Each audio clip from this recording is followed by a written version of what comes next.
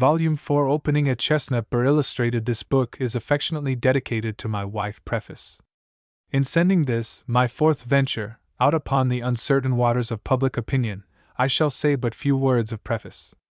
In the past I have received considerable well-deserved criticism from the gentlemen of the caustic pen, but so far from having any hard feeling toward them, I have rather wondered that they found so much to say that was favorable.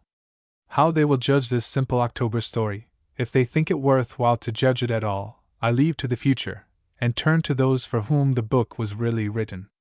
In fancy I see them around the glowing hearth in quiet homes, such as I have tried to describe in the following pages, and hope that this newcomer will be welcomed for the sake of those that preceded it. Possibly it may make friends of its own.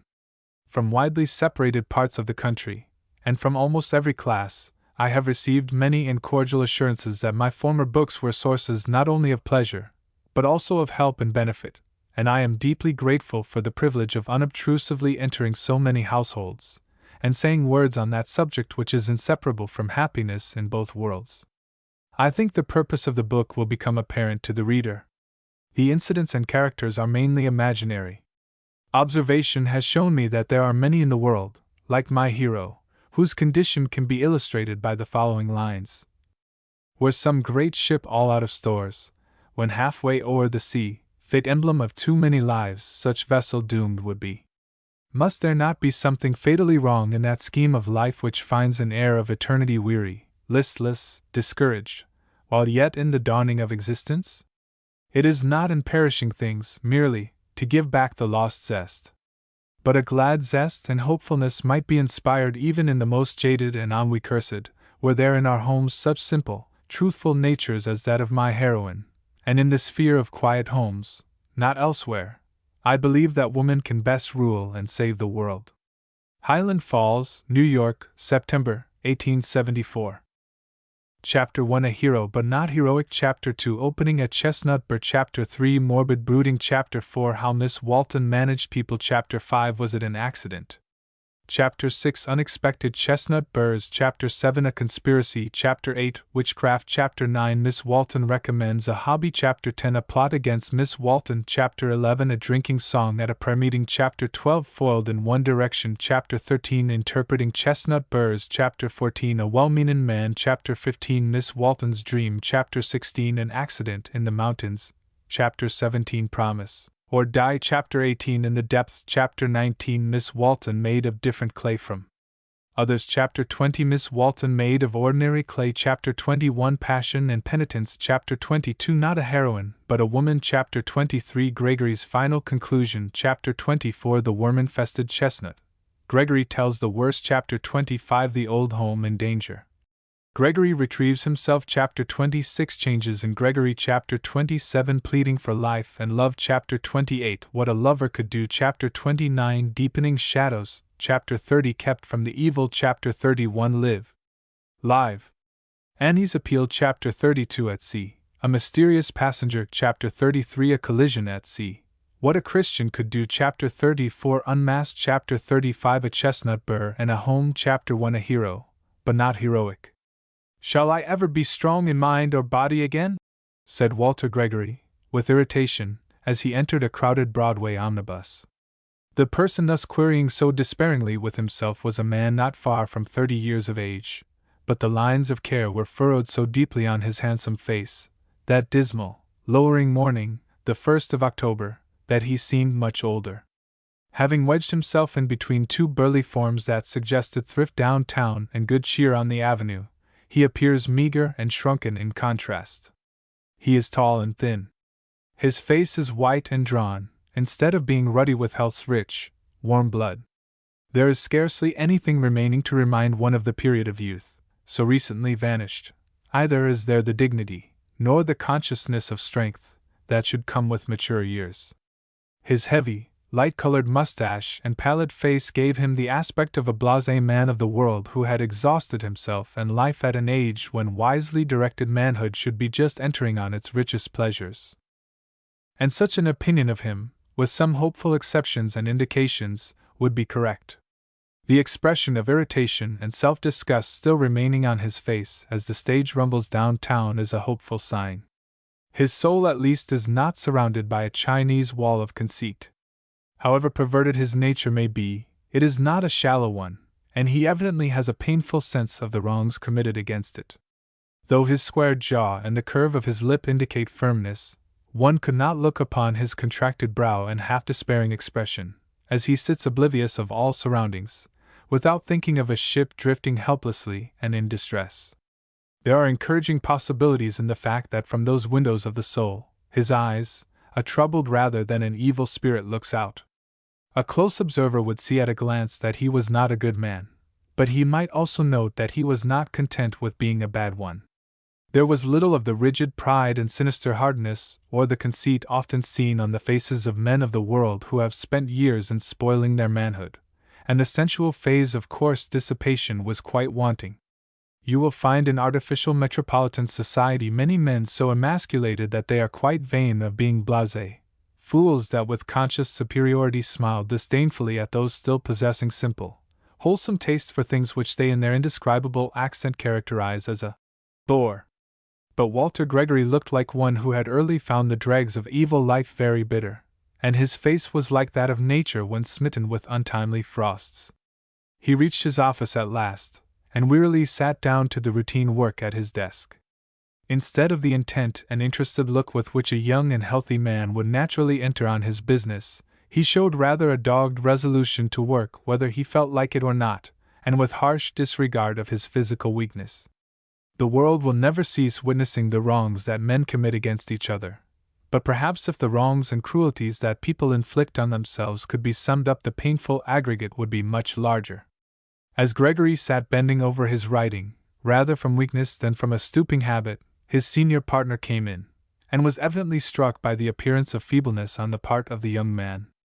The unpleasant impression haunted him, for having looked over his letters he came out of his private office and again glanced uneasily at the colorless face, which gave evidence that only sheer force of will was spurring a failing hand and brain to their tasks. At last Mr. Burnett came and laid his hand on his junior partner's shoulder, saying, kindly, "Come, Gregory, drop your work. You are ill. The strain upon you has been too long and severe. The worst is over now, and we are going to pull through better than I expected. Don't take the matter so bitterly to heart. I admit myself that the operation promised well at first. You were misled, and so were we all, by downright deception. That the swindle was imposed on us through you was more your misfortune than your fault, and it will make you a keener business man in the future. You have worked like a galley slave all summer to retrieve matters, and have taken no vacation at all. You must take one now immediately, or you will break down altogether. Go off to the woods, fish, hunt, follow your fancies, and the bracing October air will make a new man of you. I thank you very much," Gregory began. "I suppose I do need rest. In a few days, however, I can leave better." "No," interrupted Mr. Burnett, with hearty emphasis. "Drop everything. As soon as you finish that letter, be off. Don't show your face here again till November." "I thank you for your interest in me," said Gregory, rising. "Indeed, I believe it would be good economy, for if I don't feel better soon I shall be of no use here or anywhere else." "That's it," said old Mr. Burnett kindly. "Sick and blue, they go together. Now be off to the woods, and send me some game. I won't inquire too sharply whether you brought it down with lead or silver."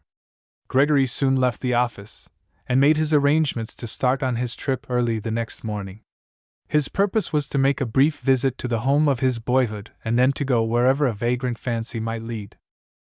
The ancestral place was no longer in his family, though he was spared the pain of seeing it in the hands of strangers.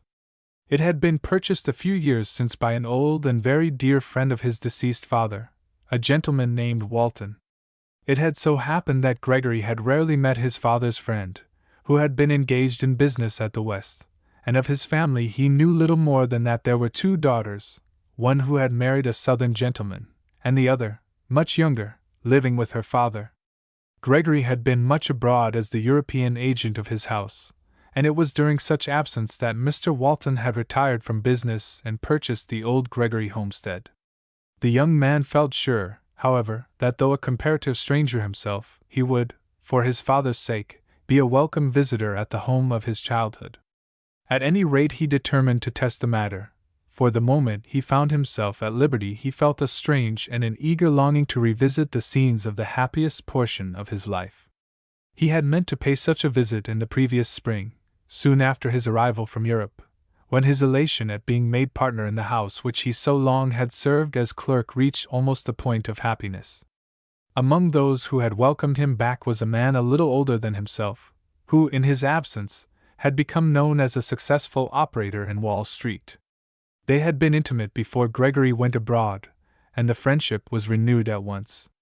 Gregory prided himself on his knowledge of the world, and was not by nature inclined to trust hastily, and yet he did place implicit confidence in Mr. Hunting, regarding him as a better man than himself.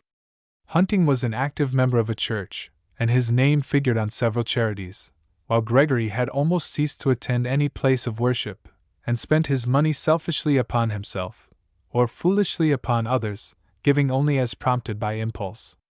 Indeed, his friend had occasionally ventured to remonstrate with him against his tendencies to dissipation, saying that a young man of his prospects should not damage them for the sake of passing gratification. Gregory felt the force of these words, for he was exceedingly ambitious, and bent upon accumulating wealth, and at the same time making a brilliant figure in business circles. In addition to the ordinary motives which would naturally lead him to desire such success, he was incited by a secret one more powerful than all the others combined. Before going abroad, when but a clerk, he had been the favored suitor of a beautiful and accomplished girl.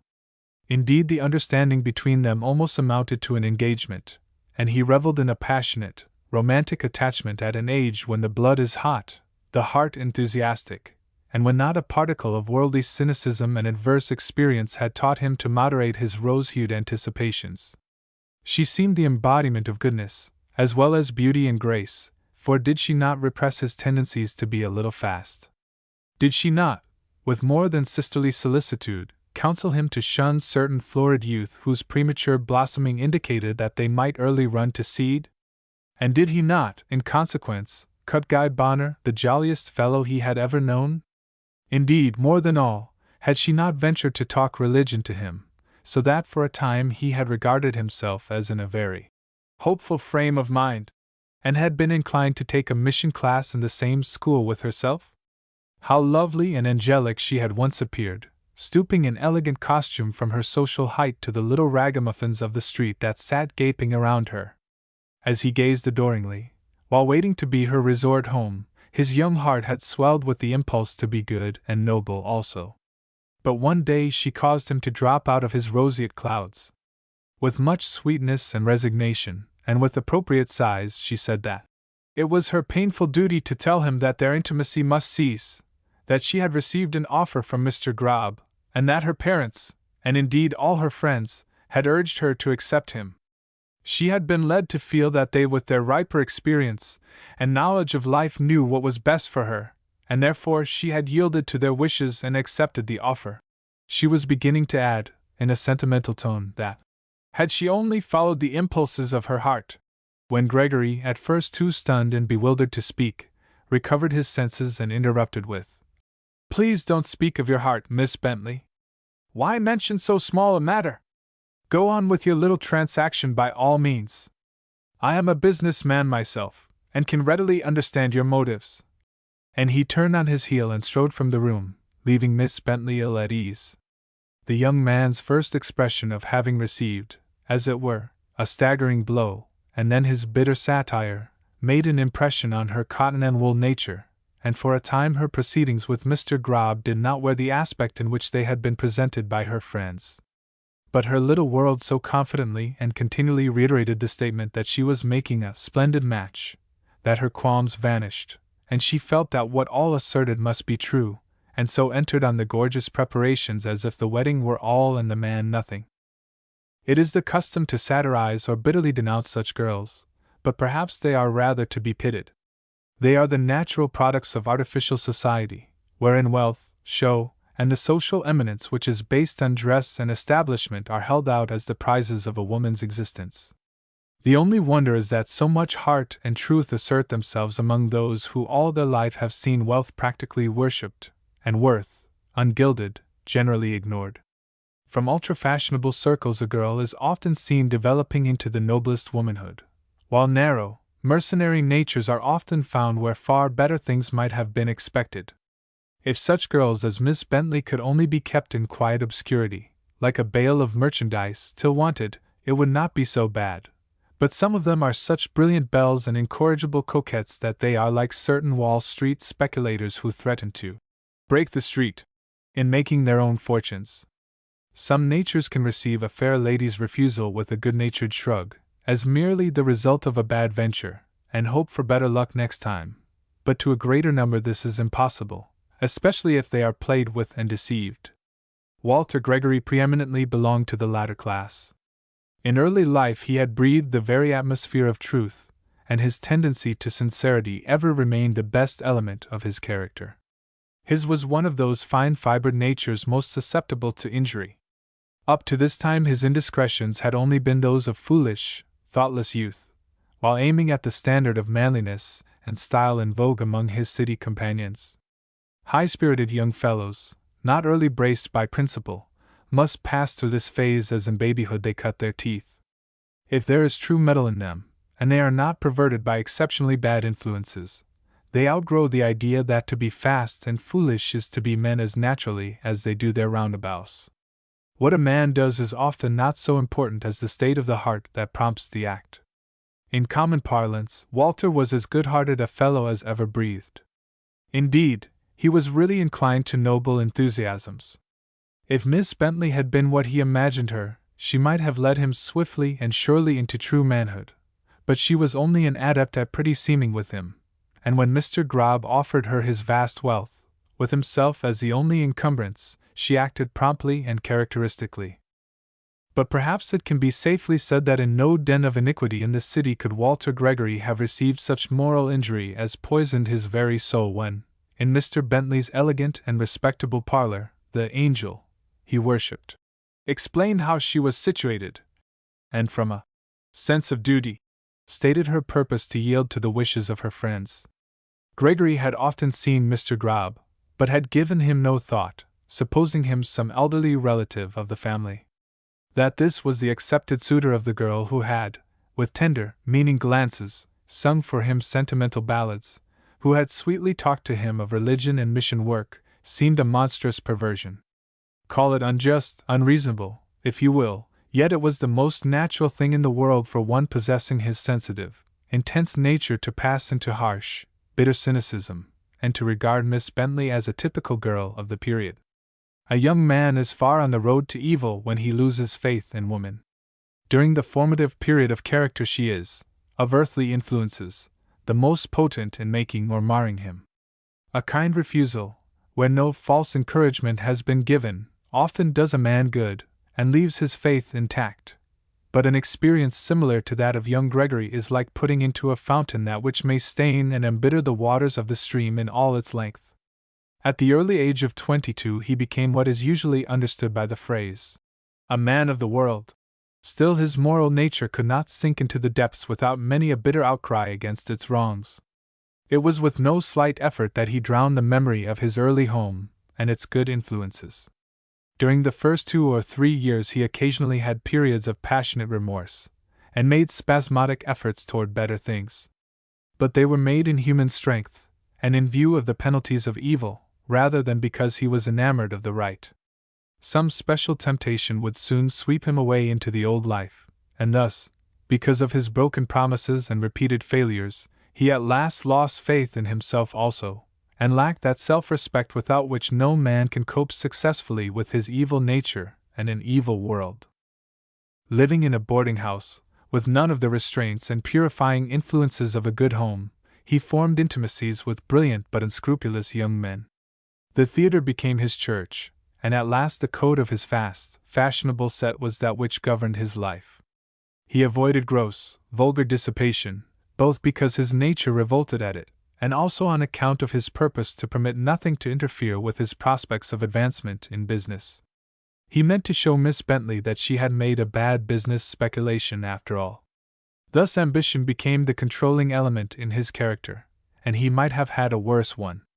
Moreover, In all his moral debasement, he never lost a decided tendency toward truthfulness and honesty. He would have starved rather than touch anything that did not belong to him, nor would he allow himself to deceive in matters of business, and it was upon these points that he specially prided himself. Gregory's unusual business ability, coupled with his knowledge of French and German, led to his being sent abroad as agent of his firm. 5 years of life in the materialistic and skeptical atmosphere of continental cities confirmed the evil tendencies which were only too well developed before he left his own land. He became what so many appear to be in our day, a practical materialist and atheist. Present life and surroundings, present profit and pleasure, were all in all. He ceased to recognize the existence of a soul within himself having distinct needs and interests. His thoughts centered wholly in the comfort and pleasures of the day, and in that which would advance his ambitious schemes. His skepticism was not intellectual and in reference to the Bible and its teachings, but practical and in reference to humanity itself. He believed that with few exceptions men and women lived for their own profit and pleasure, and that religion and creeds were matters of custom and fashion, or an accident of birth. Only the reverence in which religion had been held in his early home kept him from sharing fully in the contempt which the gentlemen he met abroad seemed to have for it. He could not altogether despise his mother's faith, but he regarded her as a gentle enthusiast haunted by sacred traditions. The companionships which he had formed led him to believe that unless influenced by some interested motive a liberal-minded man of the world must of necessity outgrow these things. With the self-deception of his kind, he thought he was broad and liberal in his views, when in reality he had lost all distinction between truth and error, and was narrowing his mind down to things only. Jew or Gentile, Christian or pagan, it was becoming all one to him. Men changed their creeds and religions with other fashions, but all looked after what they believed to be the main chance, and he proposed to do the same. As time passed on, however, he began to admit to himself that it was strange that in making all things bend to his pleasure he did not secure more. He wearied of certain things. Stronger excitements were needed to spur his jaded senses. His bets, his stakes at cards grew heavier, his pleasures more gross, till a delicate organization so revolted at its wrongs and so chastised him for excess that he was deterred from self-gratification in that direction. Some men's bodies are a means of grace to them. Coarse dissipation is a physical impossibility, or swift suicide in a very painful form. Young Gregory found that only in the excitements of the mind could he hope to find continued enjoyment. His ambition to accumulate wealth and become a brilliant business man most accorded with his tastes and training, and on these objects he gradually concentrated all his energies, seeking only in clubrooms and places of fashionable resort recreation from the strain of business. He recognized that the best way to advance his own interests was to serve his employers well, and this he did so effectually that at last he was made a partner in the business, and with a sense of something more like pleasure than he had known for a long time, returned to New York and entered upon his new duties. As we have said, among those who warmly greeted and congratulated him was Mr. Hunting. They gradually came to spend much time together, and business and money-getting were their favorite themes.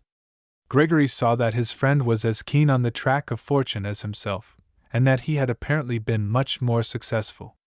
Mr. Hunting intimated that after one reached the charmed inner circle Wall Street was a perfect El Dorado, and seemed to take pains to drop occasional suggestions as to how an investment shrewdly made by one with his favored point of observation often secured in a day a larger return than a year of plodding business.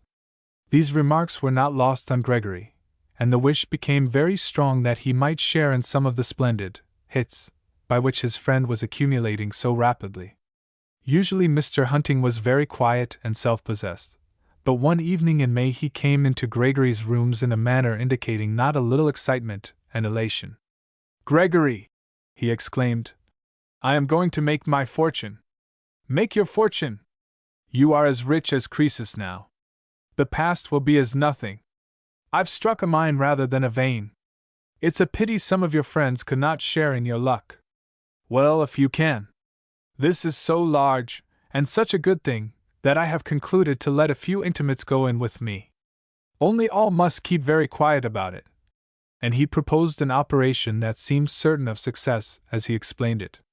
Gregory concluded to put into it nearly all he had independent of his investment in the firm, and also obtained permission to interest his partners, and to procure an interview between them and Mr. Hunting. The scheme looked so very plausible that they were drawn into it also, but Mr. Burnett took Gregory aside and said, "After all, we must place a great deal of confidence in Mr. Hunting's word in this matter. Are you satisfied that we can safely do so?" "I would stake my life on his word in this case," said Gregory eagerly, "and I pledge all I have put in the firm on his truth." This was the last flicker of his old enthusiasm and trust in anybody or anything, including himself. With almost the skill of genius, Mr. Hunting adroitly, within the limits of the law, swindled them all, and made a vast profit out of their losses. The transaction was not generally known, but even some of the hardened gamblers of the street said it was too bad. But the bank officers with whom Burnett and Company did business knew about it, and if it had not been for their lenience and aid the firm would have failed. As it was, it required a struggle of months to regain the solid ground of safety. At first the firm was suspicious of Gregory, and disposed to blame him very much. But when he proved to them that he had lost his private means by Hunting's treachery, and insisted on making over to them all his right and title to the property he had invested with them, they saw that he was no confederate of the swindler, but that he had suffered more than any of them. He had, indeed. He had lost his ambition. The large sum of money that was to be the basis of the immense fortune he had hoped to amass was gone. He had greatly prided himself on his business ability, but had signalized his entrance on his new and responsible position by being overreached and swindled in a transaction that had impoverished himself and almost ruined his partners. He grew very misanthropic, and was quite as bitter against himself as against others. In his estimation, people were either cloaking their evil or had not been tempted, and he felt after Hunting dropped the mask that he would never trust anyone again. It may be said, all this is very unreasonable. Yes, it is. But then people will judge the world by their own experience of it, and some natures are more easily warped by wrong than others. No logic can cope with feeling and prejudice. Because of his own misguided life and the wrong he had received from others, Walter Gregory was no more able to form a correct estimate of society than one colorblind is to judge of the tints of flowers. And yet he belonged to that class who claimed preeminently to know the world. Because he thought he knew it so well, he hated and despised it, and himself as part of it. The months that followed his great and sudden downfall dragged their slow length along. He worked early and late, without thought of sparing himself. If he could only see what the firm had lost through him made good, he did not care what became of himself. Why should he? There was little in the present to interest him, and the future looked, in his depressed, morbid state, as monotonous and barren as the sands of a desert. Seemingly, he had exhausted life, and it had lost all zest for him. But while his power to enjoy had gone, not so his power to suffer. His conscience was uneasy, and told him in a vague way that something was wrong. Reason, or, more correctly speaking, instinct, condemned his life as a wretched blunder. He had lived for his own enjoyment, and now, when but half through life, what was there for him to enjoy? As an increasing weakness he dragged himself to the office on a sultry September day, the thought occurred to him that the end was nearer than he expected. "Let it come," he said bitterly. "Why should I live?" The thought of his early home recurred to him with increasing frequency, and he had a growing desire to visit it before his strength failed utterly. Therefore it was with a certain melancholy pleasure that he found himself at liberty, through the kindness of his partners, to make this visit, and at the season, too, when his boyish memories of the place, like the foliage, would be most varied and vivid. Chapter 2, Opening a Chestnut Burr. If the reader could imagine a man visiting his own grave, he might obtain some idea of Walter Gregory's feelings as he took the boat which would land him not far from his early home. And yet, so different was he from the boy who had left that home 15 years before, that it was almost the same as if he were visiting the grave of a brother who had died in youth. Though the day was mild, a fresh bracing wind blew from the west. Shielding himself from this on the afterdeck, he half reclined, on account of his weakness, in a position from which he could see the shores and passing vessels upon the river. The swift gliding motion, the beautiful and familiar scenery, the sense of freedom from routine work, and the crisp, pure air, that seemed like a delicate wine, all combined to form a mystic lever that began to lift his heart out of the depths of despondency. A storm had passed away, leaving not a trace. The October sun shone in undimmed splendor, and all nature appeared to rejoice in its light. The waves with their silver crests seemed chasing one another in mad glee. The sailing vessels, as they tacked to and fro across the river under the stiff western breeze, made the water foam about their blunt prows, and the white-winged gulls wheeled in graceful circles overhead. There was a sense of movement and life that was contagious. Gregory's dull eyes kindled with something like interest, and then he thought. The storm lowered over these sunny shores yesterday. The gloom of night rested upon these waters but a few hours since. Why is it that nature can smile and be glad the moment the shadow passes and I cannot? Is there no sunlight for the soul? I seem as if entering a cave that grows colder and darker at every step, and no gleam shines at the further end, indicating that I may pass through it and out into the light again. Thus letting his fancy wander at will, at times half dreaming and half waking, he passed the hours that elapsed before the boat touched at a point in the highlands of the Hudson, his destination. Making a better dinner than he had enjoyed for a long time, and feeling stronger than for weeks before, he started for the place that now, of all the world, had for him the greatest attraction. There was no marked change in the foliage as yet, but only a deepening of color, like a flush on the cheek of beauty. As he was driving along the familiar road, farmhouse and grove, and even tree, rock, and thicket, began to greet him as with the faces of old friends.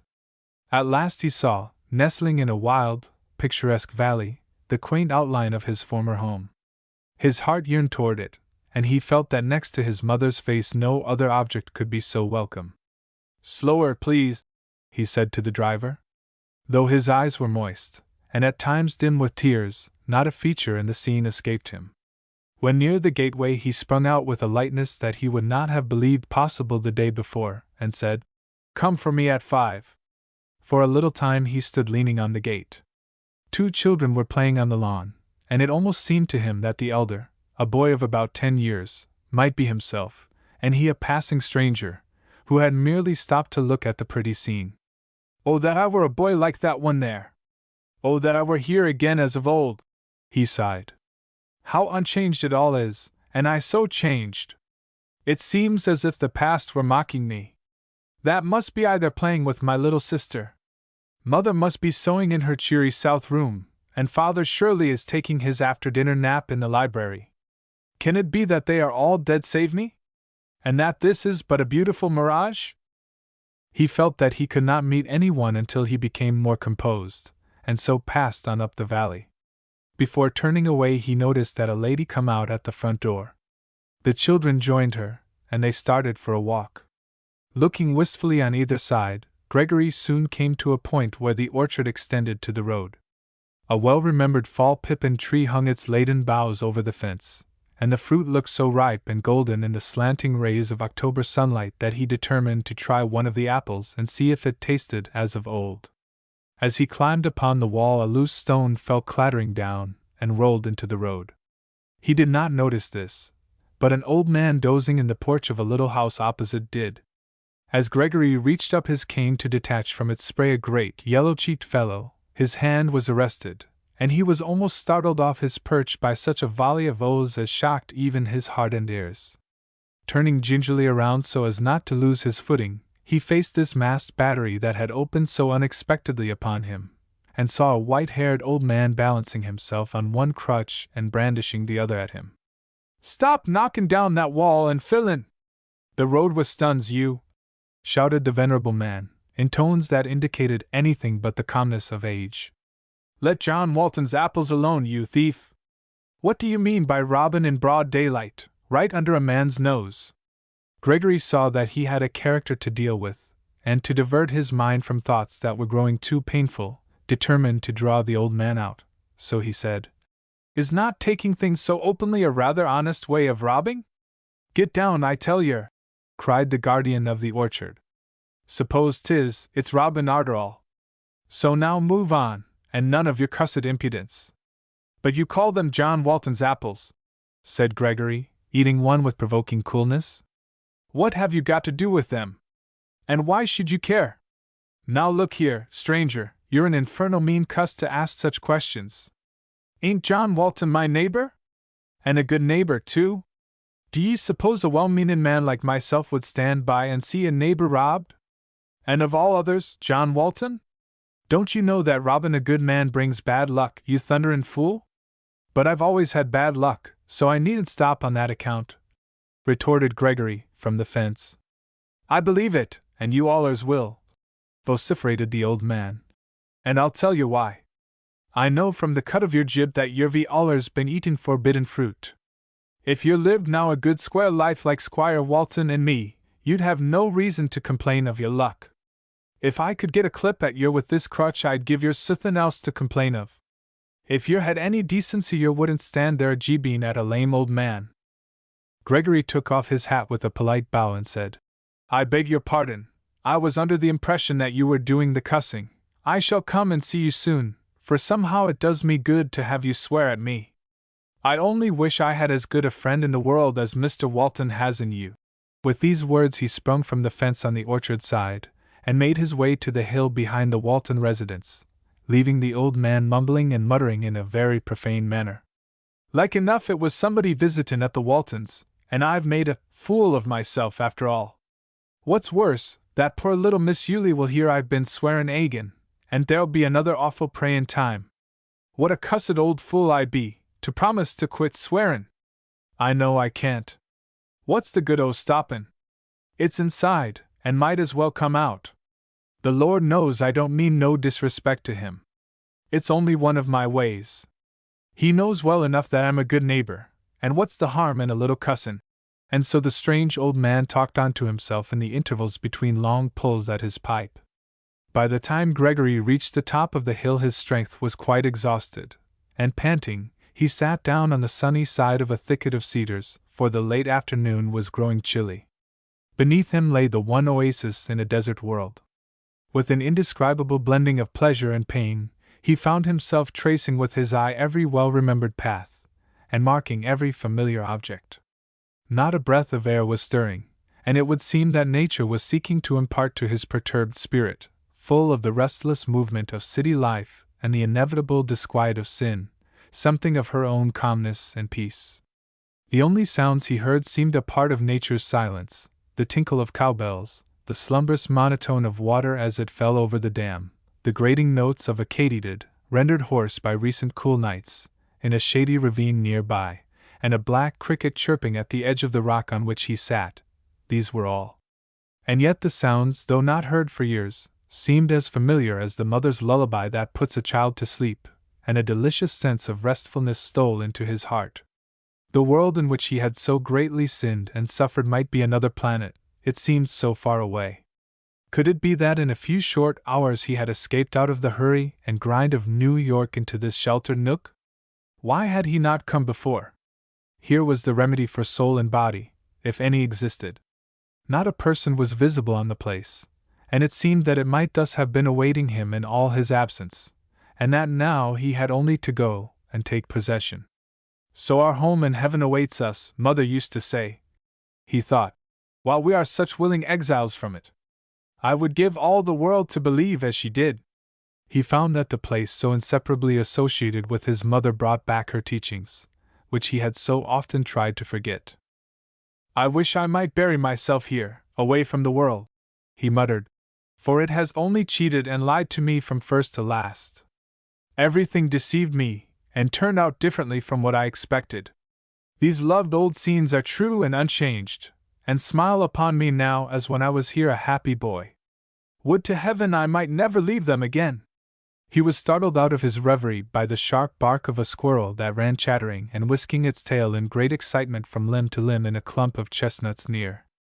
The crackling of a twig betrayed to Gregory the cause of its alarm, for through an opening in the thicket he saw the lady who had started out for a walk with the children while he was leaning on the front gate.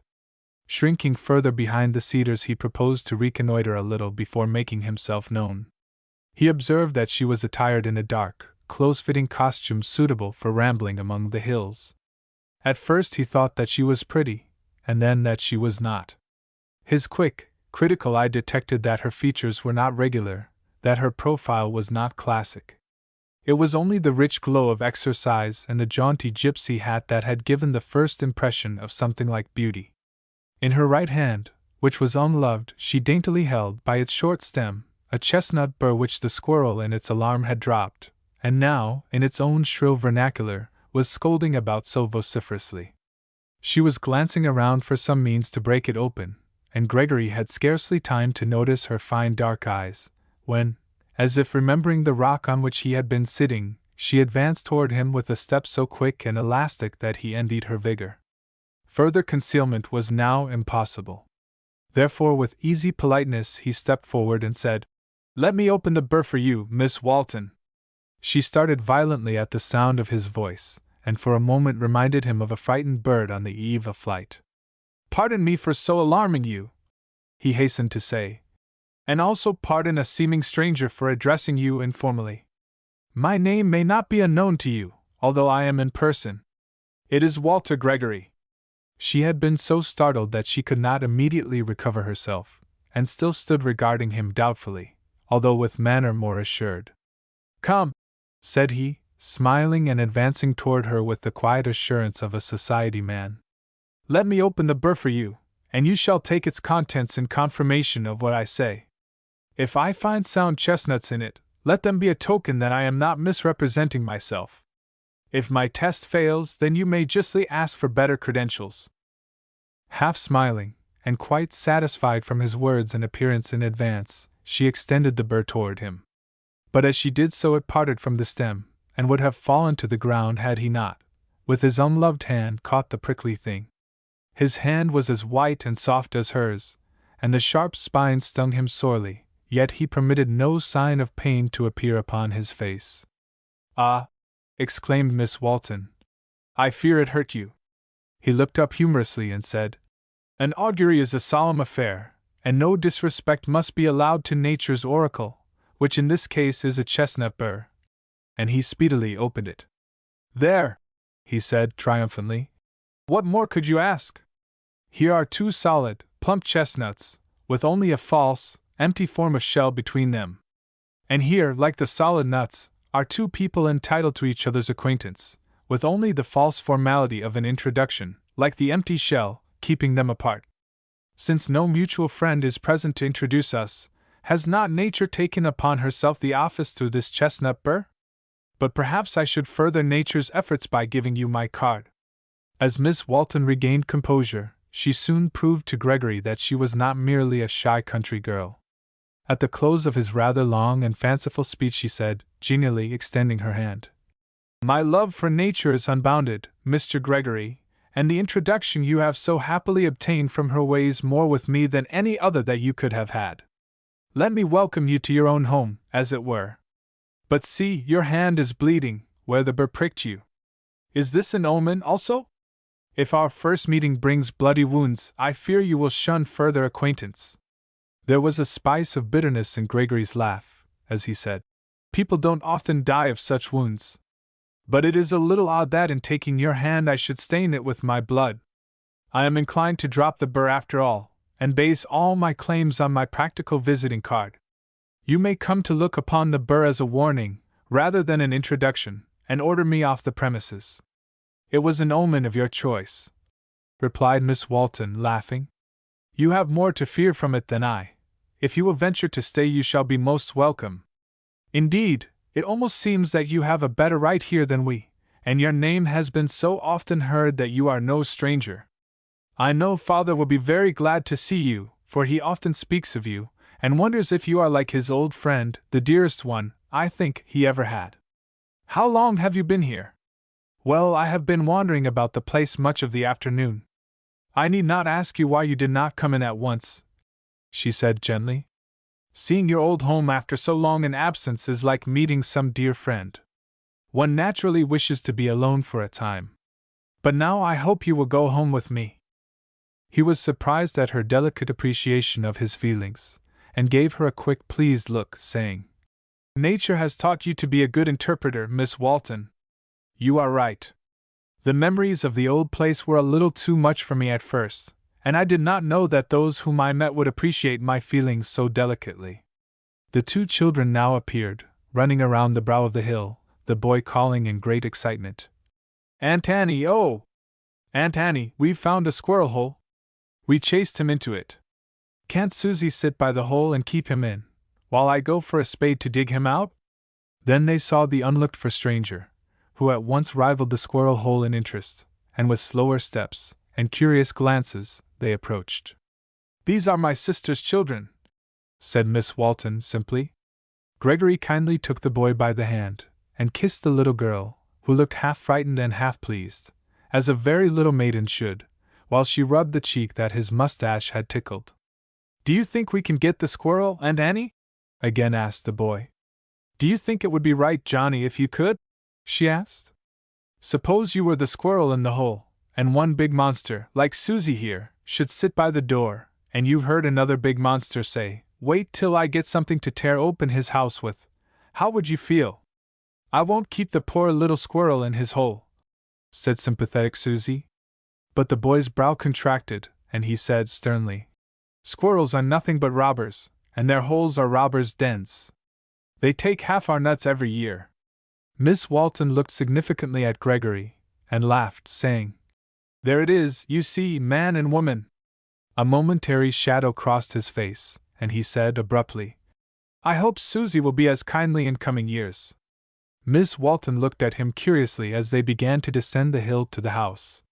She evidently did not understand his remark, coupled with his manner. As they approached the barn there was great excitement among the poultry. Passing round its angle, Walter saw coming toward them a quaint-looking old woman, in what appeared to be a white scalloped nightcap.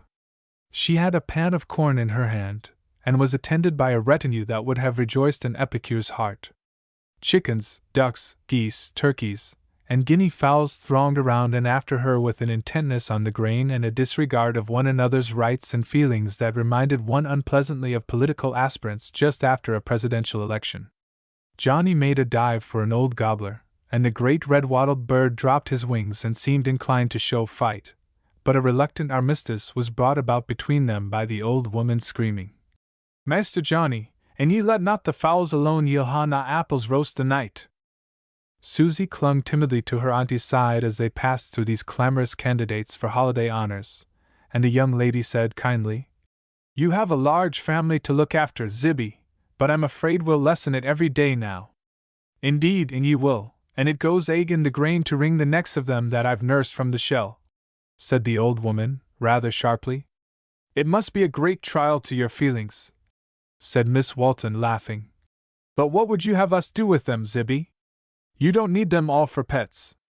Before Zibby could answer, an old gentleman in a low buggy drove into the large dooryard, and the children bounded toward him, screaming, "Grandpa!" A colored man took the horse, and Mr. Walton, with a briskness that one would not expect at his advanced age, came toward them. He was a noble-looking old man, with hair and beard as white as snow, and with the stately manners of the old school. When he learned who Gregory was, he greeted him with a cordiality that was so genuine as to compel the cynical man of the world to feel its truth.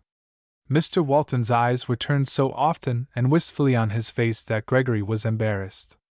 "I was looking for my friend," said the old gentleman, in a husky voice, turning hastily away to hide his feeling. "You strongly remind me of him, and yet—" But he never finished the sentence. Gregory well understood the "and yet," and in bitterness of soul remembered that his father had been a good man, but that the impress of goodness could not rest on his face. He had now grown very weary, and gave evidence of it. "Mr. Gregory, you look ill," said Miss Walton, hastily. "I am not well," he said, "and have not been for a long time. Perhaps I am going beyond my strength today." In a moment they were all solicitude. The driver, who then appeared according to his instructions, was posted back to the hotel for Mr. Gregory's luggage, Mr. Walton saying, with hearty emphasis that removed every scruple, "This must be your home, sir, as long as you can remain with us, as truly as ever it was." A little later he found himself in the spare room, on whose state he had rarely intruded when a boy. Jeff, the colored man, had kindled a cheery wood fire on the ample hearth, and too exhausted even to think, Gregory sank back in a great easy-chair with the blessed sense of the storm-tossed on reaching a quiet haven. Chapter 3: Morbid Brooding.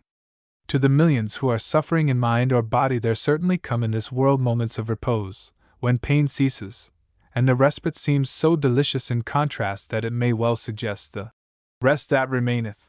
Thinking of neither the past nor the future, Gregory for a little time gave himself up to the sense of present and luxurious comfort. With closed eyes and mind almost as quiet as his motionless body, he let the moments pass, feeling dimly that he would ask no better heaven than the eternal continuance of this painless, half-dreaming lethargy. He was soon aroused, however, by a knocking at the door, and a middle-aged servant placed before him a tempting plate of Albert biscuit and a glass of homemade currant wine of indefinite age. The quaint and dainty little lunch caught his appetite as exactly as if manna had fallen adapted to his need, but it soon stimulated him out of his condition of partial non-existence. With returning consciousness of the necessity of living and acting came the strong desire to spend as much of his vacation as possible in his old home, and he determined to avail himself of Mr. Walton's invitation to the utmost limit that etiquette would permit. His awakened mind gave but little thought to his entertainers, and he did not anticipate much pleasure from their society. He was satisfied that they were refined, cultivated people, with whom he could be as much at ease as would be possible in any companionship, but he hoped and proposed to spend the most of his time alone and wandering amid old scenes and brooding over the past. The morbid mind is ever full of unnatural contradictions, and he found a melancholy pleasure in shutting his eyes to the future and recalling the time when he had been happy and hopeful. In his egotism he found more that interested him in his past and vanished self than in the surrounding world. Evil and ill health had so enfeebled his body, narrowed his mind, and blurred the future, that his best solace seemed a vain and sentimental recalling of the crude yet comparatively happy period of childhood. This is sorry progress. A man must indeed have lived radically wrong when he looks backward for the best of his life. Gray-haired Mr. Walton was looking forward. Gregory's habit of self-pleasing, of acting according to his mood, was too deeply seated to permit even the thought of returning the hospitality he hoped to enjoy by a cordial effort on his part to prove himself an agreeable guest. Polite he ever would be, for he had the instincts and training of a gentleman, in society's interpretation of the word, but he had lost the power to feel a generous solicitude for the feelings and happiness of others. Indeed, he rather took a cynical pleasure in discovering defects in the character of those around him, and in learning that their seeming enjoyment of life was but hollow and partial. Conscious of being evil himself, he liked to think others were not much better, or would not be if tempted.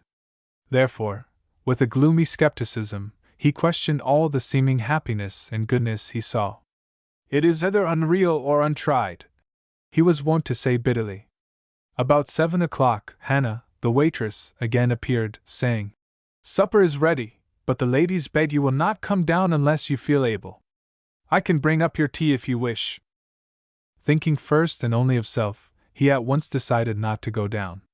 He felt sufficiently rested and revived, but was in no mood for commonplace talk to comparative strangers.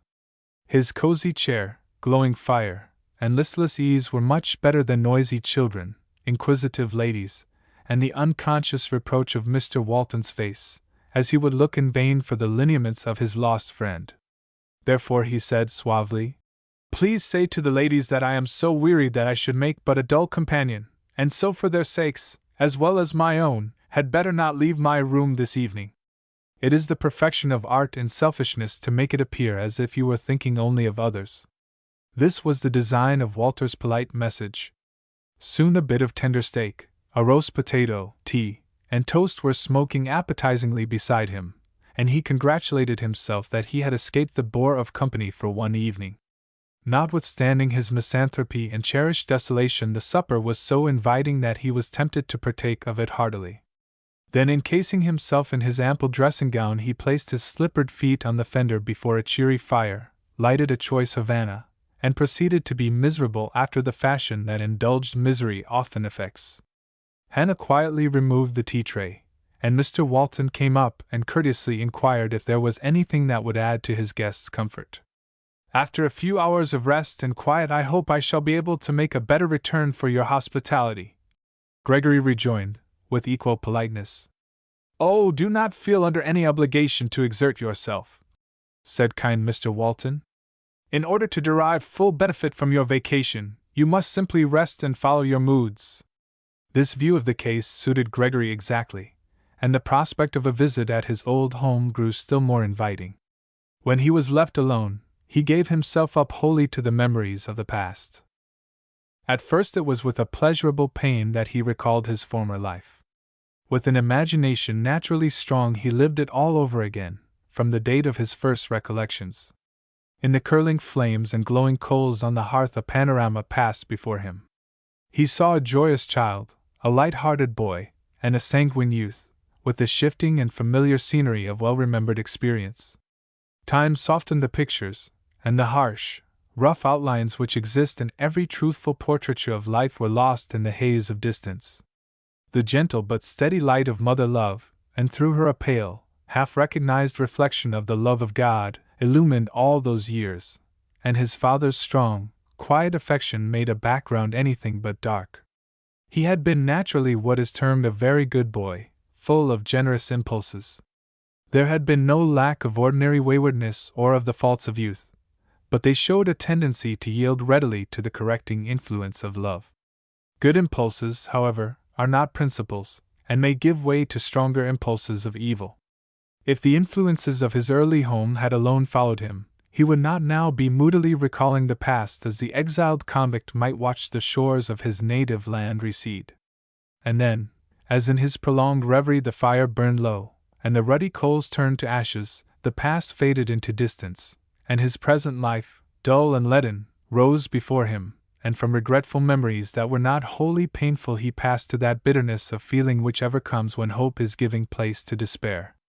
The fire flickered out and died, his head drooped lower and lower, while the brooding frown upon his brow darkened almost into a scowl. Outwardly he made a sad picture for a young man in the prime of life, but to him who looks at the attitude of the soul, what but unutterable love kept him from appearing absolutely revolting? Suddenly, like light breaking into a vault, a few notes of prelude were struck upon the piano in the parlor below, and a sweet voice, softened by distance, sung, "Rock of ages, cleft for me, let me hide myself in thee." How often he had heard the familiar words and music in that same home! They seemed to crown and complete all the memories of the place, but they reminded him more clearly than ever before that its most inseparable associations were holy, hopeful, and suggestive of a faith that he seemed to have lost as utterly as if it had been a gem dropped into the ocean. He had lived in foreign lands far from his birthplace, but the purpose to return ever dwelt pleasurably in his mind. But how could he cross the gulf that yawned between him and the faith of his childhood? Was there really anything beyond that gulf save what the credulous imagination had created? Instinctively he felt that there was, for he was honest enough with himself to remember that his skepticism was the result of an evil life and the influence of an unbelieving world, rather than the outcome of patient investigation. The wish was father to the thought. Yet sweet, unfaltering, and clear as the voice of faith ever should be, the hymn went forward in the room below, his memory supplying the well-known words that were lost from remoteness. "When mine eyelids close in death, when I soar to worlds unknown." "Oh, when?" he exclaimed bitterly. "What shall be my experience then?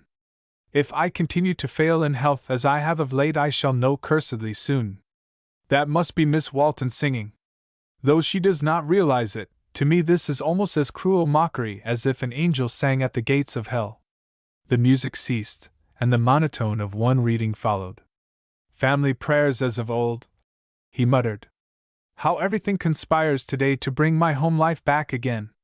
And yet there is a fatal lack of something that is harder to endure than the absence of my own kindred and vanished youth. I doubt whether I can stay here long after all. Will not the mocking fable of Tantalus be repeated constantly, as I see others drinking daily at a fountain which, though apparently so near, is ever beyond my reach?" Shivering with the chill of the night, and the deeper chill at heart, he retired to troubled sleep. Chapter 4: How Miss Walton Managed People. rest, and the sunny light and bracing air of the following morning banished much of Gregory's moodiness, and he descended the stairs proposing to dismiss painful thoughts and get what comfort and semblance of enjoyment he could out of the passing hours. Mr. Walton met him cordially, indeed with almost fatherly solicitude, and led him at once to the dining room, where an inviting breakfast awaited them. Miss Walton also was genial, and introduced Miss Eulalia Morton, a maiden sister of her mother. Miss Eulie, as she was familiarly called, was a pale, delicate little lady, with a face sweetened rather than hardened and embittered by time. If, as some believe, the flesh and the spirit, the soul and the body, are ever at variance, she gave the impression at first glance that the body was getting the worst of the conflict. But in truth the faintest thoughts of strife seemed to have no association with her whatever. She appeared so light and aerial that one could imagine her flying over the rough places of life, and vanishing when anyone opposed her. Miss Walton reversed all this, for she was decidedly substantial. She was of only medium height, but a fine figure made her appear taller than she was. She immediately gave the impression of power and reserve force. You felt this in her quick, elastic step, saw it in her decided though not abrupt movements, and heard it in her tone. Even the nonchalant Mr. Gregory could not ignore her in his customary polite manner, though quiet refinement and peculiar unobtrusiveness seemed her characteristics. She won attention, not because she sought it, nor on the ground of eccentricities, but because of her intense vitality. From her dark eyes a close observer might catch glimpses of a quick, active mind, an eager spirit, and, well, perhaps a passionate temper. Though chastened and subdued, she ever gave the impression of power to those who came to know her well. In certain ways, as they interpreted her, people acknowledged this force of character. Some spoke of her as very lively, others as exceedingly energetic and willing to enter on any good work. Some thought her ambitious, else why was she so prominent in church matters, and so ready to visit the sick and poor? They could explain this in but one way. And some looked knowingly at each other and said, "I wonder if she is always as smiling and sweet as when in society." And then followed shaking of heads which intimated, "Look out for sudden gusts." Again, as in simple morning wrappers she turned to greet Gregory, she gave him the impression of something like beauty. But his taste, rendered critical by much observation both at home and abroad, at once told him that he was mistaken. The expression is well enough, he thought, but she has not a single perfect feature, not one that an artist would copy, except perhaps the eyes, and even they are not soft and Madonna-like. He had a sybarite's eye for beauty, and an intense admiration for it. At the same time he was too intellectual to be satisfied with the mere sensuous type. And yet, when he decided that a woman was not pretty, she ceased to interest him. His exacting taste required no small degree of outward perfection crowned by ready wit and society polish. With those so endowed he had frequently amused himself in New York and Paris by a passing flirtation, since the politic Miss Bentley had made him a skeptic in regard to women. All his intercourse with society had confirmed his cynicism. The most beautiful and brilliant in the drawing-rooms were seldom the best. He flattered them to their faces and sneered at them in his heart. Therefore his attentions were merely of a nature to excite their vanity, stimulated by much incense from other sources. He saw this plainly manifested trait, which he contributed to develop, and despised it. He also saw that many were as eager for a good match as ever the adored Miss Bentley had been, and that, while they liked his compliments, they cared not for him. Why should they? Insincere and selfish himself, why should he expect to awaken better feelings on the part of those who were anything but unsophisticated, and from knowledge of the world could gauge him at his true worth? Not even a sentimental girl would show her heart to such a man. And yet with the blind egotism of selfishness he smiled grimly at their apparent heartlessness and said, "Such is woman." At the same time it must in justice be said that he despised men in general quite as sincerely. Human nature is wretched stuff, had come to be the first article in his creed. In regard to Miss Walton he concluded, "She is a goodish girl, more of a lady than the average, pious and orthodox, an excellent housekeeper, and a great comfort to her father, no doubt. She is safe from her very plainness, though confident, of course, that she could resist temptation and be a saint under all circumstances. And he dismissed her from his mind with a sort of inward groan and protest against the necessity of making himself agreeable to her during his visit. He did not think it worth while to disguise his face as he made these brief critical observations, and quick-witted Annie gathered something of the drift of his thoughts, as she stole a few glances at him from behind the coffee-urn. It piqued her pride a little, and she was disappointed in him, for she had hoped for a pleasant addition to their society for a time. But she was so supremely indifferent to him, and had so much to fill her thoughts and days, that his slight promise to prove an agreeable visitor caused but momentary annoyance.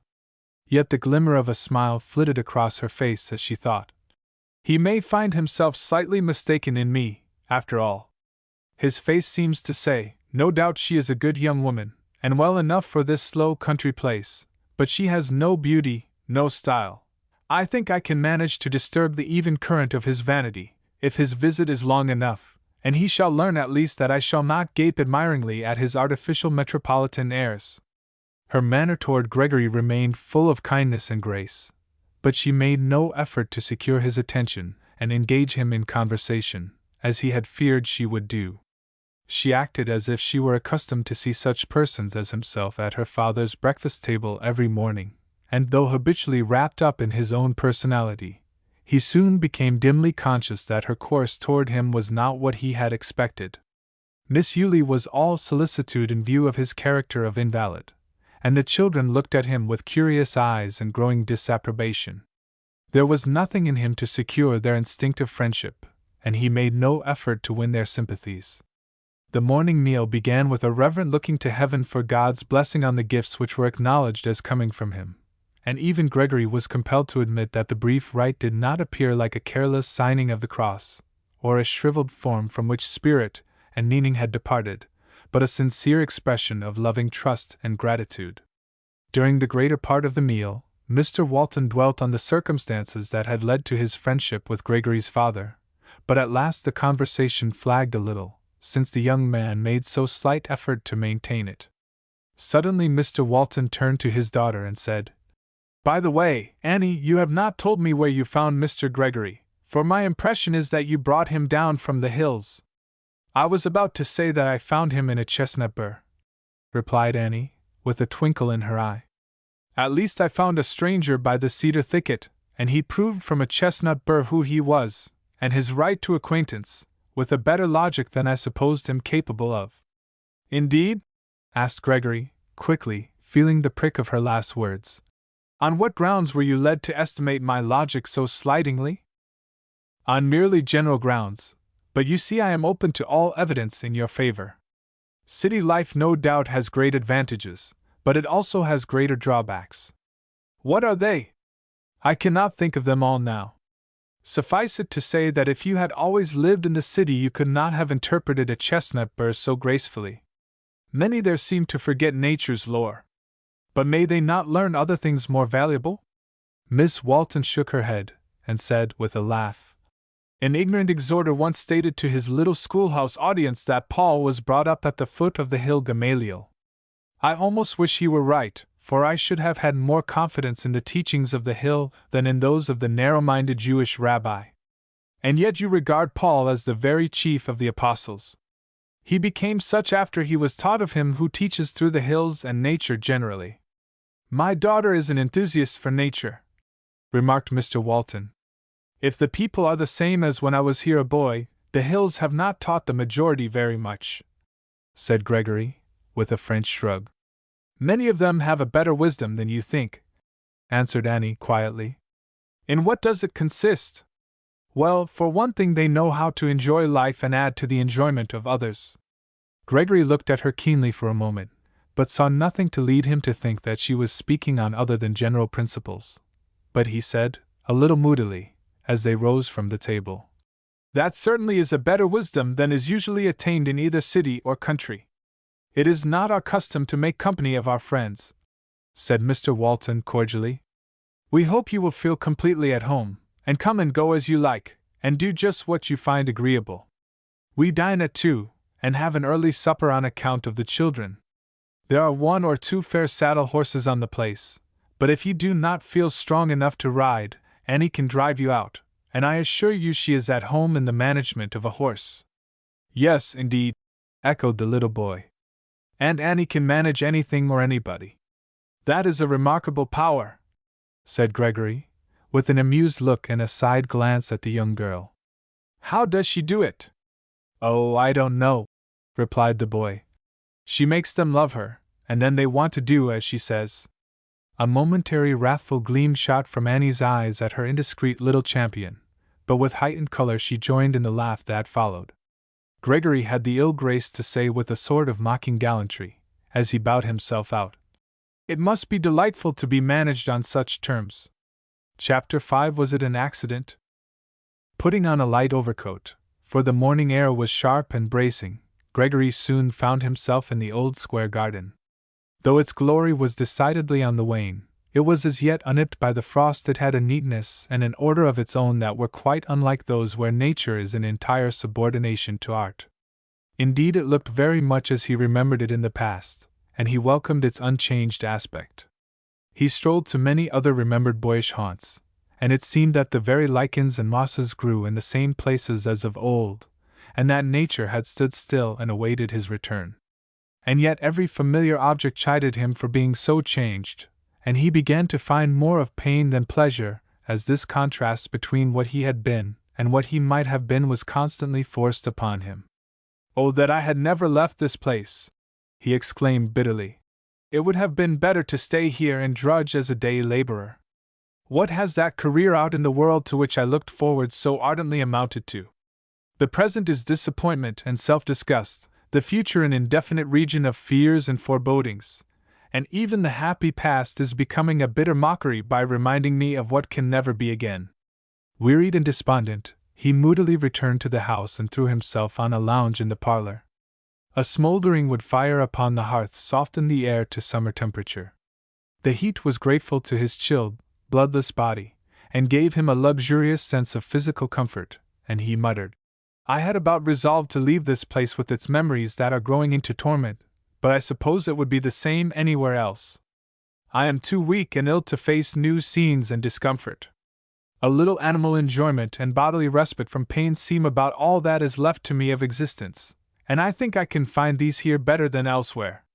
If I am expected, however, to fall under the management of the daughter of the house on the terms blurted out by that fidgety nephew of hers, I will fly for my life. A plague on him! His restlessness makes me nervous. If I could endure a child at all, the blue-eyed little girl would make a pretty toy." Sounds from the sitting-room behind the parlor now caught his attention, and listening he soon became aware that Miss Walton was teaching the children. "She has just a voice for a schoolmarm," he thought. Quick, clear-cut, and decided. If he had not given way to unreasonable prejudice, he might also have noted that there was nothing harsh or querulous in it. With her management and love of nature, she doubtless thinks herself the personification of goodness. I suppose I shall be well lectured before I get away. I had a foretaste of it this morning. Drawbacks of city life, forsooth! She no doubt regards me as a result of these disadvantages. But if she should come to deem it her mission to convert or reform me, then will be lost my small remnant of peace and comfort. But weakness and weariness soon inclined him to sleep. Miss Walton's voice sounded far away. Then it passed into his dream as that of Miss Bentley chiding him affectedly for his wayward tendencies. Again it was explaining that conscientious young lady's sense of duty. In view of Mr. Grobb's offer, and even in his sleep his face darkened with pain and wrath. Just then, school hours being over, Miss Walton came into the parlor. For a moment, as she stood by the fire, she did not notice its unconscious occupant. Then, seeing him, she was about to leave the room noiselessly, when the expression of his face arrested her steps. If Annie Walton's eyes suggested the probability of sudden gusts, they also at times announced a warm, kind heart, for as she looked at him now her face instantly softened to pity. Good he is not, she thought, but he evidently suffers in his evil. Something is blighting his life, and what can blight a life save evil? Perhaps I had better change my proposed crusade against his vanity and cynicism to a kind, sisterly effort toward making him a better and therefore a happier man.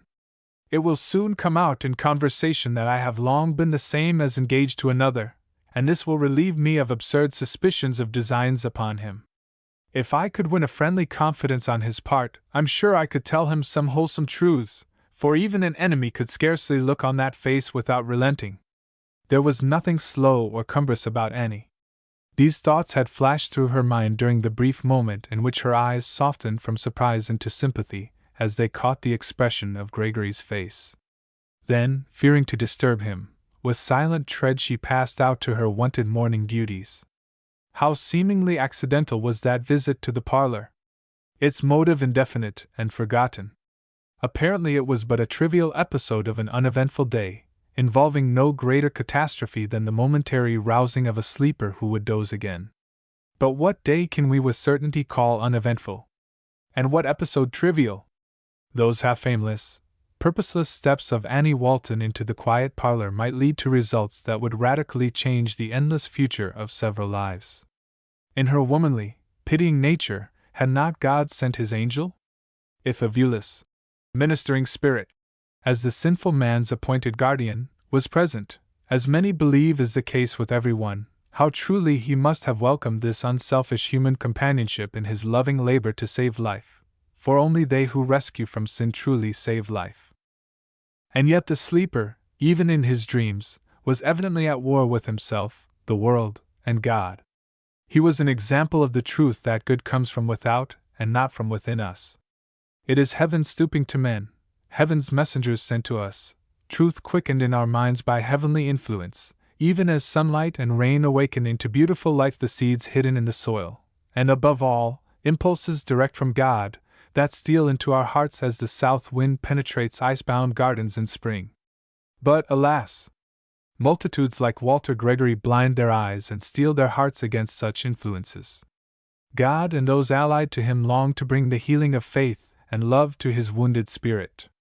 He scowled back his answer, and, as he then felt, would shrink with morbid sensitiveness and dislike from the kindest and most delicate presentation of the transforming truth.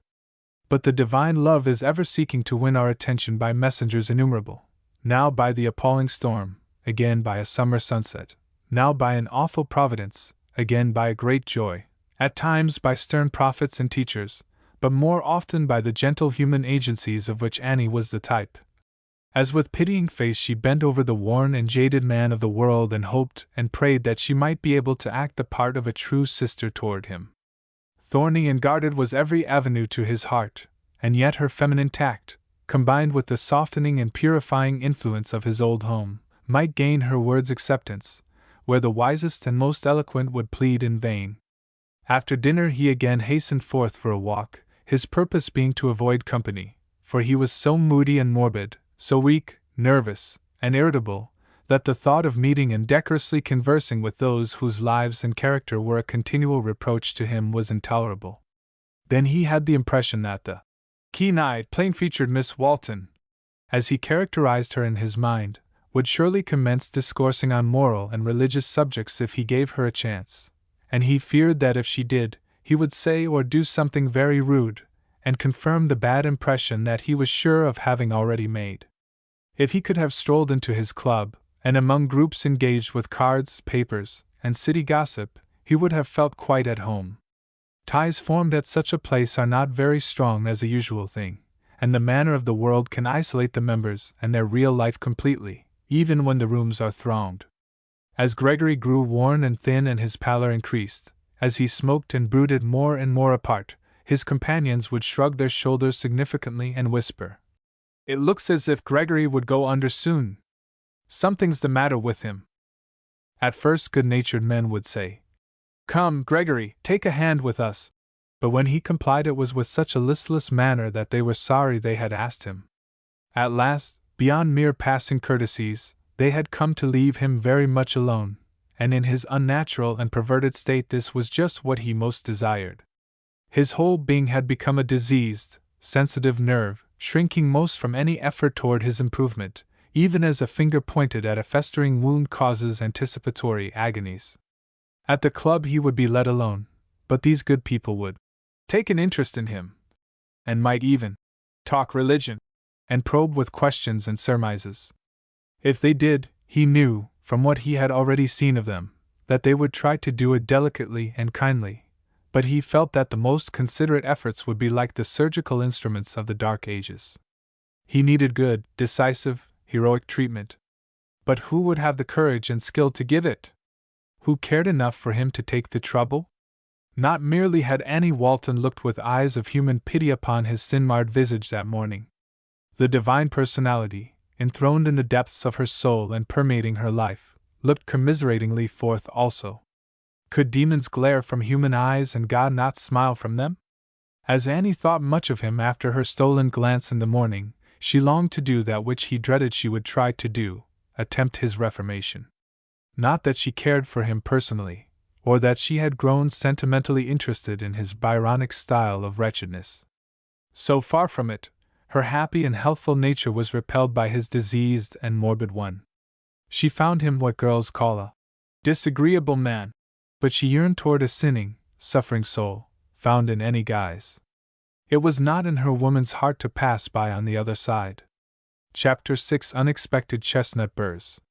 Gregory's afternoon walk was not very prolonged, for a shivering sense of discomfort soon drove him back to the house. Although the morning had been cool, the sun had shone bright and warm, but now the foreshadowing of a storm was evident. A haze had spread over the sky, increasing in leaden hue toward the west. The chilly wind moaned fitfully through the trees, and the landscape darkened like a face shadowed by coming trouble. Walter dreaded a storm, fearing it would shut him up with the family without escape, but at last the sun so enshrouded itself in gloom that he was compelled to return. He went to his room for a book, hoping that when they saw him engaged they would leave him more to himself. But to his agreeable surprise he found a cheerful fire blazing on the hearth, and an ample supply of wood in a box near. The easy chair was wheeled forward, and a plate of grapes and the latest magazine were placed invitingly on the table. Even his cynicism was not proof against this delicate thoughtfulness, and he exclaimed, "Ah, this is better than I expected, and 100-fold better than I deserve. I make but poor return for their kindness. This cozy room seems to say, we won't force ourselves on you. You can be alone as much as you like, for I suppose they must have noticed my disinclination for society. But they are wise after all, for I am cursed poor company for myself and worse than none at all for others." Eating from time to time a purple grape, he so lost himself in the fresh thoughts of the magazine that the tea bell rang ere he was aware. "In the name of decency I must try to make myself agreeable for a little while this evening," he muttered, as he descended to the cheerful supper-room. To their solicitude for his health and their regret that the approaching storm had driven him so early to the house, he replied, "I found in my room a better substitute for the sunlight I had lost, though as a votary of nature, Miss Walton, I suppose you will regard this assertion as rank heresy." "Not at all, for your firelight is the result of sunlight," answered Annie, smiling. "How is that?" "It required many summers to ripen the wood that blazed on your hearth. Indeed, good dry wood is but concentrated sunshine put by for cold, gloomy days and chilly nights. That is an odd fancy. I wish there were other ways of storing up sunshine for future use." "There are," said Miss Walton, cheerfully, and she looked up as if she would like to say more, but he instantly changed the subject in his instinctive wish to avoid the faintest approach to moralizing.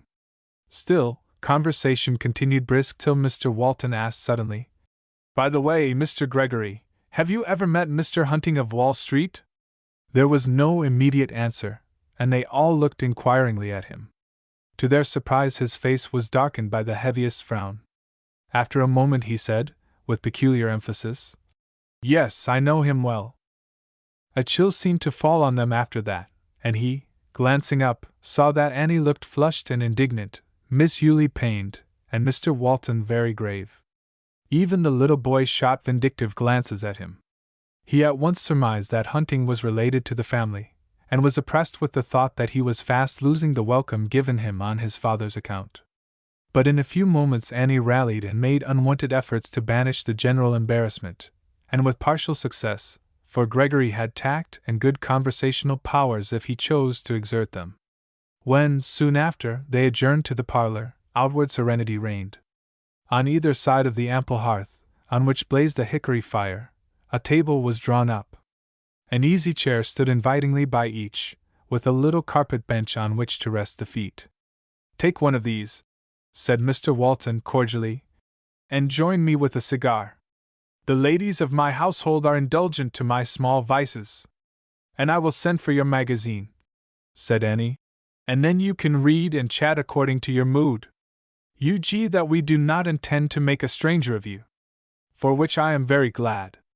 You treat me far better than I deserve."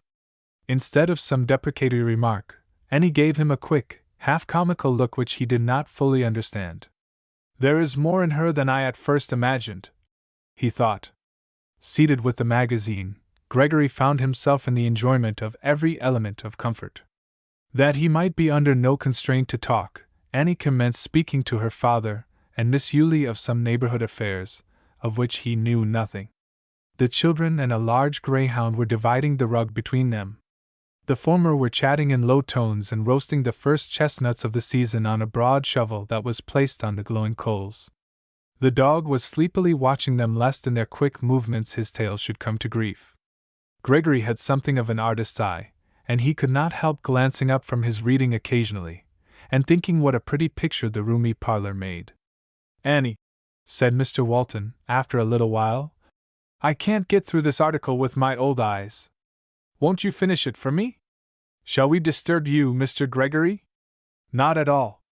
Gregory soon forgot to read himself in listening to her.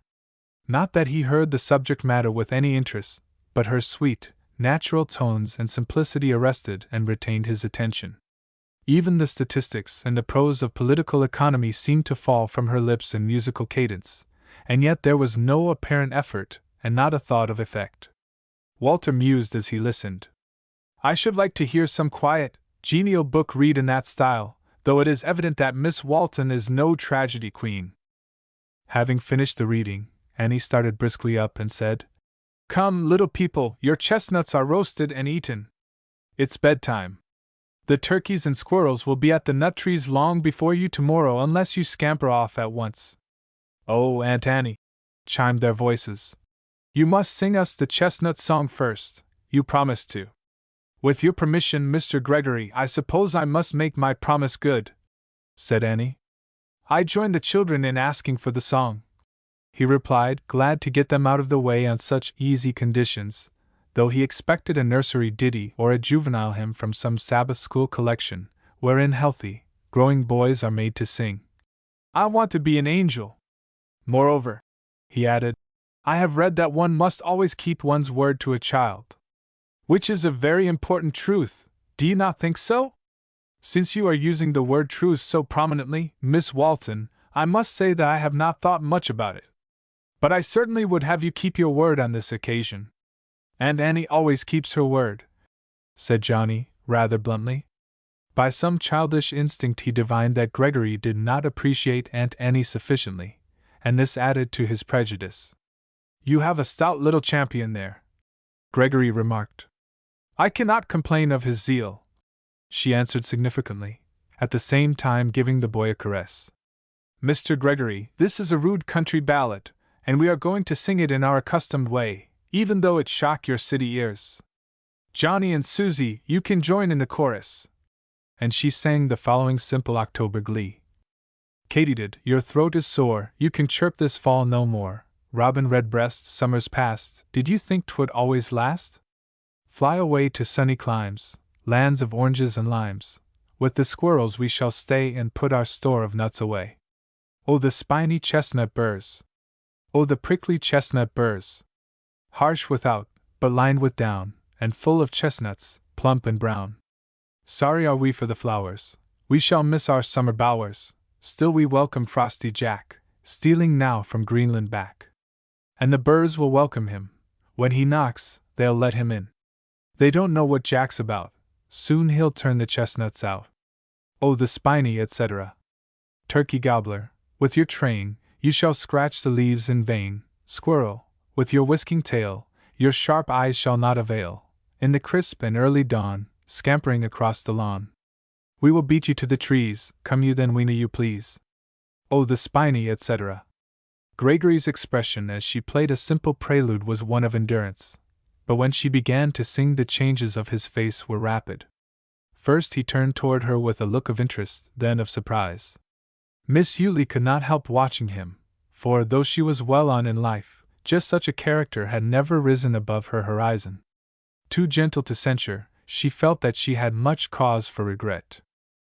At first she was pleased to see that he found the ditty far more to his taste than he had expected. But the rapid alternation from pleased surprise and enjoyment to something like a scowl of despair and almost hate she could not understand. Following his eyes, she saw them resting on the boy, who was now eagerly joining in the chorus of the last verse. She was not sufficiently skilled to know that to Gregory's diseased moral nature things most simple and wholesome in themselves were most repugnant. She could not understand that the tripping little song, with its wildwood life and movement, that the boy singing with the delight of a pure, fresh heart, told him, beyond the power of labored language, how hackneyed and blasé he had become, how far and hopelessly he had drifted from the same true childhood. And Miss Walton, turning suddenly toward him, saw the same dark expression, full of suffering and impotent revolt at his destiny, as he regarded it, and she too was puzzled. "You do not like our foolish little song," she said. "I envy that boy, Miss Walton," was his reply. Then she began to understand him, and said gently, "You have no occasion to. I wish you, or anyone, could find the logic to prove that. The proof is not in logic but in nature that is ever young. They who draw their life from nature do not fall into the only age we need dread. Do you not expect to grow old?" She shook her head half humorously and said, "But these children will before I get them to bed." He ostensibly resumed his magazine, but did not turn any leaves. His first mental query was, "Have I rightly gauged Miss Walton? I half believe she understands me better than I do her. I estimated her as a goodish, fairly educated country girl, of the church-going sort, one that would be dreadfully shocked at finding me out, and deem it at once her mission to pluck me as a brand from the burning. I know all about the goodness of such girls. They are ignorant of the world, they have never been tempted, and they have a brood of little feminine weaknesses that of course are not paraded in public. And no doubt all this is true of Miss Walton, and yet, for some reason, she interests me a little this evening. She is refined, but nowhere in the world will you meet drearier monotony and barrenness than among refined people. Having no real originality, their little oddities are polished away.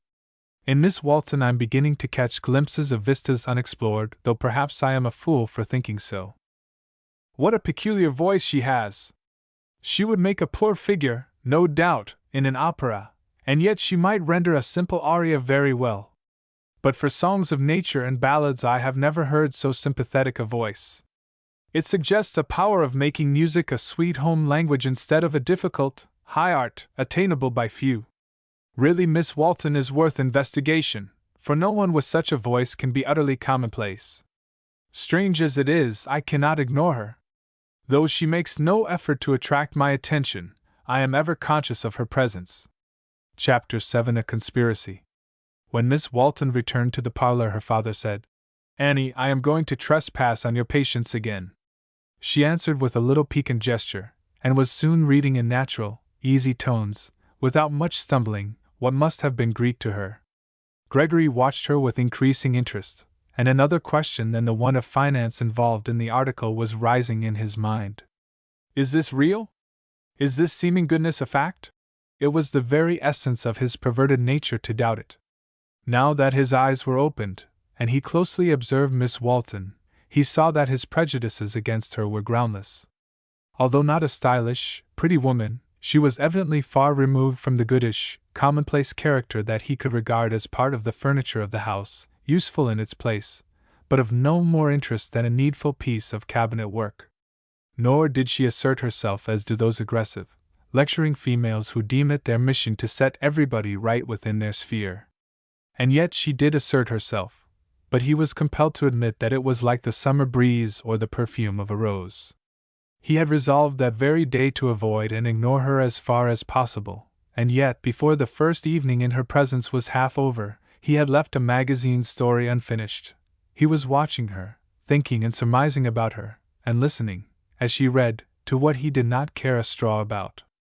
Although she had not made the slightest effort, some influence from her had stolen upon him like a cool breeze on a sultry day, and wooed him as gently as the perfume of a flower that is sweet to all. He said to himself, "She is not pretty," and yet found pleasure in watching her red lips drop figures in financial terms as musically as a little rill murmurs over a mossy rock.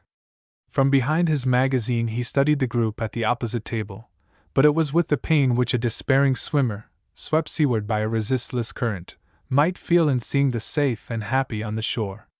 Gray Mr. Walton leaned back in his chair, the embodiment of peace and placid content.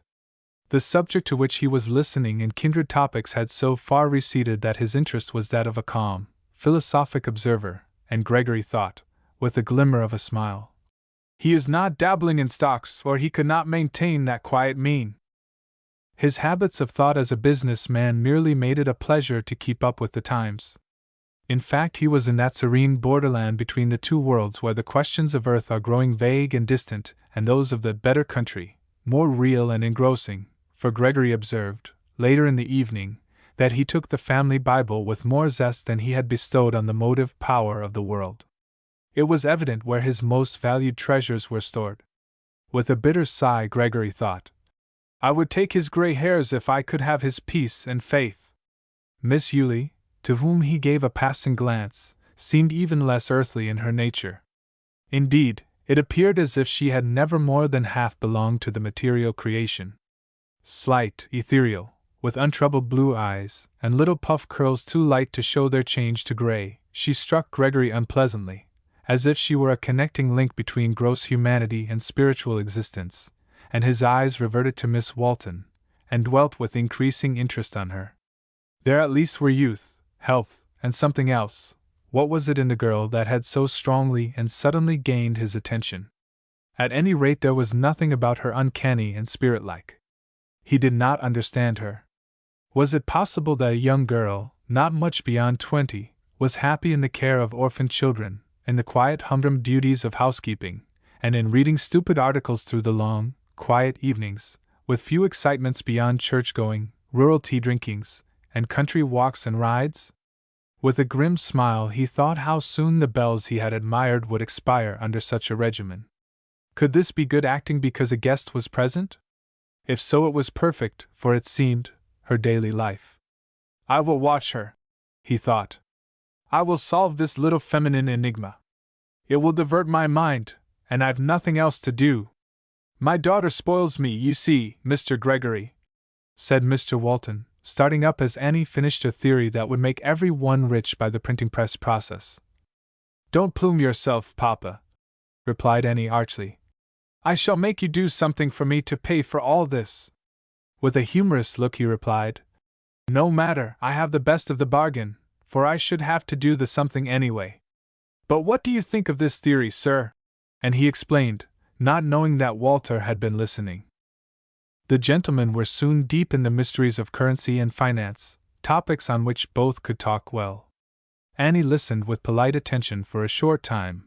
Indeed, Gregory was exerting himself more for her sake than for Mr. Walton's, and she was satisfied from her father's face that his guest was interesting him.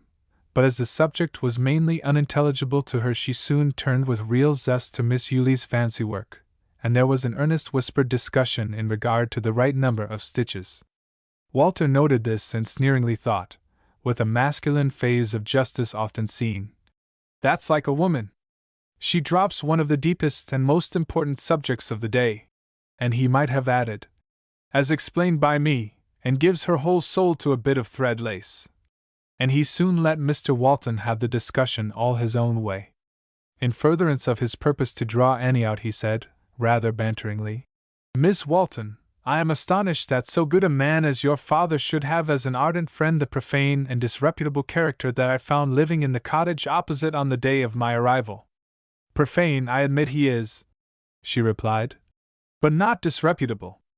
Indeed, as the world goes, I think old Daddy Tuggar, as he is called in this vicinity, is a good man." "Oh, Annie," said Miss Yulie, "how can you think so? You have broader charity than I. He is breaking his poor wife's heart." Indeed? Said Annie dryly. I was not aware of it. I too am astonished, said Walter, in mock solemnity. How is it that a refined and orthodox young lady, a pillar of the church, too, I gather, can regard with other than unmixed disapprobation a man who breaks the third commandment, and all the rules of Lindley Murray at every breath? I imagine the latter offense is the more heinous sin in your eyes, Mr. Gregory, she said, scanning his face with a quick look. Oh, you become aggressive. I was under the impression that I was making the attack and that you were on the defensive. But I can readily explain the opinion which you, perhaps not unjustly, impute to me. You and I judge this venerable sinner from different standpoints. You explain your judgment, but do not justify it, replied Annie quietly. Annie, I don't see on what grounds you call Daddy Tuggar a good man, said Miss Yulie emphatically. Please understand me, Auntie, said Annie earnestly. I did not say he was a Christian man, but merely a good man as the world goes, and I know I shall shock you when I say that I have more faith in him than in his praying and scripture-quoting wife. There, I knew I should, she added, as she saw Miss Yulie's look of pained surprise. Mr. Walton was listening with an amused smile. He evidently understood his quaint old friend and shared Annie's opinion of him. Gregory was growing decidedly interested and said, Really, Miss Walton, I must side with your aunt in this matter. I shall overwhelm you with an awful word. I think you are latitudinarian in your tendencies, which Daddy Tuggar would call a new-fangled way of swearing at me, retorted Annie, with her frank laugh that was so genuinely mirthful that even Aunt Yulie joined in it. I half think, continued Annie, that the churchmen in the ages of controversy did a good deal of worse swearing than our old neighbor is guilty of when they hurled at each other with such bitter zest the epithets antinomian, Socinian, Pelagian, Calvinistic, etc. Those terms have an awful sound. They smite my ear with all the power that vagueness imparts, and surely must have caused stout hearts to tremble in their day, he remarked. We are no longer on the ground of currency and finance, said Annie archly, and I shall leave you to imagine that I know all about the ideas represented by the polysyllabic terms of churchmen's warfare. He looked at her a moment in comic dismay. Really, this country girl was growing too much for him in his game of banter. Miss Walton, I shall not dispute or question your knowledge of the Socin, Cin, you know the rest, heresy.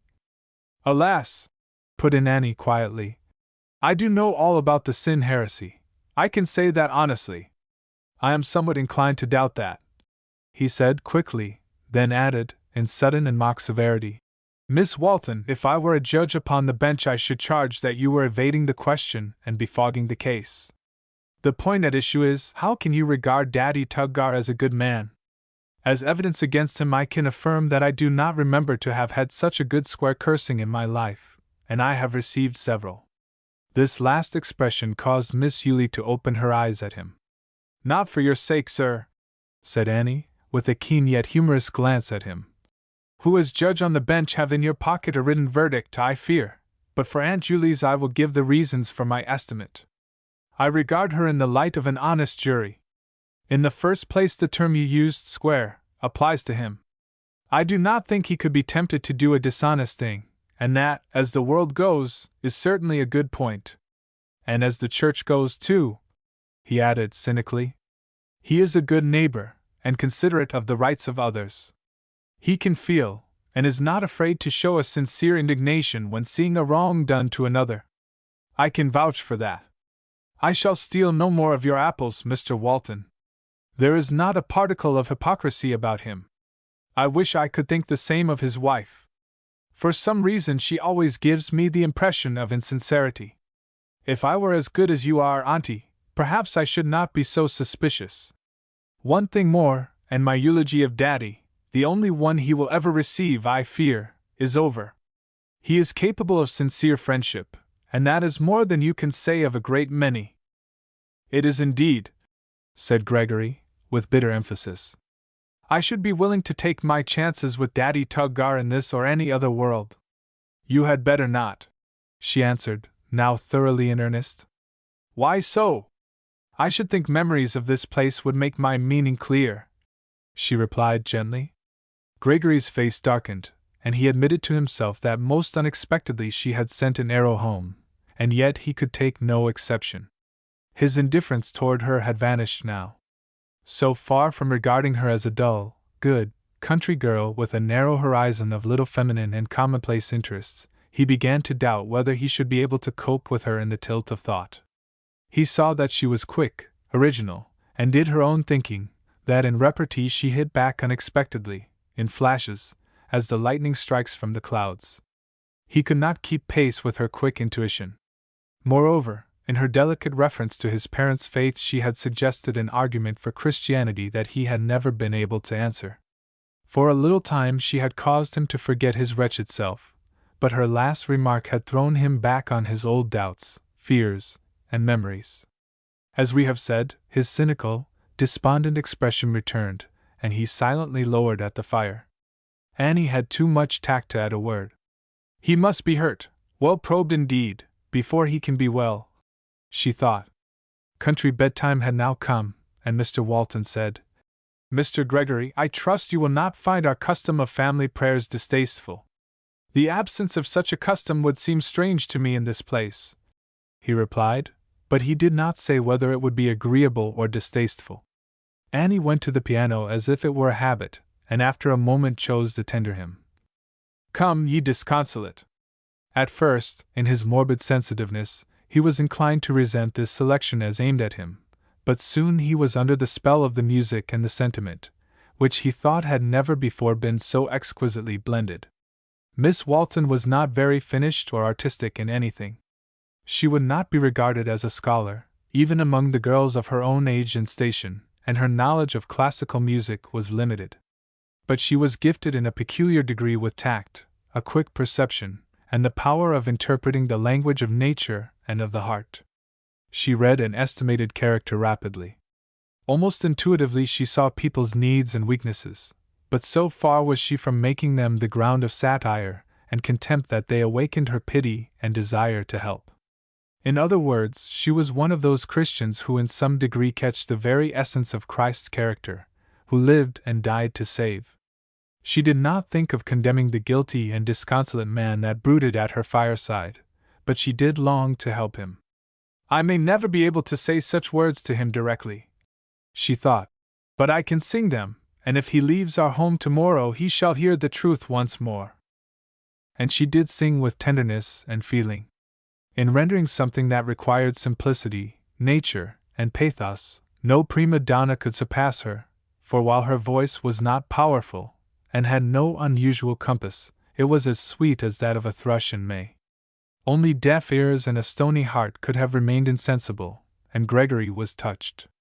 A reviving breath from paradise seemed to blow upon him and gently urge, Arise, struggle, make one more effort, and you may yet cross the burning sands of the desert. It is not a mirage that is mocking you now. As the last words trembled from the singer's lips he shaded his eyes with the hand on which his head was leaning, but Miss Yulie saw a tear fall with momentary glitter, and she exulted over it as his good angel might have done.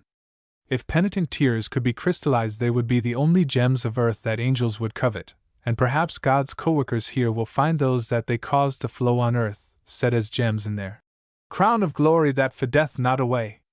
Mr. Walton, in reverential tones, read the 53rd chapter of Isaiah, which, with greater beauty and tenderness, carried forward the thought of the hymn, and then he knelt and offered a prayer that was so simple and childlike, so free from form and cant, and so direct from the heart, that Gregory was deeply moved. The associations of his early home were now most vividly revealed and crowned by the sacred hour of family worship, the memory of which, like a reproachful face, had followed him in all his evil life. When he arose from his knees he again shaded his face with his hand to hide his wet eyes and twitching muscles. After a few moments he bade the family an abrupt good night, and retired to his room. At first they merely exchanged significant glances. Then Miss Yulie told of the tear as if it were a bit of dust from a mine that might enrich them all. For a while Annie sat thoughtfully gazing into the fire, but at last she said, It must be plain to us that Mr. Gregory has wandered further from his old home in spirit than he has in body, but it seems equally evident that he is not happy and content. He seems suffering and out of health in soul and body. Perhaps God has sent him to us and to his childhood's home for healing. Let us, therefore, be very careful, very tender and considerate. He is naturally proud and sensitive, and is morbidly so now. I think he is near the kingdom, said Miss Yulie, with a little sigh of satisfaction. Perhaps all are nearer than we think, said Annie in a musing tone. God is not far from any one of us. But it is the curse of sin to blind. He has, no doubt, been long in reaching his present unhappy condition, and he may be long in escaping from it. Well, the Lord reigns, said Mr. Walton, sententiously, as if that settled the question. Dear old father, said Annie, smiling fondly at him. That's your favorite saying. You have a comfortable habit of putting all perplexing questions into the Lord's hand and borrowing no further trouble. Perhaps that is the wisest way after all, only one is a long time learning it. I've been a long time learning it, my child, said her father. Let us agree to carry his case often to the throne of mercy, and in his good time and way our prayers will be answered. Thus in quaint old scriptural style they conspired for the life of their unconscious guest. This was in truth a holy alliance. How many dark conspiracies there have been, resulting in blood, wrong, and outrage, that some unworthy brow might wear for a little time a petty, perishing crown of earth. Oh, that there were more conspiracies like that in Mr. Walton's parlor for the purpose of rendering the unworthy fit to wear the crown immortal. Chapter 8 Witchcraft. Miss Yulie was doomed to disappointment, for Gregory came down late to breakfast the following morning with not a trace of his softened feelings. Indeed, because of pride, or for some reason, he chose to seem the very reverse of all she had hoped. The winter of his unbelief could not pass away so easily. Even in January there are days of sudden relenting, when the frost's icy grasp upon nature seems to relax. Days that rightfully belong to spring drop down upon us with birds that have come before their time. But such days may end in a northeast snowstorm and the birds perish. The simile appeared true of Gregory. As far as he took part in the table talk, he was a cold, finished man of the world, and the gloom of the early morning rested on his face. But Annie noticed that he made an indifferent breakfast and did not appear well. After he had retired to his room to write some letters, as he said, she remarked to her father when alone with him. I suppose you remember Mr. Gregory's manner when you spoke of Mr. Hunting. They evidently are acquainted and not on good terms. What could have occurred between them? Some quarrel resulting from business, perhaps, said Mr. Walton musingly. I believe Charles has been trying to restrain Mr. Gregory in some of his fast ways, Annie continued emphatically, and they have had hot words. Men have so little discretion in their zeal. Business men are not apt to interfere with each other's foibles unless they threaten their pockets, her father replied. It is more probable that Gregory has borrowed money of Hunting, and been compelled to pay it against his will, and yet I have no right to surmise anything of the kind. But Mr. Hunting is not a mere business man, father. He is bent on doing good wherever he can find opportunity. I incline to my solution. But it is clear that we must be silent in regard to him while Mr. Gregory is with us, for I never saw such bitter enmity expressed in any face. It is well that Charles is to be absent for some time, and that we have no prospect of a visit from him while our guest is here. Oh dear! I wish Charles could come and make us a visit instead of this moody, wayward stranger. I can echo that wish heartily, Annie, for in the son I find little of my old friend, his father. But remember what you said last night. It may be that he was sent to us in order that we should help him become what his father was. I will do my best, but I do not look forward to his society with much pleasure. Still, if there should be any such result as we hope for, I should feel repaid 1,000-fold. Gregory finished his letters and then paced restlessly up and down his room. That this country girl should have so moved me, he muttered. What does it mean? What is there about her that takes hold of my attention and awakens my interest? I wish to go downstairs now, and talk to her, and have her read to me, and am provoked with myself that I do. Yesterday at this time I wished to avoid her. Why should I wish to avoid her? If she amuses me, diverts my mind, beguiles my pain, or more dreary apathy, Why not let her exert her power to the utmost and make herself useful? Yes, but she will try to do more than amuse. Well, suppose she does, one can coolly foil such efforts. Not so sure of that. If I were dealing with a man I could, but one must be worse than a clod to hear her sing and not feel. I suppose I made a weak fool of myself before them all last night, and they thought I was on the eve of conversion. I half wish I were, or on the eve of anything else. Any change from my present state would seem a relief. But a man cannot go into these things like an impulsive girl, even if he believes in them, which is more than I do. I seem to have fallen into a state of moral and physical imbecility, in which I can only doubt, suffer, and chafe. I won't avoid her. I will study and analyze her character. I doubt whether she is as good, fresh, and original as she seems. Such girls exist only in moral stories, and I've met but few even there. I will solve her mystery. Probably it is not a very deep one, and after a day or two she will become an old story and life resume its normal monotony. And he at once descended the stairs to carry out his purpose. The children were just coming from the sitting room where they had their school, exclaiming, "Oh, Auntie, what shall we do this awful rainy day? Wait till I have given some directions to Zibby, and I will read you a fairy story, and then you can go up into the garret until dinner time." "May I listen to the fairy story also?" asked Walter. Miss Walton looked up with a smile and said, "You must be half desperate from your imprisonment to accept of such solace. But if you can wait till I have kept my word to the children, I will read something more to your taste. I think I should like to hear how a fairy story sounds once again after all these years.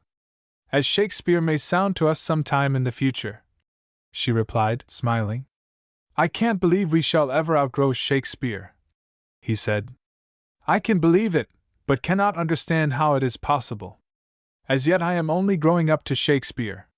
You seem very ready to believe what you cannot understand. And that is woman's way, I suppose you would like to add," she answered, smiling over her shoulder, as she turned to the kitchen department. "You men have a general faith that there will be dinner at 2 o'clock, though you understand very little how it comes to pass, and if you are disappointed the best of your sex have not fortitude enough to wait patiently, so I must delay no longer to propitiate the kitchen divinity. There," he said, "I have but crossed her steps in the hall, and she has stirred me and set my nerves tingling like an October breeze. She is a witch." After a few minutes Miss Walton entered. Each of the children called for a story, and both clamored for their favorites. "Johnny," said Miss Walton, "it is manly to yield to the least and weakest, especially if she be a little woman."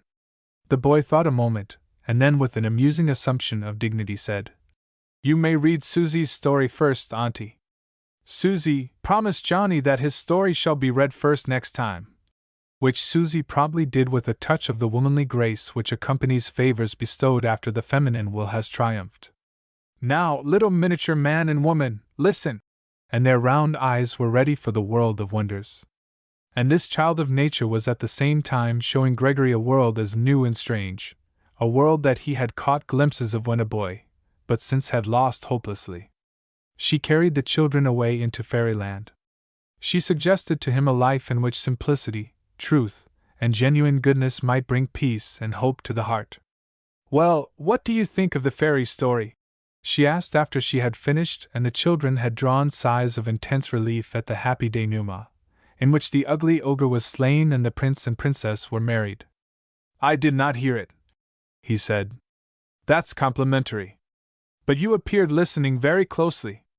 You have heard of people reading a different meaning between the lines, and I suppose one can listen to a different meaning.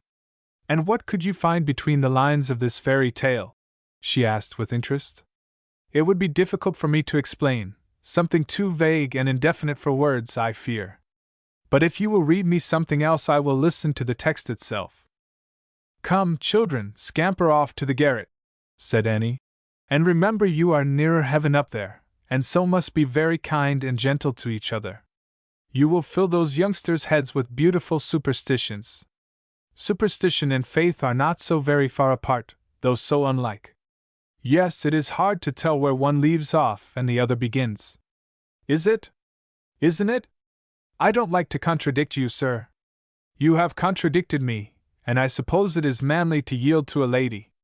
Not in matters of principle and honest conviction. Alas! If one has not very much of either, it is a very great misfortune, and I suppose I ought to add fault.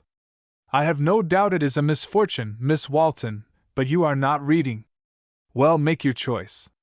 I leave it entirely to you. You don't look very well today. I will select something light and cheerful from Dickens. Excuse me, please. I am in no mood for his deliberate purpose to make one laugh. Then here is Irving. His style flows like a meadow brook. No, he is too sentimental. Walter Scott, then, will form a happy medium. No, he wearies one with explanations and history. Some of Tennyson's dainty idyls will suit your fastidious taste. I couldn't abide his affected, stilted language today. Shakespeare, then, you regard him as perfect. No, he makes me think, and I do not wish to. Well, here are newspapers, the latest magazine, and some new novels. Modern rubbish, a mushroom growth. They will soon kindle kitchen fires instead of thought. Then I must make an expedition to the library. What shall I bring? There is Mosheim's Ecclesiastical Ancient History, that has a solid, venerable sound. Or, if you prefer poetry, I will get Gray's Elegy. That cannot be a literary mushroom, for he was 20 years writing it. But perhaps it is Tupper you would like. That would suit your mood exactly, Tupper's proverbial philosophy. You are growing satirical, Miss Walton. Why don't you assert plainly that I am as full of whims as a woman, would you like to say? Present company accepted. The fact is, I am 2/3 ill today, and the most faultless style and theme in our language would weary me. I am possessed by the evil spirits of ennui, unrest, and disgust at myself and all the world, present company always accepted. Do you know of any spell that can exorcise these demons? Yes, a very simple one. Will you put yourself absolutely in my power and obey? I am your slave. Miss Walton left the room and soon returned with a large Afghan. You must take a horizontal position in order that my spell may work. Pshaw! You are prescribing an ordinary nap. I am glad to say the best things in this world are ordinary. But permit me to suggest that in view of your pledged word you have nothing to do in this matter but to obey. Very well. And he threw himself on the sofa. The day is chilly, sir, and I must throw this Afghan over you. And she did so with a little touch of delicacy which is so grateful when one is indisposed. Her manner both soothed and pleased him. He was more lonely than he realized, for it had been years since he had experienced woman's gentle care and ministry, and Annie Walton had a power possessed by few to put jangling nerves at rest. Suddenly he said, I wish I had a sister like you. My creed, you know, she replied, makes all mankind kindred. Nonsense, said Gregory irritably. Deliver me from your church sisters. Take care, she answered, with a warning nod. I'm a church sister, so don't drive me away, for I am going to sing you to sleep. I'm half inclined to join your church that I may call you sister. You would be disciplined and excommunicated within a month. But hush, you must not talk. How would you treat me after I had been anathematized? If you were as ill as you are today, I would make you sleep. Hush, not another word. I am going to sing. A luxurious sense of comfort stole over him, and he composed himself to listen and criticize, little imagining, though, that he would fall asleep. He saw through the window a lowering sky with leaden clouds driven wildly across it. The wind moaned and soughed around the angles of the house, and the rain beat against the glass. All without seemed emblematic of himself. But now he had a brief but blessed sense of shelter from both the storm and himself. The fire blazed cheerily on the hearth. The Afghan seemed to envelop him like a genial atmosphere. Had Miss Walton bewitched it by her touch? And now she has found something to suit her, or rather him, and is singing. What an unusual voice she has, he thought. Truly the spirit of David's harp, that could banish the demon from Saul, dwells in it. I wonder if she is as good and real as she seems, or whether, under the stress of temptation or the poison of flattery, she would not show herself a true daughter of Eve. I must find out, for it is about the only remaining question that interests me. If she is like the rest of us, if she is a female hunting, then goodbye to all hope. I shall not live to find anybody or anything to trust. If she is what she seems, it's barely possible that she might help me out of this horrible slough of despond, if she would take the trouble. I wish that she were my sister, or that my sister had lived and had been just like her. Chapter 9. Miss Walton recommends a hobby. To Gregory's surprise he waked, and then admitted to himself that, contrary to his expectation and purpose, he had been asleep. His last remembered consciousness was that of sweet, low music, and how long ago was that? He looked at his watch. It was nearly 2, and he must have slept several hours. He glanced around and saw that he was alone, but the fire still blazed on the hearth, and the Afghan enfolded him with its genial warmth as before, and it seemed that although by himself he was still cared for. "She is a witch," he muttered. "Her spells are no jokes. But I will investigate her case like an old-time Salem inquisitor. With more than Yankee curiosity, which was at the bottom of their superstitious questionings, I will pry into her power. But she will find that she has a wary skeptic to convince. I have seen too many saints and sinners to be again deceived by fair seeming." A broad ray of sunlight shot across the room. "By my soul!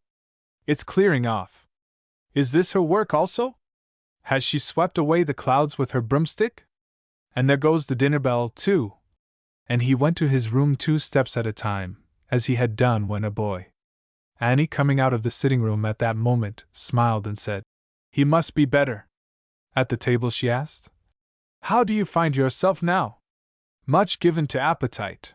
Then, turning to Mr. Walton, he said abruptly, "Do you believe in witchcraft?" "Well, no, sir," said Mr. Walton, a little taken aback. "I do," continued he, emphatically. "When and where have you had experience of the black art?" "This morning, and in your house, sir." "You seem none the worse for it," said his host, smiling. "Indeed, I have not felt so well in months. Your larder will suffer if I am practiced upon any more." "Well, of all modern and prosaic results of witchery this exceeds," said Annie, laughing, "since only a good appetite comes of it." "It yet remains to be seen whether this is the only result," replied Gregory. "What possessed the old Puritans to persecute the Salem witches is a mystery to me, if their experience was anything like mine. You must remember that the question of what was agreeable or otherwise scarcely entered into a Puritan's motives." "I am not so sure of that," he answered quickly. "It has ever seemed to me that the good people of other days went into persecution with a zeal that abstract right can hardly account for. People will have their excitements, and a good rousing persecution used to stir things like the burning of Chicago or a presidential election in our day." "Granting," said Annie, "the bigotry and cruelty of the persecutor, and these must be mainly charged to the age, still you must admit that among them were earnest men who did from good motives what appears very wrong to us. What seemed to them evil and destructive principles were embodied in men and women, and they meant to destroy the evil through the suffering and death of these poor creatures. And then consider the simplicity and ease of the persecutor's method," continued Gregory mockingly. "A man's head has become full of supposed doctrinal errors. To refute and banish these would require much study and argument on the part of the opponent. It was so much easier to take an obstinate heretic's head off than to argue with him. I think it was the simplicity of the persecutor's method that kept it in favor so long. But it never convinced anyone," said Annie, "and the man killed merely goes into another world of the same opinion still. And there probably learns, poor fellow, that both were wrong, and that he had better have been content with good dinners and a quiet life, and let theology alone. The world would move but slowly, if all men were content with good dinners and a quiet life," said Annie satirically. "But you have not answered my question. Could not good, earnest men have been very cruel, believing that everything depended on their uprooting some evil of their day?" "To tell the truth, Miss Walton," he replied, a little nettled, "I have no sympathy with that style of men. To me they are very repulsive and ridiculous.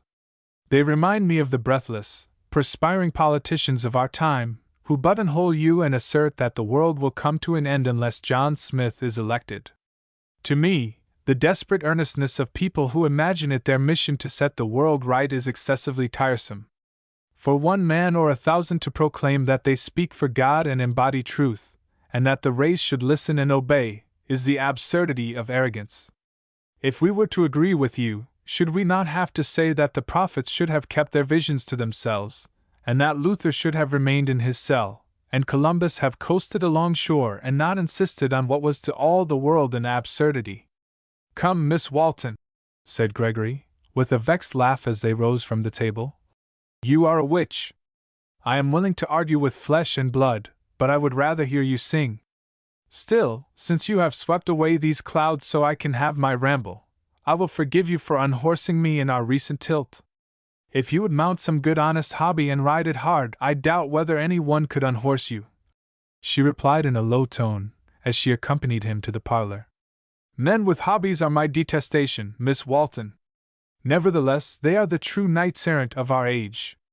Of course it depends upon what kind of hobbies they ride, or whether they can manage their steeds. Miss Walton, your figure suggests a half-idiot, with a narrow forehead and one idea, banging back and forth on a wooden horse, but making no progress. In other words, a fussy, bustling man who can do and talk but one thing. Your understanding of the popular phrase is narrow and literal, and while it may have such a meaning, it can also have a very different one. Suppose that, instead of looking with languid eyes alike upon all things, a man finds some question of vital import, or a pursuit that promises good to himself and to others and that enlists his interest. He comes at last to give it his best energies and thought. The whole current of his life is setting in that direction. Of course he must ever be under the restraints of good sense and refinement. A man's life without a hobby is a weak and wavering line of battle indefinitely long. One's life with a hobby is a concentrated charge. There was in Miss Walton's face and manner, as she uttered these words, that which caused him to regard her with involuntary admiration. Suddenly he asked, "Have you a hobby?" Her manner changed instantly, and with an arch look she said, "If you detest a man with a hobby, what a monster a woman with one would be in your eyes! I have admitted that you are a witch. Oh, I am a monster already, and so have no character to lose. But where is your penetration? If a man with a hobby is idiotic, narrow-browed, fussy and bustling, excessively obtrusive with his one idea, a woman must be like him with all these things exaggerated. Has it not occurred to you that I have a hobby of the most wooden and clumsy order? But that was my idea of a hobby. You have spiritualized my wooden block into a Pegasus, the symbol of inspiration. Have you such a hobby? I have. What is it?" She went out of the room, saying smilingly over her shoulder, "You must find that out for yourself." Chapter 10: A Plot Against Miss Walton. Gregory was soon off for his ramble. The storm had cleared away, leaving the air so warm and genial as to suggest spring rather than fall. But he was quite oblivious of the outer world, and familiar scenes had not the power to awaken either pleasant or painful associations. He was trying to account for the influence that Annie Walton had suddenly gained over him, but it was beyond his philosophy. This provoked him. His cool, worldly nature doubted everything and especially everybody.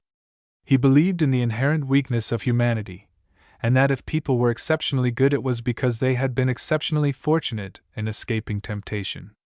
He also had a cynical pleasure in seeing such people tripping and stumbling, so that he might say in self-excusing, "We are all alike." And yet he was compelled to admit that if Annie's goodness was seeming it was higher art than he had known before. There was also an unconscious assertion of superiority in her manner that he did not like. True, things had turned out far better than he had expected. There was no cant about her. She did not lecture him, or talk religion, in what he regarded as the stereotyped way, and he was sure she would not, even if they became better acquainted. But there is that in genuine goodness and nobility of character that always humiliates the bad and makes them feel their degradation. A real pity and sympathy for him tinged her manner, but these qualities are not agreeable to pride. And it must be admitted that she had a little self-righteous satisfaction that she was so much better than this sadly robbed and wounded man suddenly appearing at the wayside of her life. In human strength there is generally a trace of arrogance. Only divine strength and purity can say with perfect love and full allowance for all weakness and adverse influences, "Neither do I condemn thee, go, and sin no more." Gregory had now reached a rustic bridge across a little stream that, swollen from the recent rain, came gurgling and clamoring down from the hills. Leaning upon the rail, he seemed to watch the foaming water glide under his feet, but the outward vision made no impression on his mind. At last, in the consciousness of solitude, he said, "She told me I must find her out. I will. I will know whether she is as free from human frailty as she seems. I have little doubt that before many days I can cause her to show all the inherent weaknesses of her sex, and I should think New York and Paris had taught me what they are. She has never been tempted. She has never been subjected to the delicate flattery of an accomplished man of the world. I am no gross libertine. I could not be in this place. I could not so wrong hospitality and the household of my father's friend. But I should like to prove to that girl her delusion, and show her that she is a weak woman like the rest, that she is a pretty painted ship that has never been in a storm, and therefore need not sail so confidently. We all start on the voyage of life as little skiffs and pleasure boats might cross the ocean. If any get safely over, it is because they were lucky enough not to meet dangerous currents or rough weather. I should like her better with her piquant ways if she were more like myself. Saints and Madonnas are well enough in pictures, but such as I would find them very uncomfortable society." With sudden power the thought flashed upon him. Why not let her make you as she is? Where did the thought come from? Tell me not that the Divine Father forgets his children. He is speaking to them continually, only they will not hear. There was a brief passionate wish on the part of this bad man that she might be what she seemed and that he could become like her. As the turbulent, muddy Jordan divided that God's people might pass through, so this thought from heaven found passage through his heart, and then the current of sinful impulse and habit flowed on as before. With the stupidity of evil he was breaking the clue that God had dropped into his hand even when desperately weary of his lost state. He is wrecked and helpless on the wide ocean. A ship is coming to his rescue, and his first effort is that this vessel also may be wrecked or greatly injured in the attempt. There is no insanity like that of a perverted heart. The adversary of souls has so many human victims doing his work that he can fold his hands in idleness. And yet, according to the world's practice, and we might almost say its code, Gregory purposed nothing that would be severely condemned, nothing more than an ordinary flirtation, as common in society as idleness, love of excitement, and that power over others which ministers to vanity. He had no wish to be able to say anything worse of her than that under temptation she would be as vain and heartless a coquette as many others that he knew in what is regarded as good society. He would have cut off his right hand, as he then felt, rather than have sought to lead her into gross sin. And yet what did Gregory purpose in regard to Annie but to take the heavenly bloom and beauty from her character? As if they can be lovely to either God or man, of whom it can be said only, they commit no overt crime. What is the form of a rose without its beauty and fragrance? They who tempt to evil are the real iconoclasts. They destroy God's image. But the supreme question of the selfish heart is, what do I want now? Gregory wished to satisfy himself and Miss Walton that she had no grounds for claiming any special superiority over him, and he turned on his heel and went back to the house to carry out his purpose. Nature, purified and beautiful by reason of its recent baptism from heaven, had no attractions for him. Gems of moisture sparkled unseen. He was planning and scheming to turn her head with vanity, make her quiet life of ministry to others odious, and draw her into a fashionable flirtation. Annie did not appear until the supper bell summoned her, and then said, "Mr. Gregory, I hope you will not think it rude if Father and I leave you to your books and Aunt Julie's care this evening. It is our church prayer meeting night, and Father never likes to be absent. I shall miss you beyond measure. The evening will seem an age." Something in his tone caused her to give him a quick glance, but she only said, with a smile, "You are very polite to say so, but I imagine the last magazine will be a good substitute. I doubt whether there is a substitute for you, Miss Walton. I am coming to believe that your absence would make that vacuum which nature so dreads. You shall see how good I will be this evening, and you shall read me everything you please, even to that ancient ecclesiastical history. If you will only stay, I will be your slave, and you shall rule me with a rod of iron or draw me with the silken cords of kindness, according to your mood. It is not well to have too many moods, Mr. Gregory, said Annie quietly. In reply to all your alluring reasons for staying at home, I have only to say that I have promised Father to go with him. Besides, I think it is my duty to go. Duty is a harsh, troublesome word to be always quoting. It is a kind of strait-jacket which we poor moral lunatics are compelled to wear. Duty seems to me a good solid road on which one may travel safely. One never knows where the side paths lead, into the brambles or a morass like enough. Indeed, Miss Walton, such austerity is not becoming to your youth and beauty. What am I to think of your sincerity when you speak of my beauty, Mr. Gregory? Beauty is a question of taste, answered Gregory, gallantly. It is settled by no rigid rules or principles, but by the eyes of the observer. Oh, I understand now. My beauty this evening is the result of your bad taste. Calling it bad does not make it so. Well, since you will not remain at home with me, will you not let me go with you to the prayer meeting? If I'm ever to join your church, it is time I entered on the initiating mysteries. I think a book will do you more good in your present mood. What a low estimate you make of the means of grace! Why, certain of your own poets have said, and fools who came to scoff remain to pray. The quotation does not apply to you, Mr. Gregory.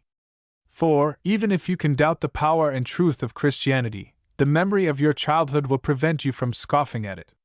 A sudden shadow came across his face, but after a moment he said, in his old tones, "Will you not let me go to the prayer meeting? Father will be glad to have you go with us, if you think it prudent to venture out in the night air. Prudence to the dogs! What is the use of living if we cannot do as we please? But will you be glad to have me go? That depends upon your motives. If I should confess, you wouldn't let me go," he replied with a bow. "But I will try to be as good as possible, just to reward your kindness." The rest of the family now joined them in the supper room, and during the meal Walter exerted himself to show how entertaining he could be if he chose. Anecdotes, incidents of travel, graphic sketches of society, and sallies of wit, made an hour pass before any one was aware. Even the children listened with wondering eyes, and Mr. Walton and Miss Yulie were delighted with the vivacity of their guest. Annie apparently had no reason to complain of him, for his whole manner toward her during the hour was that of delicately sustained compliment. When she spoke he listened with deference, and her words usually had point and meaning. He also gave to her remarks the best interpretation of which they were capable, and by skillfully drawing her out made her surpass even herself, so that Miss Yulie said, "Why, Annie, there surely is some witchcraft about. You and Mr. Gregory are as brilliant as fireworks." "It's all Miss Walton's work, I assure you," said Gregory. "As Pat declared, I'm not myself any more, and shall surprise you, sir, by asking if I may go to the prayer meeting. Miss Walton says I can if I will behave myself. The last time I went to the old place I made faces at the girls. I suppose that would be wrong." "That is the sin of our age, making faces," said Annie. "Many have too, and some can make for themselves even more." "Now that was a barbaro," said Gregory, looking at her keenly. "Did you let it fly at a venture?" "Bless me," said Mr. Walton, rising hastily. "We should have been on the road a quarter of an hour ago. You mustn't be so entertaining another prayer meeting night, Mr. Gregory. Of course we shall be glad to have you accompany us if you feel well enough. I give you both but 5 minutes before joining me at the wagon." Walter again mounted the stairs with something of his old buoyancy, and Annie followed, looking curiously after him.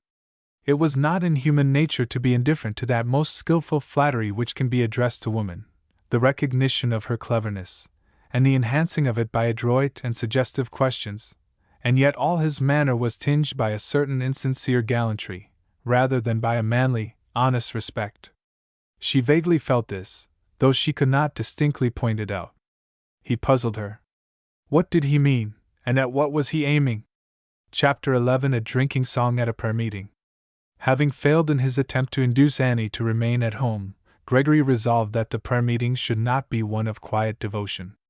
Mr. Walton made him, as an invalid, take the back seat with Annie, while he sat with the driver, and Gregory, after a faint show of resistance, gladly complied. "It's chilly. Won't you give me half of your shawl?" he said to her. "You may have it all," she replied, about to take it off. "No, I'll freeze first." "Do the brethren and sisters sit together?" "No," she answered, laughing.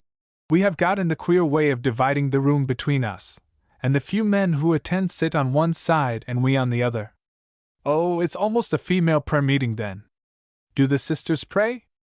"Mr. Gregory, you are not a stranger here that you need pretend to such ignorance. I think the meeting is conducted very much as when you were a boy.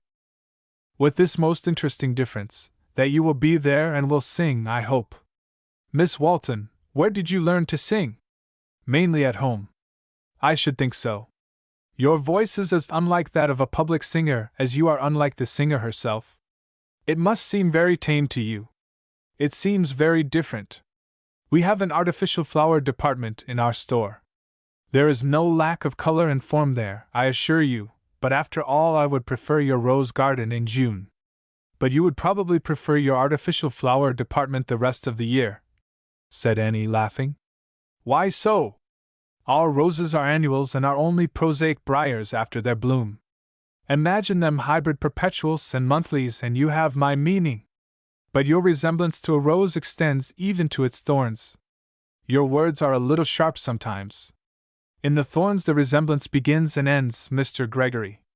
I assure you I am a veritable Scotch briar. But here we are at our destination. I wonder if you will see many old, remembered faces." "I shall be content in seeing yours," he replied in a low tone, pressing her hand as he assisted her to alight.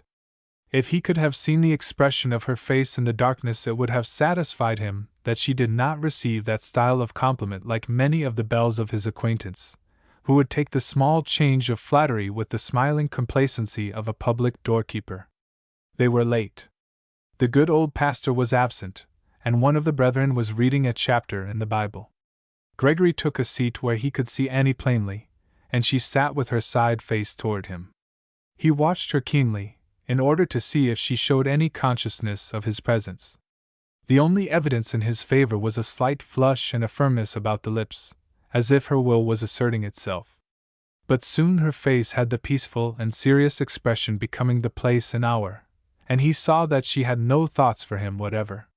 He was determined to distract her attention, and by restlessness, by looking fixedly at her, sought her eye, but only secured the notice of some young girls who thought him badly smitten with Miss Walton. The long chapter having been read, a hymn was given out. The gentleman who usually led the music was also absent, and there was an ominous pause, in which the good brothers I wandered appealingly around the room and at last rested hopefully on Annie. She did not fail him, but, with heightened color and voice that trembled slightly at first, started the tune. It was a sweet, familiar air, and she soon had the support of other voices. One after another they joined her in widely varying degrees of melody, even as the example of a noble life will gradually secure a number of more or less successful imitators. Gregory had seen the appeal to her with an amused, half-comical look, but her sincere and ready performance of the duty that had unexpectedly revealed itself rapidly changed the expression of his face to one of respect and admiration. Distinct, and yet blending with the others, her voice seemed both to key up and hide the little roughnesses and discords of some who perhaps had more melody in their hearts than in their tones. Again a divine impulse, like a flower-laden breeze sweeping into a dark and grated vault at Greenwood, stirred Gregory's evil nature. Let her teach you the harmony of noble, unselfish living. Follow her in thought, feeling, and action, as those stammering, untuned tongues do in melody, and the blight of evil will pass from your life. Seek not to muddy and poison this clear little rill that is watering a bit of God's world. Grant that her goodness is not real, established, and thoroughly tested, that it is only a pretty surface picture. Seek not to blur that picture. But the evil heart is like Sodom.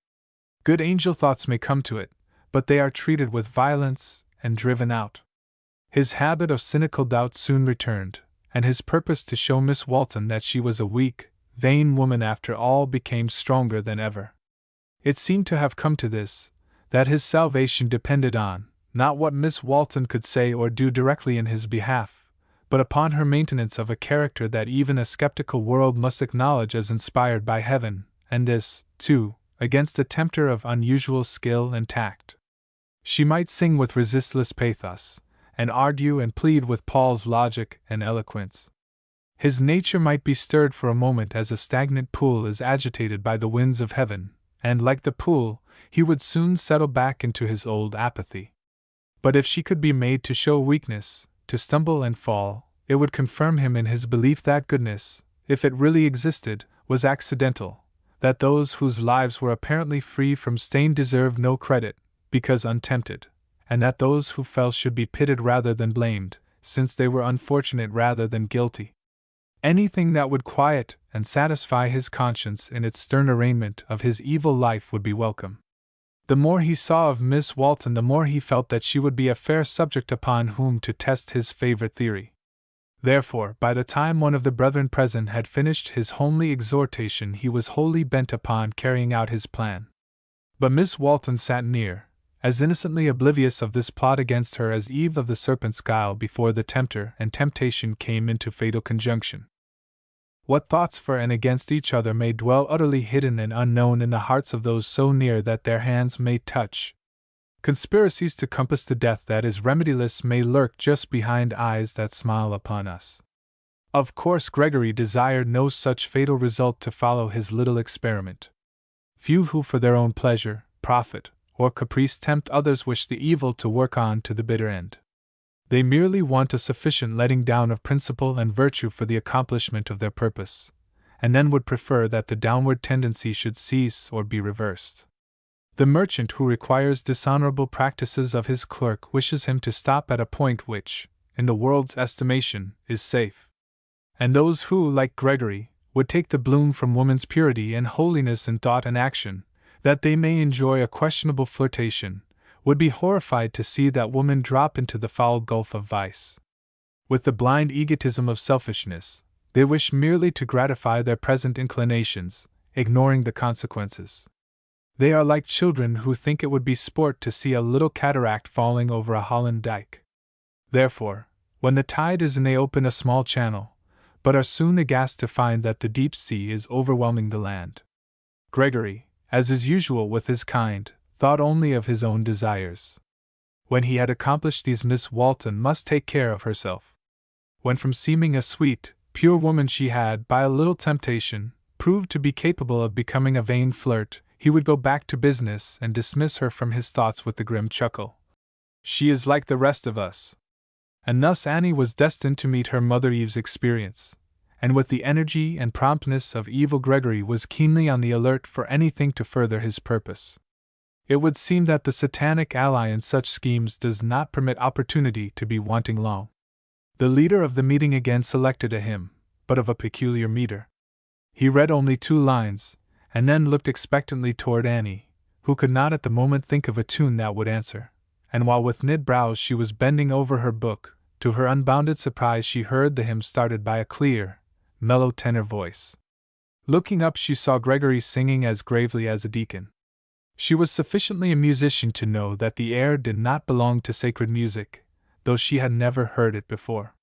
In his watchfulness he had noted her hesitation, and glancing at the meter saw instantly that the measure of a drinking song he knew well would fit the words.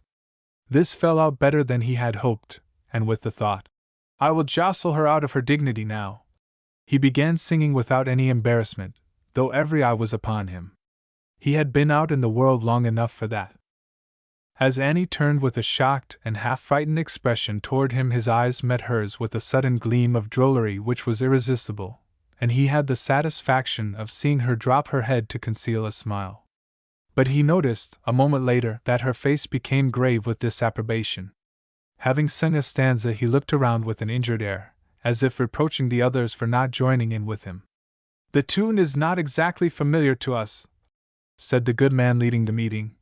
"But if the brother will continue singing, we will soon catch the air, or perhaps the brother or someone else," with a glance at Annie, "will start one better known."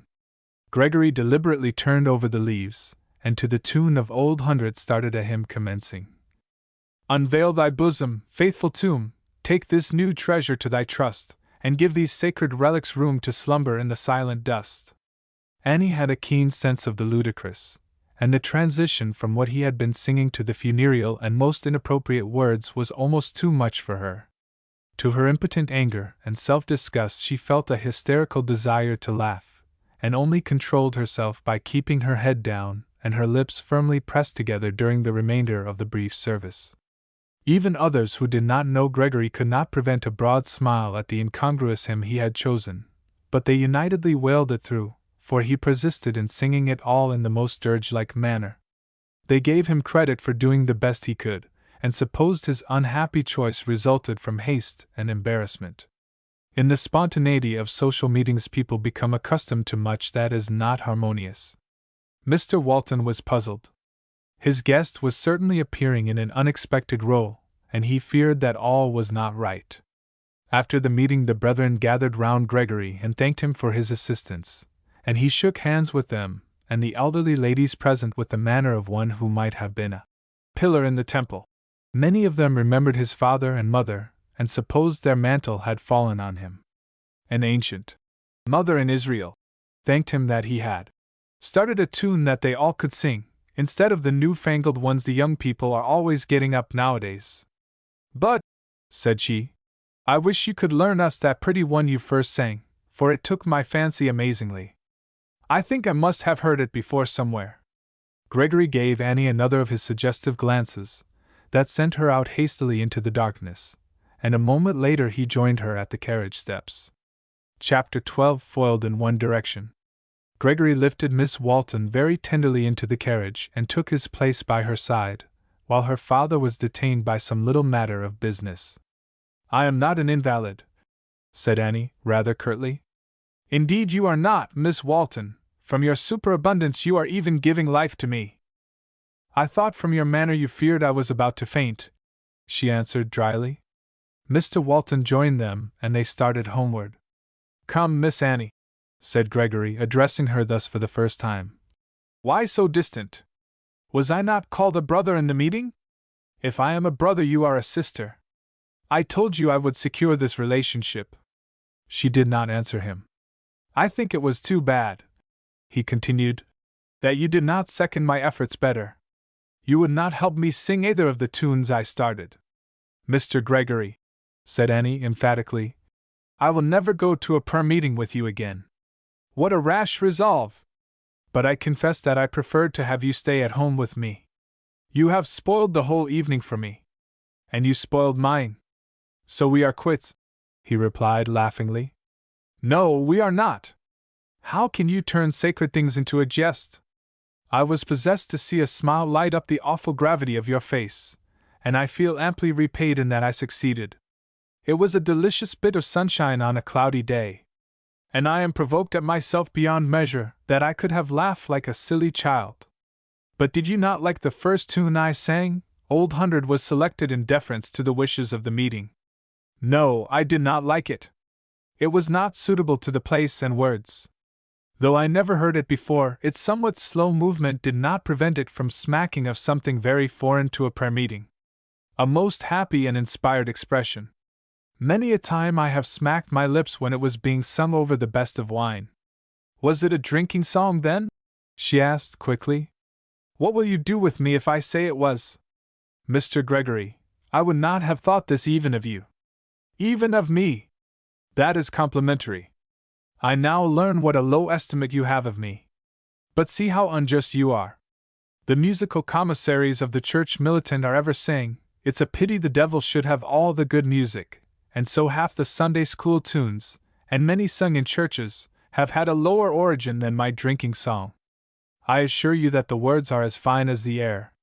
Why have I not as good a right to steal a tune from the devil as the rest of them? It's the motive that makes all the difference, said Annie. But I fear that in this case the devil suffered no loss. I'm sure my motive was not bad. I only wished to see a bonny smile light up your face. Before she could reply the carriage stopped at Mr. Walton's door, and with Mr. Gregory she passed into the cozy parlor. Her father did not immediately join them.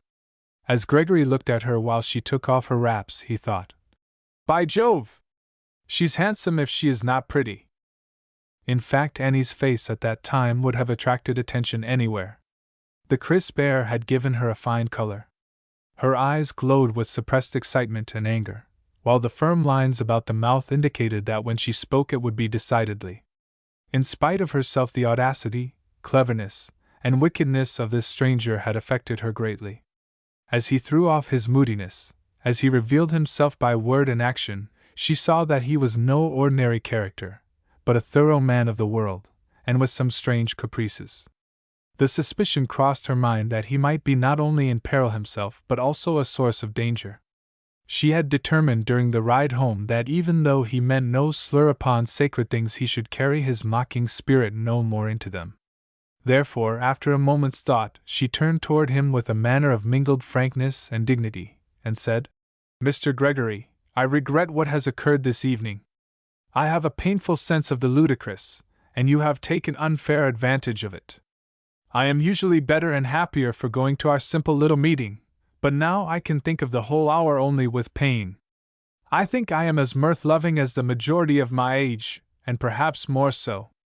I say truly that my heart is very light and happy. But, Mr. Gregory, we look at certain things very differently from you. While I would not for a moment have you think that religion brings into my life gloom and restraint, quite the reverse, still it gives me great pain when anything connected with my faith is made a matter of jest. These things are sacred to us, and I know my father would feel deeply grieved if he understood you this evening. Do you not see? It appears to us differently from what it does to you and perhaps to the world at large. These things are to us what your mother's memory is to you. I would sooner cut off my right hand than trifle with that." Gregory had been able to maintain his quizzical look of mischief till she named his mother, then his face changed instantly. A flush of shame crossed it, and after a moment, with an expression something like true manhood, he stepped forward and took Annie's hand, saying, "Miss Walton, I sincerely ask your pardon. I did not know, I could not believe that you felt as you do. I will give you no further reason to complain of me on this ground. I hope you will forgive me." She at once relented and said, "Who by repentance is not satisfied is not of heaven nor earth. There is an apt quotation from your favorite Shakespeare. You seem a delightful mixture of both, Miss Walton. If you were a better judge, sir, you would know that the earthly ingredient is too great. But that is in your favor, for I am sufficiently human to make allowance for human folly. I shall tax your charity to the utmost." As Gregory sat in his armchair recalling the events of the day before retiring, he thought, "Well, my attempt has failed signally. While by her involuntary smile she showed that she was human, she has also managed this evening to prove that she is perfectly sincere in her religion, and to render it impossible for me to assail her in that direction again. As the old hymn goes, I must let her religious hours alone. But how far her religion or superstition will control her action is another question. I have learned both at home and abroad that people can be very religious and very sincere in matters of faith and ceremony, and jealous of any hand stretched out to touch their sacred ark, but when through with the holy business they can live the life of very ordinary mortals. This may be true of Miss Walton. At any rate, I have made a mistake in showing my hand somewhat at a prayer meeting, for women are so tenacious on religious matters. Deference, personal attention, and compliments, these are the irresistible weapons.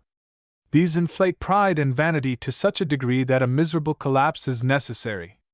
And yet I must be careful, for she is not like some belles I know, who have the swallow of a whale for flattery. She is too intelligent, too refined, to take compliments as large and glaring as a sunflower. Something in the way of a moss rose bud will accomplish more. I will appear as if falling under her power, as if bewitched by her charms. Nothing pleases your plain girls more than to be thought beautiful. I shall have her head turned in a week. I am more bent than ever on teaching this little Puritan that she and I live upon the same level." Saturday morning dawned clear and bracing, and the grass was white with hoarfrost. The children came in to breakfast with glowing cheeks and hair awry, crying excitedly in the same breath that they had been to the chestnut trees and that Jack had opened the burrs all night. In answer to their clamorous petitions, a 1 o'clock dinner was promised, and Aunt Annie was to accompany them on a nutting expedition with Jeff as pioneer to thresh and club the trees. "Can I go too?" Gregory asked of the children. "I suppose so," said Johnny, rather coldly. "If Aunt Annie is willing." "You can go with me," said kind-hearted little Susie. "Now I can go whether Aunt Annie is willing or not," said Gregory, with mock defiance at the boy. He glanced at his aunt's face to gather how he should take this, but she settled the matter satisfactorily to him by saying, "You shall be my beau, and Mr. Gregory will be Susie's." "Good, good!" exclaimed Susie. "I've got a beau already." And she beamed upon Gregory in a way that made them all laugh. "Coming events cast their shadows before you perceive, Miss Walton," said he meaningly. "Sometimes the events themselves are but shadows," she replied dryly. "Now that is severe upon the beaux. How about the belles?" he asked quickly. "I have nothing to say against my own sex, sir." "That is not fair. Of course I can say nothing adverse. If you should say what you think, I fear we should be little inclined to cry with Shylock, a Daniel come to judgment. You have a dreadful opinion of me, Miss Walton. I wish you would teach me how I can change it. You discovered so much in A Chestnut Burr the day you came. I should not be surprised if you could find anything else there that you wish to know. I shall not look in burrs for chestnuts this afternoon, but for something else far more important." Gregory spent the forenoon quietly in his own room reading, in order that he might have all the vigor possible for the ramble. And to Annie, as housekeeper, Saturday morning brought many duties. By 2 o'clock the nutting expedition was organized, and with Jeff in advance, carrying a short ladder and a long limber pole, the party started for the hills. At first Johnny, oppressed with his dignity as Aunt Annie's beau, stalked soberly at her side, and Susie also claimed Gregory according to agreement, and insisted on keeping hold of his hand. He submitted with such grace as he could muster, for children were tiresome to him, and he wanted to talk to Miss Walton, without little pitchers with large ears around. Annie smiled to herself at his half-concealed annoyance and his wooden gallantry to Susie, but she understood child life well enough to know that the present arrangement would not last very long. And she was right. They had hardly entered the shady lane leading to the trees before a chipmunk, with its shrill note of exclamation at unexpected company, started out from some leaves near and ran for its hole. Away went Aunt Annie's beau after it, and Susie also, quite oblivious of her first possession in that line, joined in the pursuit. There was an excited consultation above the squirrel's retreat, and then Johnny took out his knife and cut a flexible rod with which to investigate the robber's den. Gregory at once joined Annie, saying, "Since the beau of your choice has deserted you, will you accept of another?" "Yes, till he proves alike inconstant." "I will see to that. A burr shall be my emblem. Or I do," she added, laughing. "Now the future is beyond my power. Perhaps it is anyway. Johnny was bent upon being a true knight. You may see something that will be to you what the chipmunk was to him. And such is your opinion of man's constancy? Miss Walton, you are more of a cynic than I am." "Indeed? Do women dwell in your fancy as fixed stars? Fixed stars are all suns, are they not? I know of one with wonderful powers of attraction," said he, with a significant glance. "Does she live in New York?" quietly asked Annie. "You know well she does not. She is a votaress of nature, and, as I said, I shall search in every burr for the hidden clue to her favor. You had better look for chestnuts, sir." "Chestnuts! Fit food for children and chipmunks. I am in quest of the only manna that ever fell from heaven. Have you read Longfellow's Golden Legend, Miss Walton?" "Yes," she replied, with a slight contraction of the brow as if the suggestion were not pleasing. The children now came running toward them and wished to resume their old places. "No, sir," said Walter, decisively. "You deserted your lady's side and your place is filled, and Susie, thou fair false one, you renounced me for a chipmunk. My wounded heart has found solace in another." Johnny received this charge against his gallantry with a red face and eyes that began to dilate with anger, while Susie looked at Gregory poutingly and said, I don't like big bows. I think chipmunks are ever so much nicer. The laugh that followed broke the force of the storm that was brewing, and Annie, by saying, "See, children, Jeff is climbing the tree on top of the hill. I wonder who will get the first nuts," caused the wind to veer round from the threatening quarter, and away they scampered with grievances all forgotten. If grown-up children could only forget their troubles as easily, sighed Gregory. Miss Walton, you are gifted with admirable tact. Your witchery has cleared up another storm. They have not forgotten, said Annie, ignoring the compliment. They have only been diverted from their trouble. Children can do by nature what we should from intelligent choice: turn away the mind from painful subjects to those that are pleasing. You don't catch me brooding over trouble when there are 1,000 pleasant things to think of.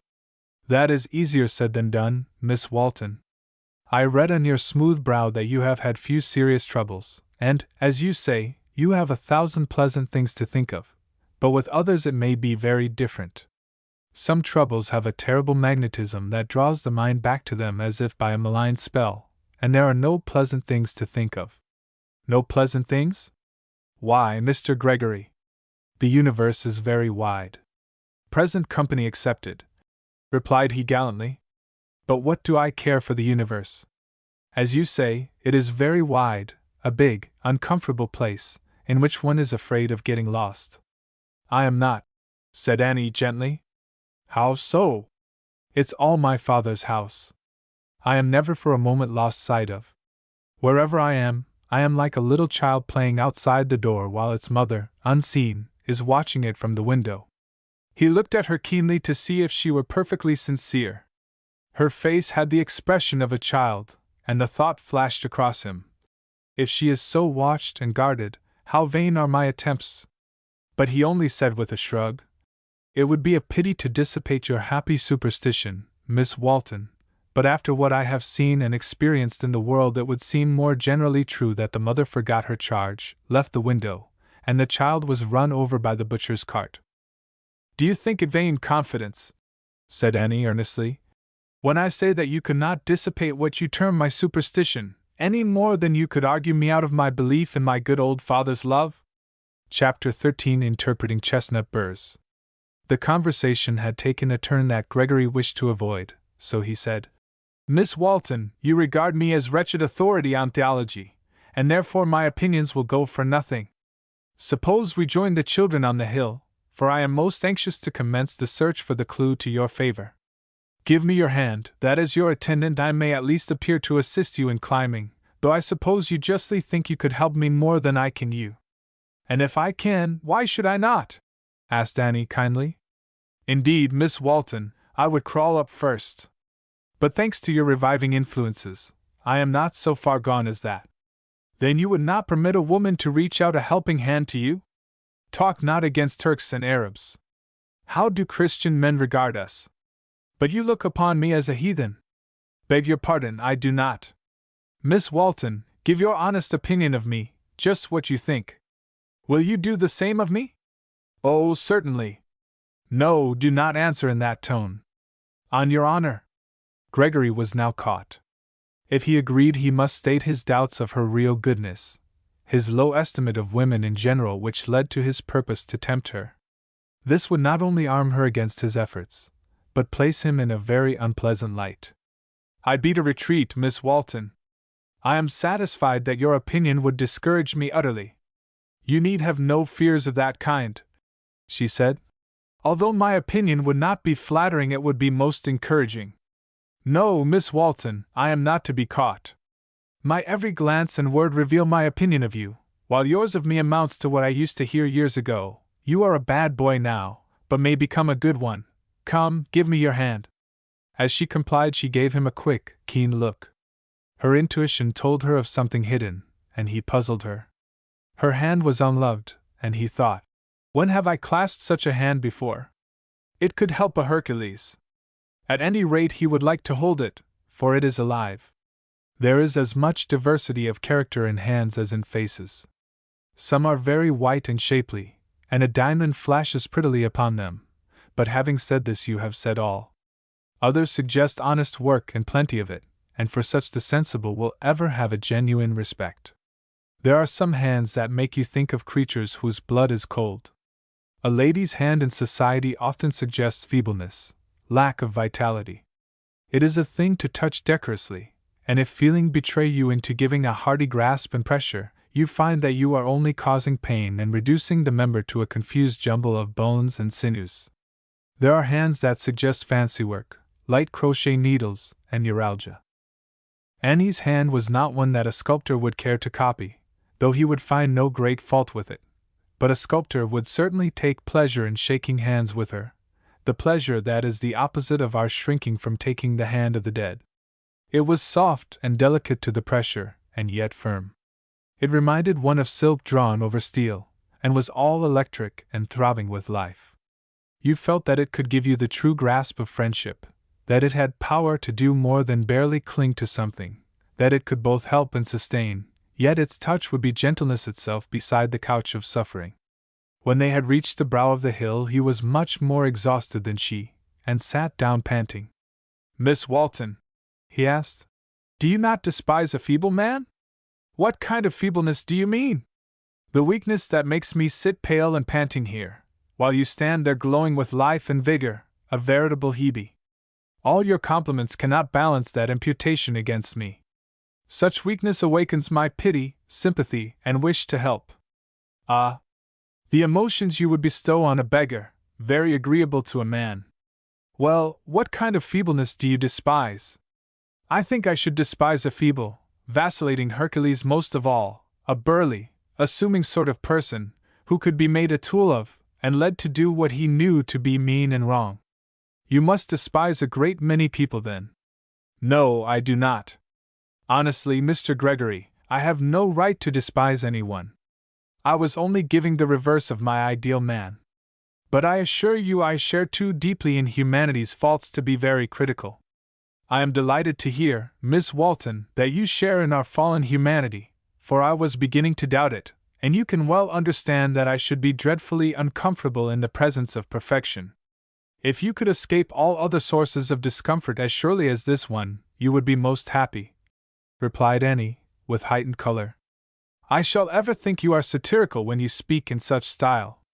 A truce, Miss Walton, only, in mercy to my poor mortality, be as human as you can. Though you seem to suspect me of a low estimate of your sex, I much prefer women to saints and madonnas. I am going to look for the Burr." This was adroitness itself on the part of Gregory, for, of all things, sensible Annie, conscious of faults and many struggles, did not wish to give the impression that she thought herself approaching perfection. And yet he had managed to make her sensitive on that point, and given her a strong motive to relax strict rules of duty, and act like other people, as he would say. Jeff's limber pole was now doing effective service. With many a soft thud upon the sward and leaves, the burrs rained around, while the detached chestnuts rattled down like hail.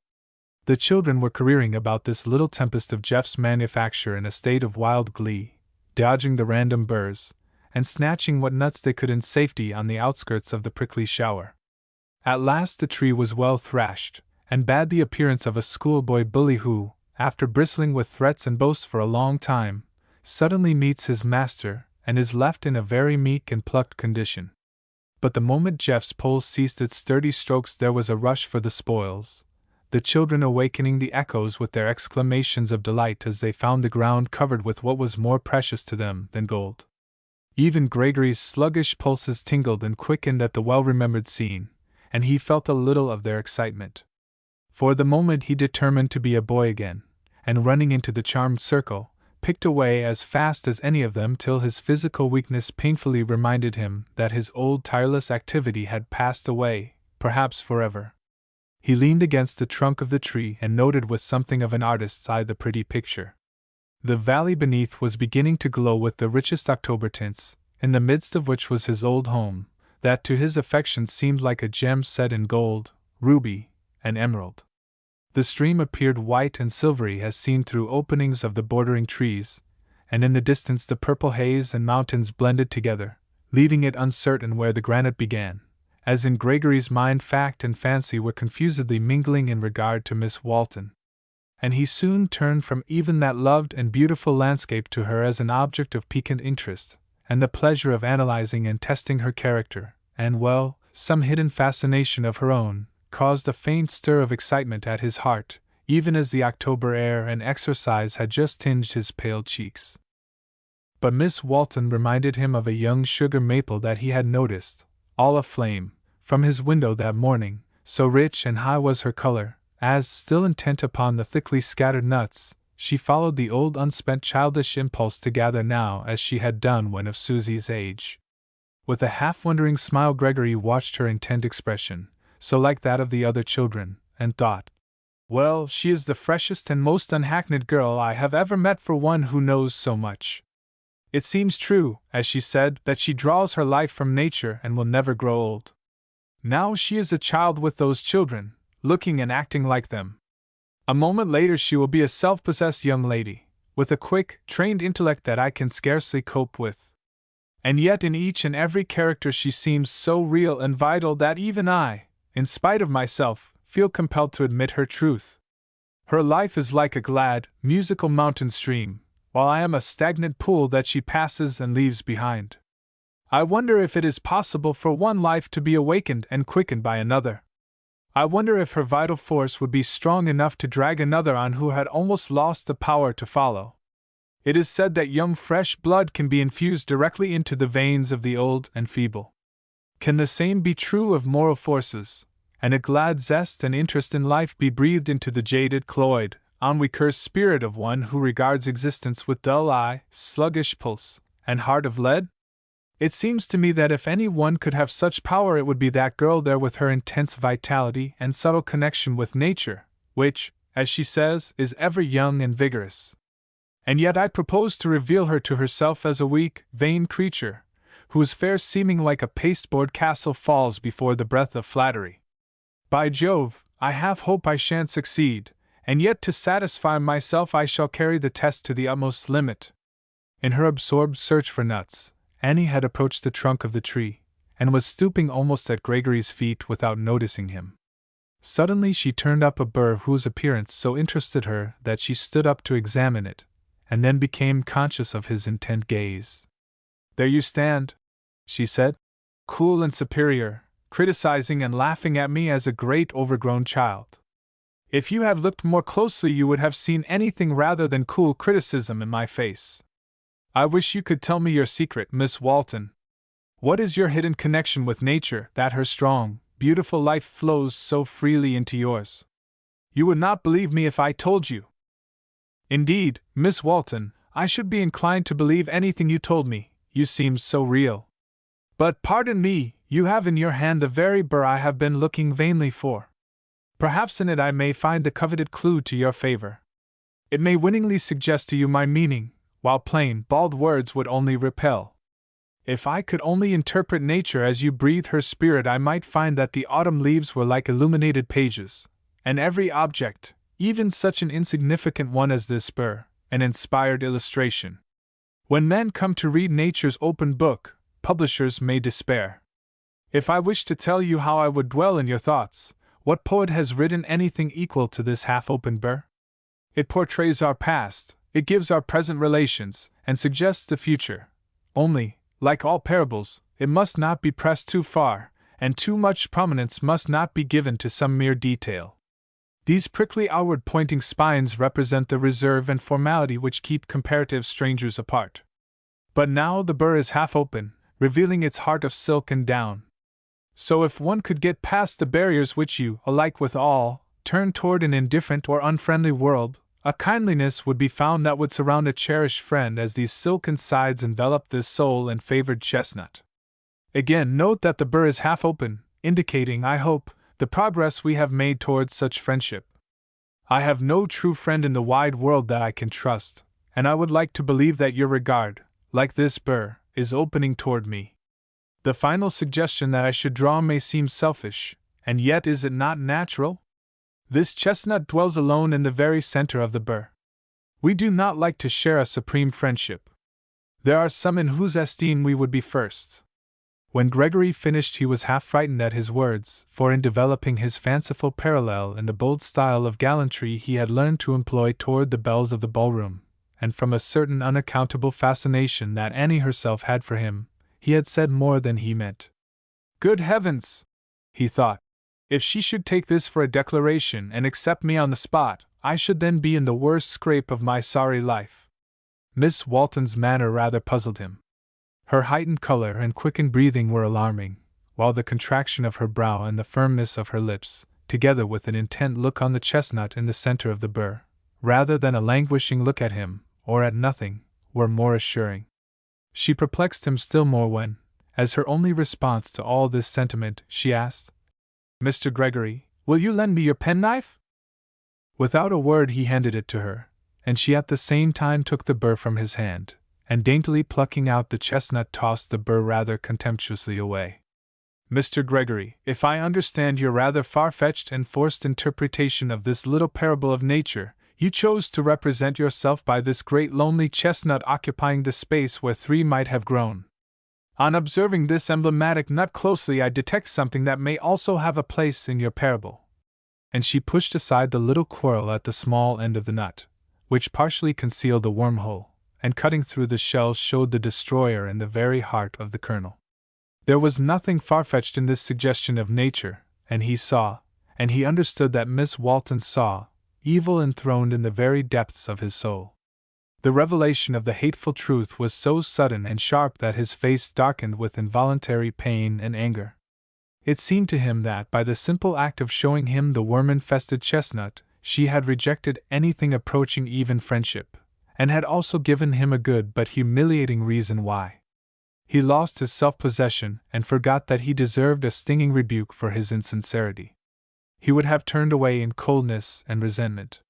His visit might have come to an abrupt termination, had not Annie, with that delicate, womanly tact which was one of her most marked characteristics, interrupted him as he was about to say something to the effect, "Miss Walton, since you are so much holier than I, it were better that I should contaminate the air you breathe no longer." She looked into his clouded face with an open smile, and said, "Mr. Gregory, you have been unfortunate in the choice of a burr. Now let me choose for you." And she began looking around for one suited to her taste and purpose. This gave him time to recover himself and to realize the folly of quarreling or showing any special feeling in the matter. After a moment he was only desirous of some pretext for laughing it off, but how to manage it he did not know, and was inwardly cursing himself as a blundering fool, and no match for this child of nature. Annie soon came toward him, saying, "Perhaps this burr will suggest better meanings. You see it is wide open. That means perfect frankness. There are 3 chestnuts here instead of 1. We must be willing to share the regard of others. One of these nuts has the central place. As we come to know people well, we usually find someone occupying the supreme place in their esteem, and though we may approach closely, we should not wish to usurp what belongs to another. Under Jeff's vigorous blows the burr and its contents have had a tremendous downfall, but they have not parted company. True friends should stick together in adversity. What do you think of my interpretation? I think you are a witch, beyond doubt, and if you had lived a few centuries ago, you would have been sent to heaven in a chariot of fire. Really, Mr. Gregory, you give me a hot answer, but it is with such a smiling face that I will take no exception. Let us slowly follow Jeff and the children along the brow of the hill to the next tree. The fact is I am a little tired. What controversy could a man have with a pretty and wearied girl? Gregory felt like a boy who had received a deserved whipping and yet was compelled, and somewhat inclined to act very amiably toward the donor. But he was fast coming to the conclusion that this unassuming country girl was a difficult subject on which to perform his experiment. He was learning to have a wholesome respect for her that was slightly tinged with fear, and doubts of success in his plot against her grew stronger every moment. And yet the element of persistence was large in his character, and he could not readily give over his purpose, though his cynical confidence had vanished. He now determined to observe her closely and discover if possible her weak points. He still held to the theory that flattery was the most available weapon, though he saw he could employ it no longer in the form of fulsome and outspoken compliment. The innate refinement and truthfulness of Annie's nature revolted at broad gallantry and adulation. He believed that he must reverse the tactics he usually employed in society, but not the principles. Therefore he resolved that his flattery should be delicate, subtle, manifested in manner rather than in words. He would seem submissive. He would humbly wear the air of a conquered one. He would delicately maintain the "I am at your mercy" attitude. These thoughts flashed through his mind as they passed along the brow of the hill, which at every turn gave them a new and beautiful landscape. But Valles and Eden would not have held his attention then. To his perplexity, this new acquaintance had secured his undivided interest. He felt that he ought to be angry at her, and yet was not. He felt that a man who had seen as much of the world as he should be able to play with this little country girl as with a child, but he was becoming convinced that, with all his art, he was no match for her artlessness. In the interpretation of the Burr of her own choice, Annie had suggested that the central and supreme place in her heart was already occupied, and his thoughts recurred frequently to that fact with uneasiness. The slightest trace of jealousy, even as the merest twinge of pain is often precursor of serious disease, indicated the power Miss Walton might gain over one who thought himself proof against all such influence. But he tried to satisfy himself by thinking, "It is her father who occupies the first place in her affections." Then a moment later, with a mental protest at his folly, "What do I care who has the first place?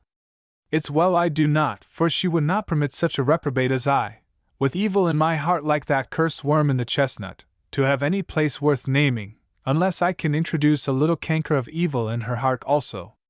I wish I could. That would bring us nearer together, and upon the same level." Annie saw the landscapes. She looked away from the man by her side and for a few moments forgot him.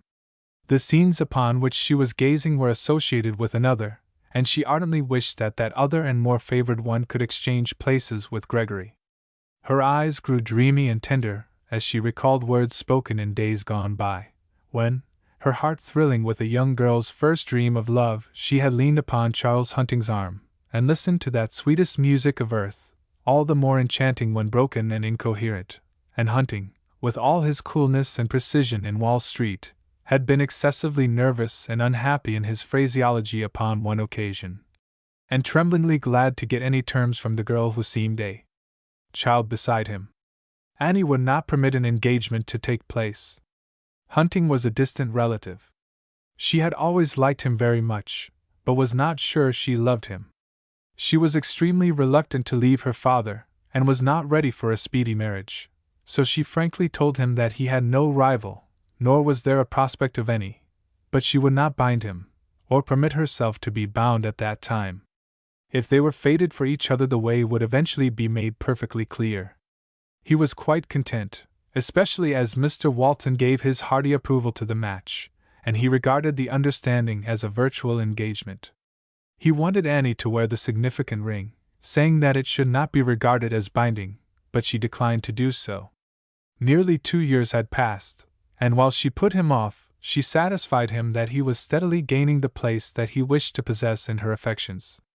He was gifted with much tact and did not press his suit, but quietly acted as if the matter were really settled, and it were only a question of time. Annie had also come to feel in the same way.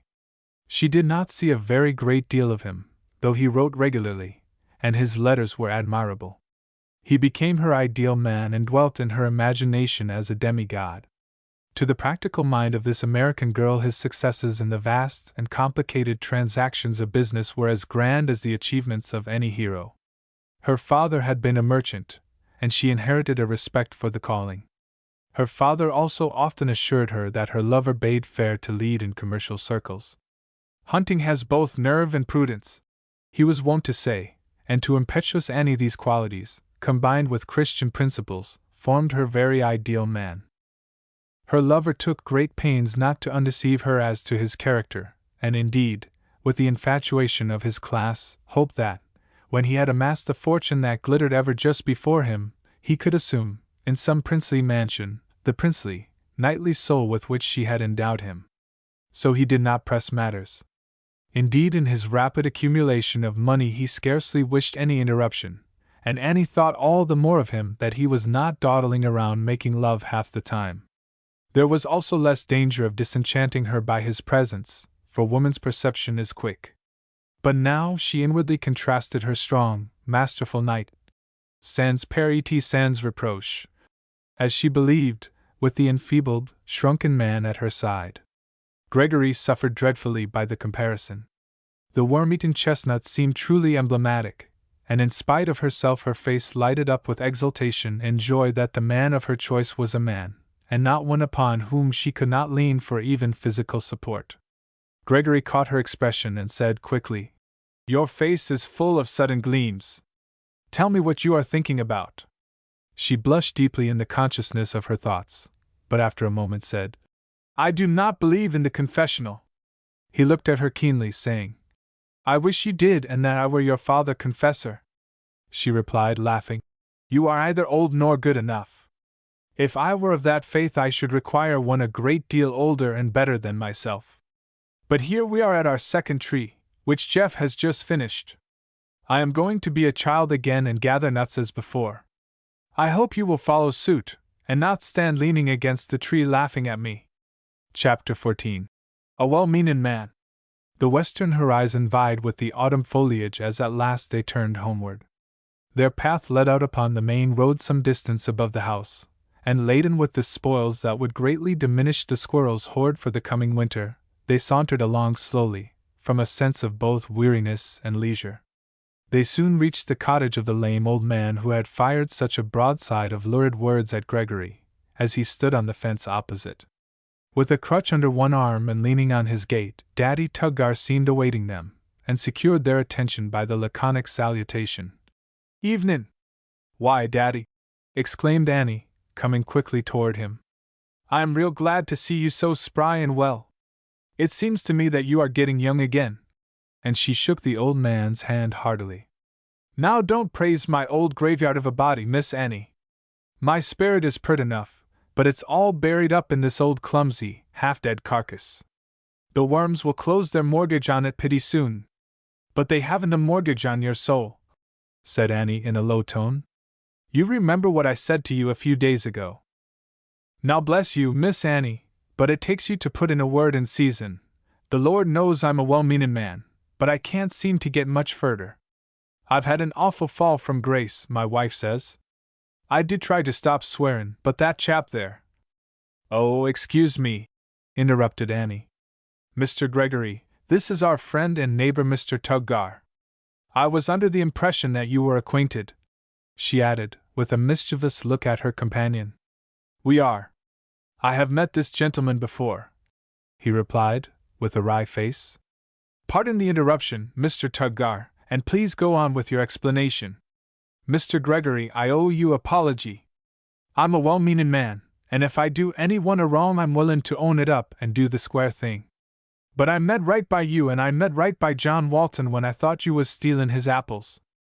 I couldn't hit you with a stun and knock you off the fence, as I might a dozen years ago, so I took the next hardest thing I could lay hands on. If I'd known that you was kinder one of the family my words would have been rolls of butter. Well, Mr. Tuggar, it has turned out very well, for I would rather you had fired what you did than either stones or butter.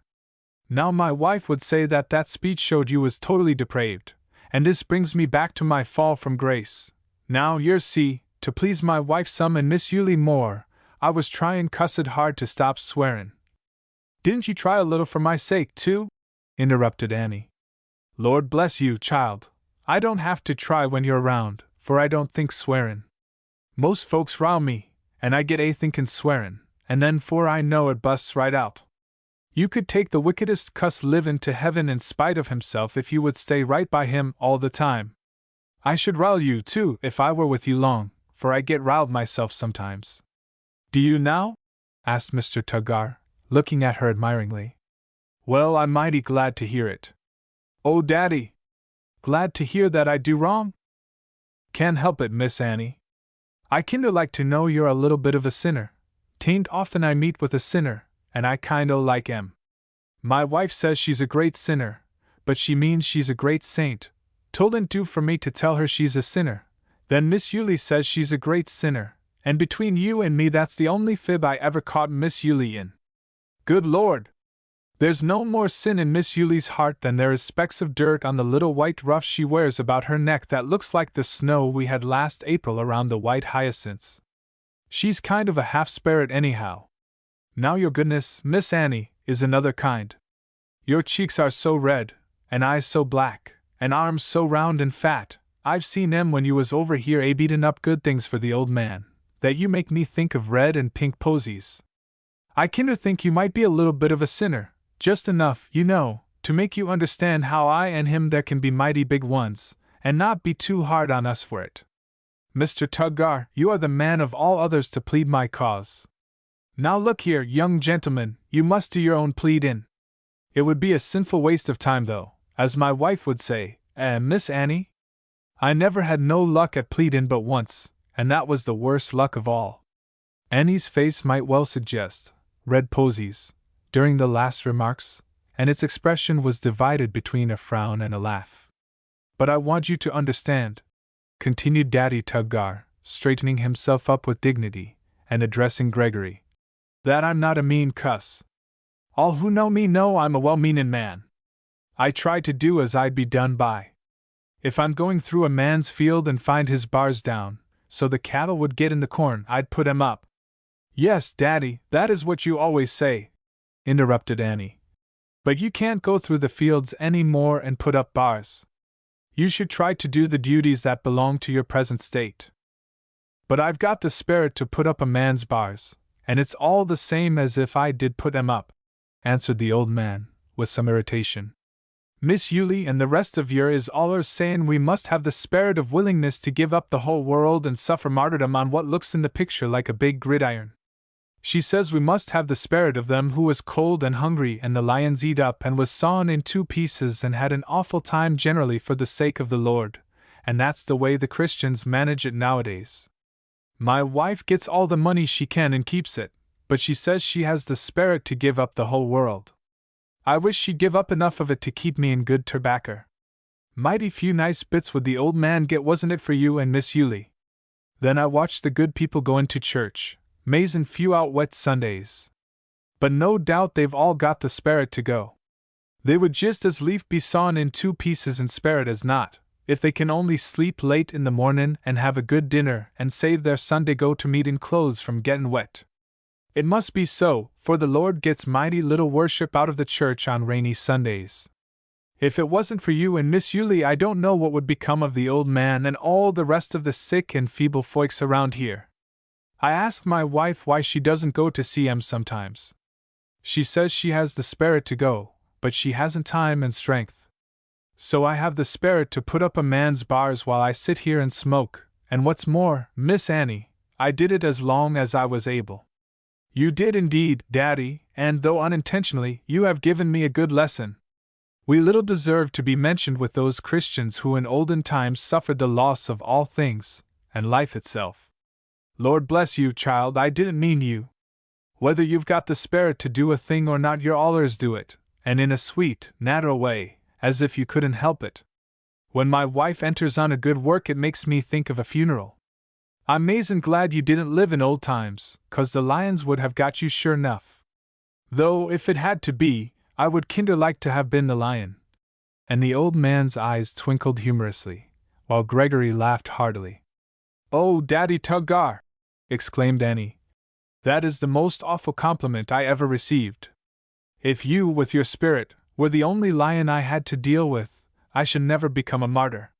You shall have some jelly instead, and now I must go home in order to have it made before Sunday.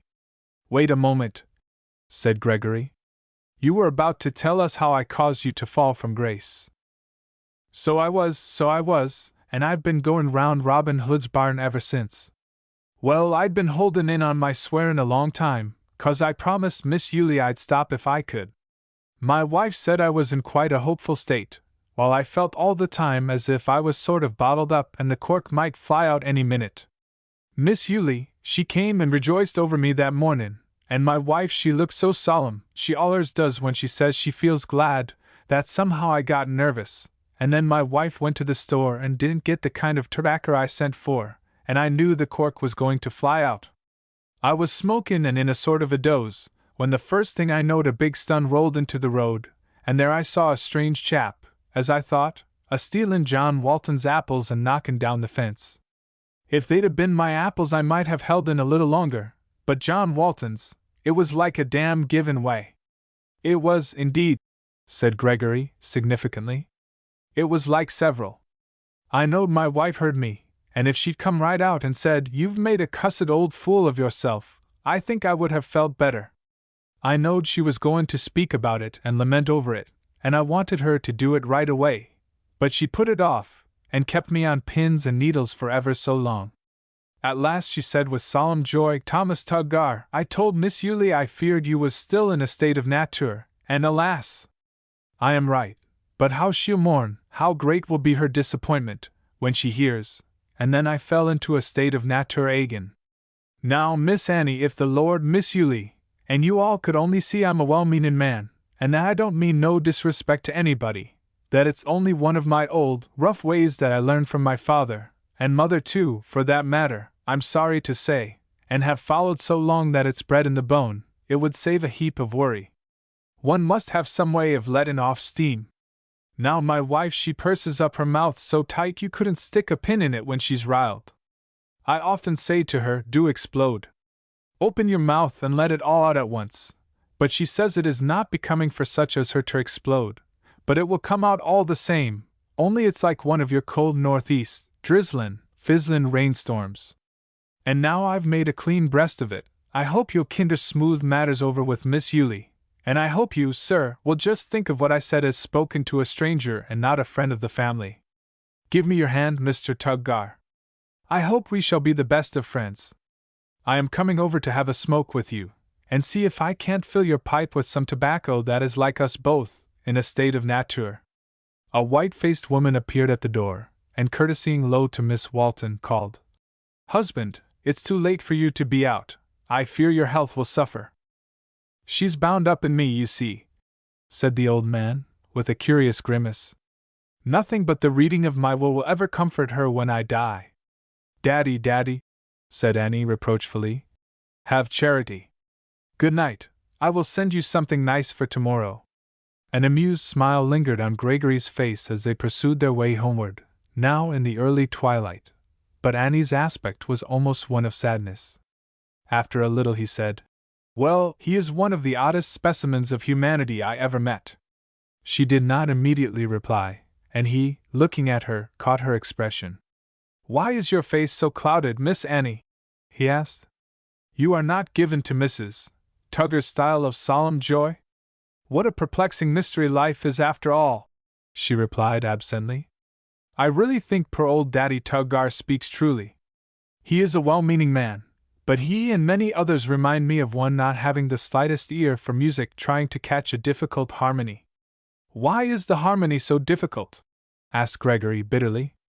"Perhaps it were better to ask, why has humanity so disabled itself? I do not think it matters much how you put the case. It amounts to the same thing. Something is required of us beyond our strength. The idea of punishing that old man for being what he is, when in the first place he inherited evil from his parents, and then was taught it by precept and example. I think he deserves more credit than blame. The trouble is, Mr. Gregory, evil carries its own punishment along with it every day. But I admit that we are surrounded by mystery on every side. Humanity, left to itself, is a hopeless problem. But one thing is certain, we are not responsible for questions beyond our ken. Moreover, many things that were complete mysteries to me as a child are now plain, and I ever hope to be taught something new every day. You and I at least have much to be grateful for in the fact that we neither inherited evil nor were taught it in any such degree as our poor neighbor. And you quietly prove, Miss Walton, by your last remark, that I am much more worthy of blame than your poor old neighbor." "Then I said more than I meant," she answered eagerly. "It is not for me to judge or condemn anyone. The thought in my mind was how favored we have been in our parentage, our start in existence, as it were. But suppose one loses that vantage ground? I do not wish to suppose anything of the kind. But one can lose it utterly. I fear some can and do. But why dwell on a subject so unutterably sad and painful? You have not lost it, And as I said before today, I will not dwell upon the disagreeable any more than I can help. Your opinion of me is poor enough already, Miss Walton, so I, too, will drop the subject. They had now reached the house, and did ample justice to the supper awaiting them. Between meals people can be very sentimental, morbid, and tragical. They can stare at life's deep mysteries and shudder or scoff, sigh or rejoice, according to their moral conditions. They can even grow cold with dread, as did Gregory, realizing that he had lost his vantage ground, his good start in the endless career. She is steering across unknown seas to a peaceful, happy shore. I am drifting on those same mysterious waters I know not whither, he thought. But a few minutes after entering the cheerfully lighted dining room he was giving his whole soul to muffins. These homely and ever-occurring duties and pleasures of life have no doubt saved multitudes from madness. It would almost seem that they have also been the innocent cause of the destruction of many. There are times when the mind is almost evenly balanced between good and evil. Some powerful appeal or startling providence has aroused the sleeping spirit, or some vivifying truth has pierced the armor of indifference or prejudice, and quivered like an arrow in the soul, and the man remembers that he is a man, and not a brute that perishes. But just then the dinner bell sounds. After the several courses, any physician can predict how the powers of that human organization must of necessity be employed the next few hours, and the partially awakened soul is like one who starts out of a doze and sleeps again. If the spiritual nature had only become sufficiently aroused to realize the situation, life might have been secured. Thought and feeling in some emergencies will do more than the grandest pulpit eloquence quenched by a Sunday dinner. Chapter 15 Miss Walton's Dream. The hickory fire burned cheerily in the parlor after tea, and all drew gladly around its welcome blaze. But even the delights of roasting chestnuts from the abundant spoils of the afternoon could not keep the heads of the children from drooping early. Gregory was greatly fatigued, and soon went to his room also. Sabbath morning dawned dim and uncertain, and by the time they had gathered at the breakfast table, a northeast rainstorm had set in with a driving gale. "I suppose you will go to church and spare it this morning, as Mr. Tuggar would say," said Gregory, addressing Annie. "If I were on the sick list I should, but I have no such excuse. You seriously do not mean to ride 2 miles in such a storm as this?" "No, not seriously, but very cheerfully and gladly. I do not think it is required of you, Miss Walton. Even your Bible states, 'I will have mercy and not sacrifice.' The sacrifice in my case would be in staying at home. I like to be out in a storm, and have plenty of warm blood to resist its chilling effects. But even were it otherwise, what hardship is there in my wrapping myself up in a waterproof and riding a few miles to a comfortable church? I shall come back with a grand appetite and a double zest for the wood fire. But it is not fair on the poor horses. They have no waterproofs or wood fires. I think I am not indifferent to the comfort of dumb animals, and though I drive a good deal, Father can tell you I am not a whip. Of all shams the most transparent is this tenderness for one's self and the horses on Sunday. I am often out in stormy weather during the week, and meet plenty of people on the road. The farmers drive to the village on rainy days because they can neither plow, sow, nor reap. But on even a cloudy Sabbath, with the faintest prospect of rain, there is but one text in the Bible for them: "A righteous man regardeth the life of his beast." People attend parties, the opera, and places of amusement no matter how bad the night. It is a miserable pretense to say that the weather keeps the majority at home from church. It is only an excuse. I should have a great deal more respect for them if they would say frankly, "We would rather sleep, read a novel, dawdle around en déshabille, and gossip." Half the time when they say it's too stormy to venture out, oh, the heroism of our Christian age, they should go and thank God for the rain that is providing food for them and theirs. And granting that our Christian duties do involve some risk and hardship, does not the Bible ever speak of life as a warfare, a struggle, an agonizing for success? Do not armies often fight and march in the rain, and dumb beasts share their exposure? There is more at stake in this battle. In ancient times God commanded the bloody sacrifice of innumerable animals for the sake of moral and religious effect. Moral and religious effect is worth just as much now. Nothing can excuse wanton cruelty, but the soldier who spurs his horse against the enemy, and the sentinel who keeps his out in a winter storm, are not cruel. But many farmers about here will overwork and underfeed all the week, and on Sunday talk about being merciful to their beasts. There won't be over 25 out today, and the Christian heroes, the sturdy yeomanry of the church, will be dozing and grumbling in chimney corners. The languid half-heartedness of the church discourages me more than all the evil in the world. Miss Walton stated her views in a quiet undertone of indignation, and not so much in answer to Gregory as in protest against a style of action utterly repugnant to her earnest, whole-souled nature. As he saw the young girl's face light up with the will and purpose to be loyal to a noble cause, his own aimless, self-pleasing life seemed petty and contemptible indeed, and again he had that painful sense of humiliation which Miss Walton unwittingly caused him. But, as was often his way, he laughed the matter off by saying, "There is no need of my going today, for I have had my sermon, and a better one than you will hear. Still, such is the effect of your homily that I am inclined to ask you to take me with you." Annie's manner changed instantly, and she smilingly answered, "You will find an armchair before a blazing fire in your room upstairs, and an armchair before a blazing fire in the parlor, and you can vacillate between them at your pleasure. As a vacillating man should, perhaps you might add. I had nothing of the kind. Will you never let me go to church with you again? Certainly, after what you said, any pleasant day. Why can't I have the privilege of being a martyr as well as yourself? I am not a martyr. I would far rather go out today than stay at home. It will be very lonely without you. Oh, you are the martyr then, after all. I hope you will have sufficient fortitude to endure, and doze comfortably during the 2 hours of my absence. Now you are satirical on Sunday, Miss Walton. Let that burden your conscience.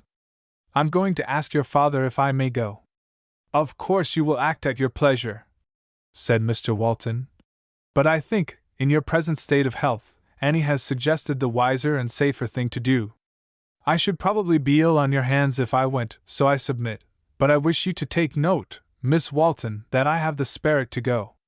The armchairs were cozy and comfortable, and the hickory wood turned, as is its wont, into glowing and fragrant coals, but the house grew chill and empty the moment that Annie left. Though Mr. Walton and Miss Yulie accompanied her, their absence was rather welcome, but he felt sure that Annie could have beguiled the heavy-footed hours. "She has some unexplained power of making me forget my miserable self," he muttered. And yet, left to himself, he had now nothing to do but think, and a fearful time he had of it, lowering at the fire, in the armchair, from which he scarcely stirred. "I have lost my vantage ground," he groaned. "Lost it utterly. I am not even a well-meaning man. I purpose evil against this freshest, purest spirit I have ever known since in this house I looked into my mother's eyes. I am worse than the wild Arab of the desert. I have eaten salt with them. I have partaken of their generous hospitality, given so cordially for the sake of one that is dead, and in return have wounded their most sacred feelings, and now propose to prove the daughter a creature that I can go away and despise. Instead of being glad that there is one in the world noble and good, even though by accident, instead of noting with pleasure that every sweet flower has not become a weed, I wish to drag her down to my own wretched level, or else I would have her exhibit sufficient weakness to show that she would go as far as she was tempted to go. A decent devil could hardly wish her worse. I would like to see her show the same spirit that animates Miss Belle St. Clair of New York, or Mrs. Grobb, my former adored Miss Bentley, creatures that I despise as I do myself, and what more could I say? If I could only cause her to show some of their characteristics, the reproach of her life would pass away, and I should be confirmed in my belief that humanity's unutterable degradation is its misfortune, and the blame should rest elsewhere than on us.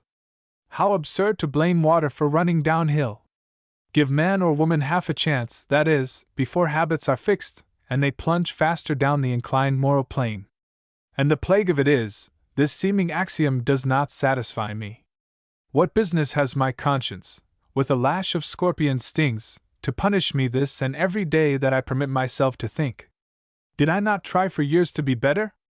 Did I not resist the infernal gravitation? And yet I am falling still. I never did anything so mean and low before as I am doing now. If it is my nature to do evil, why should I not do it without compunction? And as I look downward, there is no looking forward for me. There seems no evil thing that I could not do if so inclined. Here in this home of my childhood, this sacred atmosphere that my mother breathed, I would besmirch the character of one who as yet is pure and good, with a nature like a white hyacinth in spring. I see the vileness of the act, I loathe it, and yet it fascinates me, and I have no power to resist. Why should a stern, condemning voice declare in recesses of my soul, you could and should resist? For years I have been daily yielding to temptation, and conscience as often pronounces sentence against me. When will the hateful farce cease? Multitudes appear to sin without thought or remorse. Why cannot I? It's my mother's doings, I suppose. A plague upon the early memories of this place. Will they keep me upon the rack forever? He rose, strode up and down the parlor, and clenched his hands in passionate protest against himself, his destiny, and the God who made him. A chillness, resulting partly from dread and partly from the wild storm raging without, caused him to heap up the hearth with wood. It speedily leaped into flame, and covering his face with his hands, he sat cowering before it. A vain but frequent thought recurred to him with double power. Oh, that I could cease to exist, and lose this miserable consciousness! Oh, that, like this wood, I could be aflame with intense, passionate life, and then lose identity, memory, and everything that makes me, and pass into other forms. Nay, more, if I had my wish, I would become nothing here and now. The crackling of flames and the rush of wind and rain against the windows had caused the sound of wheels, and a light step in the room, to be unheard. He was aroused by Miss Walton, who asked, "Mr. Gregory, are you ill?" He raised his woebegone face to hers, and said, almost irritably, "Yes, no, or at least I am as well as I ever expect to be, and perhaps better." Then with a sudden impulse he asked, "Does annihilation seem such a dreadful thing to you?" "What? The losing of an eternity of keen enjoyment? Could anything be more dreadful? Really, Mr. Gregory, brooding here alone has not been good for you. Why do you not think of pleasant things?" "For the same reason that a man with a raging toothache does not have pleasant sensations," he answered, with a grim smile. "I admit the force of your reply, though I do not think the case exactly parallel. The mind is not as helpless as the body. Still, I believe it is true that when the body is suffering, the mind is apt to become the prey of all sorts of morbid fancies, and you do look really ill. I wish I could give you some of my rampant health and spirits today. Facing the October storm has done me good every way, and I am ravenous for dinner." He looked at her enviously as she stood before him, with her waterproof, still covered with raindrops, partially thrown back and revealing the outline of a form which, though not stout, was suggestive of health and strength. She seemed, with her warm, high color, like a hardy flower covered with spray. Instead of shrinking feebly and delicately from the harsher moods of nature, and coming in pinched and shivering, she had felt the blood in her veins and all the wheels of life quickened by the gale. "Miss Walton," he said, with a glimmer of a smile, "do you know that you are very different from most young ladies? You and nature evidently have some deep secrets between you. I half believe you never will grow old, but are one of the perennials. I am glad you have come home, for you seem to bring a little of yesterday's sunshine into the dreary house." As they returned to the parlor after dinner, Gregory remarked, "Miss Walton, what can you do to interest me this afternoon, for I am devoured with ennui?" She turned upon him rather quickly and said, "A young man like you has no business to be devoured with ennui.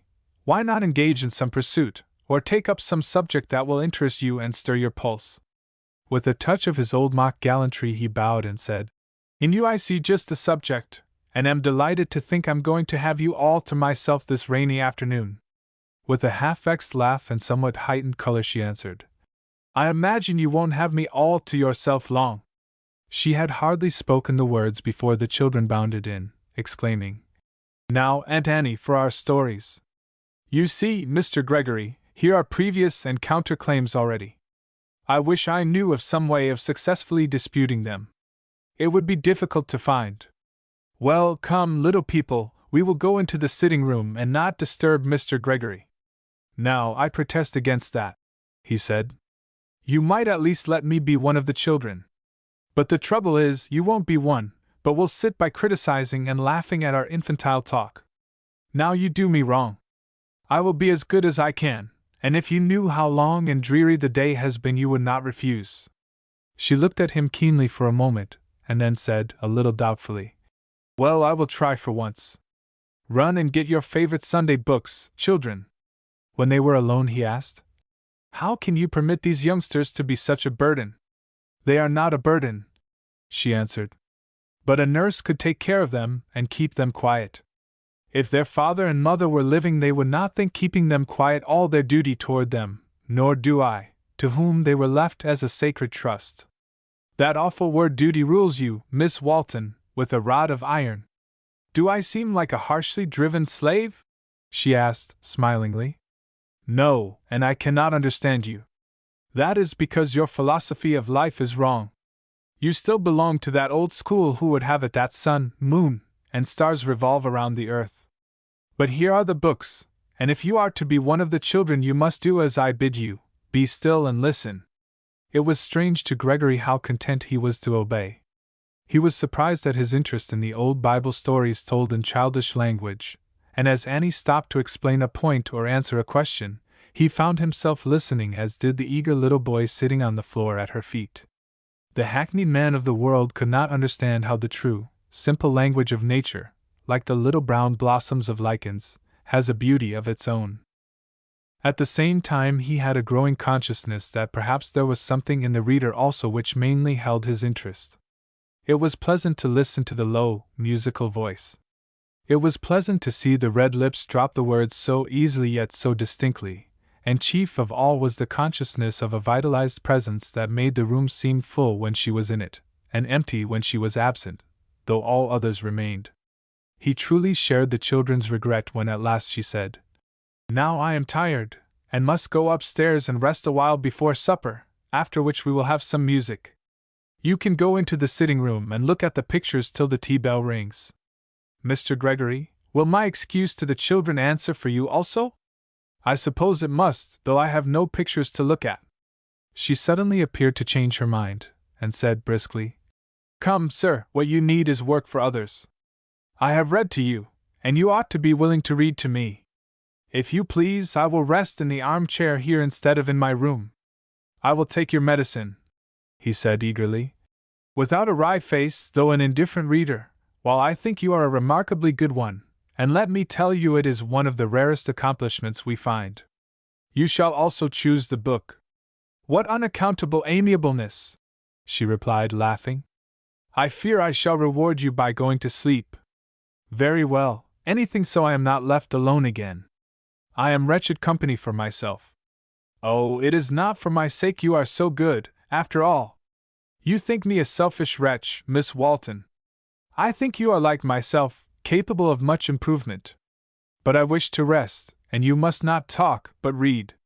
There is the Shumbercotta family. I have been over it 2 or 3 times, so if I lose the thread of the story it does not matter. He wheeled the armchair up to the fire for her, and for a while she listened with interest. But at last her lids drooped, and soon closed, and her regular breathing showed that she was sleeping. His voice sank in lower and lower monotone lest his sudden stopping should awaken her. Then he laid down his book and read a different story, and the pure young face turned toward him. It is not beautiful, he thought, but it is a real, good face. I should not be attracted toward it in a thronged and brilliant drawing-room. I might not notice it on Fifth Avenue, but if I were ill and in deep trouble, it is just such a face as I should like to see bending over me. Am I not ill and in deep trouble? I have lost my health and lost my manhood. What worse disasters this side death can I experience? Be careful, Walter Gregory, you may be breaking the one clue that can lead you out of the labyrinth. You may be seeking to palsy the one hand that can help you. Mother believed in a special providence. Is it her suggestion that now flashes in my mind that God in mercy has brought me to this place of sacred memories, and given me the companionship of this good woman, that the bitter waters of my life may be sweetened? I do not know from whom else it can come. and yet the infernal fascination of evil. I will not give up my purpose toward her. Vain dreams. Miss Walton or an angel of light could not reclaim me. My impetus downward is too great. Oh, the rest and peace of that face! Physical rest and a quiet, happy spirit dwell in every line. She sleeps there like a child, little dreaming that a demon is watching her. But she says that she is guarded. Perhaps she is. A strong, viewless one with a flaming sword may stand between her and me. Weak fool! Enough of this. I shall carry out my experiment fully, and when I have succeeded or failed, I can come to some conclusion on matters now in doubt. I should like to kiss those red-parted lips. I wonder what she would do if I did? Annie's brow darkened into a frown. Suddenly she started up and looked at him, but seemed satisfied from his distance and motionless aspect. What is the matter? He asked. Oh, nothing. I had a dream, she said, with a slight flush. Please tell it, he said, though he feared her answer. You will not like it. Besides, it's too absurd. You pique my curiosity. Tell it by all means. Well, then, you mustn't be angry, and remember, I have no faith in sleeping vagaries. I dreamed that you were transformed into a large tiger, and came stealthily to bite me. He was startled as he recalled his thought at the moment of her awaking, but had the presence of mind to say, Let me interpret the dream. Well, you know, I suppose, that dreams go by contraries. Suppose a true friend wished to steal a kiss in your unconsciousness. True friends do not steal from us, she replied, laughing. I don't know whether it was safe to let you read me to sleep. It's not wrong to be tempted, is it? One can't help that. As Mr. Tuggar says, I might have the spirit to do it, and yet remain quietly in my chair, as I have. You make an admission in your explanation. Well, it was queer, she added absently. Gregory thought so too, and was annoyed at her unexpected clairvoyant powers. But he said, as if a little piqued, If you think me a tiger, you had better not sleep within my reach, or you may find your face sadly mutilated on awaking. Nonsense, she said. Mr. Gregory, you are a gentleman. We are talking like foolish children. The tea bell now rang, and Gregory obeyed its summons in a very perplexed state. His manner was rather absent during the meal, but Annie seemed to take pains to be kind and reassuring. The day, so far from being a restraint, appeared one of habitual cheerfulness, which even the dreary storm without could not dampen. We shall have a grand sing tonight with the assistance of your voice, I hope, Mr. Gregory, said Mr. Walton, as they all adjourned to the parlor. I do not sing by note, he replied. When I can I will join you, though I much prefer listening to Miss Walton. Miss Walton prefers nothing of the kind, and we shall sing only what you know, she said, with a smiling glance at him over her shoulder, as she was making selections from the music stand. Soon they were all standing round the piano, save Mr. Walton, who sat near in his armchair, his face the picture of placid enjoyment as he looked on the little group so dear to him. They began with the children's favorites from the Sabbath school books, the little boy dutifully finding the place for his grandfather. Many of them were the same that Gregory had sung long years before, standing in the same place, a child like Johnny, and the vivid memories thus recalled made his voice a little husky occasionally. Annie once gave him a quick look of sympathy, not curious but appreciative. She seems to know what is passing in my soul, he thought. I never knew a woman with such intuitions. The combined result of their voices was true home music, in which were blended the tones of childhood and age. Annie, with her sweet soprano, led, and gave time and key to them all, very much as by the force and loveliness of her character she influenced the daily harmony of their lives. The children, with their imitative faculty, seemed to gather from her lips how to follow with fair correctness, and they chirped through the tunes like two intelligent robins. Miss Yulie sang a sweet though rather faint alto that was like a low minor key in a happy life. Mr. Walton's melody was rather that of the heart, for his voice was returning to the weakness of childhood, and his ear was scarcely quick enough for the rapid changes of the air, and yet, unless Grandpa joined with them, all felt that the circle was incomplete.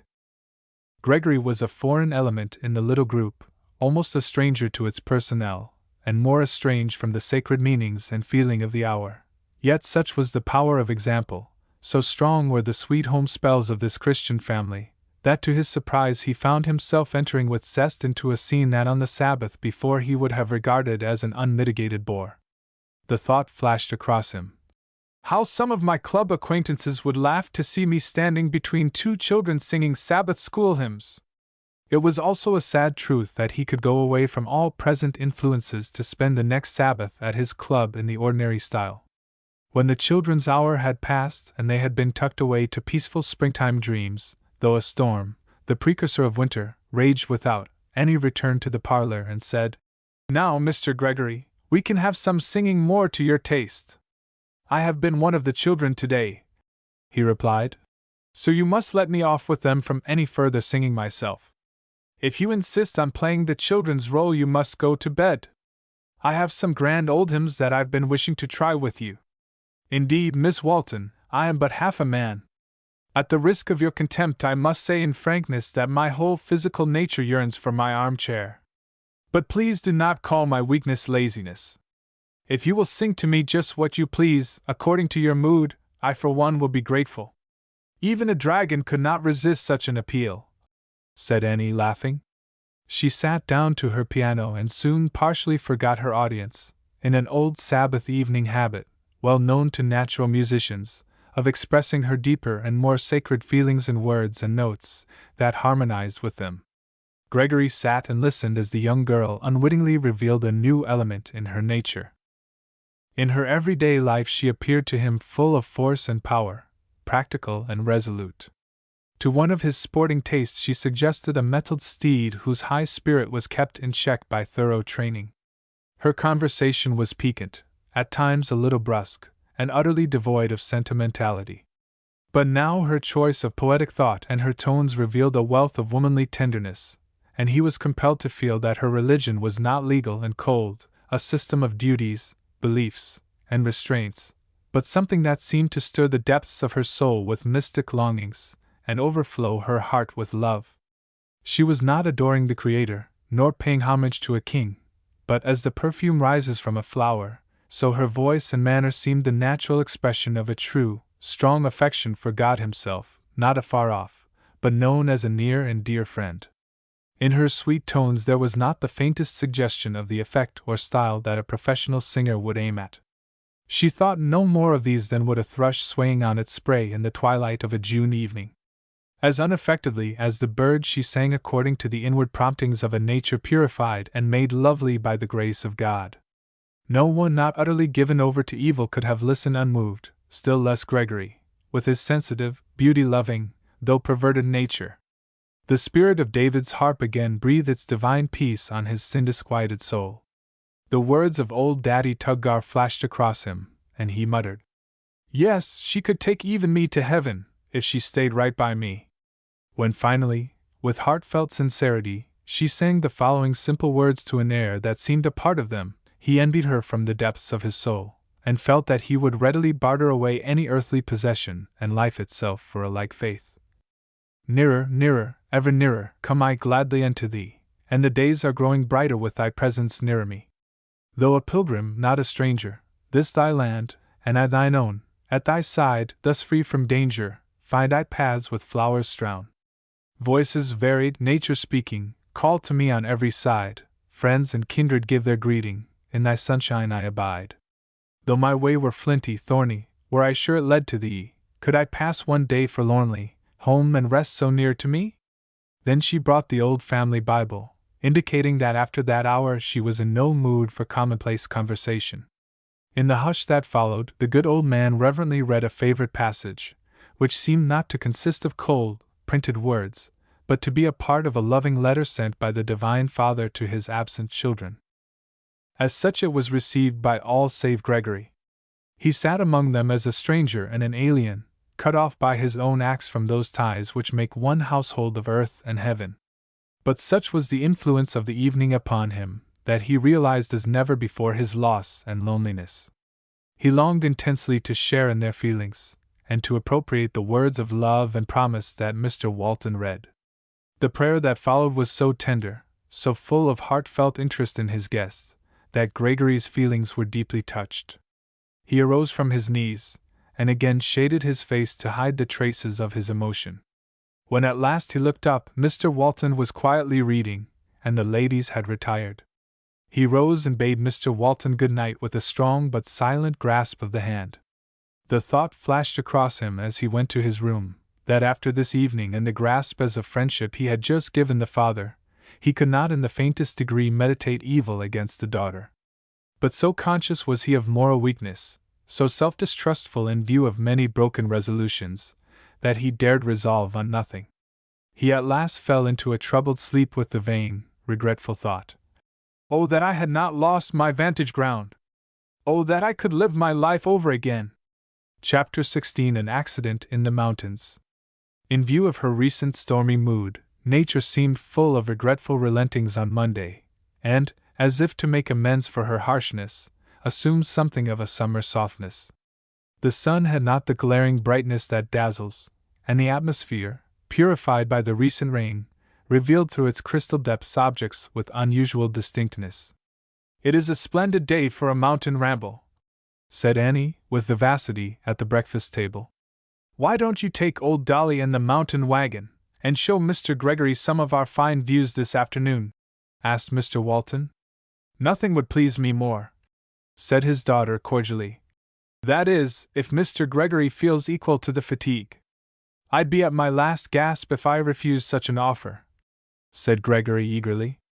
"It would do me good, for I feel much stronger than when I first came, and Miss Walton's society is the best tonic I know of." "Very well," said she, laughing. "You shall take me this afternoon as a continuation of the tonic treatment under which you say you are improving." "To carry on the medical figure," he replied. "I fear that I am to you the embodiment of the depletive system. From my feelings this bright morning you have very little effect. I prescribe for you a quiet forenoon, as our mountain roads will give you an awful jolting. You, if not your medicine, will be well shaken today. You are my medicine, as I understand it, so I shall take it according to the old orthodox couplet. No, the mountain is your medicine, and I anticipate no earthquakes." "It is settled then," said Mr. Walton, smiling, "that you adopt Mahomet's compromise and go to the mountain. I will tell Jeff to fit you out in suitable style." Gregory, in excellent spirits, retired to his room for a quiet morning. The prospect for the afternoon pleased him greatly, and a long tete-a-tete with Annie among the grand and beautiful solitudes of nature had for him an attraction that he could scarcely understand. "She is just the one for a companion on such an expedition," he said to himself. "She seems a part of the scenes we shall look upon. The free, strong mountain spirit breathes in her every word and act. Old Greek mythology would certainly make her a nymph of the hills." After dinner they started, Gregory's interest centering mainly in his companion, but Annie regarding him as a mere accessory to a sort of half-holiday in her busy life, and expecting more enjoyment from the scenery and the exhilarating air than from his best efforts to entertain her. And yet in this respect she was agreeably disappointed. Gregory was in a mood that he scarcely understood himself. If Annie had been somewhat vain and shallow, though possessing many other good traits, with the practiced skill of a society man he would have made the most of these weaknesses, amused himself with a piquant flirtation, and soon have been ready for his departure for New York with a contemptuous French shrug at the whole affair. But her weaknesses did not lie in that direction. Her naturally truthful and earnest nature, deepened and strengthened by Christian principle, from the first had foiled his unworthy purposes, and disturbed his contemptuous cynicism. Then, as he was compelled to believe in her reality, her truth and nobleness, all that was in his own nature responsive to these traits began to assert itself. Even while he clung to it, and felt that he had no power to escape it, the evil of his life grew more hateful to him, and he condemned himself with increasing bitterness. When good influences are felt in a man's soul, evil seems to become specially active.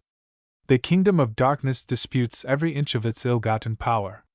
Winter passes away in March storms. It is the still cold of indifference that is nearest akin to death. The visit to his old home, and the influence of Annie Walton, were creating March weather in Walter Gregory's soul. There were a few genial moods like gleams of early spring sunshine. There were sudden relentings and passionate longings for better life, as at times gentle, frost-relaxing showers softened the flinty ground. There were fierce spiritual conflicts, wild questionings, doubts, fears, and forebodings, and sometimes despair, as in this gusty month nature often seems resolving itself back to primeval chaos. But too often his mood was that of cold hard skepticism, the frost of midwinter. The impetus of his evil life would evidently be long in spending itself. And yet the quiet influence of the hallowed Sabbath evening, and Annie Walton's hymns of faith and love, could not readily be lost. The Father's prayer still echoed in his soul, and even to him it seemed that the heavens could not be deaf to such entreaty. These things affected him as no direct appeals possibly could. They were like the gentle but irresistible south wind. He was now simply drifting. He had not definitely abandoned his purpose of tempting Annie, nor did he consciously thrust it from him. Quite convinced that she was what she seemed, and doubting greatly whether during his brief visit there would be time to affect her mind seriously by any evil influences he could bring to bear, and won unwittingly by her pure spirit to better things himself, he let the new and unexpected influence have full play.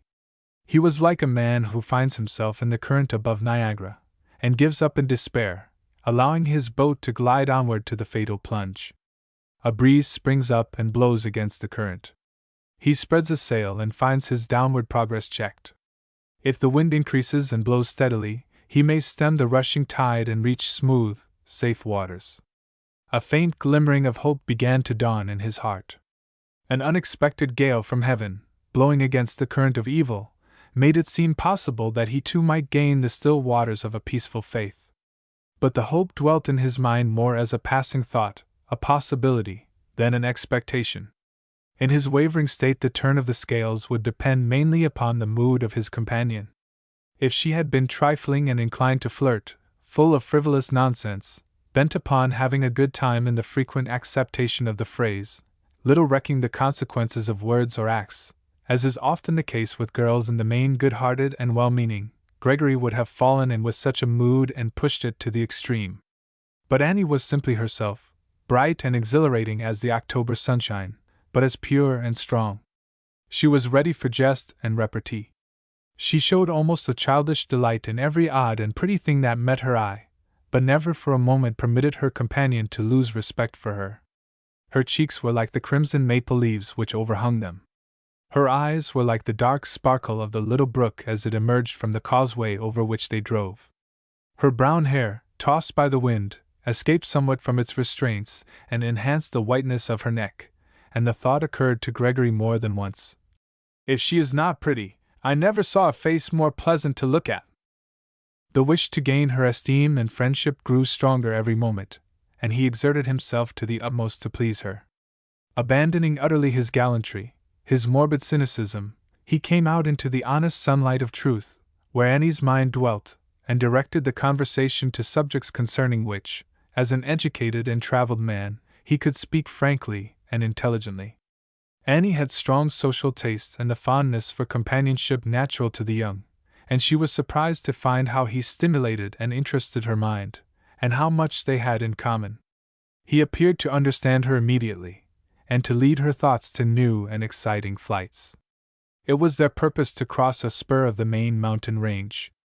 After a long and toilsome climb, stopping to give Dolly many a breathing spell, they at last reached the brow of the wooded height, and turned to look at the autumn landscape glimmering in the bright October sunshine.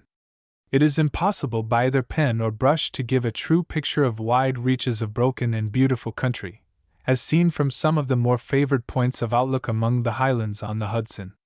The loveliness of a pretty bit of scenery or of a landscape may be enhanced by art, but the impressive grandeur of nature, when the feature of vast and varied expanse predominates, cannot be adequately expressed.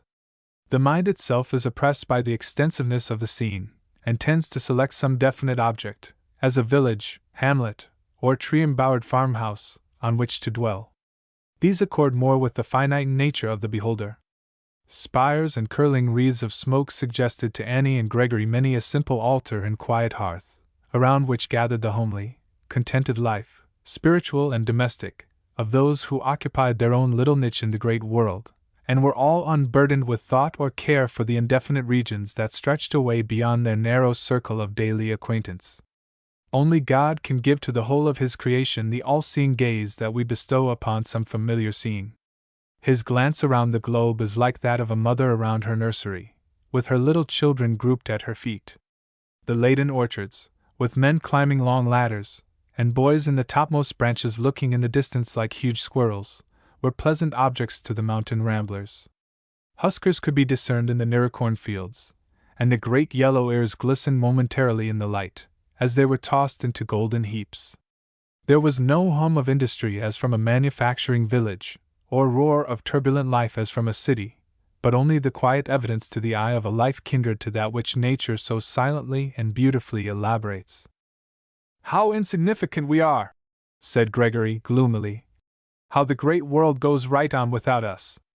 It is the same when one dies and leaves it, as we left it by climbing this mountain. In the main we are unknown and uncared for, and even to those who know us it is soon the same as if we had never been. But the world cannot go on without God. Though forgotten, He never forgets. His friends need never have the sense of being lost or lonely, any more than a child traveling with his father in a foreign land among indifferent strangers. God does not look at us, His creatures, as we do at the foliage of these forests, seeing only the general effect. He sees each one as directly as I now look at you. I wish I could believe He looked as kindly. I wish you could, Mr. Gregory. It is sad to me that people can't believe what is so true. The fondest look your mother ever gave you is cold compared with the yearning, loving face God turns toward every one of us, even as we go away from Him." He looked at her earnestly for a moment, and saw that sincerity was written on her face. He shook his head sadly, and then said, rather abruptly, "Those lengthening shadows remind us that we must be on our way." And then their thoughts dwelt on lighter subjects, as they ascended another lofty mountain terrace, and paused again to skim the wider prospect that made the sense of daily life in the valleys below as remote as the world seems to the hermit in his devotional seclusion. Then they began to descend the sloping plateau which inclined toward the brow of the hill overlooking the region of the Walton residence. After 1 or 2 hours of broken but very agreeable conversation, Annie suddenly sighed deeply.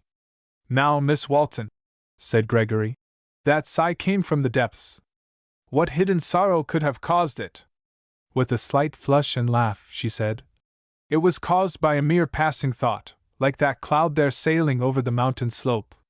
Your simile is so pretty that I should like to know the thought. I hardly know whether to tell it to you. It might have the same effect as if that cloud should expand and cover the sky.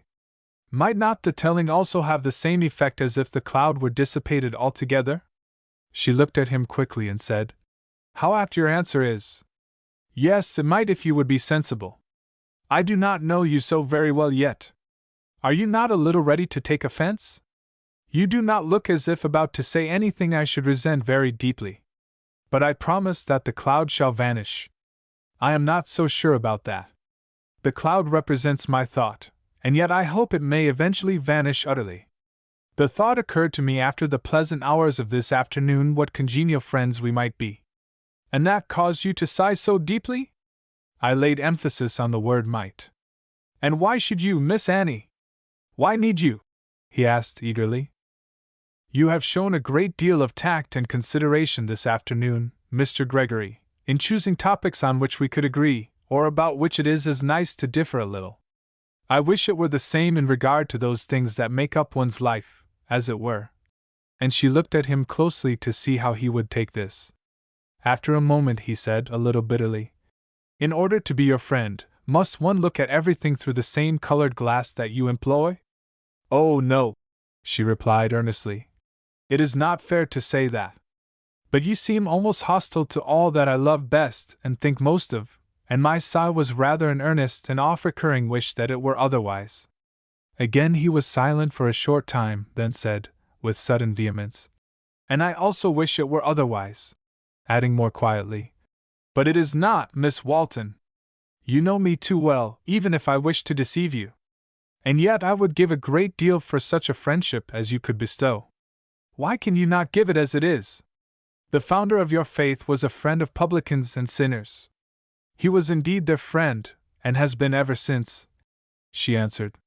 But was it not natural that he found more that was attractive and congenial in that little group of disciples who were learning to know and believe in him? I understand you, Miss Walton. I was unfortunate in my illustration, and you have turned it against me. You can be my friend, as the missionary is the friend of the heathen. You go to extremes, Mr. Gregory, and are hardly fair. I am not a missionary, nor are you a heathen. I make my meaning clear when I echo your thought of a moment ago, and wish that just such a friendship might exist between us as that between your father and mine.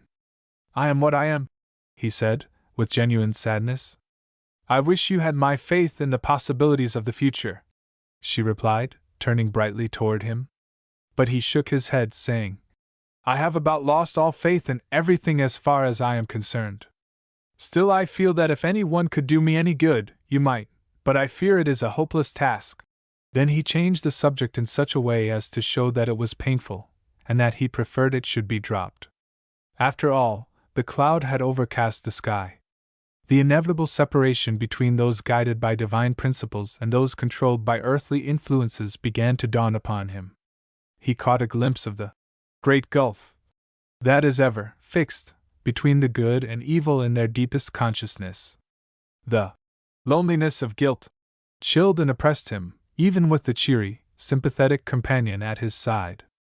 But he hid his feelings under a forced gaiety, in which Annie joined somewhat, though it gave her a vague shiver of pain.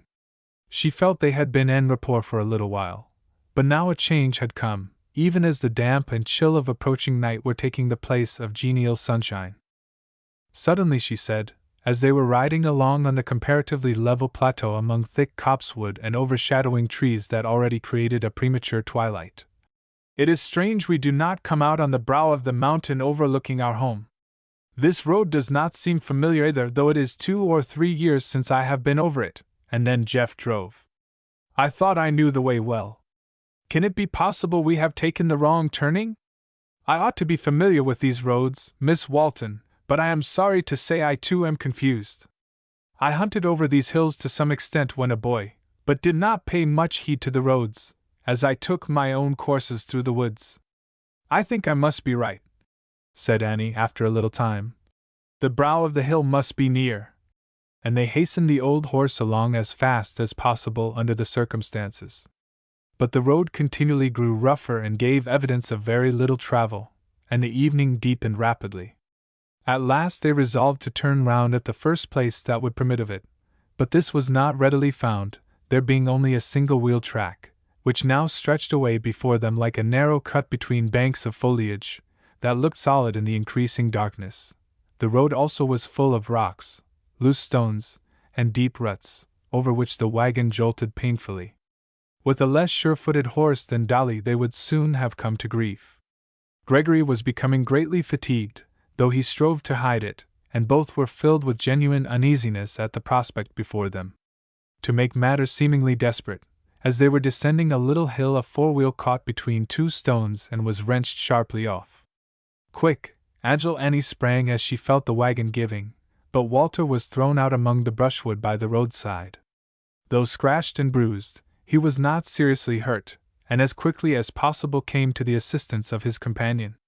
He found her standing by Dolly's head, holding and soothing the startled beast. Apparently she was unhurt.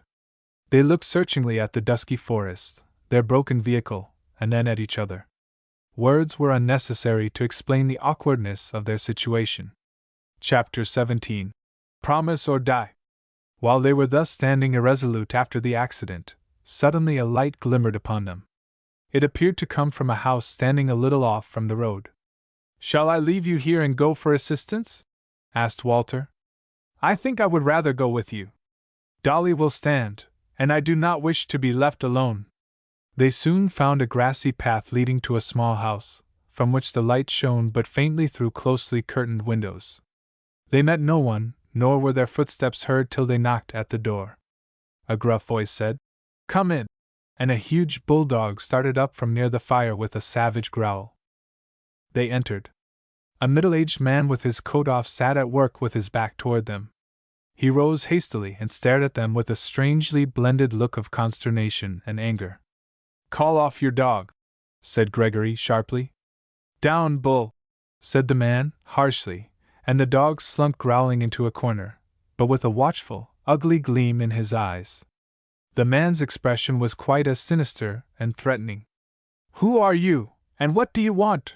he asked sternly. "We want help," said Gregory, with a quickened and apprehensive glance around, which at once revealed to him why their visit was so unwelcome. The man had been counterfeiting money, and the evidences of his guilt were only too apparent. "We have lost our way, and our wagon is broken. I hope you have sufficient humanity to act the part of a neighbor." "Humanity to the devil!" said the man brutally. "I am neighbor to no one. You have come here to pry into what is none of your business." "We have not," said Gregory eagerly. "You will find our broken wagon in the road but a little way from here." The man's eye was cold, hard, and now had a snake-like glitter as he looked at them askance with a gloomy scowl. He seemed thinking over the situation in which he found himself. Gregory, in his weak, exhausted state, and shaken somewhat by his fall, was nervous and apprehensive. Annie, though pale, stood firmly and quietly by. Slowly and hesitatingly, as if deliberating as to the best course, the man reached up to the shelf and took down a revolver, saying, with an evil-boding look at them, "If I thought you had come as detectives, you would have no chance to use your knowledge. You, sir, I do not know, but I think this lady is Squire Walton's daughter. As it is, you must both solemnly promise me before God that you will never reveal what you have seen here. Otherwise I have but one method of self-protection." And he cocked his pistol. "Let me tell you," he added in a blood-curdling tone, "you are not the first ones I have silenced. And mark this, if you go away and break this promise, I have confederates who will take vengeance on you and yours." "No need of any further threats," said Gregory, with a shrug. "I promise. As you say, it is none of my business how much of the queer you make." Though naturally not a coward, Gregory, in his habit of self-pleasing and of shunning all sources of annoyance, would not have gone out of his way under any circumstances to bring a criminal to justice, and the thought of risking anything in this case did not occur to him. Why should they peril their lives for the good of the Commonwealth?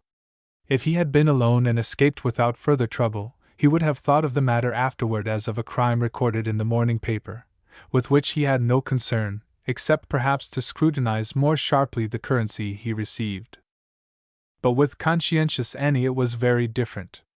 Her father was a magistrate of the right kind, who sincerely sought to do justice and protect the people in their rights. From almost daily conversation her mind had been impressed with the sacredness of the law. When she was inclined to induce her father to give a lighter sentence than he believed right, he had explained how the well-being and indeed the very existence of society depended upon the righteous enforcement of the law, and how true mercy lay in such enforcement. She had been made to feel that the responsibility for good order and morals rested on every one, and that to conceal a known crime was to share deeply in the guilt. She also was not skilled in that casuistry which would enable her to promise anything with mental reservations.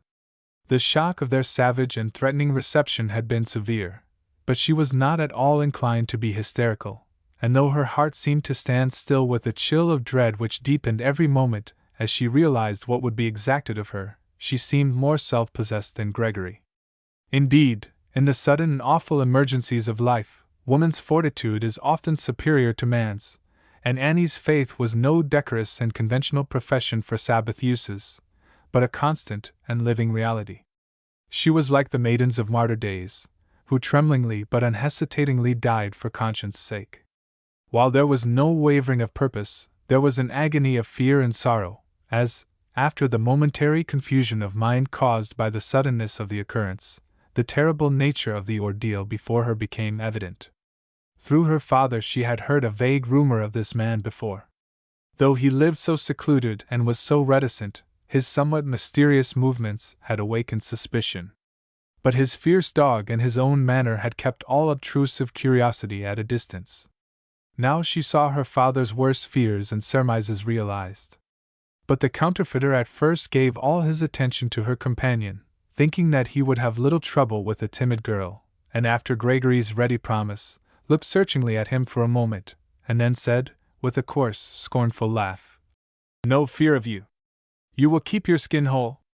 You are a city chap, and know enough of me and my tribe to be sure I can strike you there as well as here.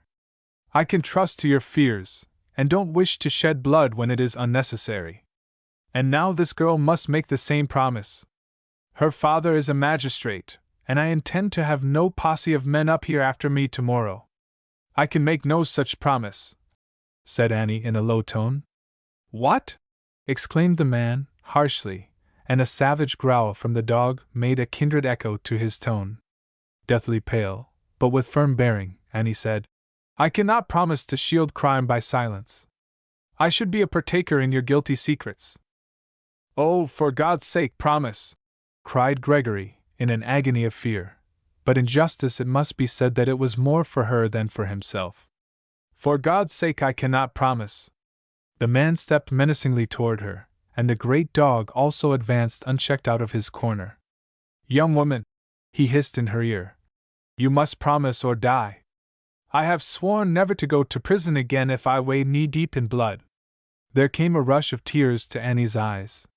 Her bosom heaved convulsively a moment, and then she said, in a tone of agony, "It is dreadful to die in such a way, but I cannot make the promise you ask. It would burden my conscience and blight my life. I will trust to God's mercy and do right. But think twice before you shed my innocent blood." Gregory covered his face with his hands and groaned aloud. The man hesitated. He had evidently hoped by his threats to frighten her into compliance, and her unexpected refusal, while it half frenzied him with fear and anger, made his course difficult to determine upon.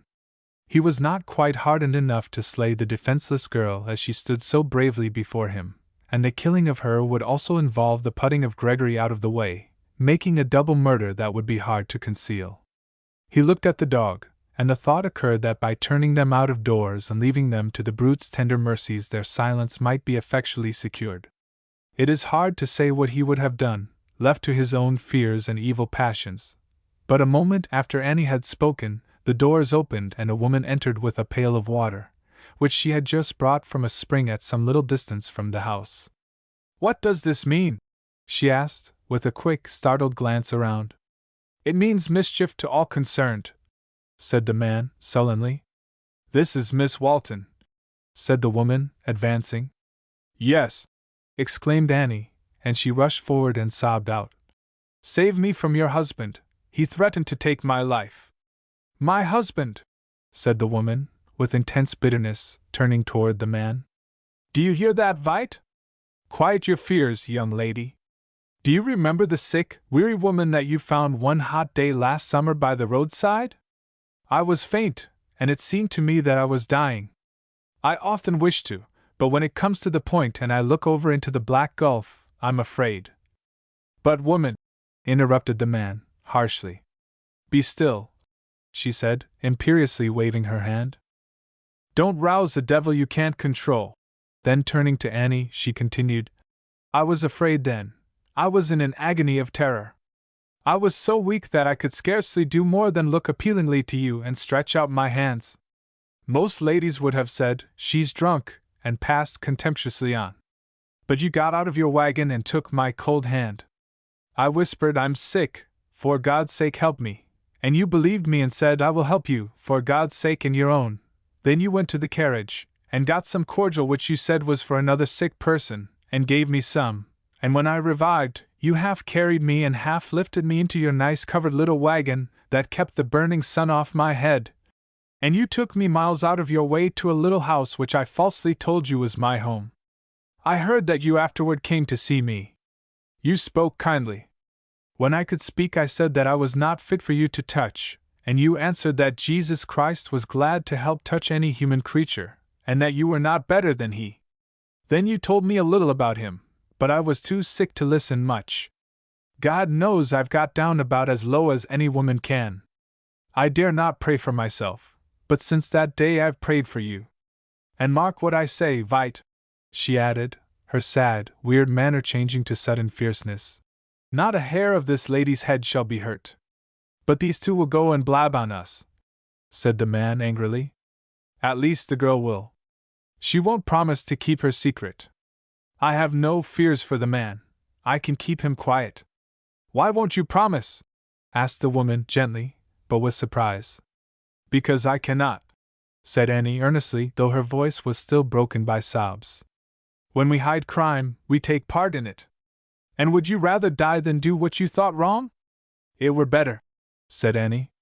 Oh, that I had had such a spirit in the fatal past, groaned the woman. But won't you protect me still? Exclaimed Annie, seizing her hand. It would kill my poor old father too, if I should die. I cannot burden my soul with your secrets, but save me, oh, save me, from so dreadful a death. I have said it, Miss Walton. Not a hair of your head shall be hurt. What do you advise then, madam? Asked the man, satirically. Shall we invite Mr. Walton and the sheriff up tomorrow to take a look at the room as it now stands? I advise nothing, said the woman, harshly. I only say, in a way you understand, not a hair of this girl's head shall be hurt. Thank God, oh, thank God, murmured Annie, with a feeling of confidence and inexpressible relief, for there was that in the woman's bearing and tone which gave evidence of unusual power over her associate in crime. Then Annie added, still clinging to a hand unsanctified by the significant plain ring, I hope you will keep my companion safe from harm also. During the scene between Annie and her strange protector, who was evidently a sad wreck of a beautiful and gifted woman, Gregory had sunk into a chair through weakness and shame, and covered his face with his hands. The woman turned toward him with instinctive antipathy, and asked, How is it, sir, you have left a young girl to meet this danger alone? Gregory's white, drawn face turned scarlet as he answered, Because I am like you and this man here, and not like Miss Walton, who is an angel of truth and goodness. Like us, indeed, said she, disdainfully. I don't know that you have proved us cowards yet. And could you be bad and mean enough to see this brave maiden slain before your eyes, and go away in silence to save your own miserable self? For aught I know I could, answered he, savagely. I would like to see what mean, horrible, loathsome thing, this hateful, hated thing I call myself could not do. Gregory showed, in a way fearful to witness, what intense hostility and loathing a spirit naturally noble can feel toward itself when action and conscience are at war. Ah, said the woman bitterly, now you speak a language I know well. Why should I fear the judgment day? She added, with a gloomy light in her eyes, as if communing with herself. Nothing worse can be said of me than I will say now. But, she sneered, turning sharply to Gregory, I do not think I have fallen so low as you. Probably not, he replied, with a grim laugh, and a significant shrug which he had learned abroad. I will not dispute my bad preeminence. Come, Vite, or whatever your name is, he continued, rising. Make up your mind quickly what you are going to do. I am a weak man, morally and physically. If you intend to shoot me, or let your dog make a meal of me, let us have it over as soon as possible. Since Miss Walton is safe, I am as well prepared now as I ever shall be. I entreat you, pleaded Annie, still clinging to the woman. Don't let any harm come to him. What is the use of touching him? Said the man gruffly. Then turning to Gregory he asked, Do you still promise not to use your knowledge against me? You might do me more harm in New York than here. I have promised once, and that is enough, said Gregory irritably. I keep my word for good or evil, though you can't know that, and are fools for trusting me. I'll trust neither of you, said the man, with an oath. Here, Dency, I must talk with you alone. I'm willing to do anything that's reasonable, but I'm not going to prison again alive, mark. That, with a still more fearful imprecation. Don't leave this room or I won't answer for the consequences, he said, sternly to Gregory and Annie, at the same time looking significantly at the dog. Then he and the woman went into the back room, and there was an earnest and somewhat angry consultation. Gregory sat down and leaned his head on the table in a manner that showed he had passed beyond despondency and fear into despairing indifference as to what became of him. He felt that henceforth he must be simply odious to Miss Walton, that she would only tolerate his presence as long as it was necessary, veiling her contempt by more politeness. In his shame and weakness, he would almost rather die than meet her true, honest eyes again. Annie had the courage of principle and firm resolve, rather than that which is natural and physical. The thought of sudden and violent death appalled her. If her impulsive nature were excited, like that of a soldier in battle, she could forget danger. If in her bed at home she were wasting with disease, she would soon submit to the divine will with childlike trust. But her whole being shrunk inexpressibly from violent and unnatural death. Never before did life seem so sweet. Never before was there so much to live for.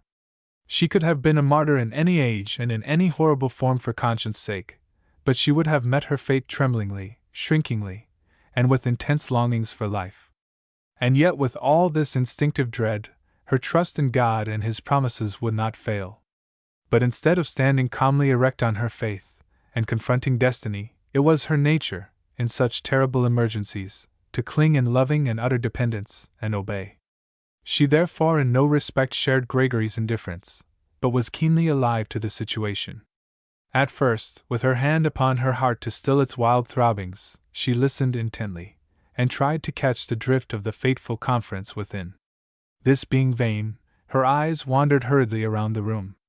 Standing thus, she unconsciously completed a strange picture in that incongruous place, with her dejected companion on one side, and the great dog, eyeing her savagely, on the other. Gregory's despairing attitude impressed her deeply. In a sudden rash of pity she felt that he was not as cowardly as he had seemed. A woman with difficulty forgives this sin. His harsh condemnation and evident detestation of himself impelled her generous nature instinctively to take the part of his weak and wronged spirit. She had early been taught to pity rather than to condemn those whom evil is destroying. In all his depravity he did not repel her, for, though proud, he had no petty, shallow vanity, and the evident fact that he suffered so deeply disarmed her. Moreover, companionship in trouble which she felt was partly her fault, drew her toward him, and stepping to his side, she laid her hand on his shoulder and said, gently, "Cheer up, my friend, I understand you better than you do yourself. God will bring us safely through." He shrunk from her hand, and said drearily, "With better reason than yonder woman I can say, I am not fit for you to touch. As for God, He has nothing to do with me." She answered kindly, "I do not think that either of those things is true. But, Mr. Gregory, what will they do with us? They will not dare." She was interrupted by the entrance of the strangely assorted couple into whose crime-stained hands they had so unexpectedly fallen. Both felt that but little trust could be placed in such perverted and passion-swept natures, that they would be guided by their fears, impulses, and interests. Annie's main hope was in the hold she had on the woman's sympathies, but the latter, as she entered, wore a sullen and disappointed look, as if she had not been given her own way. Annie at once stepped to her side and again took her hand, as if she were her best hope of safety. It was evident that her confidence and unshrinking touch affected the poor creature deeply, and her hand closed over Annie's in a way that was reassuring.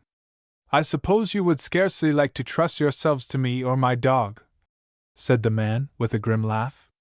"What's more, I've no time to bother with you.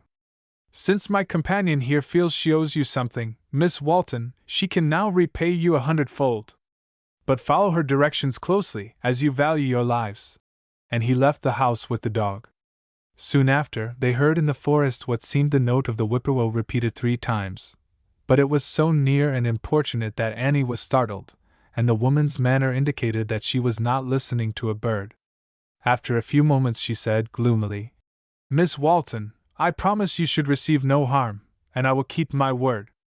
I hoped I could send you directly home tonight, but that's impossible. I can do much with Vite, but not everything. He has sworn never to go to prison again alive, and none of our lives would be worth much if they stood in the way of his escape. We meant to leave this region before many months, for troublesome stories are getting around, and now we must go at once. I will take you to a place of safety, from which you can return home tomorrow. Come!" "But father will be wild with anxiety," cried Annie, wringing her hands. "It is the best I can do," said the woman sadly. "Come, we have no time to lose." She put on a woolen hood, and taking a long, slender staff, led the way out into the darkness. They felt that there was nothing to do but follow, which they did in silence. They did not go back toward their broken wagon, but continued down the wheel track whereon their accident had occurred. Suddenly the woman left this, taking a path through the woods, and after proceeding with difficulty some distance, stopped, and lighted a small lantern she had carried under her shawl. Even with the aid of this their progress was painful and precarious in the steeply descending rocky path, which had so many intricate windings that both Annie and Gregory felt that they were indeed being led into a terra incognita. Annie was consumed with anxiety as to the issue of their strange adventure, but believed confidence in her guide to be the wisest course. Gregory was too weary and indifferent to care for himself, and stumbled on mechanically. At last he said sullenly, "Madam, I can go no further. I may as well die here as anywhere." "You must go," she said sharply. "For my sake and Miss Walton's, if not for your own. Besides, it's not much further. What I do tonight must be done rightly." "Well, then, while there is breath left, Miss Walton shall have the benefit of it." "May we not rest a few minutes?" asked Annie. "I too am very tired." "Yes, before long at the place where you must pass the night." The path soon came out in another wheel track, which seemed to lead down a deep ravine. Descending this a little way, they reached an opening in which was the dusky outline of a small house. "Here we part," said their guide, taking Annie's hand, while Gregory sank exhausted on a rock near. "The old woman and her son who live in that house will give you shelter, and tomorrow you must find your best way home. This seems poor return for your kindness, but it's in keeping with my miserable life, which is as dark and wild as the unknown flinty path we came. After all, things have turned out far better than they might have done. Vite was expecting someone, and so had the dog within doors. He would have torn you to pieces had he been without as usual. Lead this life no longer. Stay with us, and I will help you to better things," said Annie earnestly. The look of intense longing on the woman's face as the light of the flickering lantern fell on it would haunt Annie to her dying day. "Oh, that I might!" she groaned. "Oh, that I might! A more fearful bondage never cursed a human soul." "And why can you not?" pleaded Annie, putting her hand on the trembling woman's shoulder. "You have seen better days. You were meant for a good and noble life. You can't sin unfeelingly. Then why sin at all? Break these chains, and by peace in this life and heaven in the life to come will reward you." The woman sat down by the roadside, and for a moment her whole frame seemed convulsed with sobs. At last she said brokenly, "You plead as my good angel did before it left me, but it's no use, it's too late. I have indeed seen better days, pure, happy days, and so has he. We once stood high in the respect of all. But he fell, and I fell in ways I can't explain. You cannot understand that as love binds with silken cords, so crime may bind with iron chains. No more, say no more. You only torment me," she broke in, harshly, as Annie was about to speak again. "You cannot understand. How could you? We love, hate, and fear each other at the same time, and death only can part us. But that may soon. And she clenched her hands with a dark look. "But enough of this. I have too much to do to tire myself this way. You must go to that house. I cannot. Old Mrs. Tompkins and her son will give you shelter. I don't wish them to get into trouble. There will be a close investigation into all this. I know what your father's disposition is. And now farewell. The only good thing about me is, I shall still pray for you, the only one who has ever treated me like a woman since I fell into hell," she said in a low, hoarse tone, and printing a passionate kiss on Annie's hand, she blew out her light, and vanished in the darkness. It seemed to swallow her up, and become a type of the mystery and fate that enshrouded the forlorn creature. Beyond the bare fact that she took the train the following morning with the man she called Vite, Annie never heard of her again. Still there was hope for the wretched wanderer. However dark and hidden her paths, the eyes of a merciful God ever followed her, and to that God Annie prayed often in her behalf. Note: this chapter has some historic basis. The man called Vite is not altogether an imaginary character, for a desperate and successful counterfeiter dwelt for a time among the mountains on the Hudson, plying his nefarious trade. It is said that he took life more than once to escape detection. Chapter 18 In the Depths. After the departure of their strange guide, who had befriended them as best she could, Gregory at once went to the house and knocked. There was a movement within, and a quavering voice asked, "Who's there?" "Friends who have lost their way, and need shelter." "I don't know about lettin' strangers in this time o' night," answered the voice. "There are only two of us," said Annie. "Perhaps you know who Miss Walton is. I entreat you to let us in." Miss Walton, sartin, I know who she is. But I can't believe she's here. Our wagon broke down this afternoon, and we have lost our way," explained Gregory. Again there was a stir inside, and soon a glimmer of light. After a few moments the door was opened slightly, and a woman's voice asked, apprehensively, "Be you sure it's Miss Walton?" "Yes," said Annie. "You need have no fears. Hold the light, and see for yourself." This the woman did, and apparently satisfied, gave them admittance at once. She seemed quite aged, and a few gray locks straggled out from under her dingy cap, which suggested anything but a halo around her wrinkled, withered face. A ragged calico wrapper encased her tall, gaunt form, and altogether she did not make a promising hostess. Before she could ask her unexpected guests any further questions, the cry of a whippoorwill was again heard 3 times. She listened with a startled, frightened manner. The sounds were repeated, and she seemed satisfied. "Isn't it rather late in the season for whippoorwills?" asked Annie uneasily, for this bird's note, now heard again, seemed like a signal. "I dunno nothin' about whippoorwills," said the woman, stolidly. "The pesky bird kind o' started me at first. Don't like to hear 'em round. They bring bad luck. I can't do much for you, Miss Walton, in this poor place. But such as 'tis you're welcome to stay. My son has been off haulin' wood. Guess he won't be back now afore tomorrow." "When do you think he will come?" asked Annie, anxiously. "Well, not much afore night, I guess." "What will my poor father do?" moaned Annie. "He will be out all night looking for us." "Sure now, will he though?" said the woman, showing some traces of anxiety herself. "Well, miss, you'll have to stay till my son gets back, for it's a long way round through the valley to your house." There was nothing to do but wait patiently till morning. The woman showed Gregory up into a loft over the one room of the house, saying, "Here's where my son sleeps. It's the best I can do, though I suppose you ain't used to such beds." He threw his exhausted form on the wretched couch, and soon found respite in troubled sleep. Annie dozed away the night in a creaky old rocking chair, the nearest approach to a thing of comfort that the hovel contained. The old woman had evidently been so started that she needed the sedative of a short clay pipe, highly colored indeed, still a connoisseur in meerschaums would scarcely covet it. This she would remove from her mouth now and then, as she crouched on a low stool in the chimney corner, to shake her head ominously. Perhaps she knew more about whippoorwills than she admitted. At last it seemed that the fumes, which half strangled Annie, had their wonted effect, and she hobbled to her bed and was soon giving discordant evidence of her peace. Annie then noiselessly opened a window, that she too might breathe.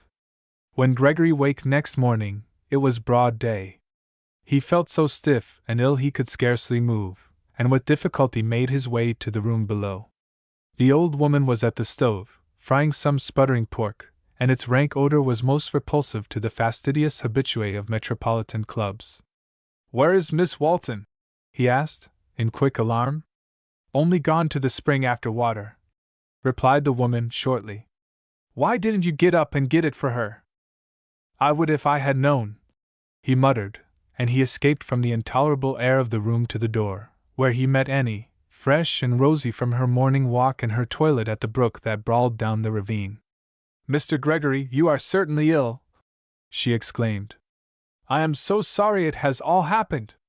He looked at her wonderingly, and then said, "You appear as if nothing had happened." "I am ill, Miss Walton, and I wish I were dead. You cannot feel toward me half the contempt I have for myself." "Now, honestly, Mr. Gregory, I have no contempt for you at all. He turned away and shook his head dejectedly. But I mean what I say, she continued earnestly. Then it is your goodness, and not my desert. As I told you last night, so again I sincerely say, I think I understand you better than you do yourself. You are mistaken, he answered, with gloomy emphasis. Your intuitions are quick, I admit. I have never known your equal in that respect. But there are some things I am glad to think you never can understand. You can never know what a proud man suffers when he has utterly lost hope and self-respect. Though I acted so mean a part myself, I can still appreciate your nobleness, courage, and fidelity to conscience. I thought such heroism belonged only to the past. Mr. Gregory, I wish I could make you understand me, said Annie, with real distress in her tone. I am not brave. I was more afraid than you. Indeed, I was in an agony of fear. I refused that man's demand because I was compelled to. If you looked at things as I do, you would have done the same. Please say no more, Miss Walton, said he, his face distorted by an expression of intense self-loathing. Do not try to palliate my course.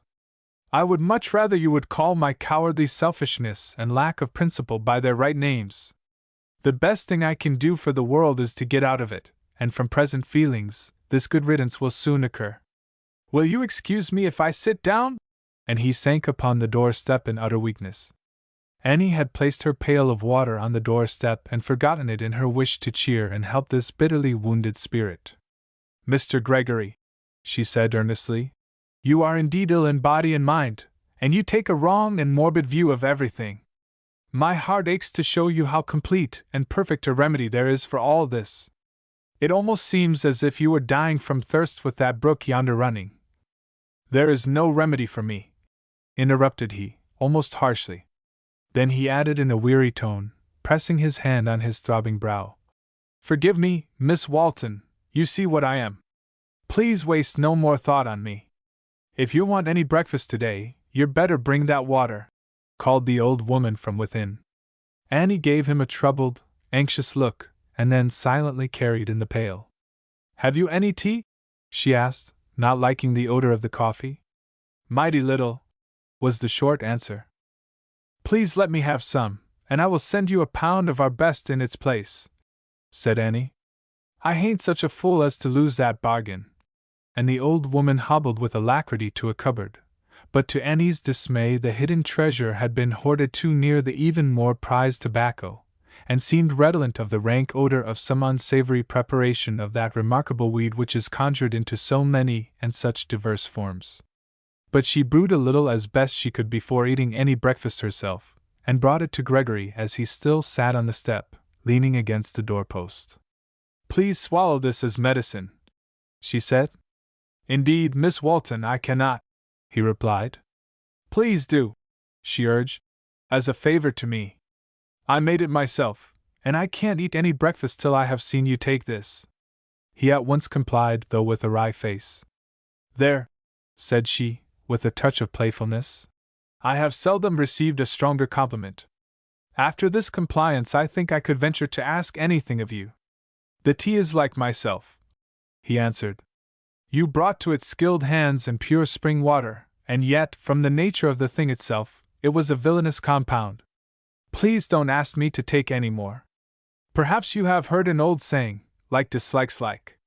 She determined that he should not yield to this morbid despondency, but had too much tact to argue with him. Therefore she said kindly, We never did agree very well, Mr. Gregory, and don't now. But before many hours I hope I can give you a cup of tea and something with it more to your taste. I must admit that I am ready even for this dreadful breakfast, that threatens to destroy my powers of digestion in one fatal hour. You see what a poor subject I am for romance. And she smilingly turned away to a meal that gave her a glimpse of how the other half of the world lives. Before she had finished, the sound of wheels and horses' hoofs coming rapidly up the glen brought her to the door, and with joy she recognized a near neighbor of her father's, a sturdy, kind-hearted farmer, who had joined in the search for the missing ones the moment he learned, in the dawn of that morning, that they had not returned. He gave a glad shout as he saw Annie's form in the doorway, and to her his broad, honest face was like that of an angel. All are beautiful to those they help. Your father is in a dreadful state, Miss Annie, said Farmer Jones. But I told him if he would only stay at home and wait, I, and a few other neighbors, would soon find you. He was up at the foot of the mountain ever since 12 o'clock last night. Then he came home to see if you hadn't returned some other way. I'm usually out as soon as it's light, so I hailed him as he passed and asked what on earth he was up for at that time of day. He told me his trouble, so I hitched up my light wagon and got to your house as soon as he did. When he found you hadn't come yet, he was for starting right for the mountains, but I saw he wasn't fit, so I says, Mr. Walton, you'll just miss 'em. They've taken a wrong road, or the wagon has broken down, but they'll be home before 10 o'clock. Now send Jeff up the road you expected them on. I'll send Mr. Harris, who lives just beyond me, out on the road they took first. My horse is fast, and I'll go round up this valley, and in this way we'll soon scour every road, and so with much coaxing I got him to promise to stay till I returned. So jump in quick, and I'll have you home in a little over an hour. But we can't leave Mr. Gregory here. Let him go first. He is ill, and needs attention immediately. Miss Walton, please return at once to your father, said Gregory quickly. It is your duty. I can wait. No, Mr. Gregory, it would not be right to leave you here, feeling as you do. As soon as father knows I am safe, his mind will be at rest. I am perfectly well, and you have no idea how ill you look. Miss Walton, said Gregory, in a tone that was almost harsh in its decisiveness, I will not return now. I am real sorry, said Mr. Jones, that my wagon is not larger, but I took the best thing that I had for fast driving over rough roads. Come, Miss Walton, your friend has settled it, and if he is sick he had better come more slowly in an easier carriage. After cordially thanking the old woman for such rude hospitality as she had bestowed, and renewing her promise to send ample recompense, she turned with gentle courtesy to Gregory and assured him that he would not have long to wait. He gave her a quick, searching look and said, Miss Walton, I do not understand how you can speak to me in this way. But go at once. Do not keep your father in suspense any longer.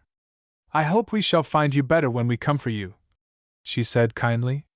It were better if you found me dead, he said in sudden harshness, but it was toward himself, not her. So she understood it, and waving her hand encouragingly, was rapidly driven away. As they rode along she related to Mr. Jones the events already known to the reader, but carefully shielded Gregory from blame. She also satisfied her companion's evident curiosity about the young man by stating so frankly all it was proper for him to know that he had no suspicion of anything concealed. She explained his last and unusual expression by dwelling with truth on the fact that Gregory appeared seriously ill and was deeply depressed in spirits. Mr. Walton received his daughter with a joy beyond words. She was the idol of his heart, the one object on earth that almost rivaled his treasures in heaven.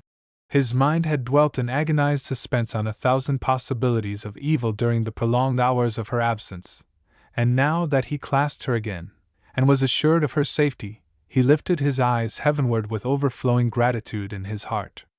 But Annie's success in keeping up before him was brief.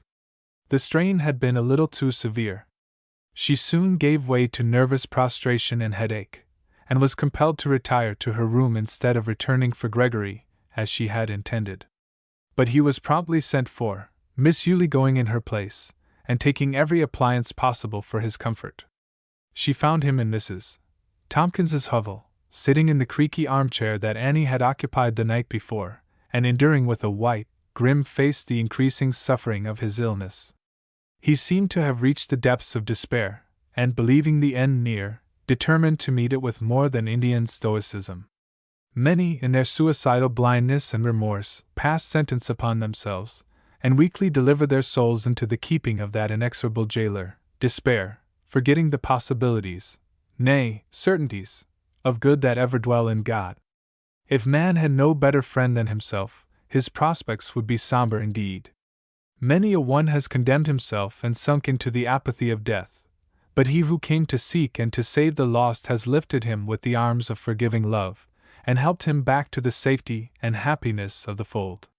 Satan only, never the Savior, bids the sinner despair.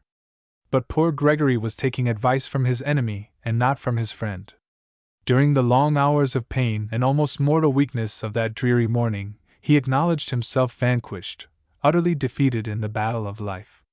As old monkish legends teach, the devil might have carried him off bodily and he would not have resisted. In his prostrated nature, but one element of strength was apparent, a perverted pride that rose like a shattered, blackened shaft, the one prominent relic of seemingly utter ruin. At first he coldly declined the cordial and nourishment Miss Yulie brought, and said, with a quietness that did not comport with the meaning of his words, that she had better leave him to himself, for he would not make trouble for any one much longer. Miss Yulie was shocked, finding in these words and in his general appearance proof that he was more seriously ill than she had anticipated. He was indeed, but his malady was rather that of a morbid mind depressing an enfeebled body than actual disease. But mental distress could speedily kill a man like Gregory. Miss Yulie soon brought him to terms by saying, "Mr. Gregory, you see I am alone.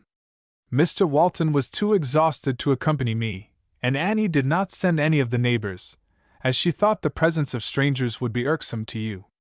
She said she would come herself, but she has had time to think and judge me rightly," muttered he, interrupting her. "No, Mr. Gregory," Miss Yulie hastened to say. "You do her wrong. She was too ill to come, as she intended and wished to do, and so with many anxious charges sent me in her place. I am but a woman and dependent on your courtesy. I cannot compel you to go with me. But I am sure you will not wrong my brother's hospitality, and make Miss Walton's passing indisposition serious, by refusing to come with me. If you did, she would rise from her sick bed and come herself." Gregory at once rose and said, "I can make no excuse for myself. I seem fated to do and say the worst things possible under the circumstances." "You are ill," said Miss Yulie, kindly, as if that explained everything. Declining aid, he tottered to the carriage, into which Jeff, with some curious surmises, helped him. Miss Yulie made good Annie's promises to Mrs. Tompkins fourfold, and left the shriveled dame with a large supply of one of the elements of her heaven, tea, and with the means of purchasing the other, tobacco, besides more substantial additions to the old woman's meager larder. Gregory was averse to conversation during the long, slow ride. The jolting, even of the easy-cushioned carriage, was exceedingly painful, and by the time they reached home he was quite exhausted. Leaning on Mr. Walton's arm, he at once went to his room, and at their urgent entreaties forced himself to take a little of the dainty supper that was forthcoming. But their kindly solicitude was courteously but coldly repelled. Acting reluctantly upon his plainly manifested wish, they soon left him to himself, as after his first eager inquiry concerning Miss Walton it seemed a source of pain to him to see or speak to anyone. At first his armchair and the cheery wood fire formed a pale reflection of something like comfort, but every bone in his body ached from the recent cold he had taken. He had just fever enough to increase the distortion of the images of his morbid and excited mind. Hour after hour he sat with grim white face and fixed stare, scourging himself with the triple scorpion whip of remorse, vain regret, and self-disgust. But an old and terrible enemy was stealing on him to change the nature of his torment, neuralgic headache, and before morning he was walking the floor in agony, a sad type, while the world slept and nature rested, of that large class, all whose relations, physical and moral, are a jangling discord. Chapter 19. Miss Walton made of different clay from others. Simple remedies and prolonged rest were sufficient to restore Annie after the serious shock and strain she had sustained. She rose even earlier than usual, and hastily dressed that she might resume her wonted place as mistress of her father's household.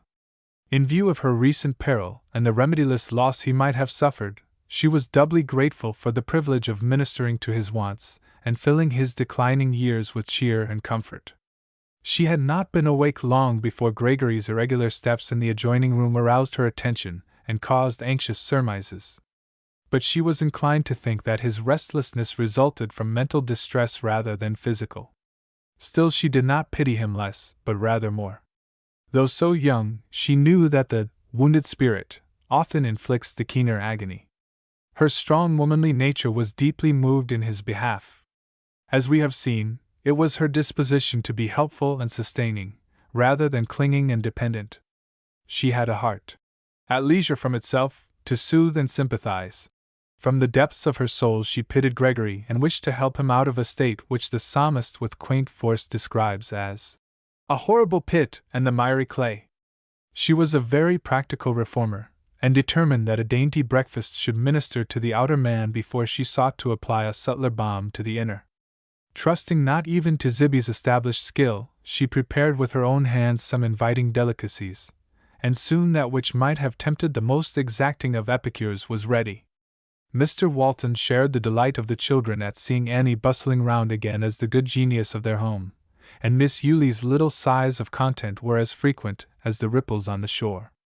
Miss Yulee could sigh and wipe a tear from the corner of her eye in the most cheerful and hope-inspiring way, for somehow her face shone with an inward radiance, and even in the midst of sorrow and when wet with tears, reminded one of a lantern on a stormy night, which, covered with raindrops, still gives light and comfort. Breakfast was ready, but Gregory did not appear. Hannah, the waitress, was sent to his room, and in response to her quiet knock he said, sharply, "Well? Breakfast is waiting." "I do not wish any," was the answer, in a tone that seemed resentful, but was only an expression of the intolerable pain he was suffering. Hannah came down with a scared look and said she guessed something was amiss with Mr. Gregory. Annie looked significantly at her father, who immediately ascended to his guest's door. "Mr. Gregory, may I come in?" he asked. "Do not trouble yourself. I shall be better soon," was the response. The door was unlocked, and Mr. Walton entered, and saw at once that a gentle but strong will must control the sufferer for his own good. Mental and nervous excitement had driven him close to the line where reason and his own will wavered in their decisions, and his irregular, tottering steps became the type of the whole man. His eyes were wild and bloodshot. A ghastly pallor gave his haggard face the look of death. A damp dullness pervaded the heavy air of the room, which in his unrest he had greatly disordered. The fire had died out, and he had not even tried to kindle it again. His broodings had been so deep and painful during the earlier part of the night that he had been oblivious of his surroundings, and then physical anguish became so sharp that all small elements of discomfort were unnoted. With fatherly solicitude Mr. Whiteton stepped up to his guest, who stood staring at him as if he were an intruder, and taking his cold hand said, "Mr. Gregory, you must come with me." "Where?" "To the sitting room, where we can take care of you and relieve you. Come, I'm your physician for the time being, and doctors must be obeyed." Gregory had not undressed the night before, and wrapped in his rich dressing gown and with disheveled hair, he mechanically followed his host to the room below and was placed on the lounge. "Annie has prepared you a nice little breakfast. Won't you let me bring it to you?" said Mr. Whiteton cheerily. "No," said Gregory abruptly, and pressing his hands upon his throbbing temples. "The very thought of eating is horrible. Please leave me. Indeed, I cannot endure even your kindly presence." Mr. Walton looked perplexed and scarcely knew what to do, but after a moment said, "Really, Mr. Gregory, you are very ill. I think I had better send for our physician at once." "I insist that you do not," said his guest, starting up. "What could a stupid country doctor do for me, with his owl-like examination of my tongue and clammy fingering of my pulse, but drive me mad? I must be alone." "Father," said Annie, in a firm and quiet voice, "I will be both nurse and physician to Mr. Gregory this morning. If I fail, you may send for a doctor." Unperceived she had entered, and from Gregory's manner and words understood his condition. "Miss Whiteton," said Gregory hastily, "I give you warning. I am not even the poor weak self you have known before, and I beg you leave me till this nervous headache passes off, if it ever does. I can't control myself at such times, and this is the worst attack I ever had. I am low enough in your esteem. Do not add to my pain by being present now at the time of my greatest weakness." "Mr. Gregory," she replied, "you may speak and act your worst, but you shall not escape me this morning. It's woman's place to remove pain, not fly from it. so you must submit with the best grace you can. If after I have done all in my power you prefer the doctor and another nurse, I will give way, but now you have no choice." Gregory fell back on the sofa with a groan and a muttered oath. At a sign from his daughter, Mr. Walton reluctantly and doubtfully passed through the open door into the parlor, where he was joined by Miss Yulie.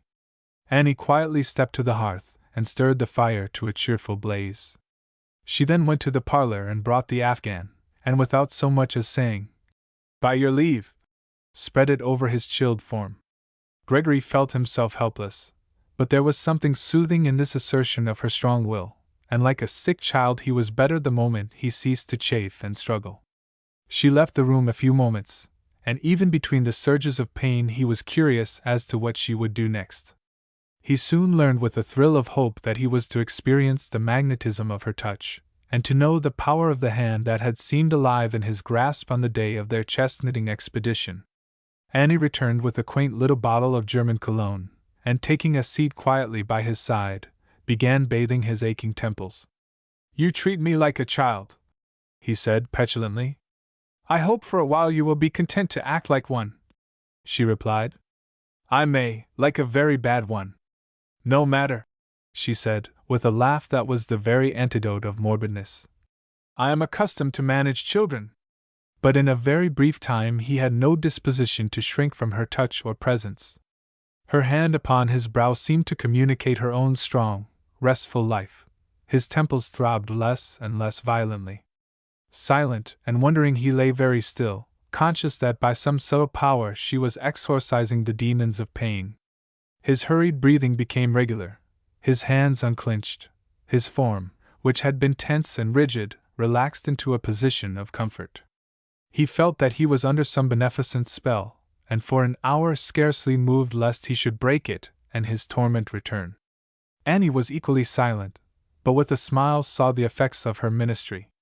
At last she looked into his face, and said, with an arch smile, "Shall I send for Dr. Bludgeon and Sari Gamp to take my place?" He was very weak and unstrung, and while a tremulous smile hovered about his mouth, his eyes so moistened that he turned toward the wall. After a moment he said, "Miss Walton, I am not worthy of your kindness. Nor are you unworthy. But kindness is not a matter of business, so much for so much. Why do you waste your time on me? That is a childish question. What a monster I should be if I heedlessly left you to suffer. The farmers' wives around would mob me. I am very grateful for the relief you are giving me, even though mere humanity is the motive. Mere humanity is not my motive. You are our guest, the son of my father's dearest friend, and for your own sake I am deeply interested in you. Miss Walton, I know in the depths of your soul you are disgusted with me. You seek to apply those words to my spirit as you do cologne to my head. I beg your pardon. It is not the cologne only that relieves your headache. I know that well. It is your touch, which seems magical. Well then, you should know from my touch that I am not sitting here telling fibs. If I should bathe your head with a wooden hand, wouldn't you know it? What an odd simile! I cannot understand you. It is not necessary that you should, but do not wrong me by doubting me again. I have done nothing but wrong you, Miss Walton. I'm not conscious of it, so you needn't worry, and I assure you I find it a pleasure to do you good. Miss Walton, you are the essence of goodness. Oh, no, no, why say of a creature what is only true of God? Mr. Gregory, you are very extravagant in your language. A scowl darkened his face, and he said moodily, God seems to me the essence of cruelty. Seems, an hour since I seemed a torment, and you were driving me away. Yes, but you soon proved yourself a kind, helpful, pitiful friend. I once thought my cheek would flame with anger even if I were dying, should I be regarded as an object of pity. But you, better than anyone, know that I am one. I, better than anyone, know that you are not, in the sense you mean. Come, Miss Walton, you cannot be sincere now. Do you think I can ever forget the miserable scene of Monday evening, when you placed yourself beside the martyrs and I sank down among the cowards of any age? I reached the bottom of the only perdition I believe in. I have lost my self-respect. which I trust God will help you regain by showing you the only sure and safe ground on which self-respect can be maintained. Much that is called self-respect is nothing but pride. But, Mr. Gregory, injustice to oneself is as wrong as injustice to another. Answer me honestly this question. Did you act that evening only from fear, because you have it not in you to face danger? Or did you promise secrecy because you felt the man's crime was none of your business, and supposed I would take the same view? Gregory started up and looked at her with a face all aglow with honest, grateful feeling, and said, God knows the latter is the truth. And I know it too. I knew it then. But the world could never be made to see it in that light. Now pride speaks. Self-respect does not depend upon the opinion of the world. The world has nothing to do with the matter. You certainly do not expect I am going to misrepresent you before it. He bent a look upon her such as she had never sustained before. It was the look of a man who had discovered something divine and precious beyond words. It was a feeling such as might thrill one who was struggling in darkness, and, as he supposed, sinking in the deep sea, but whose feet touched something which seemed to sustain him. The thought, I can trust her, she is true, came to him at that time with such a blessed power to inspire hope and give relief that for a moment he could not speak. Then he began. Miss Walton, I cannot find words. Do not find them, she interrupted laughingly.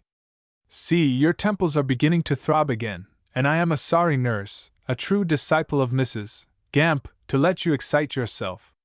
Lie down, sir, at once, and let your thoughts dwell the next half hour on your breakfast. You have much reason for regret that the dainty little tidbits that I first prepared are spoiled by this time. I doubt whether I can do so well again. I do not wish any breakfast. Please do not leave me yet. It makes no difference what you wish. The idea of an orthodox physician consulting the wishes of his patient. My practical skill sees your need of breakfast. Have you had any yourself? He asked, again starting up, and looking searchingly at her. Well, I have had a cup of coffee, she replied, coloring a little. What a brute I am, he groaned. In that charge upon yourself you strongly assert the possession of an animal nature, and therefore of course the need of a breakfast. May I be choked by the first mouthful if I touch anything before I know you have had your own. What an awful abjuration! How can you swear so before a lady, Mr. Gregory? No, it is a solemn vow. Then I must take my breakfast with you, for with your disposition to doubt I don't see how you can know anything about it otherwise. That is better than I hoped. I will eat anything you bring on those conditions, if it does choke me, and I know it will. A fine compliment to my cooking, she retorted and laughingly left the room. Gregory could not believe himself the haggard wretch that Mr. Walton had found 2 hours since. Then he was ready to welcome death as a deliverer. Insane man! As if death ever delivered any from evil but the good. But so potent had been the sweet wine of Annie's ministry that his chilled and benumbed heart was beginning to glow with a faint warmth of hope and comfort. Morbidness could no more exist in her presence than shadows on the sunny side of trees. With her full knowledge of the immediate cause of his suffering, and with her unusual tact, she had applied balm to body and spirit at the same time. The sharp, cutting agony in his head had been charmed away. The paroxysm had passed, and the dull ache that remained seemed nothing in comparison, merely the heavy swell of the departed storm. He forgot himself, the source of all his trouble, in thinking about Miss Walton. The plain girl, as he had at first regarded her, with a weak, untried character that he had expected to topple over by the breath of a little flattery, now seemed divinely beautiful and strong. She reminded him of the graceful, symmetrical elm, which, though bending to the tempest, is rarely broken or uprooted. He hardly hoped that she would give him credit for the real state of his mind which had led to his ready promise of secrecy. To the counterfeiter's wretched companion he had seemed the weakest and meanest of cowards, and if the story were generally known he would appear in the same light to the world. To his intensely proud nature this would be intolerable. And why should it not be known? If Miss Walton chose to regard his choice as one of cowardice, how could he prove, even to her, that it was not? Moreover, His low estimate of human nature led him to believe that even Annie would use him as a dark background for her heroism, and he well knew that when such a story is once started, society's strongest tendency is to exaggerate man's pusillanimity and woman's courage. He shuddered as he saw himself growing blacker and meaner in every fireside and street corner narration of the strange tale, till at last his infamy should pass into one of the traditions of the place. A man like Gregory could not long have endured such a prospect. He would have died, either by every physical power speedily giving way under mental anguish, or by his own hand, or, if he had lived, reason would have dropped its scepter and become the sport of wild thoughts and fancies. Little wonder that Annie appeared an angel of light when she stood between him and such a future. The ugliest hag would have been glorified and loved in the same position. But when she did this with her own peculiar grace and tact, as a matter of justice, his gratitude and admiration knew no bounds. He was in a fair way to become an idolater and worship the country girl he had once sneered at, as no pictured Madonna was ever revered even in superstitious Italy. Besides placing him under personal obligation, she had, by tests certain and terrible, proved herself true and strong in a world that he believed to be, in the main, utterly false at heart. It is one of our most natural instincts to trust and lean upon something, and Annie Walton seemed one whose friendship he could value above life. He did not even then realize, in his glad sense of relief, that in escaping the charge of cowardice he fell upon the other horn of the dilemma, namely, lack of principle, that the best explanation of his conduct admitted that he was indifferent to right and wrong, and even to the most serious crime against society, so long as he was not personally and immediately injured. He had acted on the selfish creed that a man is a fool who puts himself to serious trouble to serve the public. The fact that he did not even dream that Annie would make the noble stand she did proves how far selfishness can take a man out of his true course when he throws overboard compass and chart, and lets himself drift. But in the world's code, which was his, cowardice is the one deadly sin. His lack of anything like Christian principle was a familiar fact to him, and did not hurt him among those with whom he associated. Even Annie, womanlike, could more readily forgive all his faults than a display of that weakness which is most despised in a man. But she too was sufficiently familiar with the world not to be repelled or shocked by a life which, compared with all true, noble standards, was sadly lacking. And yet she was the very last one to be dazzled by a fast, brilliant man of the world. She had been too well educated for that, and had been early taught to distinguish between solid worth and mere tinsel. Her native powers of observation were strong, and her father, and mother also before she died, had given her opportunities for exercising them. Instead of mere assertions as to what was right and wrong and general lecturing on the subject, they had aimed to show her right and wrong embodied in human lives. They made her feel that God wanted her to do right for the same reason that they did, because He loved her. First in Bible narrative told in bedtime stories, then in history and biography, and finally in the experience of those around them, she had been shown the happy contrast of good, God-pleasing life with that which is selfish and wicked. So thorough and practical had been the teaching in this respect, and so impressed was she by the lesson, that she would as soon have planted in her flower bed the seeds of tender annuals on the eve of autumn frosts, and expected bloom in chill December, as to enter upon a course that God frowns upon, and look for happiness. Her father often said, "A human being opposing God's will is like a ship beating against wind and tied to certain wreck." An evil life appeared therefore to her a moral madness, under the malign influence of which people were like the mentally deranged who with strange perversity hate their best friends and cunningly watch for chances of self-destruction. While on one hand she shrunk from them with something of the repulsion which many feel toward the unsound in mind, on the other she cherished the deepest pity for them. Knowing how full a remedy ever exists in Him whose word and touch removed humanity's most desperate ills, it was her constant wish and effort to lead as many as possible to this divine friend. If she had been like many sincere but selfish religionists, she would have said of Gregory, "He is not congenial. We have nothing in common," and, wrapped in her own spiritual pleasures and pursuits, would have shunned, ignored, and forgotten him. But she chiefly saw his pressing need of help, and said to herself, If I would be like my master, I must help him. Gregory at first had looked upon himself as immeasurably superior to the plain country girl. He little imagined that she at the same time had a profound pity for him, and that this fact would become his best chance for life. She had not forgotten the merciful conspiracy entered into the second evening after his arrival, but was earnestly seeking to carry out its purposes. In order to do this, she was anxious to gain his goodwill and confidence, and now saw with gratitude that their adventure on the mountain, that had threatened to end in death, might be the beginning of a new and happy life.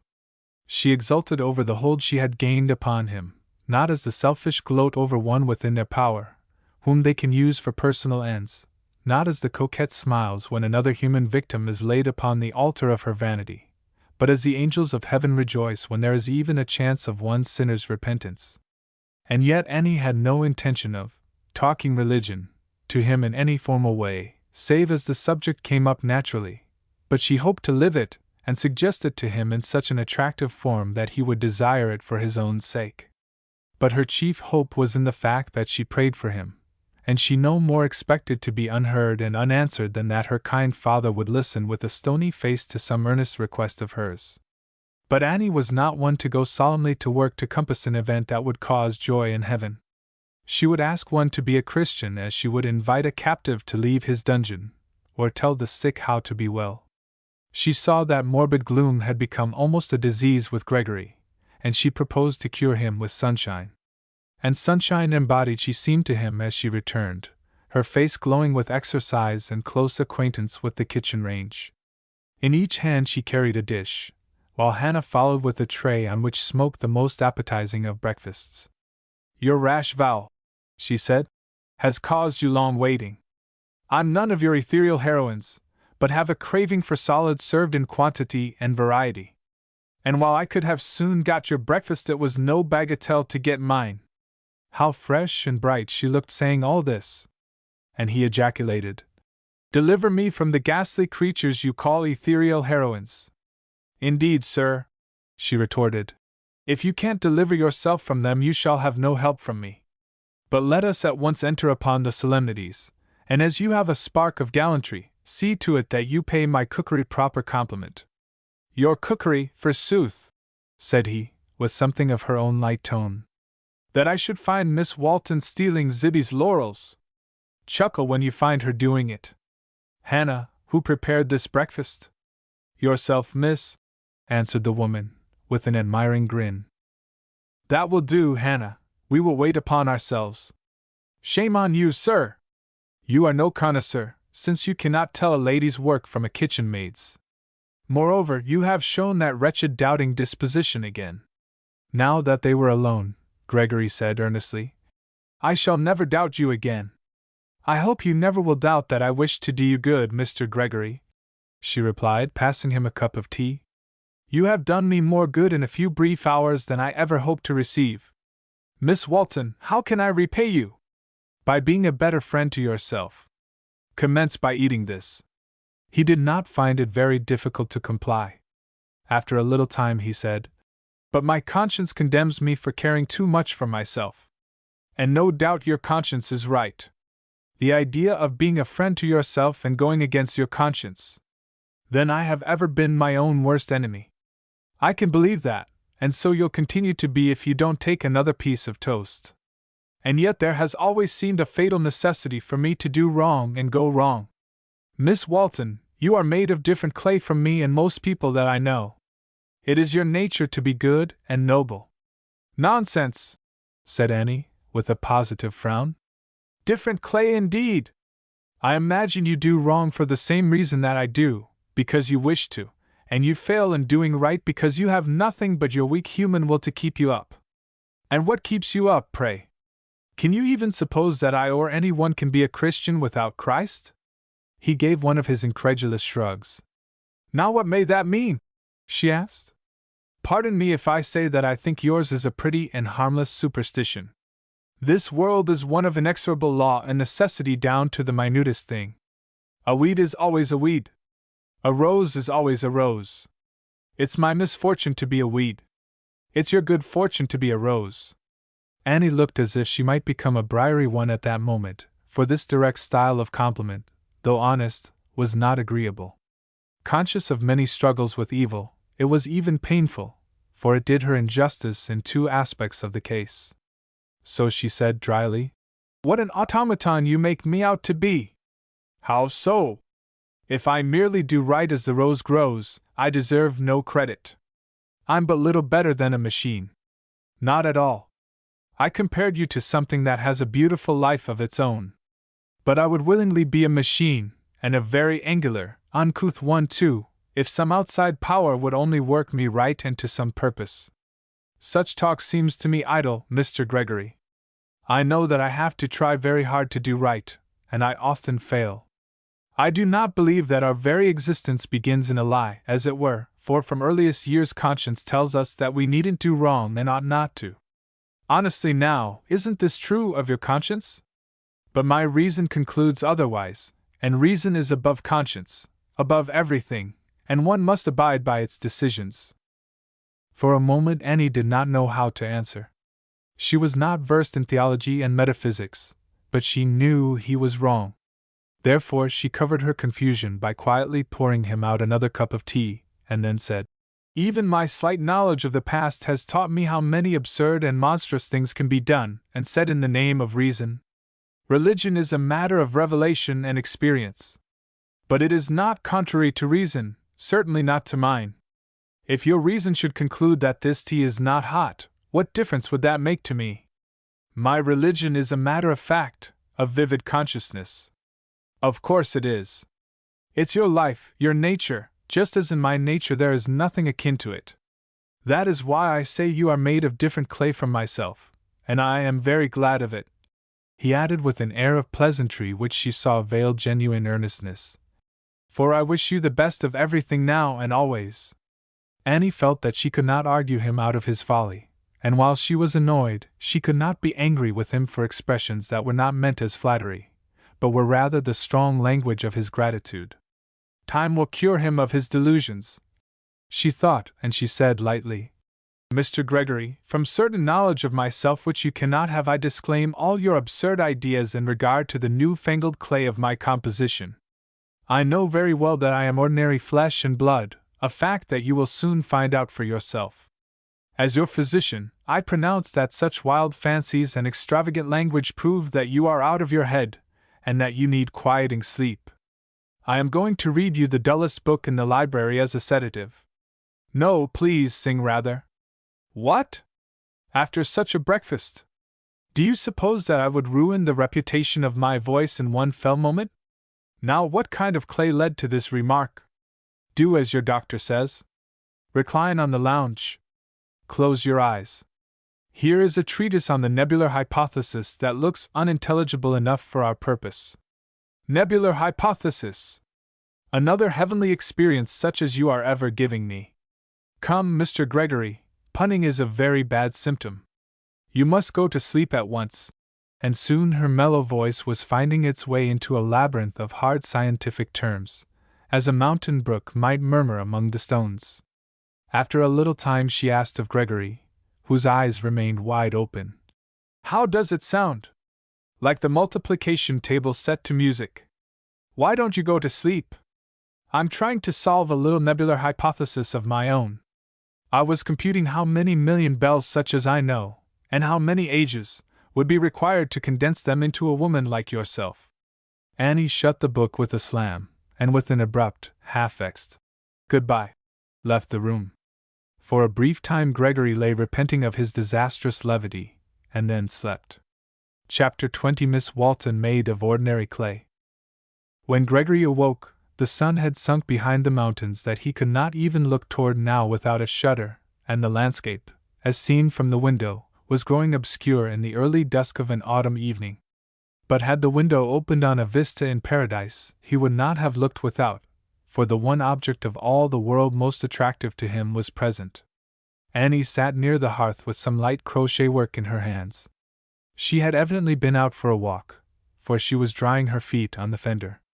How trim and cunning they looked, peeping from under the white edge of her skirt, and what a pretty picture she made sitting there in the firelight. The outline of her figure surely did not suggest the ethereal heroine. but rather the presiding genius in a happy home, in which the element of comfort abounded. She looked as if she would be a sweet-tempered, helpful companion in the everyday cares and duties of a busy life. A creature not too bright or good for human nature's daily food. How dark and lustrous her eyes are in the firelight, Gregory thought. It seems as if another and more genial fire were burning in them. What can she be thinking of, that such happy, dreamy smiles are flitting across her face? If I had such a hearth as that, and such a good angel beside it to receive me after the day's work was over, I believe I could become at least a man, if not a Christian. And he sighed so deeply that Annie looked hastily up, and encountered his wistful gaze. "What a profound remark you just made," she said. "What could have led to it?" "You." "I do not think that I am an object to sigh over. I'm perfectly well, I thank you, and have had my dinner. You have no idea what a pretty picture you made." "Yes, in this poor light, and your disordered imagination. But did you sigh on that account?" "No, but because to me it is only a picture, one that shall have the chief place in the gallery of my memory. In a few days I shall be in my cheerless bachelor apartments, with nothing but a dusty register in the place of this homelike hearth. Come, Mr. Gregory, you are growing sentimental. I will go and see if supper is ready. Please stay, and I will talk of the multiplication table. No, that led to the nebular hypothesis. You had better prepare for supper." And she vanished. "It's my fate," he said, rising, "to drive away every good and pleasant thing." He went to the fire and stood where she had sat, and again thought was busy. She seems so real and substantial, and yet so intangible. Her defensive armor is perfect, and I cannot get near or touch her unless she permits it. The sincerest compliment glances off. Out of her kindness she helps me and does me good. She bewitches and sways me by her spells, but I might as well seek to imprison a spirit of the air as to gain any hold upon her. I wonder whom or what she was thinking of, that such dreamy, tender smiles should flit across her face. How his face would have darkened with wrath and hate, if he had known that his detestation, hunting, had inspired them. The tea-bell reminded him how time was passing, and he went to his room with an elastic step that one would suppose impossible after seeing him in the morning.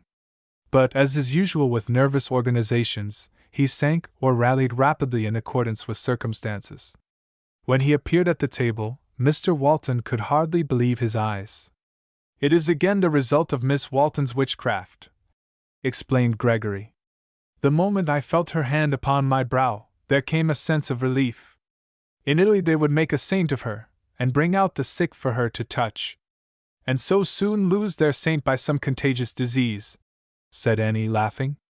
"I fear, sir, I was very rude to you this morning, but in truth I was beside myself with pain. Annie has a wonderful power of magnetism. I don't know what else to call it," said Miss Yulie. "She can drive away one of my headaches quicker than all other remedies combined." "You are making out," said Annie, "that my proper calling is that of a nurse. If you don't change the subject, I'll leave you all to take care of yourselves, and go down to Bellevue." "If you do," laughed Gregory, "I'll break every bone in my body, and be carried into your ward as a homeless stranger." The supper hour passed away in light and cheerful conversation. As if by common consent, the scenes on the mountain were not mentioned in the presence of the children, and they evidently had had their curiosity satisfied on the subject.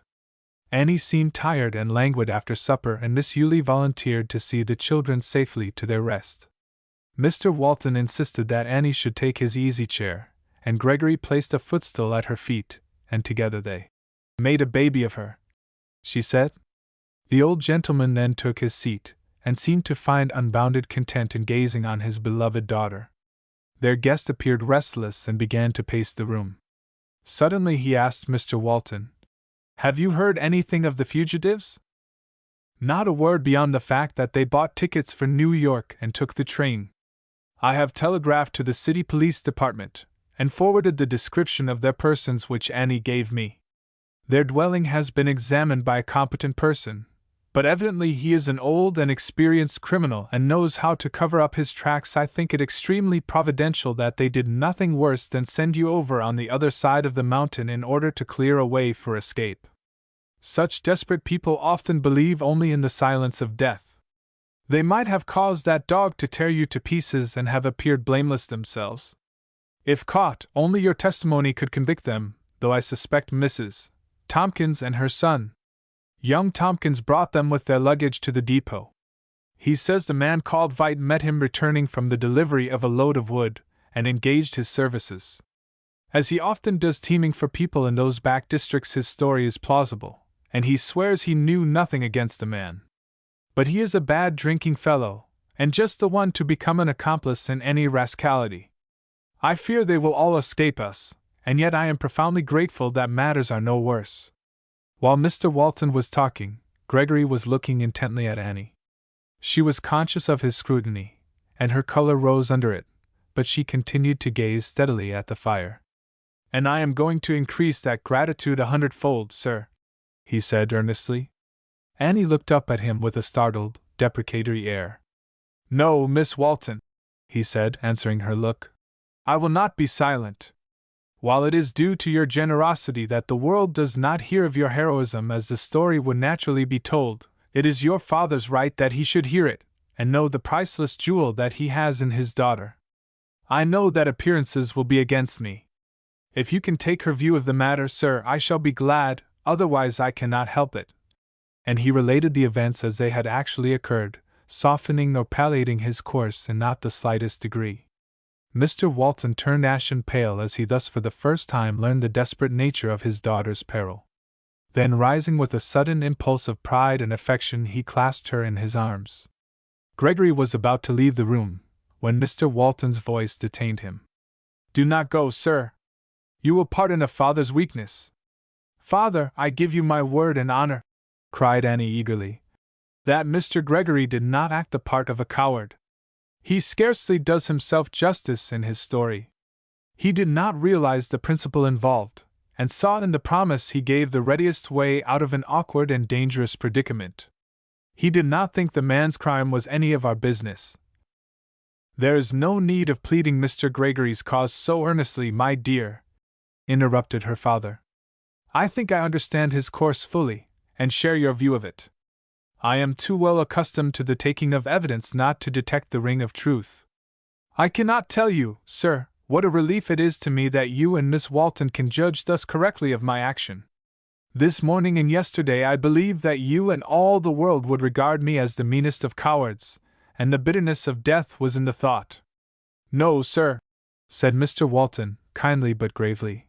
"Your course did not result from cowardice. But permit an old man and your father's friend to say that it did result from the lack of high moral principle. Its want in this case might have been fatal, for the world, as you feared, would scarcely do you justice. Let it be a lesson to you, my dear young friend, that only the course which is strictly right is safe, even as far as this world is concerned." Gregory's face flushed deeply, but he bowed his head in humility at the rebuke. "At the same time," continued Mr. Walton, "it was manly in you to state the case frankly to me as you have done, for you knew that you might shield yourself behind Annie's silence. It was simply your right to know it," said Gregory in a low tone. After a few moments of musing silence, Annie said earnestly, "I do so pity that poor woman. I imagine she is little better than her companion," said Mr. Walton. "Indeed she is, father," said Annie eagerly. "I cannot tell you how I feel for her, and I know from her manner and words that her guilty life is a crushing burden. It must be a terrible thing to a woman capable of good, as she is, and wishing to live a true life, to be irrevocably bound to a man utterly bad." "She is not so bound to him," said her father. "Can she not leave him?" "Ah, there comes in a mystery," she replied, and the subject dropped. Soon after, they separated for the night. But Gregory had much food for painful thought. After the experience of that day, his chief desire was to stand well in Miss Walton's esteem. And yet how did he stand, how could he stand, being what he was? He was not conscious of love for her as yet. He would have been satisfied if she had said, I will be your friend in the truest sense of the word. He had no small vanity, and understood her kindness. She was trying to do good to him as she would to anyone else. She was sorry for him as for the wretched woman who also found an evil life bitter, but she could never think of him as a dear, congenial, trusted friend. Even her father, in her presence, had rebuked his lack of principle, asserting that his nature was like the vile weed, and this had been proved every day of his visit. If she should come to know of his purpose and effort to tempt her into the display of petty weakness and lack of principle herself, would she not regard him as utterly bad, and shrink with loathing even from the bonds of friendship? He was learning the lesson that wrong sooner or later will bring its own punishment, and that the little experiment upon which he had entered as a relief from ennui might become the impassable gulf between him and happiness, for he knew that, if their relations ever verged toward mutual confidence, she would ask questions that would render lies his only escape. He could not sink to that resort. It was late before he found in sleep refuge from painful thoughts. The next day he was much alone. The news of their adventure having got abroad, many because of their sincere regard for Annie, and not a few out of curiosity, called to talk the matter over. After meeting one or two of these parties, and witnessing the modesty and grace with which Annie satisfied and foiled their curiosity at the same time, he was glad to escape further company in a long and solitary ramble. The air was mild, so that he could take rest in sunny nooks, and thus he spent most of the day by himself. His conscience was awakened, and the more pure and beautiful Annie's character grew in his estimation, the more dastardly his attempt upon it seemed. Never before had his evil life appeared so hideous and hateful. And yet his remorse had nothing in it of true penitence. It was rather a bitter, impotent revolt at what he regarded as cruel necessity. Now that he had been forced to abandon his theory that people are good as they are untempted, he adopted another, which, if it left him in a miserable predicament, exonerated him from blame. He had stated it to Annie when he said, "You are made of different clay from other people." He tried hard to believe this, and partially succeeded. "It is her nature to be good, and mine to be evil," he often said to himself that long and lonely day. "I have had a fatal gravitation toward evil ever since I can remember." But this was not true. Indeed, it could be proved out of his own memory that he had had as many good and noble impulses as the majority, and that circumstances had not been more adverse to him than to numerous others. He was dimly conscious of these facts, though he tried to shut his eyes to them. A man finally gets justice at the bar of his own conscience, but it is extorted gradually, reluctantly, with much befogging of the case. Still, this theory would not help him much with Annie Walton, for he knew that she would never entertain it a moment. Thus he wandered for hours amid old scenes and boyish haunts, utterly oblivious of them, brooding more and more darkly and despondingly over his miserable lot. He tried to throw off the burden of depressing thought by asking, in sudden fierceness, "Well, what is Annie Walton to me? I have only known her a short time, and having lived thus long, can live the rest of my days, probably few, without her." But it was of no use. His heart would not echo the words, but in its very depths a voice clear and distinct seemed to say, "I want to be with her, to be near her. With her, the hours are winged, away, they are leaden-footed. She awakens hope, she makes it appear possible to be a man." He remembered her hand upon his aching brow, and groaned aloud in view of the gulf that his own life had placed between them. "Neither can they pass to us," he said, unconsciously repeating the words of Scripture.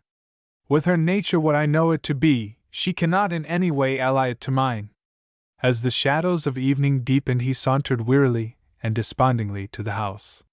There were still guests in the parlor, and he passed up to his room. For the first time he found it chilly and fireless. It had evidently been forgotten, and he felt himself neglected, and it seemed that he could drop out of existence unodored and uncared for. In what had been his own home, the place where for so many years he had experienced the most thoughtful tenderness, there came over him a sense of loneliness and desolation such as he had never before known or believed possible. He felt himself orphaned of heaven and earth, of God and man. But a process had commenced in Annie's mind that would have surprised him much. Unconsciously as yet even to herself, she was disproving his superior clay theory. Though carefully trained, and though for years she had prayerfully sought to do right, still she was a true daughter of Eve, and was often betrayed by human weakness. She had not the small, habitual vanity of some pretty women, who take admiration and flattery as their due, and miss it as they do their meals.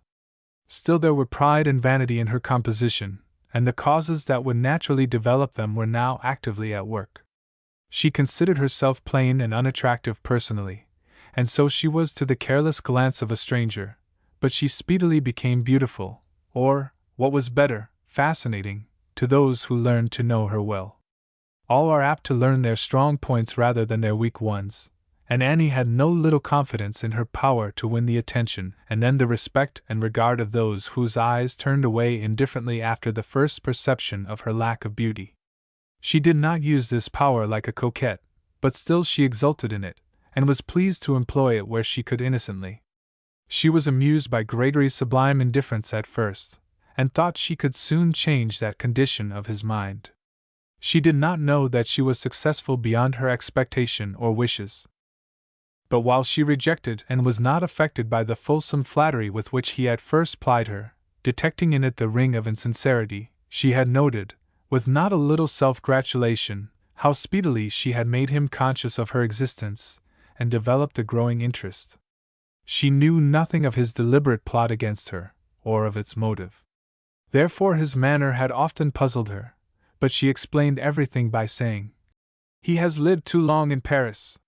Still it is justice to her to say that while, from the natural love of power existing in every breast, she had her own little complacencies, and oftentimes of positive pride and self-glorification, yet she struggled against such tendencies, and in the main she earnestly sought to use for their own good the influence she gained over others.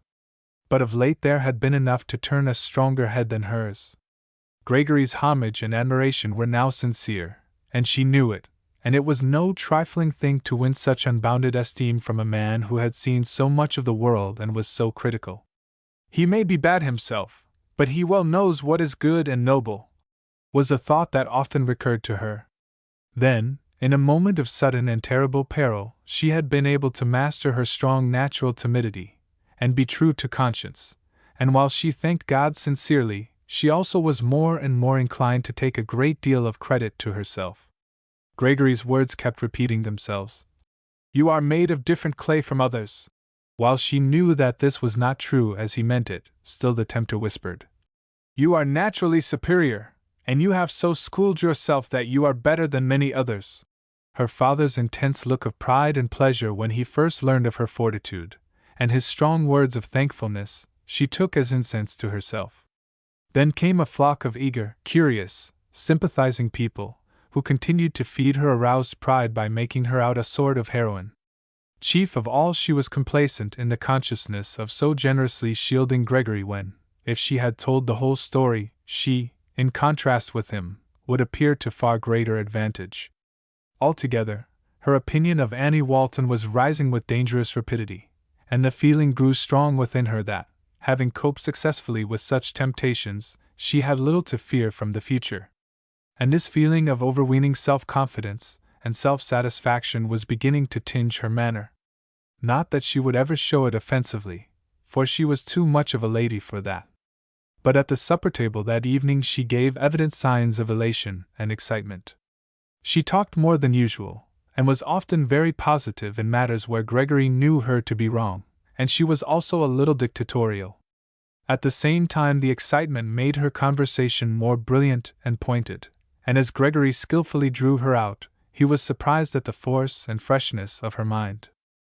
And yet there was something that jarred unpleasantly, a lack of the sincere simplicity and self-forgetfulness which were her usual characteristics. He had never known her to use the pronoun I with such distinctness and emphasis before. Still, all this would not have seemed strange to him in another, but it did in her.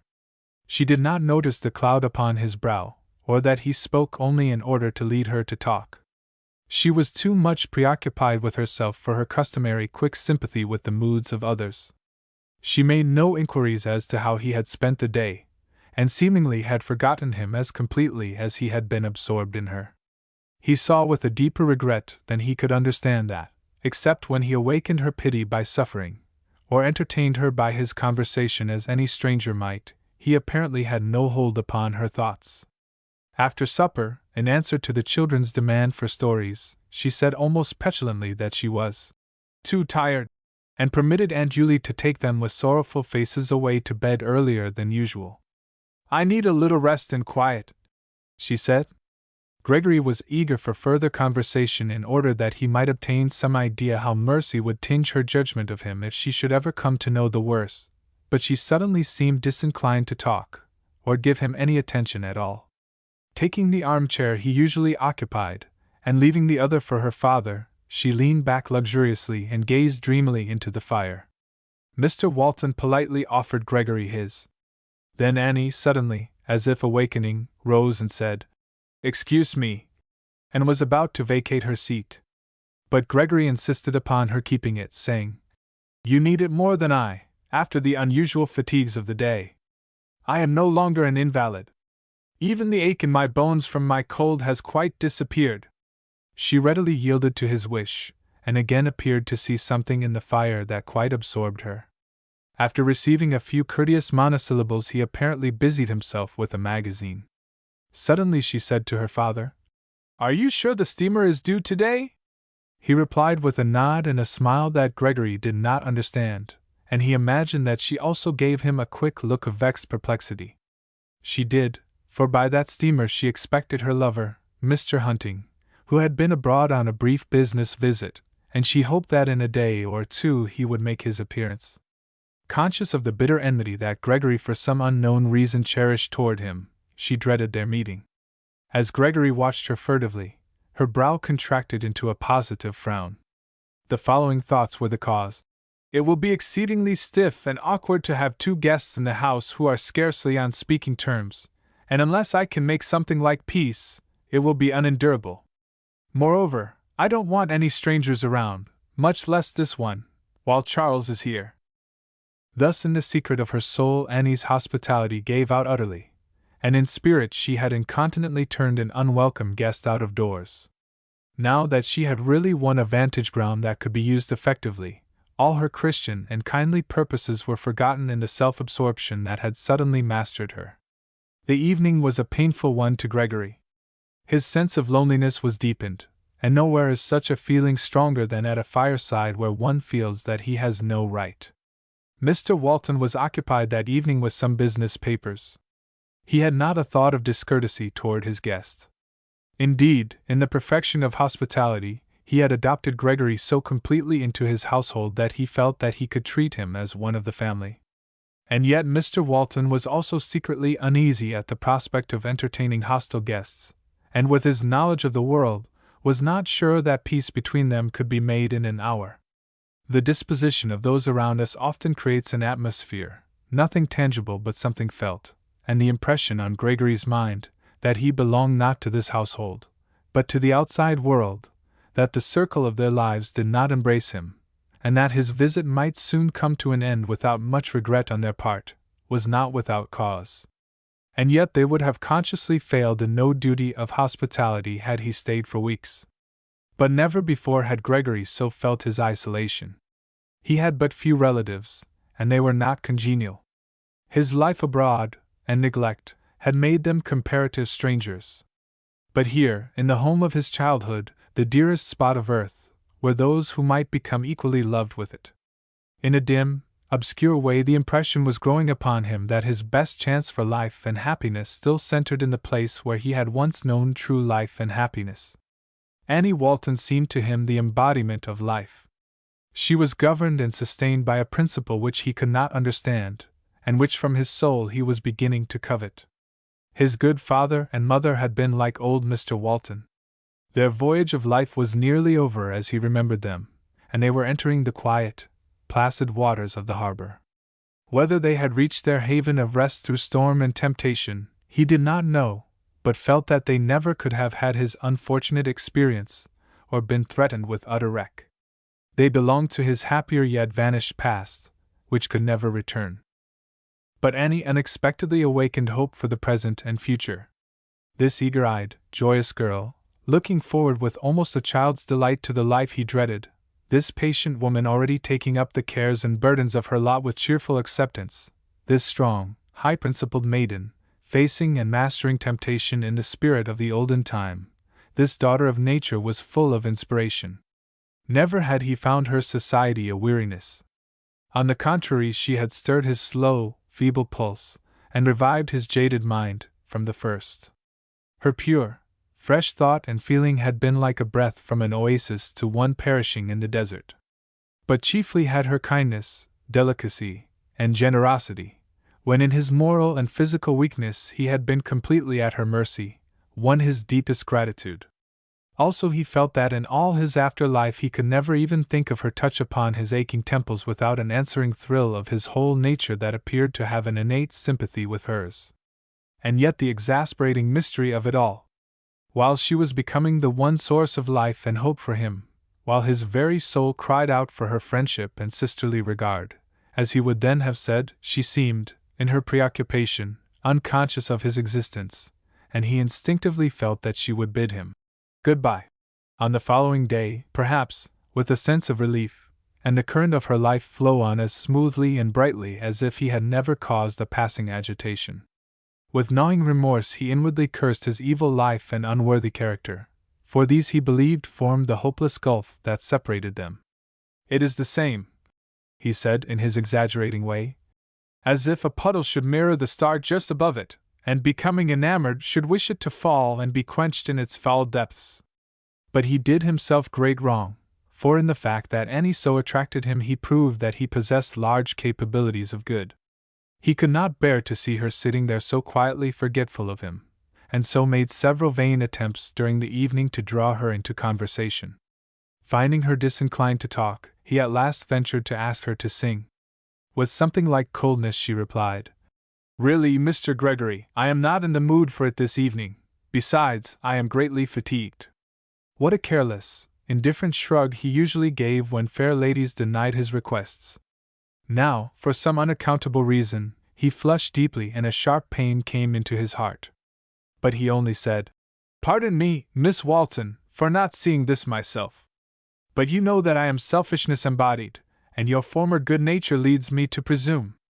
Annie gave him a hurried smile, as she answered, "Another time I will try to keep up my character better." And then she was absorbed again in a picture among the hickory coals. Like many who live in the country and are much alone, she was given to fits of abstraction and long reveries. She had no idea how the time was passing, and meant to exert herself before the evening was over for the benefit of her father and guest. But her lively imagination could not endure interruption till it had completed some scenes connected with him she hoped so soon to see. Moreover, as we have said, the tendency to self-absorption had been developing rapidly. After the last rebuff, Gregory was very quiet, and soon rose and excused himself, saying that he had taken longer walks than usual and needed rest. Annie awakened, as if out of a dream, with a pang of self-reproach, and said, "I have been a wretched hostess this evening. I hope you will forgive me. The fact is, I've been talked out today, and I had not the wit to entertain and interest you, so I need forgiveness more. Good night." Mr. Walton looked up from his business papers and smiled genially over his spectacles and then was as absorbed as before. Annie sat down with a vague sense of discontent. With their guest, her dreams also had gone, and she became conscious that she had treated him with almost rude neglect, and that he had borne it in a spirit different from that which he usually showed. But she petulantly said to herself, "I can't always be exerting myself for him as if he were a sick child." But conscience replied, "You have so much to make you happy, and he's so little.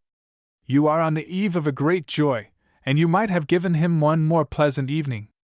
But she met these accusations with a harshness all unlike herself. "It's his own fault that he is not happy. He had no business to spoil his life." "Yes," retorted conscience, "but you have promised and purposed to help him find the true life, and now you wish him out of the way, and have lost one of your best opportunities and perhaps your last, for he will not stay after hunting comes." And self-condemned, she felt that she had spent a very selfish and profitless evening.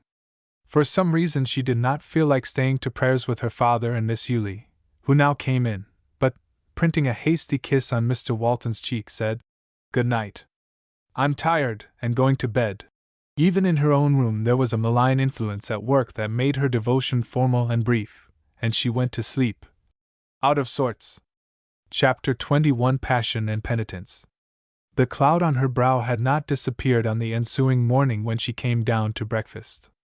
Unless the causes are removed, the bad moods of one day are apt to follow us into the next. Annie was now entering upon one of those periods when, in accordance with a common expression, everything goes wrong, and the world develops a sudden perverseness that distracts and irritates even the patient. The butcher had neglected to fill the order for breakfast, and Jeff, also under the baleful spell, had killed an ancient hen instead of a spring chicken, to supply the sudden need.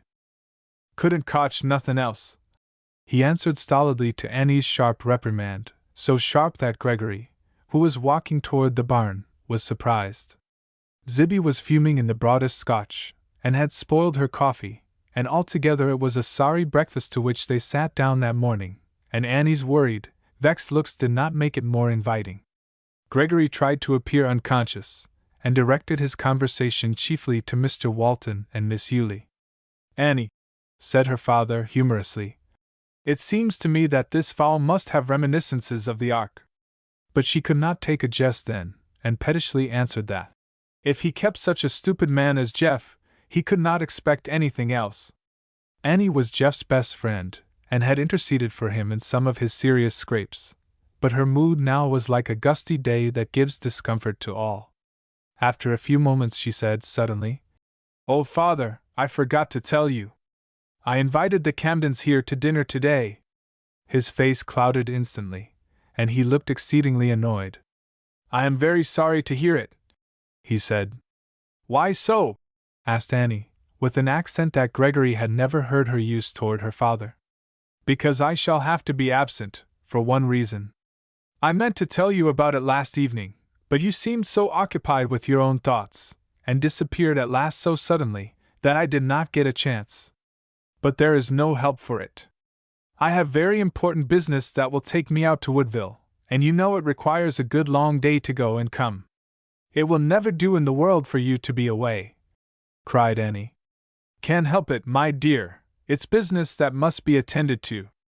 "But, father," she urged, "the Camdens are new people, and said to be very wealthy. We ought to show them some attention. They were so cordial yesterday, and spoke so handsomely of you, expressing a wish to meet you and be social, that I felt that I could not do otherwise than invite them. For reasons you understand, it may not be convenient to see them very soon after today." The old gentleman seemed to share his daughter's vexation, but from a different cause, and after a moment said, "You are right. They are new people in more senses than one, and appear to me to be assuming a great deal more than good taste dictates in view of the past. As mistress of my home, I wish you to feel that you have the right to invite anyone you please, within certain limits. The Camdens are people that I would do any kindness to and readily help if they were in trouble, but I do not wish to meet them socially." Tears of shame and anger glistened in Annie's eyes as she said, "I'm sure you know very well that I wish to entertain no vulgar, pushing people. I knew nothing of their past. They seemed pleasant when they called. They were said to have the means to be liberal if they wished, and I thought they would be an acquisition to our neighborhood, and that we might interest them in our church and other things." "In my view," replied Mr. Walton, a little hotly, "the church and every good cause would be better off without their money, for, in plain English, it was acquired in a way that you and I regard as dishonorable. I'm very sorry they've come to spend it in our neighborhood. The fact may not be generally known here, but it soon will be.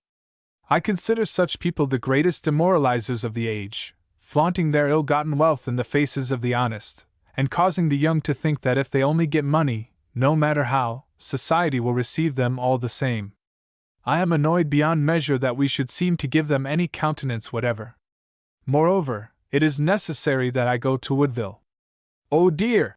exclaimed Annie in a tone of real distress. "What shall I do? If I had only known all this before!" Then, turning with sudden irritation to her father, she asked, Why did you not tell me about them? Because you never asked, and I saw no occasion to. I do not like to speak evil of my neighbors, even if it be true. I did not know of your call upon them till after it occurred, and then remarked, if you will remember, that they were people that I did not admire. Yes, she exclaimed, in a tone of strong self-disgust. I do remember your saying so, though I had no idea you meant anything like what you now state. The wretched mystery of it all is, why could I not have remembered it yesterday? Well, my dear, replied the father, with the glimmer of a smile, you were a bit preoccupied yesterday, though I don't wonder at that. I see it all now, cried Annie impetuously. But it was with myself I was preoccupied, and therefore I made a fool of myself. I was rude to you last night also, Mr. Gregory, so taken up was I with my own wonderful being. Indeed, Miss Walton, I thought you were thinking of another, said he, with a keen glance, and she blushed so deeply that he feared she was. But he added, quickly, you once told me that it was as wrong to judge oneself harshly as another. I assure you that I've no complaints to make, but rather feel gratitude for your kindness. As to this other matter, it seems to me that in your ignorance of these people you have acted very naturally. I'm sorry I did not tell you more about them, said her father. I did intend to, but somehow it escaped me. Well, said Annie, with a long breath, I am fairly in the scrape. I've invited them, and the question now is, what shall we do? The old merchant, with his intense repugnance to anything like commercial dishonesty, was deeply perturbed. The idea of entertaining at his board as guest a man with whom he would not have a business transaction was exceedingly disagreeable. Leaving the unsatisfactory breakfast half finished, he rose and paced the room in his perplexity. At last he spoke, as much to himself as to his daughter. It shall never be said that John Walton was deficient in hospitality. They have been invited by one who had the right, so let them come, and be treated as guests ever are at our house. This much is due to ourselves. But after today let our relations be as slight as possible. Mr. Gregory, you are under no obligation to meet such people, and need not appear unless you wish. With your permission I will be present, sir, and help Miss Walton entertain them. Indeed, I can claim such slight superiority to these Camdens or any one else that I have no scruples. How is that? Asked Mr. Walton, with a grave, questioning look. I trust you do not uphold the theory that seems to prevail in some commercial circles, that any mode by which a man can get money and escape state prison is right? I imagine I am the last one in the world to uphold such a theory, replied Gregory, quickly, with one of his expressive shrugs. Inasmuch as I am a poor man today because this theory has been put in practice against me. No, Mr. Walton, he continued, with the dignity of truth. It is but justice to myself to say that my mercantile life has been as pure as your own, and that is the highest encomium that I could pass upon it. At the same time it has been evident to you from the first day I came under your roof that I am not the good man that you loved in my father. The old gentleman sighed deeply. He was too straightforward to utter some trite, smooth remark, such as a man of the world might make. Regarding Gregory kindly, he said, almost as if it were a prayer, May his mantle fall on you. You have many traits and ways that remind me strongly of him, and you have it in you to become like him. Gregory shook his head in deep dejection, and said in a low tone, No, never. You know not the power of God, said Mr. Walton gravely. At any rate, thank him that he has kept you from the riches of those who I am sorry to find must be our guests today. The children now came in from their early visit to the chestnut trees, and the subject was dropped. Mr. Walton left the room, and Gregory also excused himself. Miss Yulie had taken no part in the discussion. It was not in her nature to do so.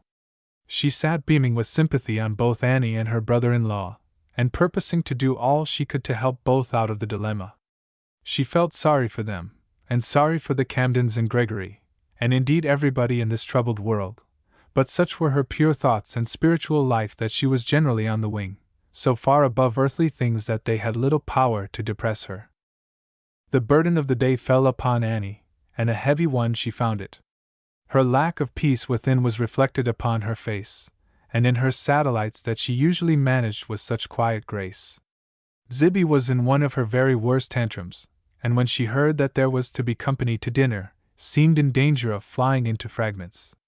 The thistle, the emblem of her land, was a meek and downy flower compared with this ancient dame. When she took up or laid down any utensil, it was in a way that bade fair to reduce the kitchen to chaos before night. Jeff had got his back up, also about the hen, and was as stupid and sullen as only Jeff knew how to be, and even quiet Hannah was almost driven to frenzy by Zibby reproaching her for being everything under heaven that she knew she was not. In her usual state of mind, Annie could have partly allayed the storm, and poured oil on the troubled waters, but now disquietude sat on her own brow, and she gave her orders in the sharp, decisive tone that compels reluctant obedience. The day was raw and uncomfortable, and Gregory resolved to make his easy chair by the parlor fire the point from which he would watch the development of this domestic drama. He had no vulgar, prying curiosity, but an absorbing interest in the chief actor, and was compelled to admit that the being whom he had come to regard as faultless was growing human faster than he liked. This impression was confirmed when the children came tearing through the main hall past the parlor to the dining room opposite, which they entered, leaving the door open. Annie was there preparing the dessert. Country housekeepers can rarely leave these matters to rural cooks, and Zibby could be trusted to sweeten nothing that day. With exclamations of delight the children clamored to help, or muss, a little in their own way, a privilege often given them at such times.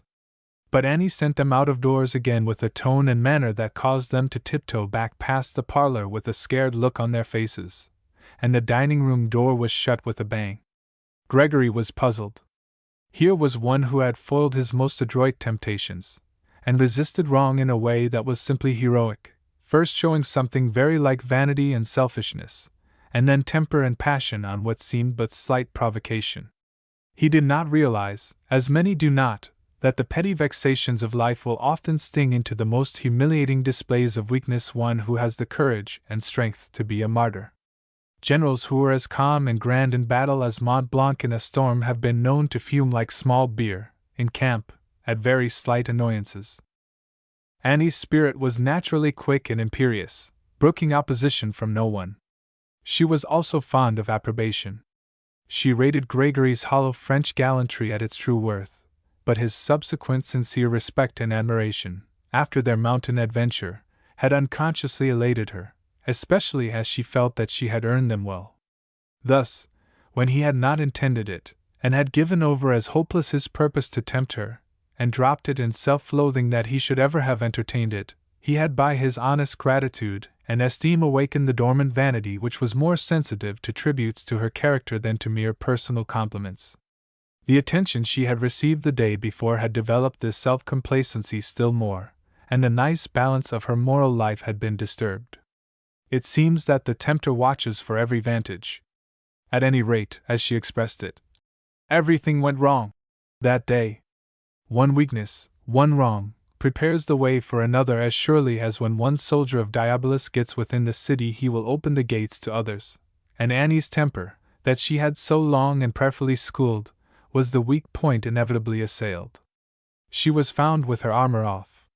She had closed the preceding day and entered on the present with the form and not the reality of prayer. Therefore it was Annie Walton alone who was coping with temptation. She felt that all was wrong without and within.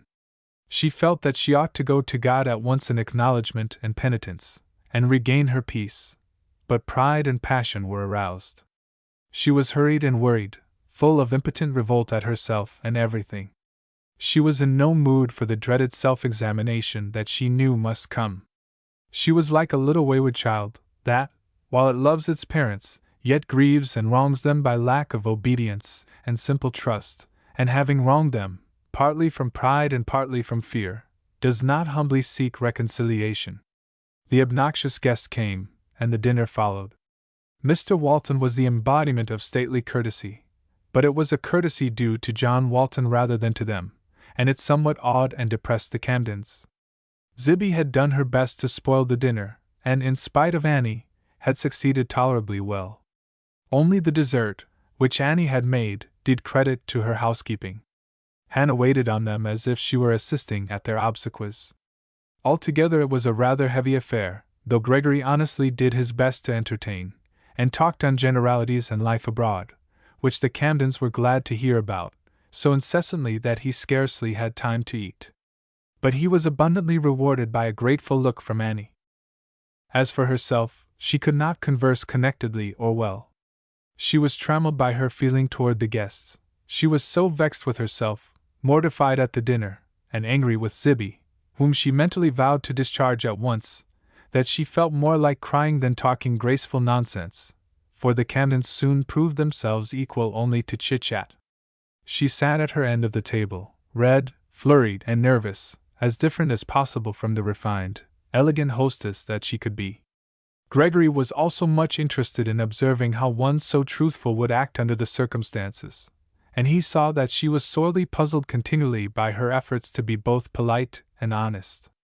The Camdens were puzzled also, and severely criticized their entertainers, mentally concluding and afterward asserting, with countless variations, that Miss Walton was wonderfully overrated, that she was a poor housekeeper, and they should judge, but little accustomed to good society.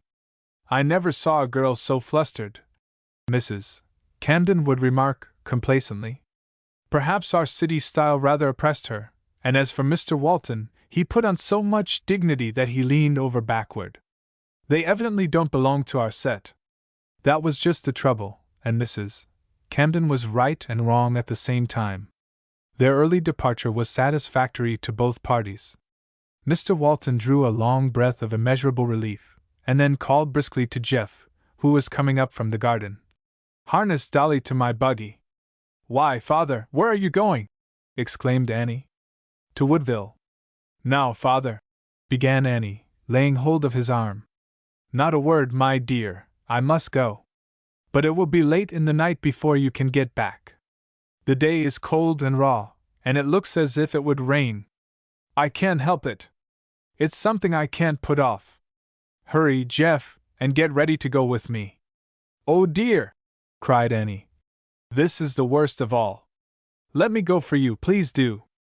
"I'm not a child," said the old gentleman irritably. "Since I could not go this morning, I must go now. Please don't worry me. It's public business that I have no right to delay, and I promised that it should be attended to today." And with a hasty "Goodbye," he took his overcoat and started.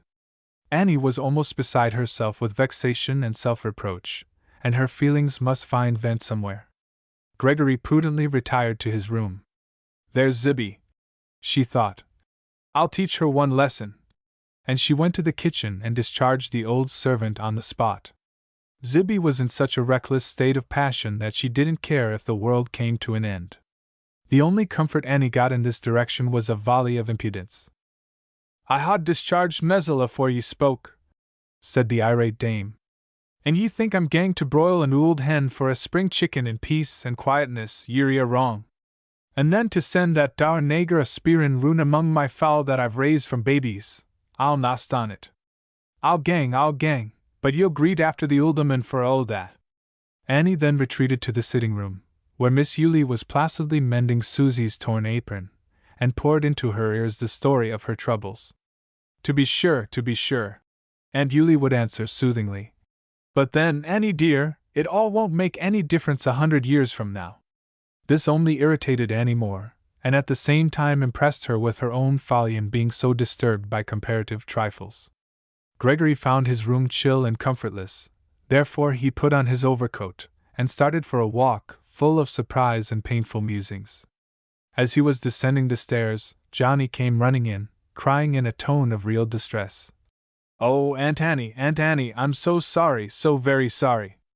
Annie came running out of the sitting-room, exclaiming sharply, "What on earth is the matter now? Hasn't there been trouble enough for one day?" "I'm so sorry," sobbed the little boy. "But I got a letter at the post office, and I lost it coming across the lots, and I can't find it." This was too much.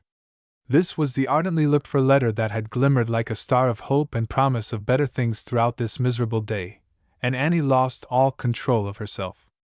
Rushing upon the child, she cried, "You naughty, Careless boy! I'll give you one lesson. And she shook him so violently that Gregory's indignation got the better of him, and he said, in a low, deep tone, Miss Walton, the child says he is very, very sorry. He has not meant to do wrong.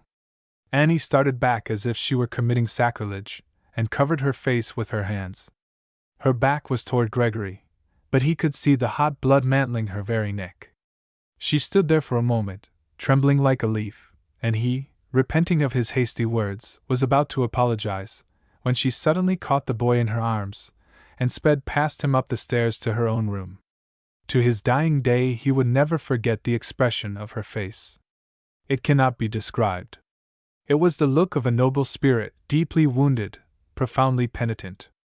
Her intense feeling touched him, and the rough October winds brushed a tear from his own eyes more than once before he returned. Chapter 22. Not a heroine, but a woman. The cold, cynical man of the world was in a maze. He was deeply and painfully surprised at Miss Walton, and scarcely less so at himself.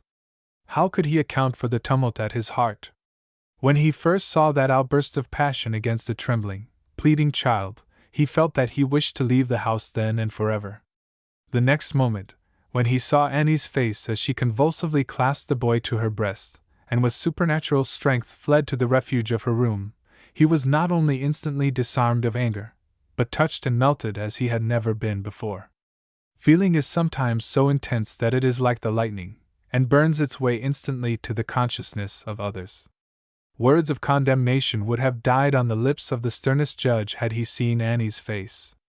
It would have shown him that the harshest things that he could utter were already anticipated in unmeasured self-upbraidings. From anger and disgust Gregory passed to the profoundest pity. The children's unbounded affection for Annie proved that she was usually kind and patient toward them. A little thought convinced him that the act he saw was a sudden outburst of passion for which the exasperating events of the day had been a preparation. Her face showed as no language could how sincere and deep would be her repentance. He had not gone very far into the early twilight of a grove before he was conscious of a strong and secret exultation. She is not made of different clay from others, he said. She cannot condemn me so utterly now, and in view of what I have seen, she cannot loftily deny the kinship of human weakness.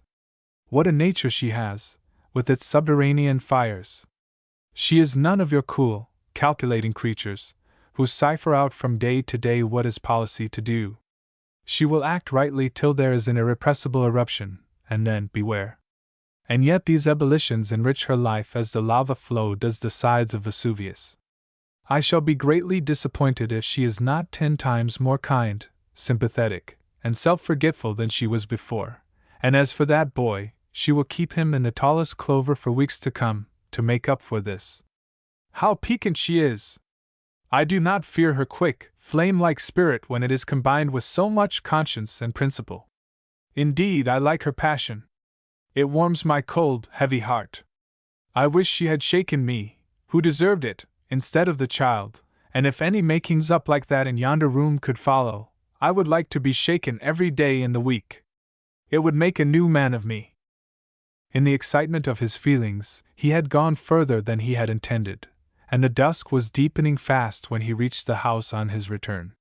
He felt not a little uneasy as to his reception after the rebuke he had given, but counted much on Annie's just and generous disposition. He entered quietly at a side door, and passed through the dining room into the hall. The lamp in the parlor was unlighted, but the bright wood fire shed a soft, uncertain radiance throughout the room.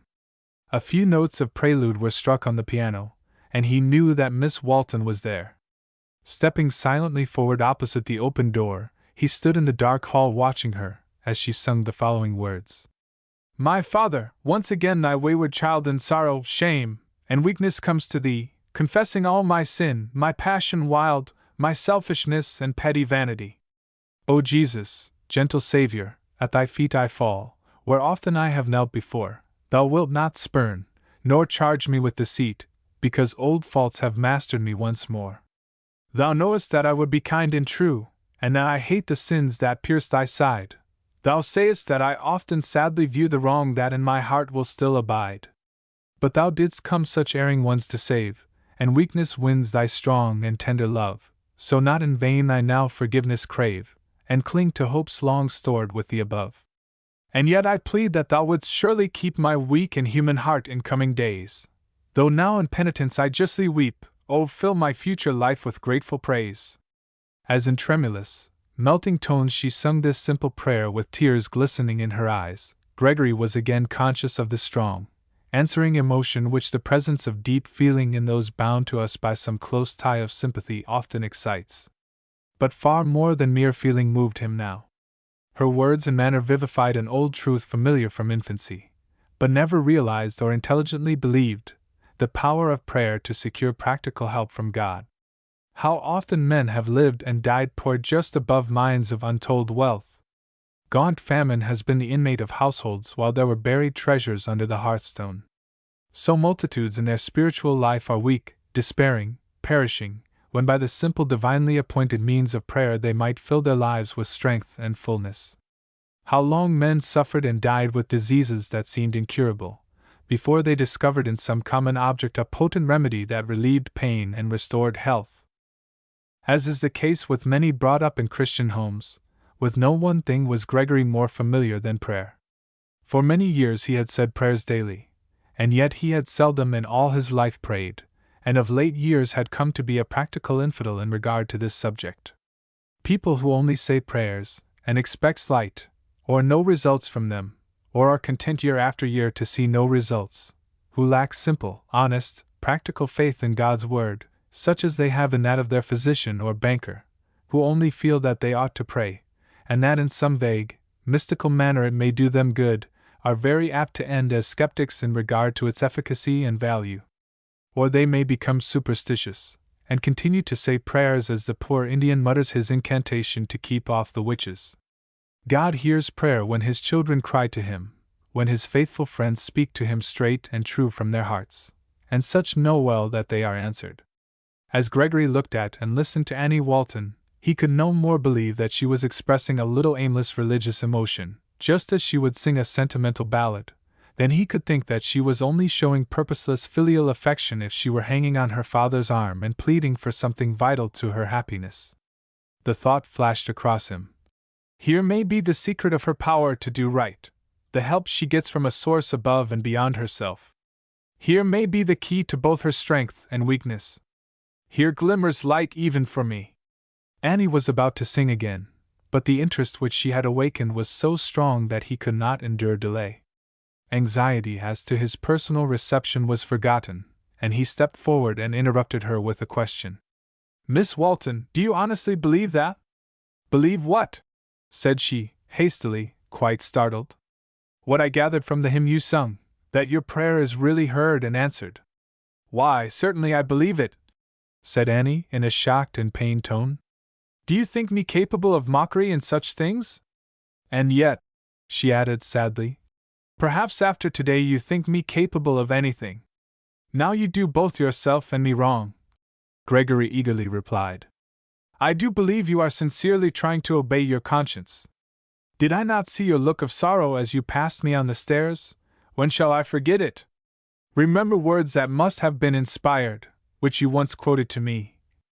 Who by repentance is not satisfied is not of heaven nor earth. And pardon me when I tell you that I have been listening the last few moments out in the hall. Your tones and manner would melt the heart of an infidel, and they have made me wish that I were not so unbelieving. Forgive me for even putting such thoughts in your mind. I feel it is wicked and selfish in me to do it. But how do you know that your prayer, though so direct and sincere, was not sound lost in space?" "Because it has been answered," she replied eagerly. "Peace came even as I spoke the words. Because whenever I really pray to God he answers me." They now stood on opposite sides of the hearth, with the glowing fire between them. In its light Annie's wet eyes glistened, but she had forgotten herself in her sincere and newly awakened interest in him whom she had secretly hoped and purposed before to lead to better things. It had formed no small part of her keen self-reproach that she had forgotten that purpose, and wished him out of the way, just as she was beginning to gain a decided influence over him for good. After what he had witnessed that afternoon, she felt that he would never listen to her again. He would not had he detected the slightest tinge of acting or insincerity on her part, but her penitence had been as real as her passion. She was glad and grateful indeed when he approached her again in the spirit he now manifested. As she stood there in the firelight, self-forgetful, conscious only of her wish to say some words that would be like light to him, her large, humid eyes turned up to his face, she made a picture that his mother would like to see. He leaned against the mantel and looked dejectedly into the fire. After a moment he said sadly, "I envy you, Miss Walton. I wish I could believe in a personal God who thought about us and cared for us, that is, each one of us. Of course I believe in a supreme being, a great first cause, but he hides himself behind the stars, he is lost to me in his vast universe. I think my prayers once had an effect on my own mind, and so did me some good. But that's past, and now I might as well pray to gravitation as to anything else." Then, turning to her, he caught her wistful, interested look, an expression which said plainly, "I want to help you." And it touched him. He continued feelingly, "Perhaps you are not conscious of it, but you now look as if you cared whether I was good or bad, was sad or happy, lived or died. If I could only see that God cared in something the same way. He no doubt intends to do what is best for the race in the long run, but that may involve my destruction. I dread his terrible, inexorable laws." "Alas," said Annie, tears welling up into her eyes, "I am not wise enough to argue out these matters and demonstrate the truth. I suppose it can be done by those who know how." "I doubt it," said he, shaking his head decisively. "Well, I can tell you only what I feel and know. That is better than argument, that is what I would like. You are not a weak, sentimental woman, full of mysticism and fancies, and I should have much confidence in what you know and feel. Do not say that I am not a weak woman, I have shown you otherwise. Be sincere with me, for I am with you. Well, it seems to me that this question of prayer is simply one of fact. We know that God answers prayer, not only because He said He would, but because He does. From my own experience I am as certain of it as of my existence. I think that many who sneer or doubt in regard to prayer are very unfair. I ask you, is it scientific for men to say, nothing is true save what we have seen and know ourselves? How that would limit one's knowledge. If some facts are discovered in Europe and established by a few proper witnesses, we believe them here. Now in every age multitudes have said that it was a fact that God heard and answered their prayers. What right has anyone to ignore these truths any more than any other truths of human experience? I ask my earthly father for something. The next day I find it on my dressing table. Is it a delusion to believe that He heard and granted my request? When I ask my heavenly Father for outward things, He sometimes gives them, and sometimes He does not, as He sees is best for me, just as my parents did when I was a little child. And I have already seen that He has often been kinder in refusing. But when I ask for that which will meet my deeper and spiritual needs, I seldom ask in vain. If you should ask me how I know it, I in return ask how you know that you are ill, or well, that you are glad or sad, or tired, or anything about yourself that depends on your own inner consciousness. If I should say unjust, insulting things to you now, how would you know you were angry? If I should say, Mr. Gregory, you are mocking me, what I am now saying has no interest for you, you don't hear me, you don't understand me, you are thinking of something else, what kind of proof to the contrary could you offer? Suppose that I should say I want mathematical proof that you do feel an interest, or physical proof, something that I can measure, weigh, or see, should I be reasonable? Do I make it clear to you why I say I know this? Clearer than it was ever made to me before. I cannot help seeing that you are sincere and sure about it. But pardon me, I've got in such an inveterate habit of doubting. Are not good Catholics just as sure about the Virgin and the saints hearing and answering them? And do not pagans feel the same way about their deities? Now, Mr. Gregory, said Annie, with a little indignant reproach in her tone, do you think it just and reasonable to compare my faith, or that of any intelligent Christian, with the gross superstitions you name? Christianity is not embraced only by the ignorant and weak-minded. Multitudes of the best and ripest scholars in the world are honest believers. Indeed, Miss Walton, I did not mean you to draw any such inference as that, replied he, hastily and in some confusion. I do not see how any other can be drawn, she continued. And I know from what I have read and heard that unbelievers usually seek to give that impression. But it's not a fair one. The absurdities of paganism, monkish legends, and even the plausible errors of the Romish Church will not endure the light of intelligent education. But the more I know, the more I see the beauty and perfection of the Christian religion and the reasonableness of prayer, and so it is with far stronger and wiser heads than mine. Your father and mine were never men to be imposed upon, nor to believe anything just because they were told to do so when children. Really, Miss Walton, you said you couldn't argue about this matter.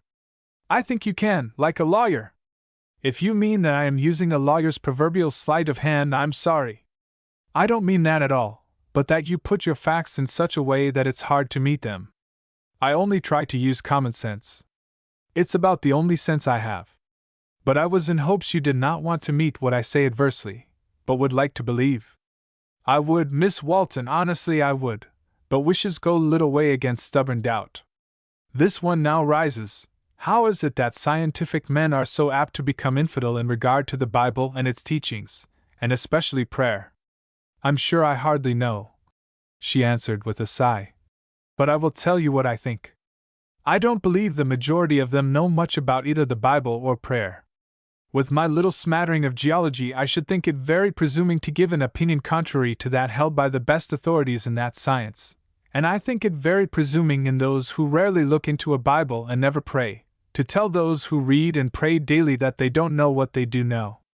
Then again, scientific people often apply gross material tests to matters of faith and religious experience. The thing is absurd. Suppose a man should seek to investigate light with a pair of scales that could not weigh anything less than a pound. There is a spiritual and moral world as truly as a physical, and spiritual facts are just as good to build on as any other, and I should think they ought to be better, because the spirit is the noblest part of us. A man who sees only one side of a mountain has no right to declare that the other is just like it. Then again, your scientific oracles are always contradicting one another and upsetting one another's theories. Science today laughs at the absurdities believed by the learned 100 years ago, and so will much that is now called science, and because of which men doubt the Bible, be laughed at in the future. But my belief is the same substantially as that of Paul, St. Augustine, Luther, and the best people of my own age, and Luther, who did more for the world than any other mere man, said that to pray well was to work well. When Annie was under mental excitement, she was a rapid, fluent talker, and this was especially her condition this evening. As she looked earnestly at Gregory while she spoke, her dark eyes glowing with feeling and intelligence and lighting her whole face, he was impressed more than he could have been by the labored arguments of a cool, logical scholar. Her intense earnestness put a soul into the body of her words. He was affected more than he wished her to know, more than was agreeable to his pride. What she had said seemed so perfectly true and real to her that for the time she made it true to him, and yet to admit that his long-standing doubts could not endure so slight an assault as this, was to show that they had a very flimsy basis. Moreover, he knew that when, left to himself, he should think it all over, new questions would rise that could not be answered, and new doubts return. Therefore he could not receive now what he might be disposed to doubt tomorrow. He was a trifle bewildered, and wanted time to think. He was as much interested in Miss Walton as in what she was saying, and when her words proved that she was a thoughtful woman, and could be the intelligent companion of any man, the distracting fear grew stronger that when she came to know him well, she would coldly stand aloof. The very thought was unendurable. In all the world, only in the direction of Annie Walton seemed there any light for him. So to gain time he instinctively sought to give a less serious turn to the conversation, by saying, "Come, Miss Walton, this is the best preaching I've ever heard. It seems to me quite unusual to find a young lady so interested and well versed in these matters.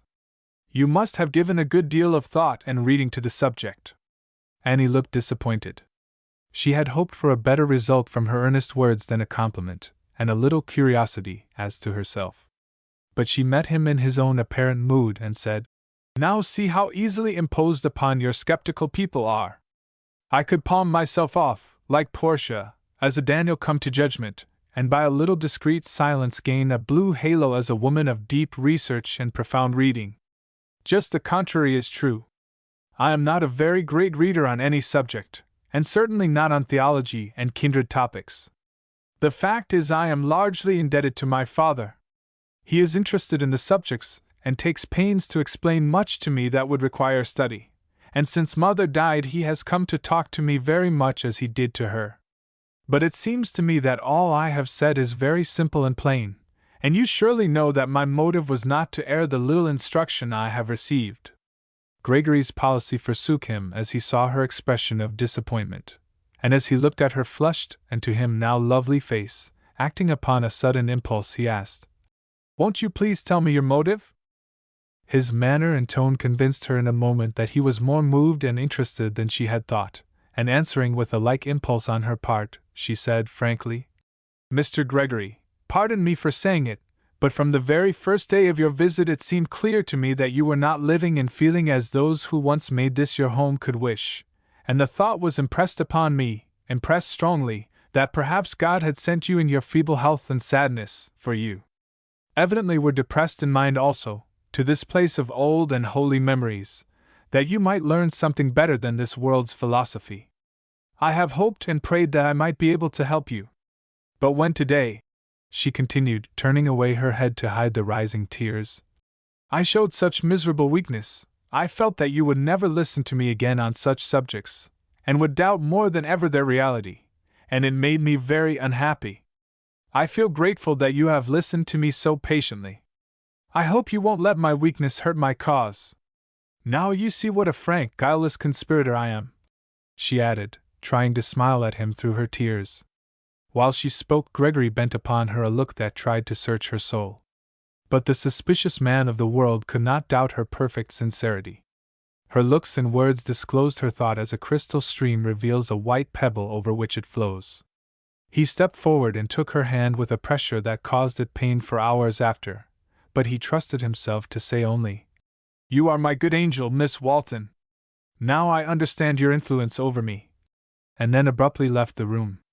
But he did not understand her influence. A man seldom does when he first meets the woman whose words, glances, and presence have the subtle power to fill his thoughts, quicken his pulse, stir his soul, and awaken his whole nature into new life. He usually passes through a luminous haze of congeniality, friendship, platonic affinity, or even brotherly regard, till something suddenly clears up the mist and he finds, like the first man, lonely in Eden, that there is but one woman for him in all the world. Gregory was in the midst of the cloud, but it seemed very bright around him as he paced his room excitedly.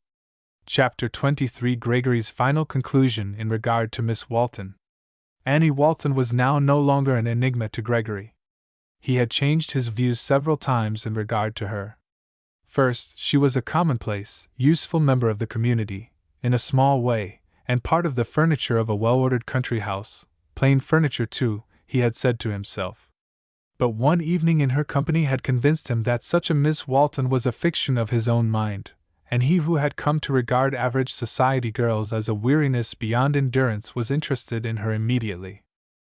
Then her truth and unselfishness, and the strong religious element in her character, had been a constant rebuke to him, but he had soothed himself with the theory that she differed from others only in being untempted.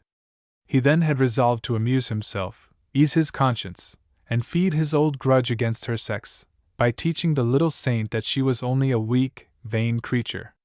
Yet she had sustained not only his temptations, but another ordeal, so searching and terrible that it transformed her into a heroine, a being of superior clay to that of ordinary mortals. "It's her nature to be good, mine to be bad," he had said. "I'm a weed, she is a flower." But Annie herself had rudely dispelled this illusion. Now he saw her to be a woman who might, did she yield to the evil within her and without, show all the vanity, weakness, and folly generally, of which he had at first believed her capable, but who, by prayer and effort, daily achieved victories over herself. In addition, she had manifested the most beautiful and godlike trait that can ennoble human character, the desire to save and sweeten others' lives. To have been lectured and talked to on the subject of religion in any conventional way by one outside of his sympathies would have been as repulsive as useless, but Annie had the tact to make her effort appear like angelic ministry. There is that about every truly refined woman with a large, loving heart which is irresistible. The two qualities combined give a winning grace that is an open sesame everywhere. The trouble is that culture and polish are too often the sheen of an icicle. He believed he saw just her attitude toward him. It reminded him of Miss Bentley's efforts in his behalf, but with the contrast that existed between Miss Bentley and Annie. He now wondered that he could have been interested in such a vain, shallow creature as Mrs. Grobb had proved herself, and he excused himself on the ground that he had idealized her into something that she was not.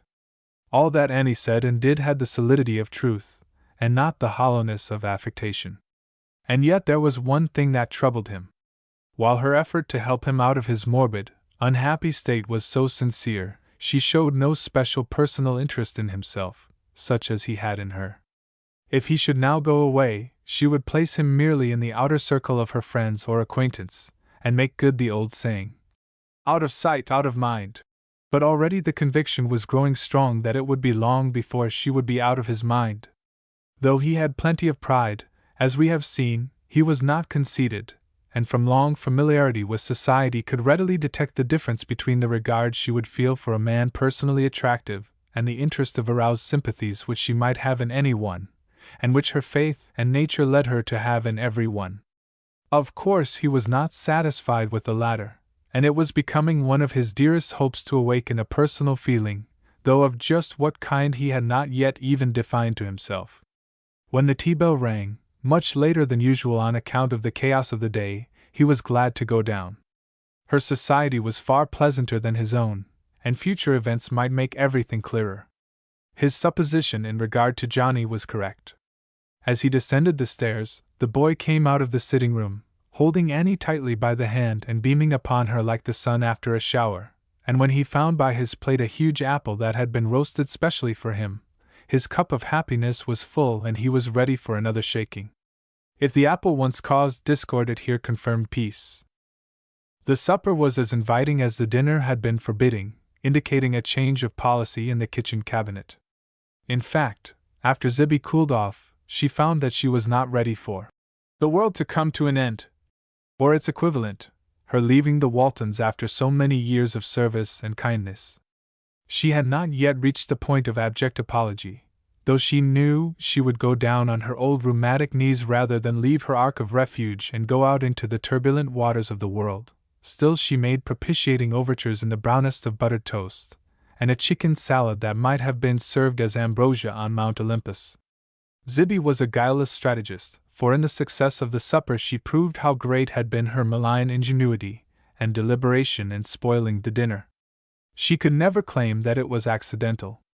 Hannah no longer waited as if it were a funeral occasion, and the domestic skies were fast brightening up, except in one quarter. Mr. Walton's chair was vacant, and Gregory noticed that Annie often looked wistfully and sadly toward it. With the sensitiveness of one who habitually hid his deeper feeling from the world, Gregory tried to act as if his last conversation with Annie had been upon the weather, and as might be expected of refined people, no allusion was made to the unpleasant features of the day. Neither then nor afterward was a word adverse to the Camdens spoken. They had been guests, and that was enough for the Waltons' nice sense of courtesy. Only Susie, with a little sigh of relief, gave expression to the general feeling by saying, "Somehow I feel kind of light tonight.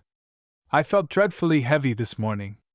Annie, with a smile on her lips and something like a tear in her eye, noticed the child's remark by adding, "I think we should all feel light if Grandpa were only here." After supper she sung to the children and told them a bedtime story, and then with a kiss of peace sent them off to their dream wanderings. During Annie's absence from the parlor, Gregory remained in his room. He was in no mood to talk with anyone else. Even Miss Yulee's gentle patter of words would fall with a sting of pain. When Annie came down to the parlor she said, "Now, Mr. Gregory, I will sing as much as you wish, to make up for last evening. Indeed, I must do something to get through the hours till Father's return, for I feel so anxious and self-reproachful about him. And so make happiness for others out of your pain," said he. "Why don't you complain and fret all the evening and make it uncomfortable generally? I have done enough of that for one day. What will you have?" An impulse prompted him to say, You. But he only said, Your own choice. And walked softly up and down the room while she sung, now a ballad, now a hymn, and again a simple air from an opera, but nothing light or gay. He was taking a dangerous course for his own peace. As we have seen, Annie's voice was not one to win special admiration. It was not brilliant and highly cultivated, and had no very great compass. She could not produce any of the remarkable effects of the trained vocalist. But it was exceedingly sweet in the low, minor notes. It was sympathetic, and so colored by the sentiment of the words that she made a beautiful language of song. It was a voice that stole into the heart, and kept vibrating there long hours after, like an Aeolian harp just breathed upon by a dying zephyr. As was often the case, she forgot her auditor, and began to reveal herself in this mode of expression so natural to her, and to sing as she did long evenings when alone. At times her tones would be tremulous with pathos and feeling, and again strong and hopeful. Then, as if remembering the great joy that soon would be hers in welcoming back her absent lover, it grew as tender and alluring as a thrush's call to its mate. O'er the land and o'er the seas swiftly fly my thoughts to thee, haste thee and come back to me, I'm waiting. Thou away, how sad my song! When alone, the days are long, soon thou'lt know how glad and strong my welcome. Haste thee, then, o'er sea and land, quickly join our loving band, waiting here to clasp thy hand in greeting. Indeed, Miss Walton, said Gregory, leaning upon the piano, that would bring me from the antipodes. She did not like his tone and manner, and also became conscious that in her choice of a ballad she had expressed thoughts that were not for him, so she tried to turn the matter lightly off by saying, Well, you probably were in your thoughts. What have you been thinking about all this long time while I have fallen into the old habit of talking to myself over the piano? You, I might say, but I should add, in truth, what you have said to me this evening. I hope only the latter. Chiefly, I've been enjoying your singing. You have a very peculiar voice. You don't execute or render anything, any more than a bird does. I believe they have been your music teachers. Crows abound in our woods, she answered, laughing. So do robins and thrushes. Her face suddenly had an absent look as if she did not hear him. It was turned from the light, or the rich color that was mantling it would have puzzled him, and might have inspired hope. With some abruptness and yet hesitation, such as is often noted when a delicate subject is broached, she said, Mr. Gregory, I wish I could make peace between you and Mr. Hunting. I think you are not friendly. As she looked to see the effect of her remark, the light shone on his face, and she was again deeply pained to see how instantly it darkened. For a moment he did not reply, then in a cold, constrained voice he said, He is a friend of the family, I suppose? Yes, she replied eagerly.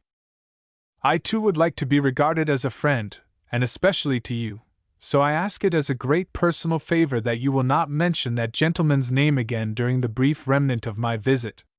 Do you mean any imputation against him? She asked hotly. Policy whispered, Don't offend her. Hunting may be a near relation. So he said quietly, Gentlemen may have difficulties concerning which they do not like to speak. I have made no imputation against him whatever, but I entreat you to grant my request. Annie was not satisfied, but sat still with knit brows. At that moment she heard her father's step and ran joyfully to meet him. He had come home chilled from a long ride in the raw wind, and she spent the rest of the evening in remorseful ministrations to his comfort. As she flitted around him, served his tea and toast, and petted him generally, Gregory felt that he would ride for a night after the wild huntsman, to be so treated. He also rightly felt that Annie's manner was a little cool toward him. It was not in her frank, passionate nature to feel and act the same toward one who had just expressed such bitter hostility toward her lover. But the more he thought of it, the more determined he was that there should be no alienation between them on account of Hunting. Curse him, he muttered. He has cost me too much already. He had the impression that Hunting was a relative of the family. That he was the accepted lover of the pure and true girl that he himself was unconsciously learning to love was too monstrous a thought to be entertained. Still, Annie's words and manner caused him some sharp pangs of jealousy, till he cast the very idea away in scorn as unworthy of both himself and her. Evil as my life has been, it is white compared with his, he said to himself. In accordance with his purpose to keep the vantage ground already gained, he was geniality itself, and so entertained Miss Yulie and Mr. Walton that Annie soon relented and smiled upon him as kindly as ever. She was in too humbled and softened a mood that evening to be resentful, except under great provocation, and she was really very grateful to Gregory for his readiness to overlook her weakness and give her credit for trying to do right. Indeed, his sincere admiration and outspoken desire for her esteem inclined her toward him, for was she not a woman? After all, she thought, he has said nothing against Charles. They have had a quarrel, and he no doubt is the one to blame. He is naturally very proud and resentful, and would be all the more so in that degree that he was wrong himself. If I can help him become a Christian, making peace will be an easy affair, so I will not lose the hold that I have gained upon him. When Charles comes he will tell me all about it, and I will make him treat Gregory in such a way that enmity cannot last. How omnipotent girls imagine themselves to be with those who swear they will do anything under heaven to please them, but who usually go on in the old ways. It was late when the family separated for the night, but later far when Gregory retired. The conclusion of his long reverie was that in Annie Walton existed his only chance of life and happiness. She seemed to possess the power to wake up all the man left in him, and if there were any help in God, she only could show him how to find it. Thus his worldly wisdom had taught him, as many others had been taught, to lean on a human arm for his main support and chief hope, while possibly in the uncertain future some help from heaven might be obtained. He was like a sickly plant in the shade saying to itself, "Yonder ray of sunlight would give me new life," while it has no thought of the sun from which the ray came. He truly wished to become a good man for his own sake as well as Annie's, for he had sufficient experience in the ills of evil. But he did not know that a loving God does not make our only chance dependent on the uncertain action and imperfect wisdom of even the best of earthly friends. The one who began his effort of saving man by dying for him will not afterward neglect the work, or commit it wholly to weak human hands. The next morning, being that of Saturday, brought Annie many duties, and these, with callers, so occupied her time that Gregory saw but little of her. The shadow between them seemed to have passed away, and she treated him with the utmost kindness. But there was a new shadow on her face that he could not understand, and after breakfast he said to her as they were passing to the parlor, "Miss Walton, you seem out of spirits. I hope nothing painful has happened. Jeff found my lost letter this morning," she said, "and I have been deservedly punished anew, for it brought me unpleasant tidings." And she hastily left the room, as if not wishing to speak further on the matter. It had indeed inflicted a heavy disappointment, for it was from Hunting, stating that business would detain him some days longer in Europe. But she had accepted it with resignation, and felt that it was but a light penalty for all her folly of the 2 preceding days. Gregory was not a little curious about it, for he was interested now in everything connected with her, but as she did not speak of it again, good taste required that he should not.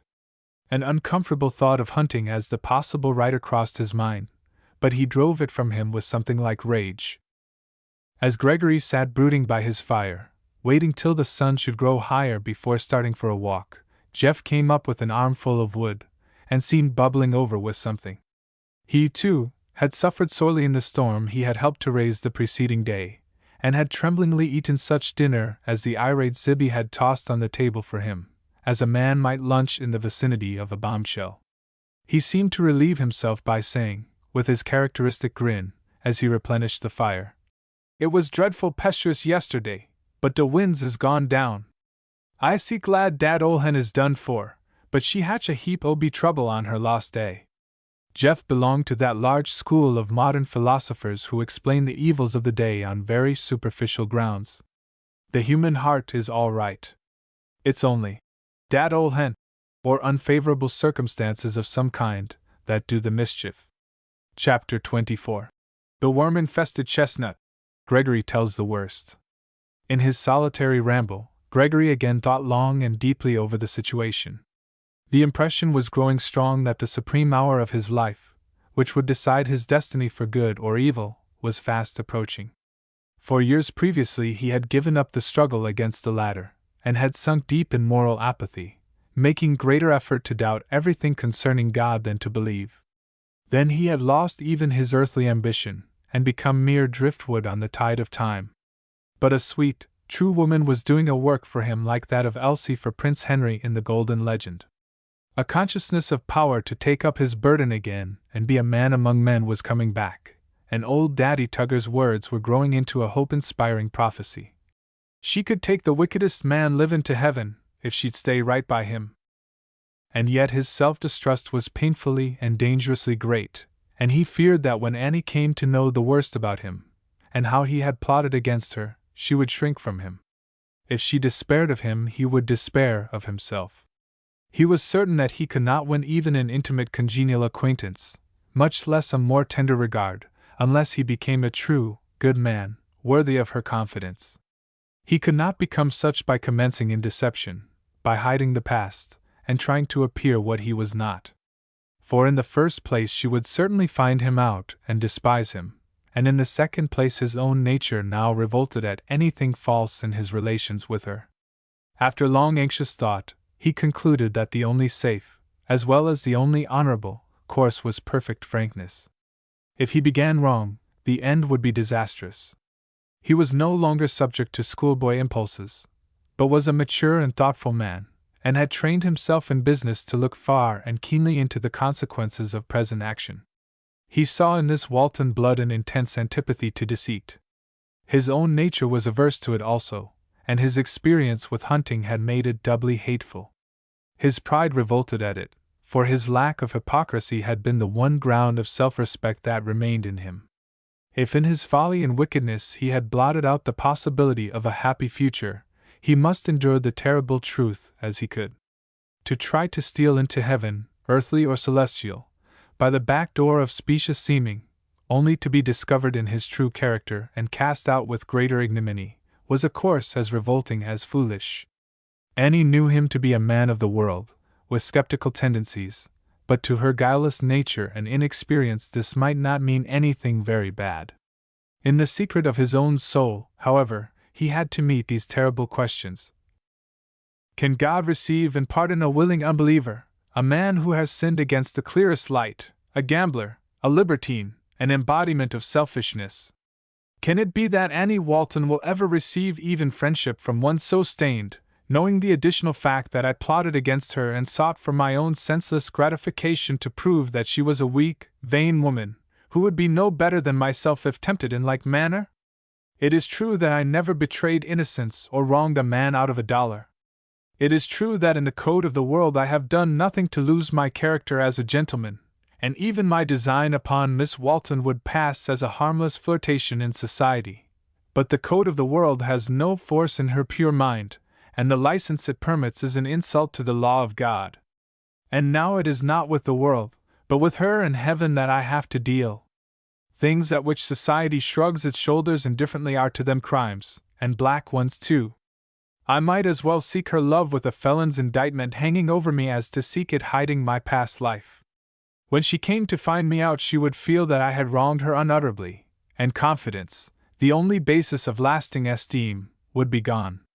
Deep in my heart I have never doubted my mother's faith. When I imagined I did, I was self-deceived. Everything here confirms it, and Miss Walton more than all. I will consult the divine oracle. She shall be the fair vestal, the gentle priestess. She lives near to heaven, and knows its mind. If her kind and womanly nature shrinks from me, if she coldly draws her skirts aside that I pollute them not even with a touch, if she by word or even manner proves that she sees an impassable gulf between us, then she need waste no breath in homilies over repentance, and in saying that God can receive those whom man cannot. I'll not even listen, but go back to the city and meet my fate. If imperfect human creatures cannot forgive each other, if I have gone so far beyond the mercy of a tender-hearted woman, then I need look for nothing from a just and holy God. It's mockery for good people, with horror and disgust slightly veiled upon their faces, to tell poor wretches that God will receive them and love them, while they would no more take them into their confidence and esteem than they would a pestilence.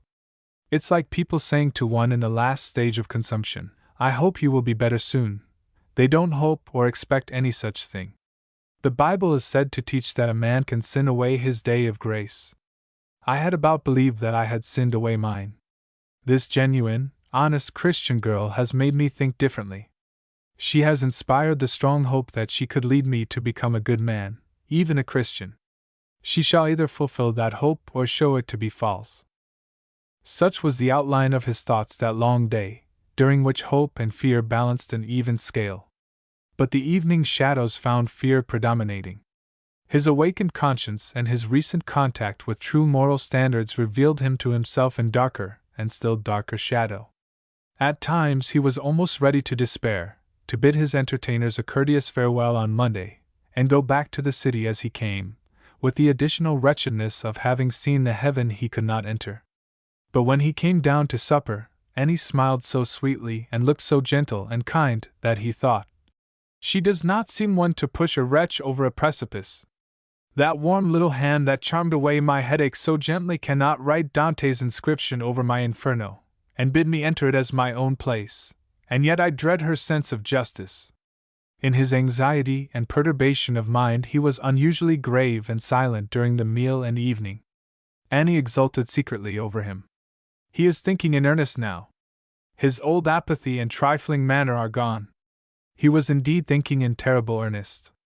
Her effort had awakened no schoolgirl interest in penitence that she could soothe and reward by quoting a few sweet promises, but had aroused a spirit like that which came down from the hills of Gadara, and which no man could bind. Men and women in good society may be very polished and refined, and yet their souls in God's sight and their own be shameful. Naked, wearing no robe of righteousness, bound by no laws of purity and right, and always, night and day, crying and cutting themselves in the unrest of remorse. Sad and yet true it was that the demon-possessed man, the terror of the Gadarenes, was but too true a type of the gentlemanly and elegant Walter Gregory, as he sat that night in a torment of dread and hope at the peaceful fireside of a Christian family. If his fears were realized, if Annie turned from him when he revealed his true self to her, there seemed to him every probability that evil evermore would be his master. While she was innocently hoping and praying that her words and influence might lead him to read his Bible, go to church, and eventually find his way into the green pastures beside the still waters, it seemed that within a few hours she would either avert or complete that most awful of tragedies, the loss of a soul. He accompanied them to church the following morning, and his manner was grave even to solemnity. Little wonder. In a certain sense, in view of his resolution, the judgment day had come to him. With heavy, contracted brows he listened to a sermon anything but reassuring. The good old minister inclined to a legal and doctrinal gospel, and today his subject was the perfection and searching character of the divine law. He showed how God could make no terms with sin, that he hated it with a terrible and vindictive hatred, because in all respects it was opposite and antagonistic to his nature, because it defiled, degraded, and destroyed. He traced all human wretchedness to this poisonous root, and Gregory trembled and his face grew dark with despair as he realized how it was inwoven with every fiber of his heart. Then in simple but strong language the silver-haired old man, who seemed a type of the ancient prophets, portrayed the great white throne of God's justice, snowy, too dazzling for human eyes, and the conscience-stricken man shrunk and cowered. He turned to Annie to see how this train of thought, so terrific to him, affected her. Not a trace of fear was upon her face, but only serene, reverent awe. He glanced at Mr. Walton, but the old magistrate sat in his place, calm and dignified, evidently approving the action of the greater judge. Miss Yuli's face, as seen between himself and the light of the window, appeared spirit-like. "Thus they will look on the judgment day," thought Gregory, "while I tremble even at its picture. Oh, the vital difference between guilt and innocence, between faith and unbelief!" If the venerable clergyman had been talking personally to Gregory or any sinful creature, he would not have concluded his subject where he did. He would have shown how between the throne of justice and the sinner there stood an advocate, an intercessor, a savior. But having logically developed his text, he finished his discourse. Perhaps on the following Sabbath he might present the mercy of God with equal clearness. But the sermon of the day, standing alone and confirming the threatenings of an accusing conscience, depressed Gregory greatly. It did not anger him, as such truth usually did. He was too weak and despairing. He now felt the hopelessness and folly of opposition. The idea of getting into a passion with fate. Only weak natures fume at the inevitable. There is a certain dignity in silent, passive despair.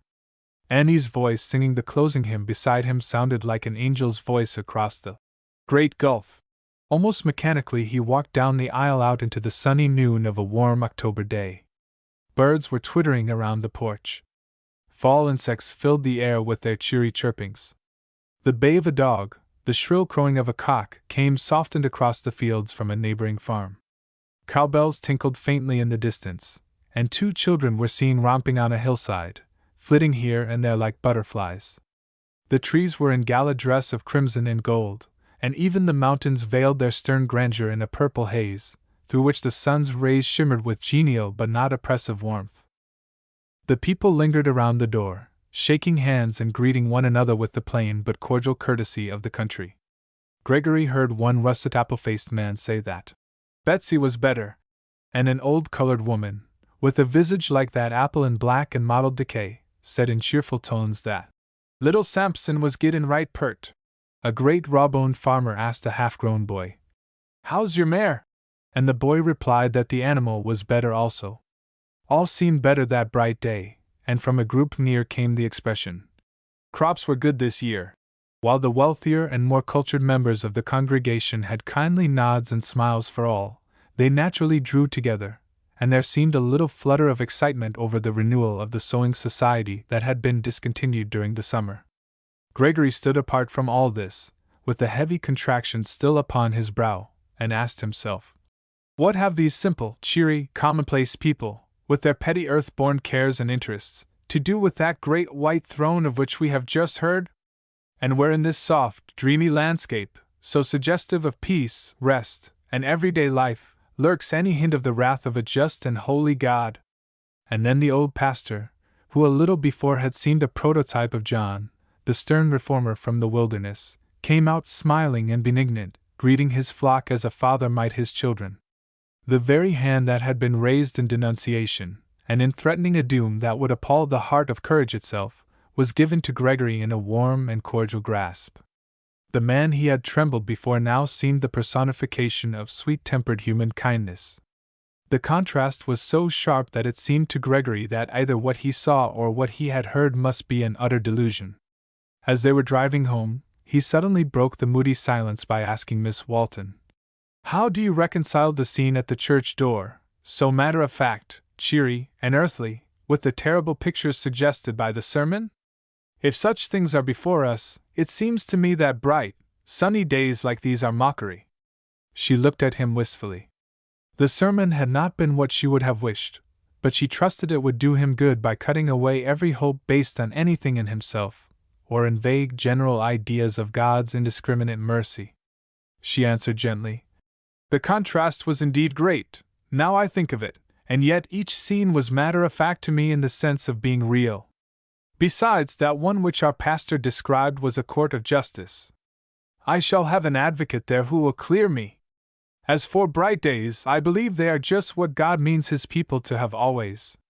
"Yes," said he, gloomily, "that is your side of the question." "It may be yours also," she replied, in a low tone. He shook his head and looked away to hide his pain. After a short time he again said, "Do you not think that the view of God which your minister gave is very depressing to the average man? Is not His law too perfect for imperfect humanity?" "Not at all," she answered eagerly. But before she could say more, Mr. Walton, unaware of the subject occupying them, turned from the front seat and introduced another topic. After dinner, Gregory went to his room, which he restlessly paced. "Even her creed, her faith, as well as her purity and truth, raises a wall as high as heaven between us," he exclaimed bitterly. "She has only to see me as God sees, to shrink away appalled, disgusted. Well, she shall," he muttered, grinding his teeth. "I shall not add the worst torment of all to my perdition by deceiving her." As he came downstairs, Annie had just finished reading to the children, and he said, Miss Walton, will your ideas of Sabbath-keeping prevent you from taking a stroll in the garden with me? Not at all, she replied, smiling. A garden is a good place to keep Sunday in. He walked silently at her side across the lawn down a shady walk. Annie hoped much from this interview, and sent a swift, earnest prayer to heaven that she might speak wisely. She feared that his dejection would pass into discouragement and despair. She saw that he was much depressed, and judged correctly that it was because he had seen only one side of a great truth. She hoped to cheer and inspire him with the other side. Moreover, her religion was very simple. It was only becoming God's friend, instead of remaining indifferent or hostile.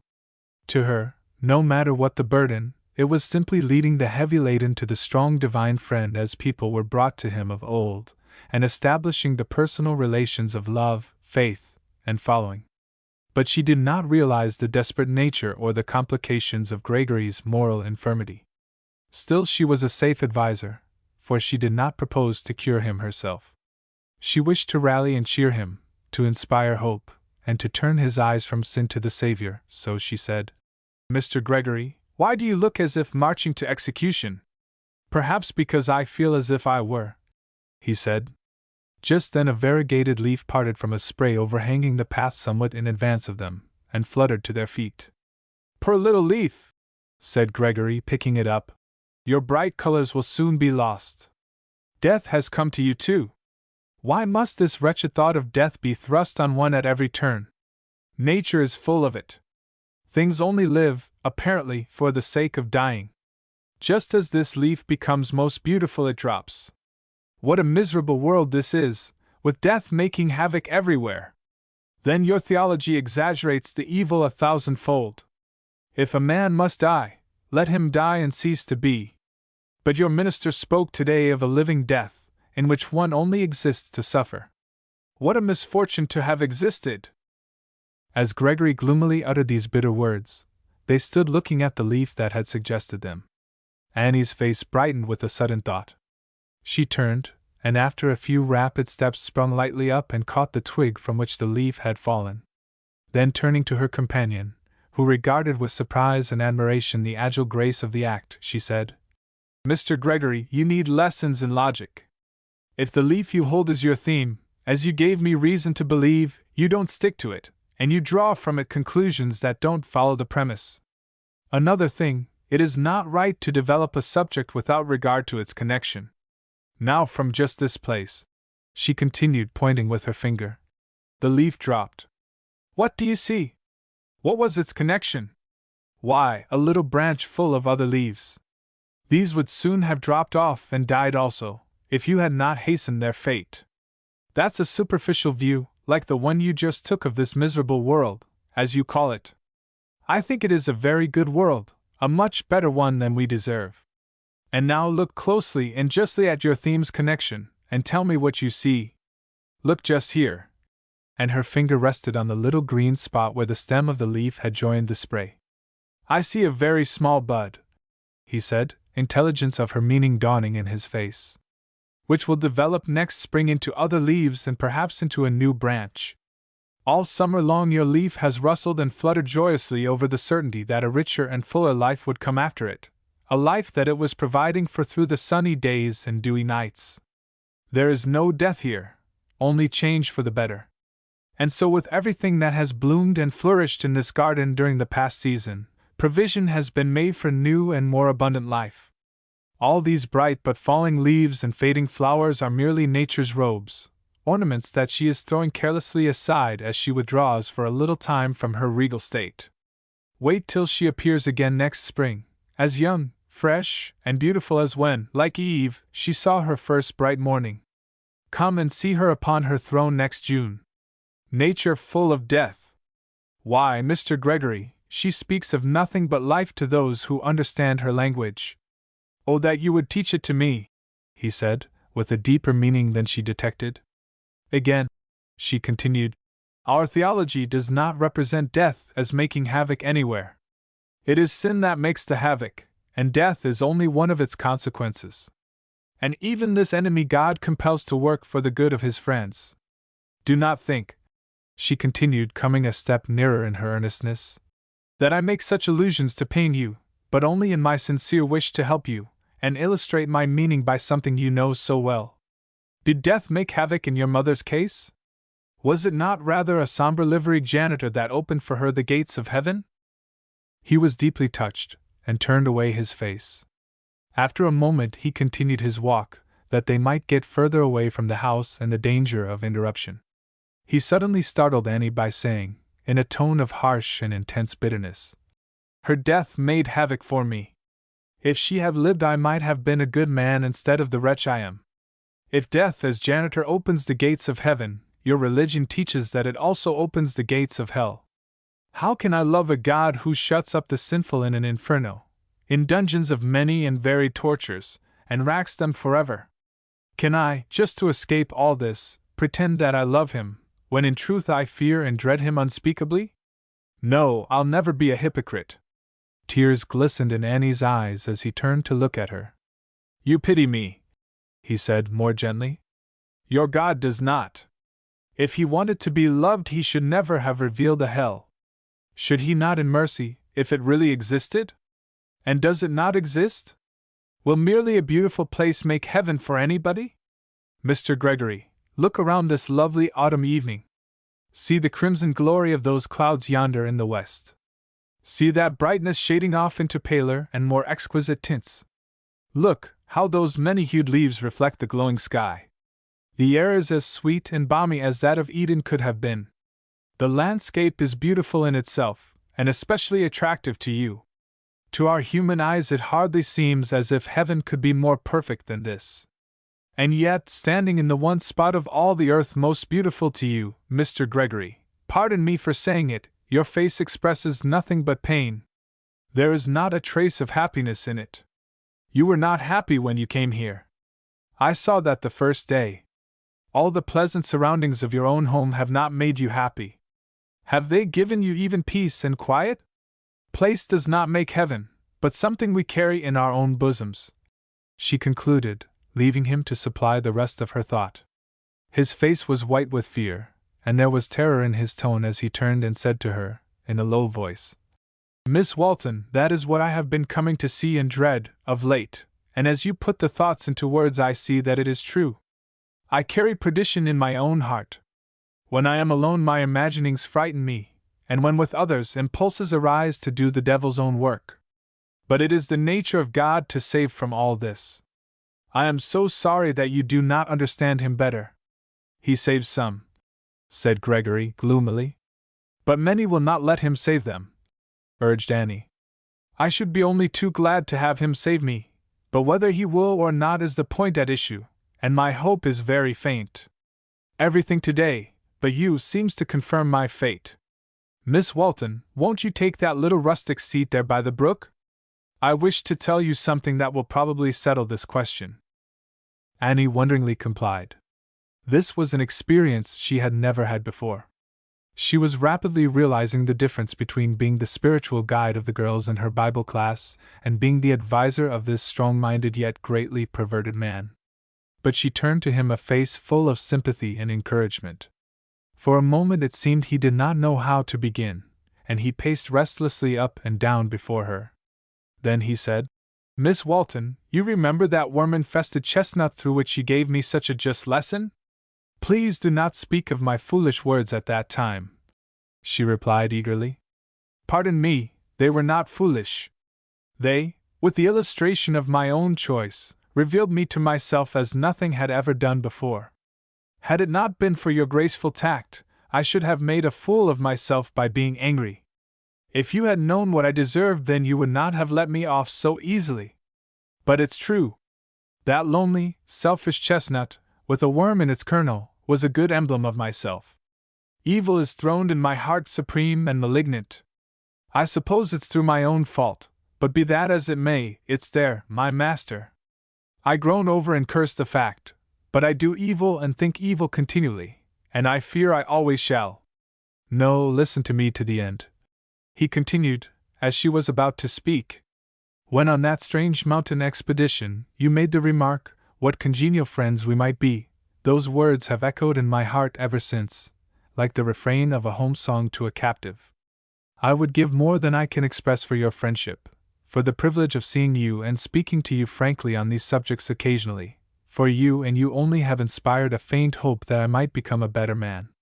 You are making Christianity seem a reality and not a fashion. Though possessing human weakness, you triumph over it, and you say it is through prayer to God. I find it impossible not to believe everything you say, for whatever your faults are, you are truth itself. Through your influence, the thought has come that God might also hear and help me, but I have the fear and almost the belief that I have placed myself beyond His mercy. At any rate, I have almost lost hope in anything I can do by myself. I was in moral despair when I came here, and might as well have been dead, but you have led me to a willingness to make one more struggle, and a great one, if I can see in it any chance of success. I fear I am deceiving myself, but when with you, though you are immeasurably better than I, hope steals into my heart that before was paralyzed by despair. When you come to know me as I know myself, I fear that you will shrink in just horror away, and that I shall see reflected in your face the verdict of heaven. But you shall know the worst, the very worst. I can never use deceit with you. If afterward you ever take my stained hand again. He did not finish the sentence, but heaved a great sigh, as if of longing and hope that words could not utter. It was the old truth illustrated, that God must become human to gain humanity. Abstract truth could not save this lost and guilty man, but the wanderer hoped that in this sweet human life he had found the clue back to the divine life. Annie trembled at the responsibility that now suddenly burdened her, as she saw this trembling spirit clinging to her, as the one frail barrier between himself and the gulf of utter despair. She nerved herself, by prayer and the exertion of all her will, to be equal to the emergency. And yet it was a fearful ordeal that she was called to go through as the remorseful and deeply agitated man, his face flushed with shame, now with impassioned, more often with despairing gesture and accent, poured out the story of his past life, and laid bare his evil heart, while he paced up and down the little walk before her. The transaction with hunting he purposely passed over, speaking of it merely as a business misfortune that had robbed him even of earthly ambition. She saw a few sin-stained pages of that dreadful book of human guilt which God must look at every day. Gregory did not spare himself, and palliated nothing, softening and brightening no harsh and dark lines. On the contrary, he was stern and blunt, and it was strange indeed to hear him charging himself before a pure, innocent young girl, whose good opinion was life to him, with what she regarded as crimes.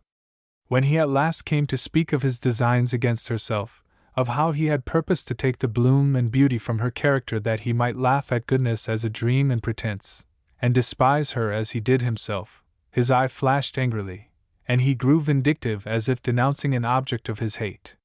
He could not even look at her during the last of his confession, but turned away his face, fearing to see Annie's expression of aversion and disgust.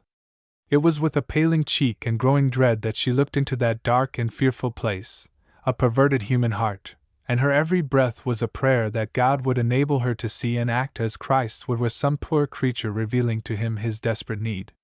Gregory suddenly paused in his low but passionate flow of words, and put his hand to his head as if the pain were insupportable. In fact, his anguish and the intense feeling of the day had again brought on one of his old nervous headaches. Thus far he had scarcely noticed it, but now the sharp, quivering pangs proved how a wronged physical nature could retaliate, how much more the higher and more delicate moral nature. After the paroxysm had passed, he continued, in the hard, weary tone of utter dejection, for he had dreaded even to look at Annie, and her silence confirmed his worst fears. "Well, Miss Walton, you now know the worst. On this peaceful Sabbath evening you have seen more of perdition than you ever will again. You cannot even speak to me, and I dare not look at your face. The expression of horror and disgust which I know must be there would blast me and haunt me forever. It would be worse than death, for I did have a faint hope." He was interrupted by an audible sob, and turning, saw Annie with her face buried in her hands, weeping as if her heart would break. He was puzzled for a moment, and then, in the despairing condition of his mind, interpreted her wrongly. Standing near her with clenched hands, he said, in the same hard tones which seemed to have passed beyond the expression of feeling, "I'm a brute and worse. I have been wounding you as with blows by my vile story. I have been dragging your pure thoughts through the mire of my wretched life." Annie tried to speak, but apparently could not for excess of emotion. "Why could I not have gone away and died by myself, like some unclean beast?" he muttered. Then, in a tone which she never forgot, and with the manner of one who was indeed leaving hope and life behind him, he said, "Farewell, Miss Walton, you will be better after I am gone." She sprung up, and laying restraining hands upon his arm, sobbed, "No, no, why don't you understand me? My heart's breaking for you, wait till I can speak." He placed her gently on the seat again. A great light was coming into his eyes, and he stood bending toward her as if existence depended on her next words. Could it be that her swelling throat and sobs meant sympathy for him? She soon controlled herself, and looking up at him, with a light in her eyes that shone through her tears as sun rays through the rain, said, "Forgive me. I never realized before that so much sin and suffering could exist in one unhappy life. I do pity you, as God does far more. I will help you as He will." Gregory knelt at her feet, and kissed her hand with the fervor of a captive who had just received life and liberty. "See, I do not shrink from you," she continued. "My Master would not. Why should I? He came to save just such, and just such we all would be but for His grace and shielding. I'm so sorry for you."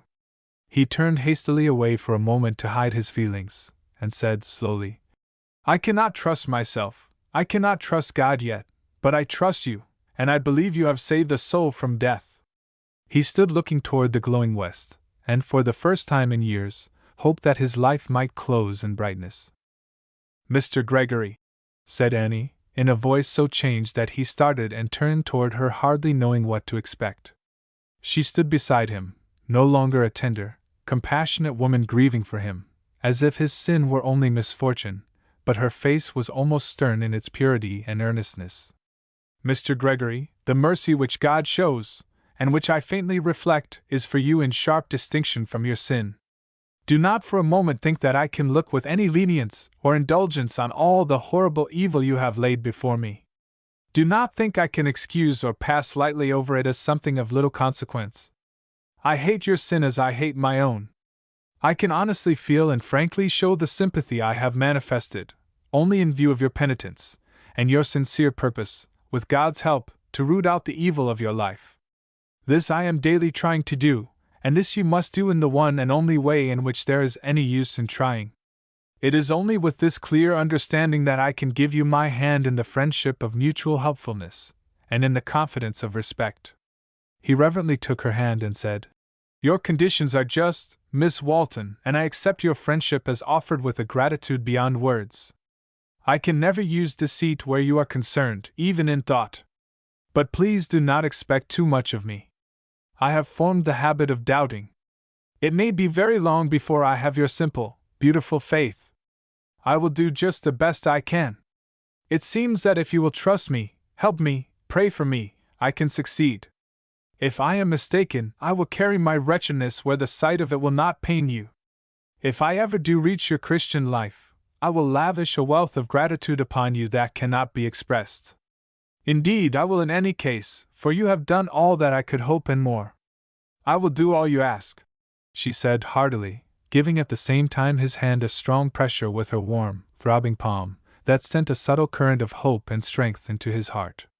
Her face softened into an expression of almost sisterly affection, and with a gleam of her old mirthfulness she continued, "Take counsel of practical common sense, Mr. Gregory. Why talk so doubtfully of success, seeking it as you purpose to? What right have you even to imagine that God will bestow upon you the great distinction of making you the first one of the race He refused to hear and answer?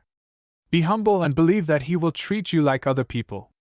He stopped in their slow walk toward the house and said, with glad animation, "Miss Walton, do you know you have done more to strengthen me in that little speech than by a long and labored argument?" And so they passed in out of the purple twilight, Annie's heart thrilling with something of the joy of heaven, and Gregory feeling as if the dawn were coming after Egyptian night. As they left the garden, a dusky face peered out of some thick shrubbery and looked cautiously around. Then Jeff appeared and attributed to the scene just described a very different meaning from its real significance. Chapter 25: The Old Home in Danger. Gregory retrieves himself. Gregory made desperate efforts to keep up at the supper table, but could not prevent slight evidences of physical pain, which Annie silently noticed. After tea he hoped to escape to his room, for he could not endure to show even his physical weakness so soon again. On the contrary, he was longing intensely for an opportunity to manifest a little strength of some kind. After his recent interview he felt that he could even bear one of his nervous headaches alone. But as he was about to excuse himself, Annie interrupted, saying, "Now, Mr. Gregory, that is not according to agreement. Do you suppose I cannot see that you are half beside yourself with one of your old headaches? Was I such a poor physician the last time that you seek to escape me now? Come back to the parlor. I will not go out to church this evening, but devote myself to you." "Miss Walton," he replied in a low tone, "when can I make any return for all your kindness? I must seem weakness itself in every respect, and I dread to appear to you always in that light. Your pride needs bringing down, sir, see how towering it is. Here you would go off by yourself, and endure a useless martyrdom all night perhaps, when by a few simple remedies I can relieve you, or at least help you forget the pain. I have not the slightest objection to your being a martyr, but I want some good to come out of it. But I shall spoil your evening. Certainly you will, if I think of you groaning up there by yourself, while I am singing, perhaps. I love to steal a while away from every cumbering care. Then I'm a cumbering care. Whether you are or not, I'm not going to steal away from you tonight. Come, do as I bid you." He was only too glad to submit to her delicious tyranny. She wheeled the lounge up to the fire, and placed her chair beside it, while the rest of the family, seeing that he had his old malady, went to the sitting room. "I have great pride in my nursing powers," she continued in her cheery way. "Now, if I were a man, I'd certainly be a doctor." "Thank heaven you are not," he said, with a devout earnestness that quite startled her. "What? A doctor?" she asked quickly. "Yes, no, I mean a man, and doctor too. I see no reason why you should show such bitter opposition to my being a man or a doctor either. Why should you? Oh, well, I think you are just right as a woman. You make me believe in the doctrine of election, for it seems to me that you were destined from all eternity to be just what you are." "What a strange, unfathomable doctrine that is," said Annie, softly and musingly. "It's nothing but mystery all around us," he replied, wearily and dejectedly. "No, not all around us," she answered quickly. "It's clear when we look up. Faith builds a safe bridge to God, and to Him there are no mysteries." Her touch upon his brow thrilled him, and her presence was both exhilarating and restful. At last she said, "I am sorry you have these dreadful headaches so often. I shall never be again." "Why so?" "Because they have led to this evening. It has been so many long, miserable years since I experienced anything like this." "Ah, I see, you have been very lonely. You have had no one to care for you, and that I believe has been the cause of half your trouble, evil, I mean. Indeed, they are about the same thing. Don't you see? The world is too large a place for a home. You need a nook in it, with someone there to look after you and for you to think about." He looked at her searchingly, and then turned away his face in pain. She could not utter such words in that placid style. Was she not utterly devoid of the feeling that was filling his soul with an ecstasy of hope and fear? "Do not think that even many of our sex are like Miss Bentley. You will see and choose more wisely hereafter, and find that, in exchanging that wretched club life for a cozy home of your own, you take a good step in all respects." "Would to heaven that I had met such a girl as you at first," he ventured to say. "How different then all might have been!" "There is no use in dwelling on the past," she replied innocently. "You are now pledged to make the future right. God helping me, I will. I will use every means in my power," he said in a tone of deep earnestness, and, as principal part of the means, determined to take her advice, but with reference to herself. After a few moments he said, "Miss Walton, As I promised to be perfectly frank with you, I want to ask an explanation of something that I do not understand, and which has been almost a heavenly surprise to me. I was nearly certain before this afternoon that when you came to know what a stained, evil man I am, interrupted Annie. No, what I am. Character is not made in a moment. As yet, I only hope and purpose to do better. I can hardly understand why you do not shrink from me in disgust. It seemed that both your faith and your nature would lead you to do this. I thought it possible that out of your kindness you might try to stand at a safe distance and give me some good advice across the gulf. But that which I feared would drive you from me forever has only brought you nearer. Again I say, it has been a heavenly surprise. You use the word heavenly with more appropriateness than you think, she replied gravely. All such surprises are heavenly in their origin, and my course is but a faint reflection of heaven's disposition toward you, and was prompted by the duty I owe to God as well as to you. Self-righteousness would have led me in Pharisaic pride to say, Stand aside, I am holier than thou. But you have only to read the life of the perfect one to know that in so doing I should not have been like him. He laid his rescuing hands on both the physical and the moral leper. As you have upon me, said Gregory, with a look of such intense gratitude that she was embarrassed. I deserve no great credit, for it was only right that I should do the utmost in my power to help you. How else could I be a Christian in any real sense? But there is nothing strange about it. Christianity is not like false religions, that require unnatural and useless sacrifices. If I were a true physician and found you suffering from a terrible and contagious disease, while I feared and loathed the disease, I might have the deepest sympathy for you and do my best to cure you. I do loathe the sin you confessed, inexpressibly. See how near it came to destroying you. While God hates the sin, He ever loves the sinful. I hope you will always be divine in that respect, he could not forbear saying, with rising color. But her thoughts were so intent on what was uppermost in her heart that she did not notice his covert meaning, and said, innocently, I will give you honest friendship so long as you honestly try to redeem the pledges of today.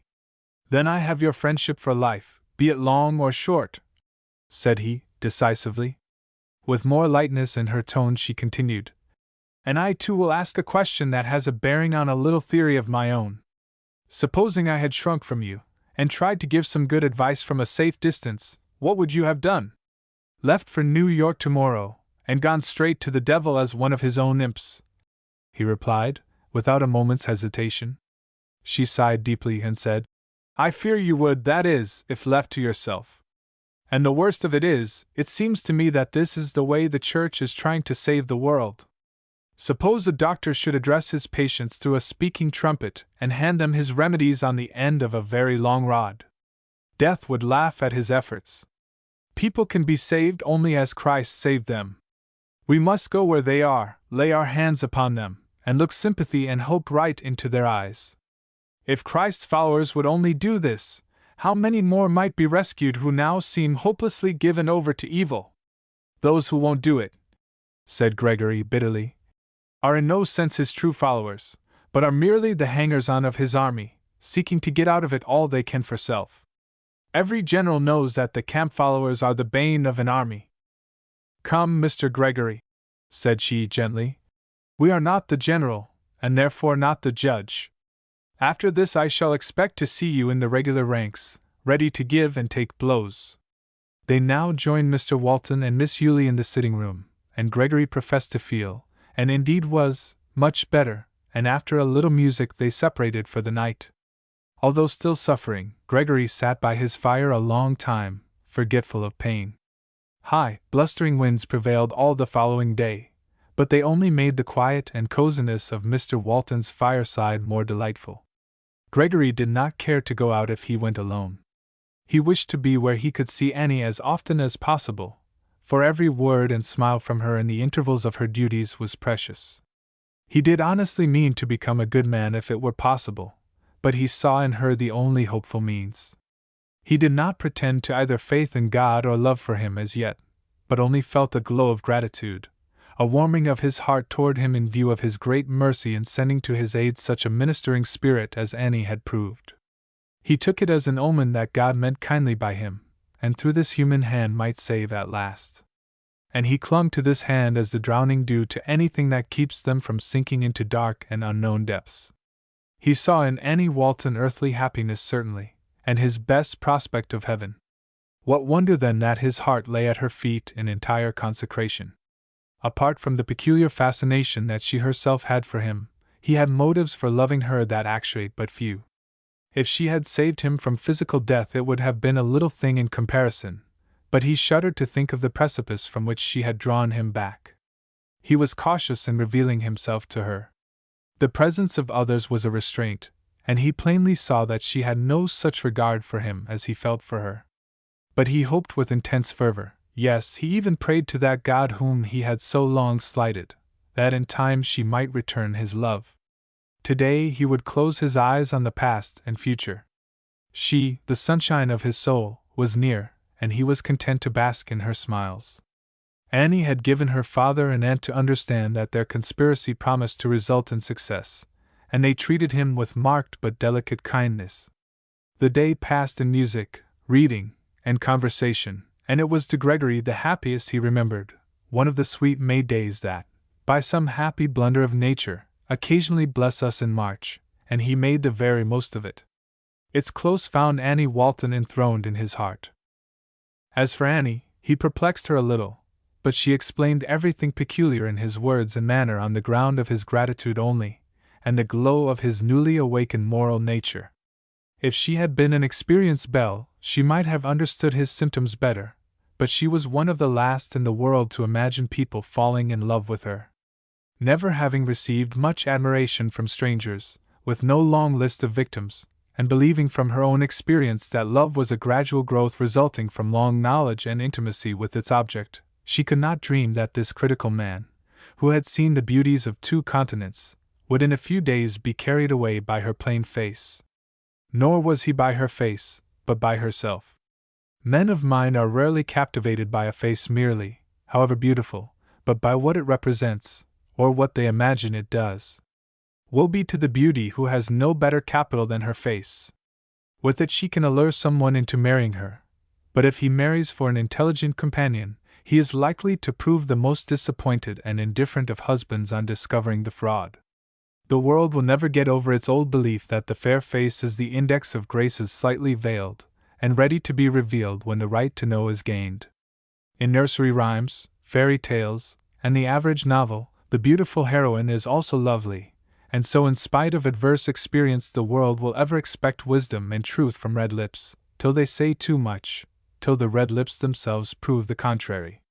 Then come the anger and disgust which men ever visit upon those who deceive and disappoint them.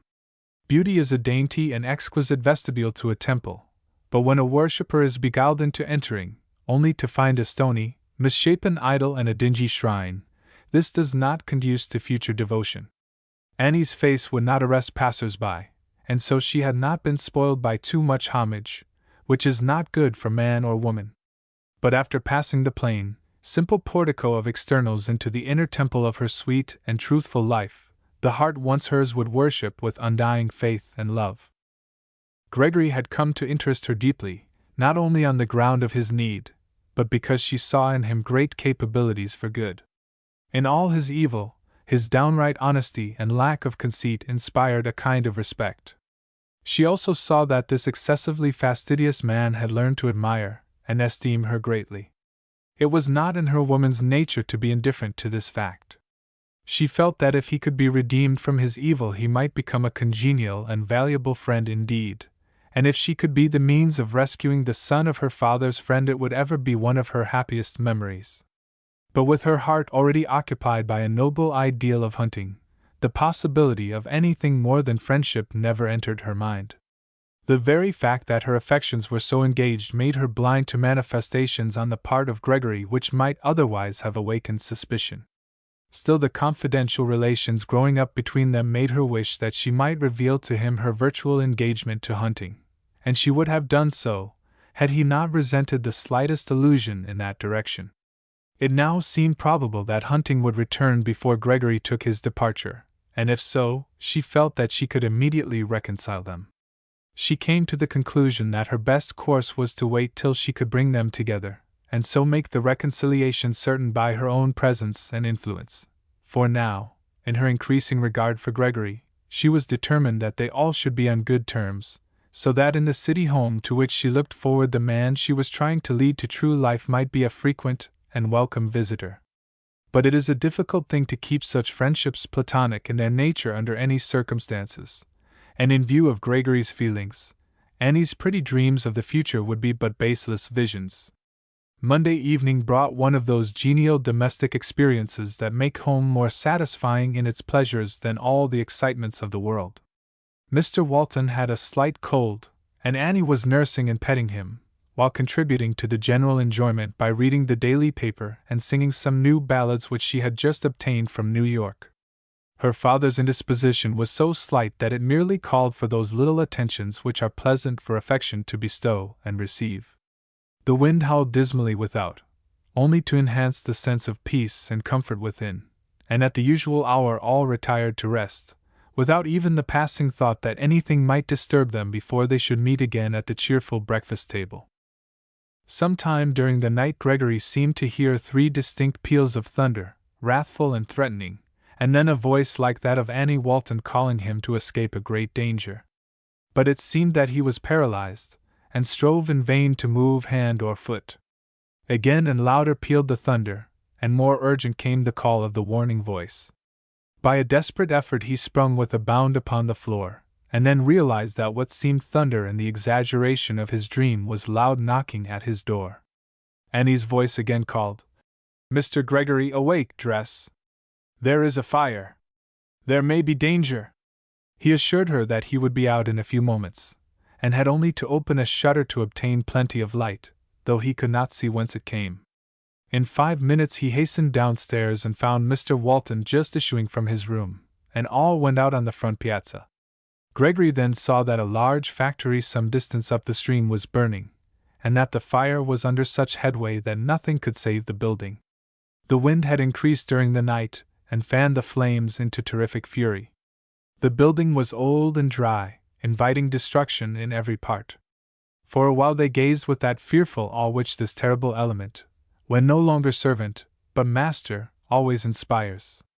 Susie had not been well during the night, and in waiting on her, Annie had discovered the disaster.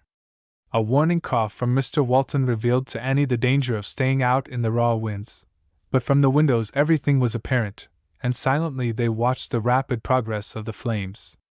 The fire had caught in the lower part of the building, and was advancing up from floor to floor with its horrid illumination at the windows. "Do you think I can do any good by going there?" asked Gregory. "Not at all," said Mr. Walton. "The whole of the New York Fire Department could not save it now, and from the sounds I hear, there will soon be throngs of people there. Indeed, I am anxious about my own place. When that shingle roof begins to burn, there is no telling how far the wind will carry the cinders." Annie looked at her father in quick alarm, then drew Miss Yulie aside, and they immediately went upstairs. With a more painful interest, Gregory now watched the scene. The tall ladders which had first been raised against the building were withdrawn. They were useless, for the whole interior seemed ablaze.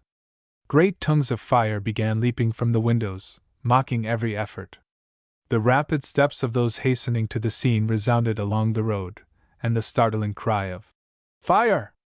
Fire!"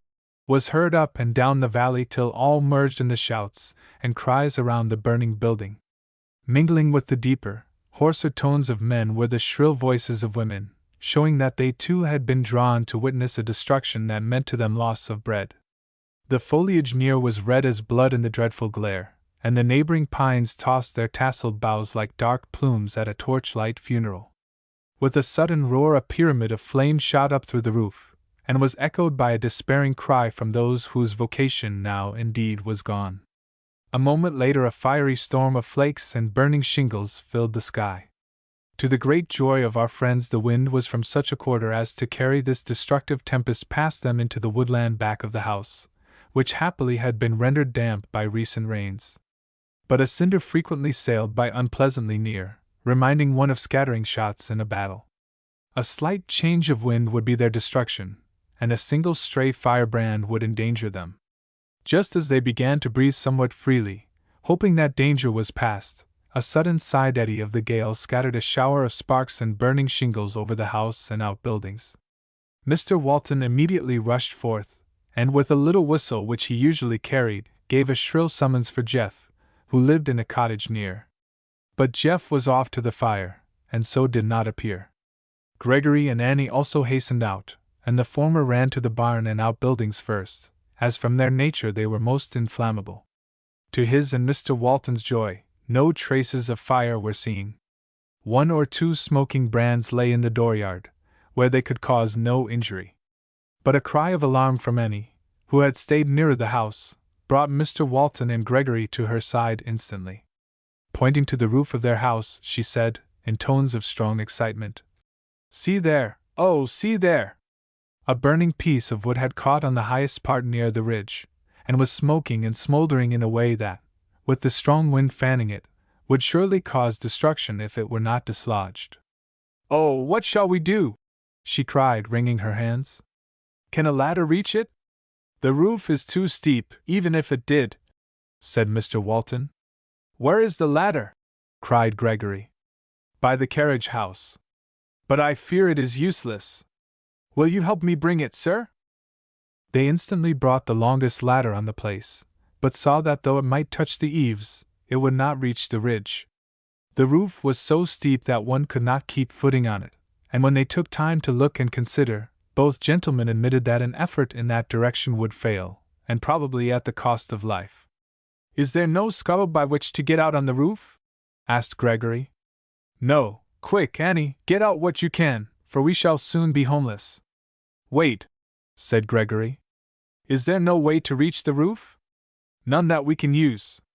A light and daring climber might possibly reach the ridge by the lighting rod, after leaving the ladder." "Where is it?" cried Gregory, eager to do something to make impossible even the thought that he was cowardly, for the memory of his course in the counterfeiter's den rankled deeply.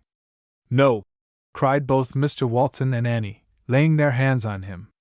"Your life is worth more than the house." "My life is my own," he answered. "I will make an effort to save the old place. Quick, help me. Here, girls," to Zibby and Hannah, who now stood beside them in dismay.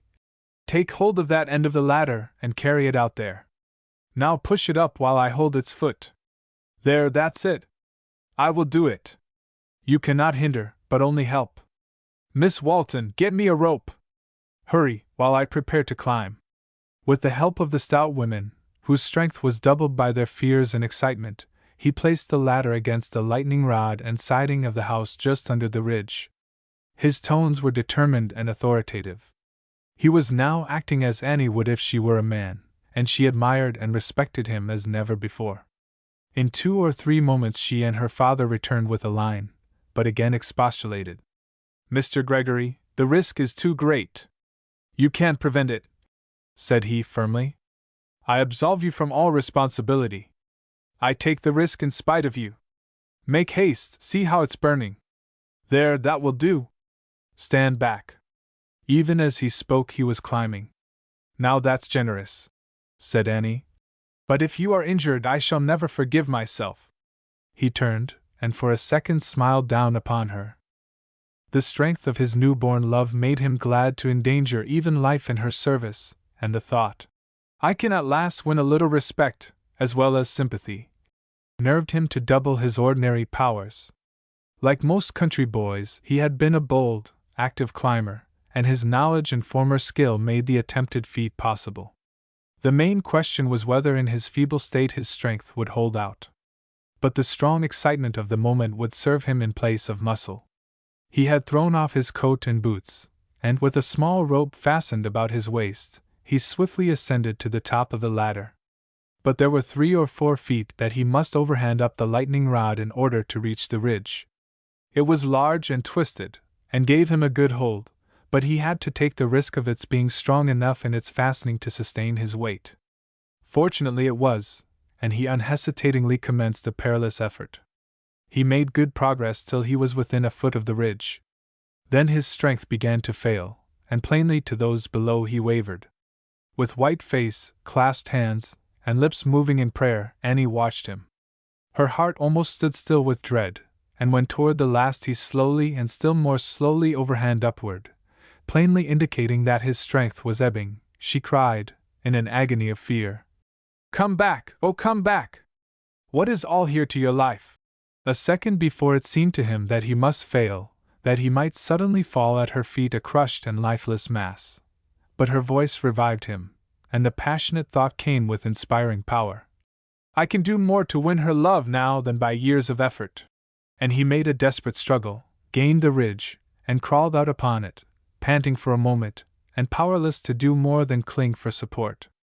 The burning cinder was now but little in advance of him, and he saw that there was not a second to lose.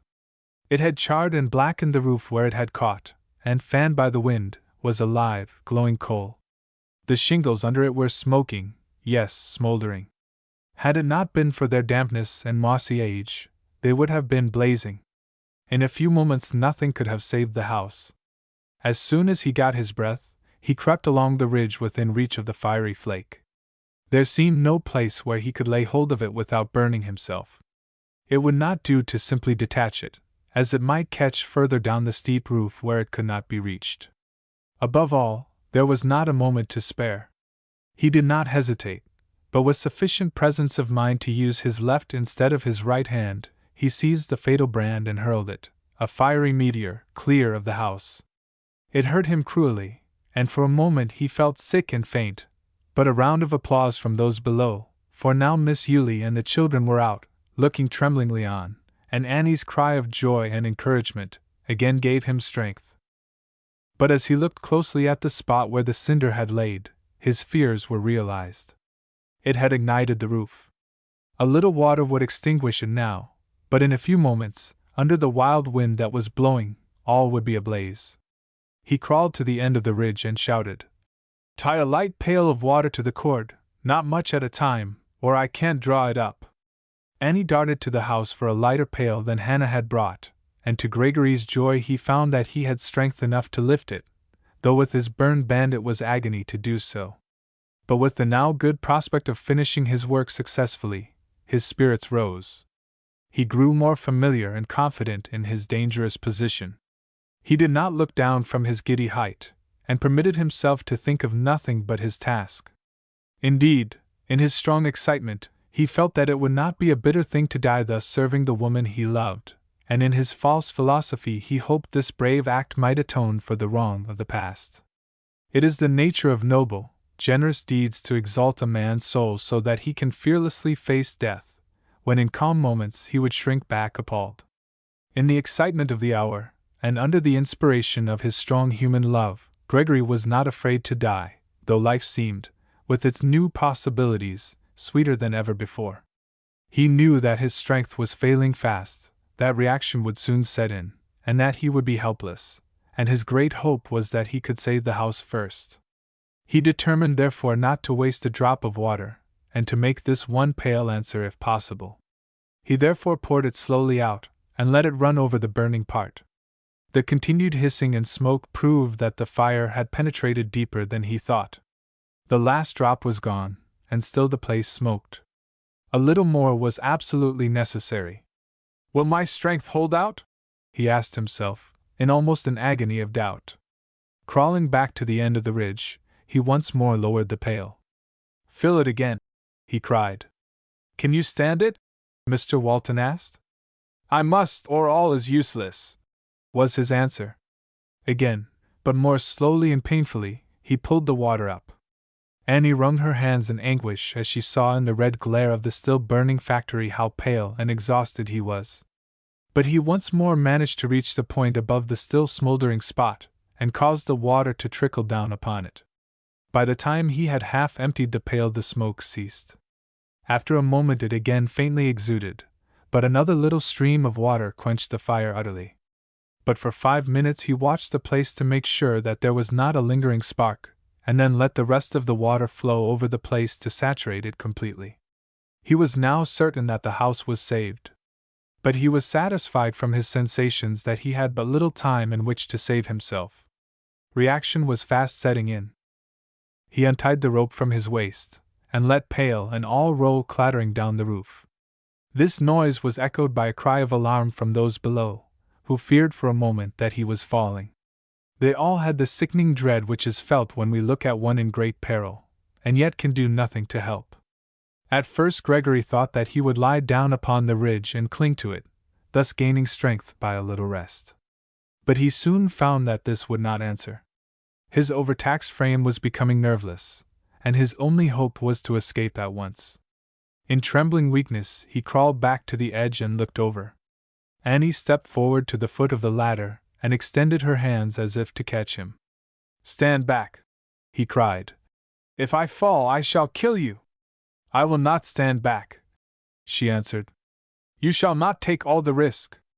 But her father, who still kept his presence of mind in the terrible excitement of the moment, forced her away, and saved her from the danger of this useless sacrifice. As soon as she could do nothing, her fortitude vanished, and she covered her face with her hands and wept bitterly. The chief point of difficulty in Gregory's weak state was to get off the ridge upon the lightning rod without losing his hold and falling at once. If he could turn the edge and begin to descend in safety, his strength might hold out till he reached the ladder and so the ground. But he realized the moment of supreme peril, and hesitated. Then, with something like a prayer to God and with a wistful look at Annie, he resolutely swung himself over. His hands held the weight of his body, and he commenced the descent. Annie's glad cry once more encouraged him. He gained the ladder and descended till not far from the ground. Suddenly everything turned black before his eyes, and he fell. Chapter 26 Changes in Gregory. When Gregory became conscious, he was lying on the ground, with his head in Miss Yuli's lap, and Annie was bending over him with a small flask. She again gave him a teaspoonful of brandy, and after a moment he lifted himself up, and passing his hand across his brow, looked around. "You are not hurt."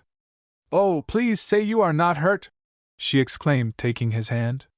He looked at her a moment, and then it all came back to him, and he smiled and said, "Not much, I think, and if I am it does not signify. You've helped me on my feet once or twice before. Now see if you can again." And he attempted to rise.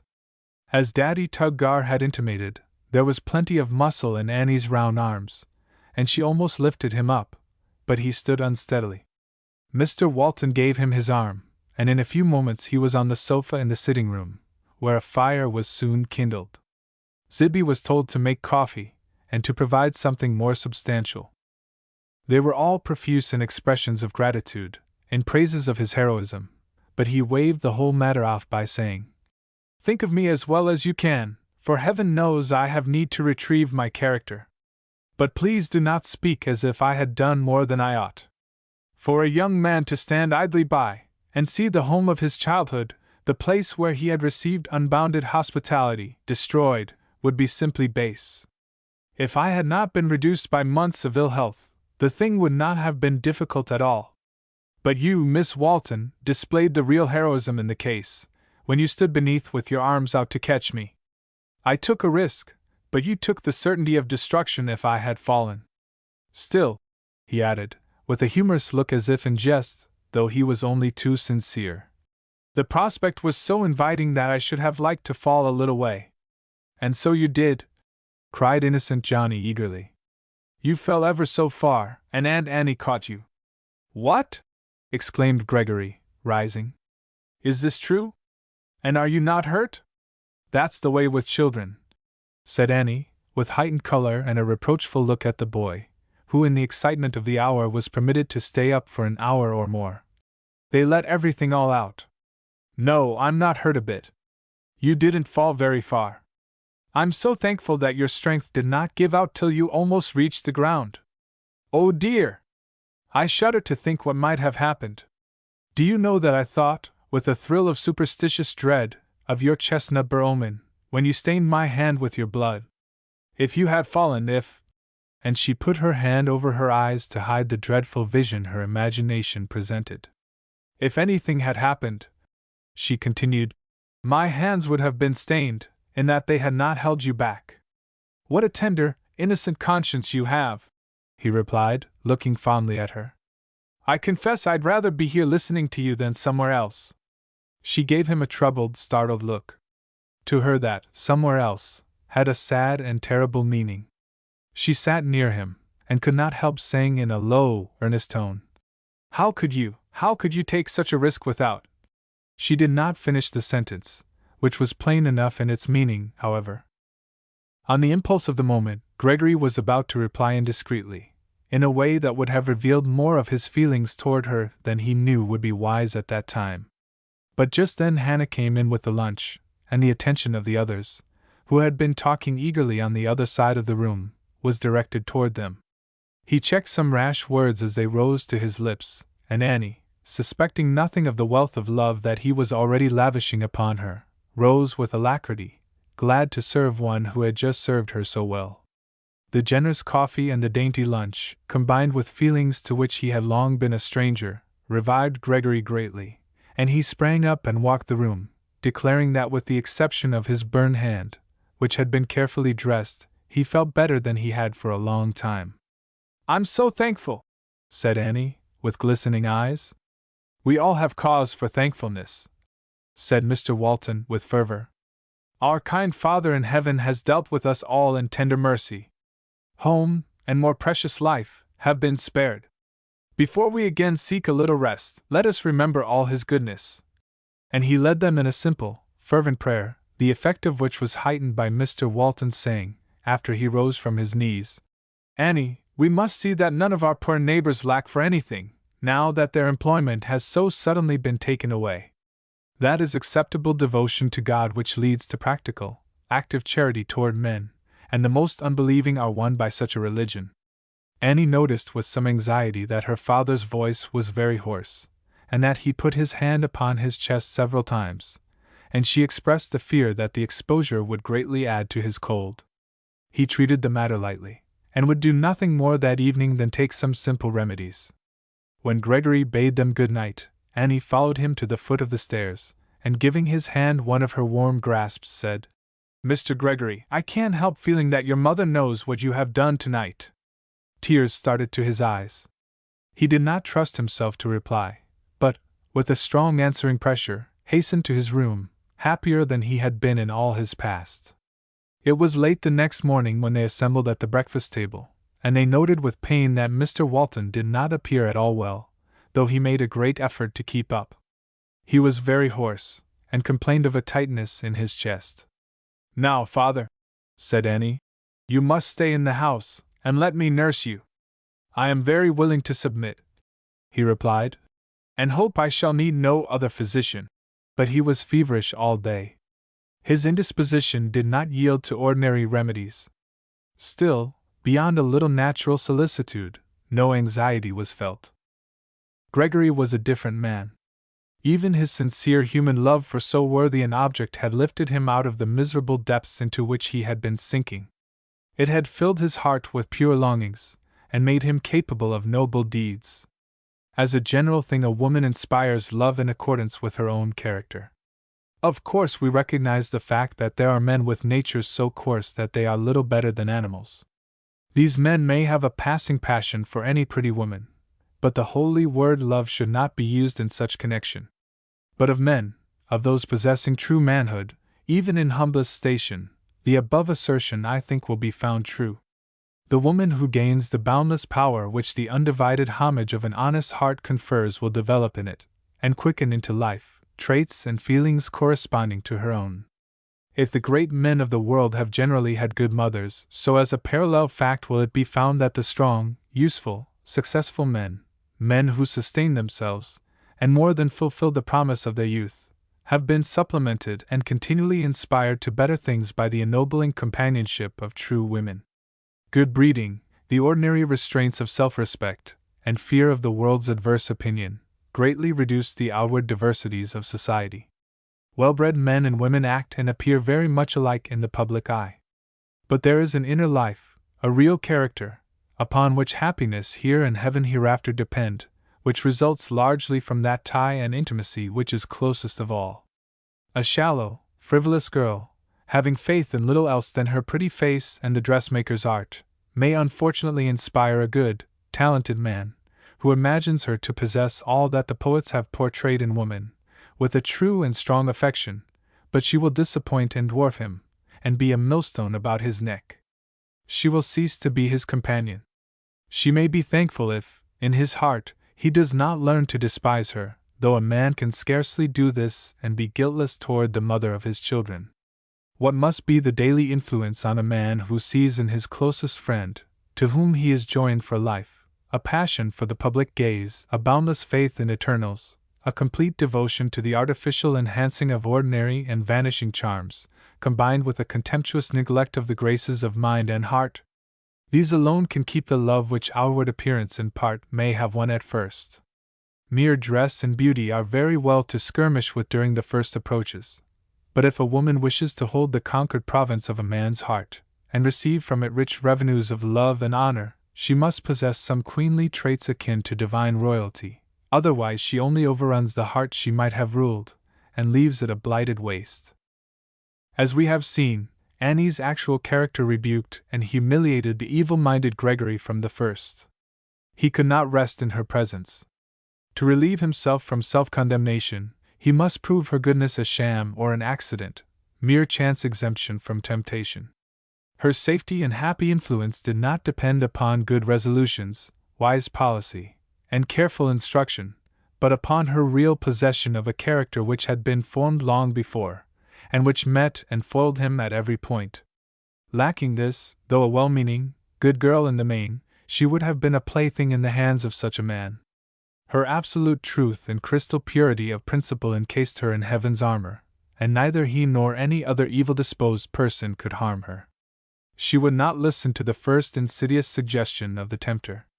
Thus the man who expected to go away despising now honored, reverenced, loved her, and through her strong but gentle ministry had turned his back on evil, and was struggling to escape its degrading bondage. Gregory was right in thinking that such a woman as Annie could help him to an extent hard to estimate, but fatally wrong in looking to her alone.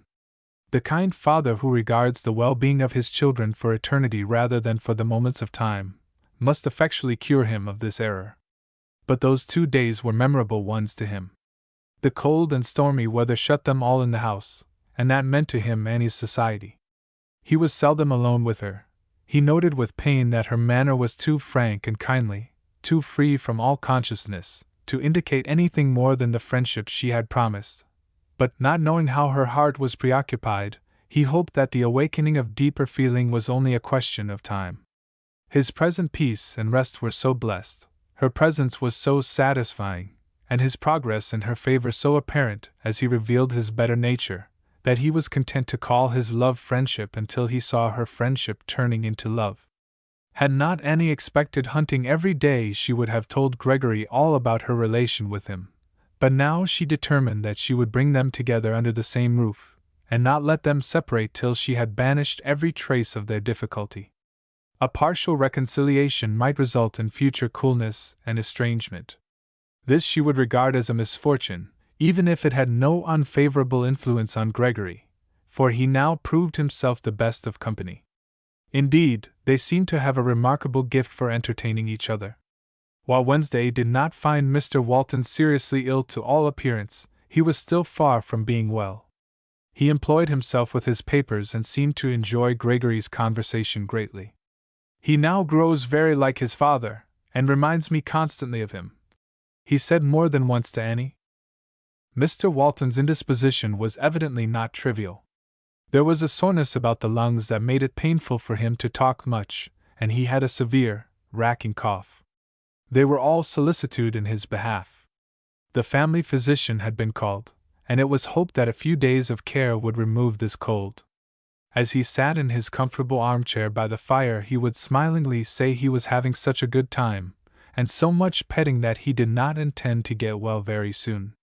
Though Gregory's burn was painful, and both hands were bruised and cut from climbing, he did not regret the suffering, since it also secured from Annie some of the attention she would otherwise have given her father.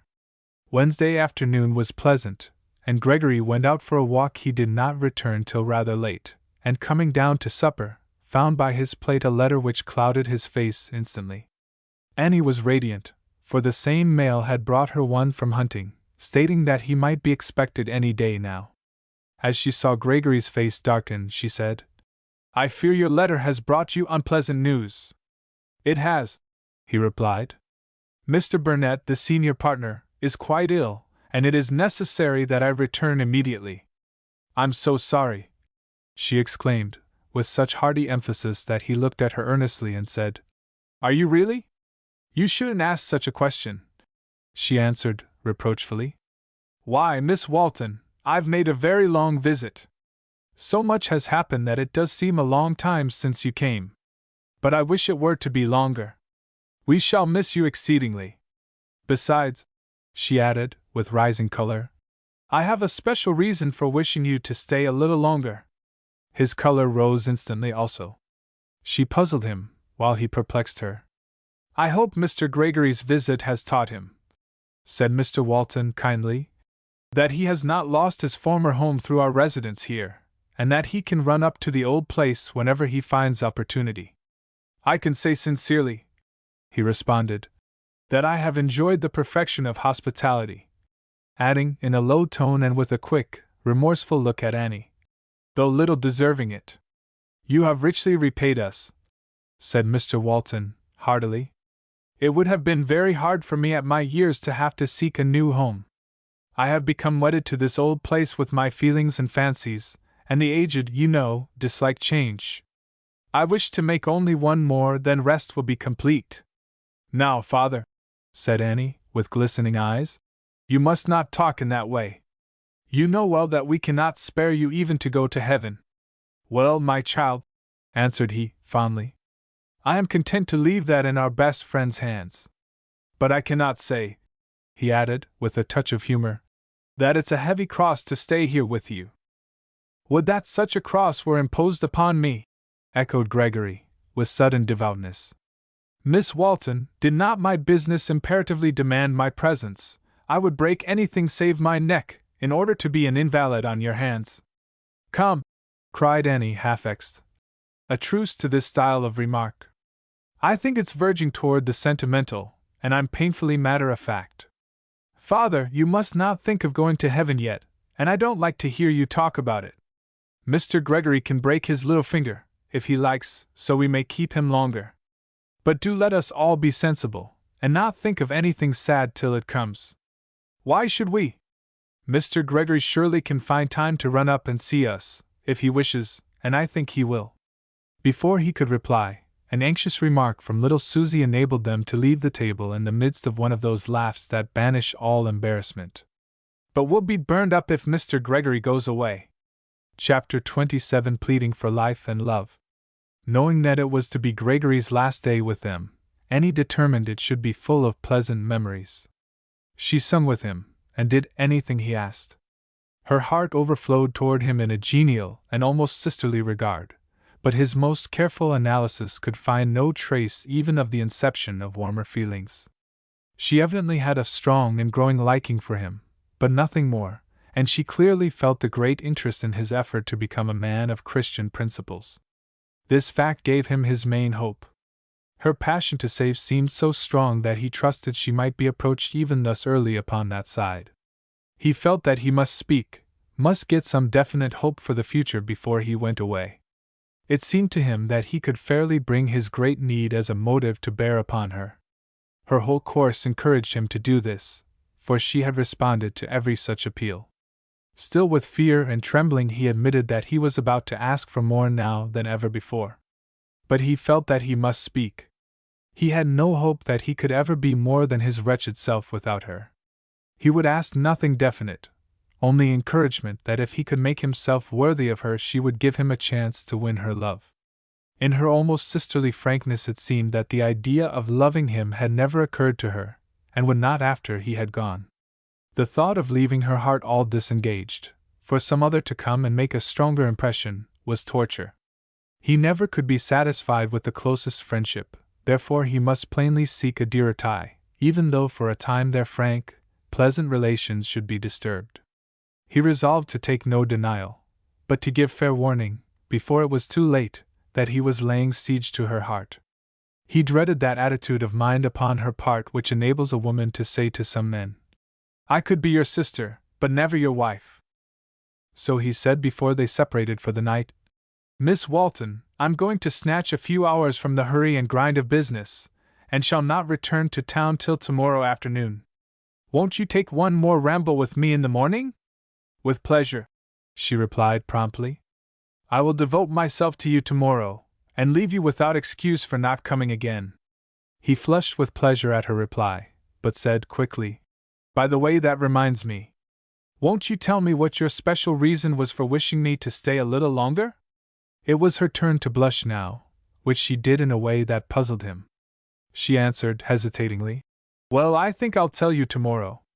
Good night, said Mr. Walton, feelingly retaining Gregory's hand when he came to his chair. We are coming to treat you almost as one of the family. Indeed, it seems hard to treat you in any other way now, especially in your old home, now doubly yours since you have saved it from destruction. Every day you remind me more of my dear old friend. For some reason he has seemed very near me of late. If it should be my lot to see your sainted parents before you do, as it probably will, I believe it will be in my power to add even to their heavenly joys by telling them of your present prospects. Good night, and may the blessing of your father's and mother's God rest upon you.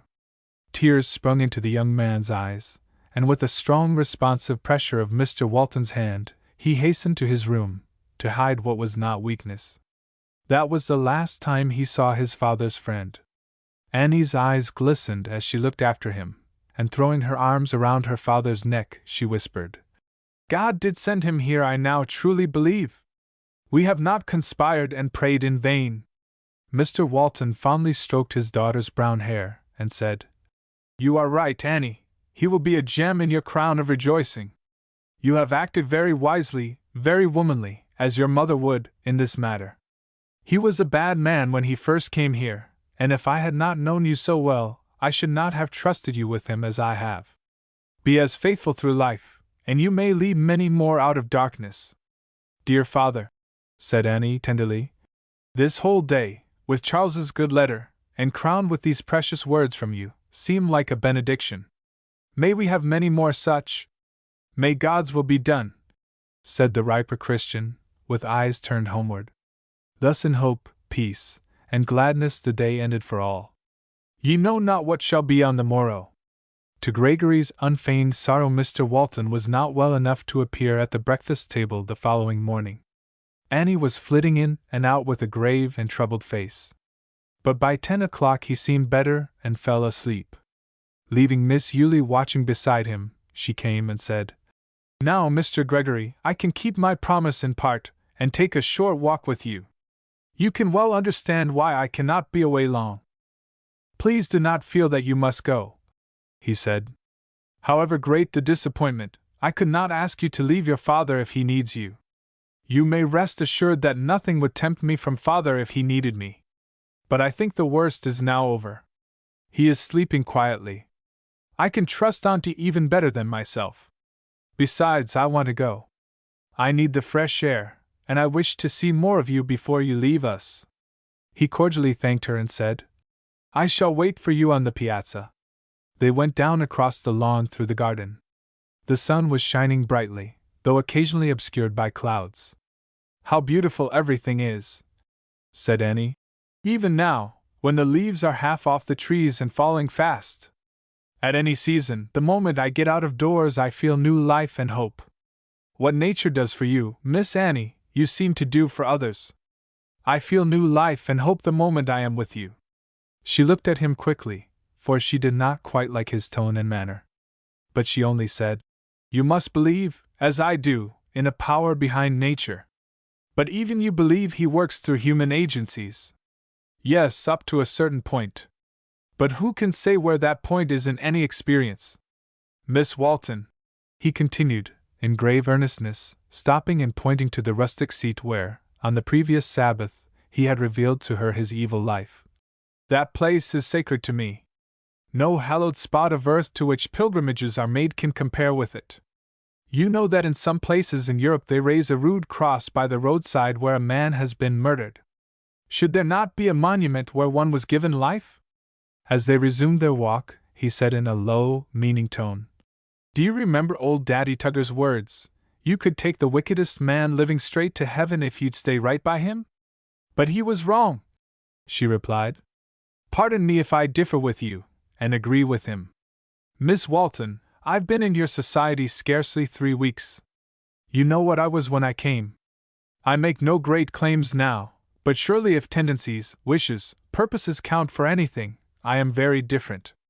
How can you argue me out of the consciousness that I owe it all to you?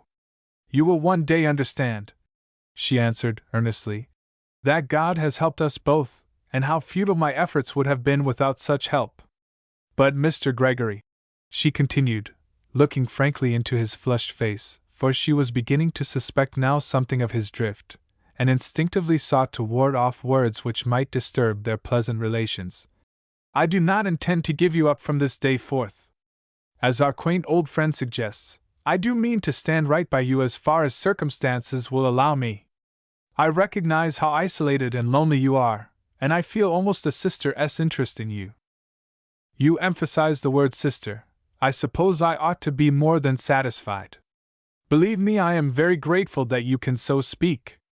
But suppose the frankness I promised compels me to say that it does not, and never can satisfy? Then I shall think you very unreasonable. You have no right to ask more than one has the power to give, she answered, with a look and manner that were full of pain. But surely, Mr. Gregory, we do not understand each other. But I want you to understand me, he exclaimed, earnestly. If you had the vanity and worldly experience of most women, you would have known before this that I love you. Tears rushed into Annie's eyes, and for a few moments she walked on in utter silence. This was so different an ending from what she had expected. She felt that she must be very careful, or she would undo all she had attempted. She now dreaded utter failure, utter estrangement, and how to avoid these was her chief thought. They had reached the cedar thicket near which they had first met, and she sat down upon the rock where she had found Gregory. Her whole aim was to end this unfortunate matter so that they might still continue friends. And yet the task seemed well-nigh impossible, for if he felt as he said, how could she tell him about hunting without increasing alienation? But her impression was strong that he was acting under an exaggerated sense of her services, and under a mistaken belief that she was essential to him. Therefore she tried at first to turn the matter off lightly by saying, Mr. Gregory, you are the most grateful man I ever heard of. You need not think you must reward my slight services by marrying me. Now you greatly wrong me, he answered. Did I not say I loved you? How deeply and truly you can never know. I cannot reward you.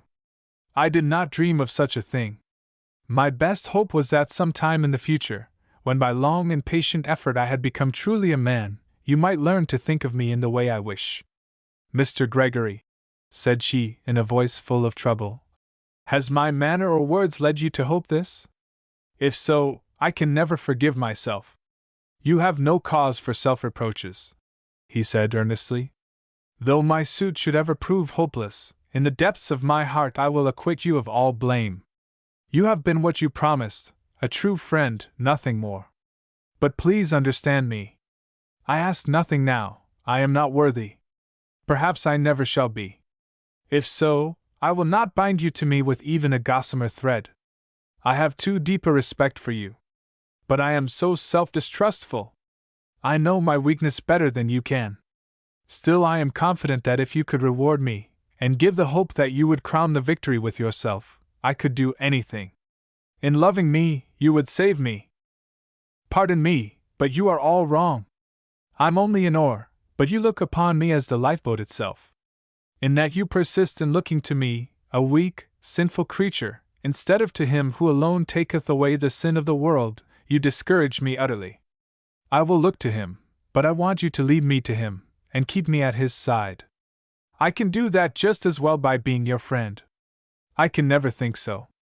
I shall go away from this place utterly disheartened unless you give me some hope, no matter how faint, that I shall not have to struggle alone.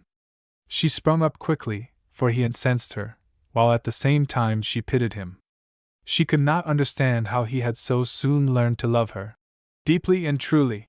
It rather appeared true that he had formed the mistaken opinion that she was essential to his success, and that he was bent upon bolstering himself up in his weakness, and sought to place her as a barrier between him and his old evil life, and she felt that he might need some wholesome truth rather than tender sympathy. At any rate, her womanly nature took offense at his apparent motive, as she understood it, a motive that appeared more selfish and unworthy every moment. He was asking what he had no right to expect of anyone. But she would not misunderstand him, and therefore said with a grave, searching look, "Only then, as I give you the hope you ask for, will you make the effort you have promised to make?" "Only then can I make it," he replied, in some confusion. "Can effort of any kind be asked of one utterly disabled?" Sudden fire leaped into her dark eyes, but she said, with dignity, "Mr. Gregory, you disappoint me greatly. You assume a weakness, a disability, which does not and cannot exist under the circumstances. You made me a promise, but now impose a new condition which I did not dream of at the time, and which I cannot accept. You are asking more than you have a right to ask. However imperfect my efforts have been in your behalf, they were at least sincere and unselfish, and I was beginning to have a warm regard for you as a friend. I tell you frankly that I am most anxious that we should remain friends as before. If so, this kind of folly must cease now and forever. I have no right to listen to such words at all, and would not but for your sake, and in the hope of removing from your mind a very mistaken and unworthy idea. You are entirely wrong in thinking that your future depends solely upon me. It cannot, it ought not. It rests between you and God, and you cannot shift the responsibility. I am willing to do all you can ask of a sister, but no more. Do you think I have no needs, no weakness myself? In a husband I want a man I can lean upon as well as help. I wish to marry one with a higher moral character than mine, to whom I can look up. There is the widest difference in the world between giving help, and even sincere affection to those who win it, and giving one's self away. Simple justice requires that my happiness and feelings be considered also. It is selfish in you to ask of me this useless sacrifice of myself." Annie's quick, passionate nature was getting the better of her. It seemed in a certain sense disloyalty to Hunting to have listened thus long to Gregory. Moreover, not believing in nor understanding the latter's love for her, she was indignant that he should seek to employ her as a sort of stepping-stone into heaven. She would despise the man who sought her merely to advance his earthly interests, and she was growing honestly angry at Gregory, who, it seemed, wanted her only as a guide and staff in his pilgrimage, justly angry, too, if she were right. Gregory became very pale as her words quivered in his heart like arrows, but in the consciousness of a true and unselfish love, he looked at her unfalteringly to the last, and said, "In justice to myself I might again urge that you misunderstand me. I asked for nothing now, only a hope for the future based on what I possibly might become. But, as you say, I now know I asked too much, more than I had a right to. You can never look up to me, and with a sadness you will never understand, I admit myself answered finally. But there is one imputation in your words that I cannot rest under. I solemnly assert before God, and in the name of my mother, that my love for you is as strong, pure, and unselfish as can exist in my half-wrecked nature." "Oh dear!" exclaimed Annie, in a tone of mingled vexation and distress. "Why has it all turned out so miserably? I'm so sorry, so very sorry, but in kindness I must show you how hopeless it all is. I am the same as engaged to another." Gregory started violently. His despairing words had been not quite despairing, but now a chill like death settled about his heart. He was well satisfied that she was one who would be true as steel to all such ties, and that no man who had learned to know her would ever prove inconstant. But, with a white face and firmly compressed lips, he still listened quietly. "I came out this morning hoping to tell you a little secret as I might confide in a brother, and I trusted that your friendship for me would prove strong enough to enable me to make you his friend also. I wanted you to stay a little longer, that you might meet him, and that I might reconcile you, and prepare the way for pleasant companionship in the future. I am expecting Charles Hunting now every— What is the matter? What do you mean by that look of horror? What have you against him, that you should show such deep hostility before, and now stare at me in almost terror?" But he only staggered against a tree for support. Speak, cried she, passionately seizing his arm. I will not endure the innuendo of your look and manner. I will speak, he answered in sudden vehemence. I've lost too much by him. Charles Hunting is. But he stopped, clinched his hands, and seemed to make a desperate effort at self-control. She heard him mutter as he turned away a few steps. Stop. Stop. All that is left you now is a little self-respect. Keep that, keep that. Annie misunderstood him, and thought he referred to some slander that he had hesitated to utter against his enemy even in his anger and jealousy. With flashing eyes she said, Let me complete the sentence for you. Charles Hunting is a Christian gentleman. You may well think twice before you speak one word against him in my presence. Did I say one word against him? He asked eagerly. No, but you looked much more than words can express. I could not help that. Your revelation was sudden, Miss Walton. How could it be otherwise? She asked, indignantly. The first evening of your arrival, when his name was mentioned, your face grew as black as night. When I again sought to speak to you of him, you adjured me never to mention his name. You taxed my forbearance severely at that time. But I hoped you would become so changed that such enmity would be impossible. I see it all now. He groaned. The miserable fatality of it all. I must shut off the one way of escape, and then go forward. By my own act, I must destroy my one chance. If I had only known this in time. And yet it's through my own act that I did not know. Your God is certainly one of justice. I'm punished now for all the past. But it seems a trifle cruel to show one heaven and then shut the door in one's face. If I had only known. There! Exclaimed Annie in the deepest distress. Because of this little thing you fall back into your old skepticism. This little thing is death to me, he said in a hard, bitter tone. Oh no, I'm not at all skeptical.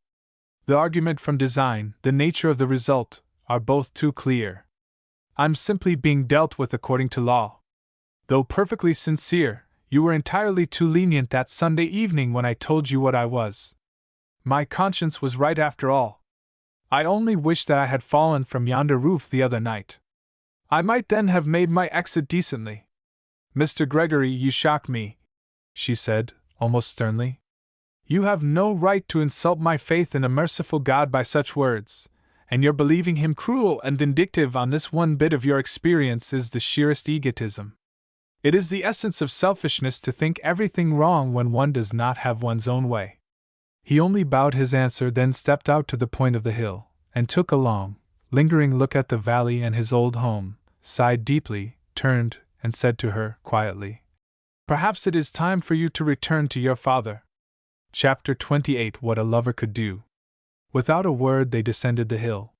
Gregory was very pale, and this, with a certain firmness about his mouth, was the only indication of feeling on his part. Otherwise, he was the same finished man of the world that he had appeared when he came. Annie's face grew more and more troubled with every glance at him. He is hardening into stone, she thought, and she was already reproaching herself for speaking so harshly. I might have known, she thought, that his rash, bitter words were only incoherent cries of pain and disappointment.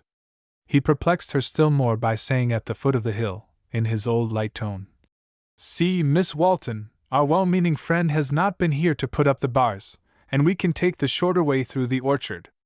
I would like to see them picking apples once more. By the way, you must say good-bye from me to your old neighbor, and tell him that out of respect for his first honest greeting, I'm going to fill his pipe for the winter. But Annie's heart was too full to answer. How familiar these mossy trunk trees are, he continued, determined that there should be no awkward pauses, no traces to the eyes of others of what had occurred. How often I've picked apples from this one and that one, indeed from all. Goodbye, old friends. Do you never expect to come back to these old friends, and others that would be friends again? She asked, in low, trembling tones. Mr. Gregory, you are cruel. You are saying goodbye as if it were a very ordinary matter.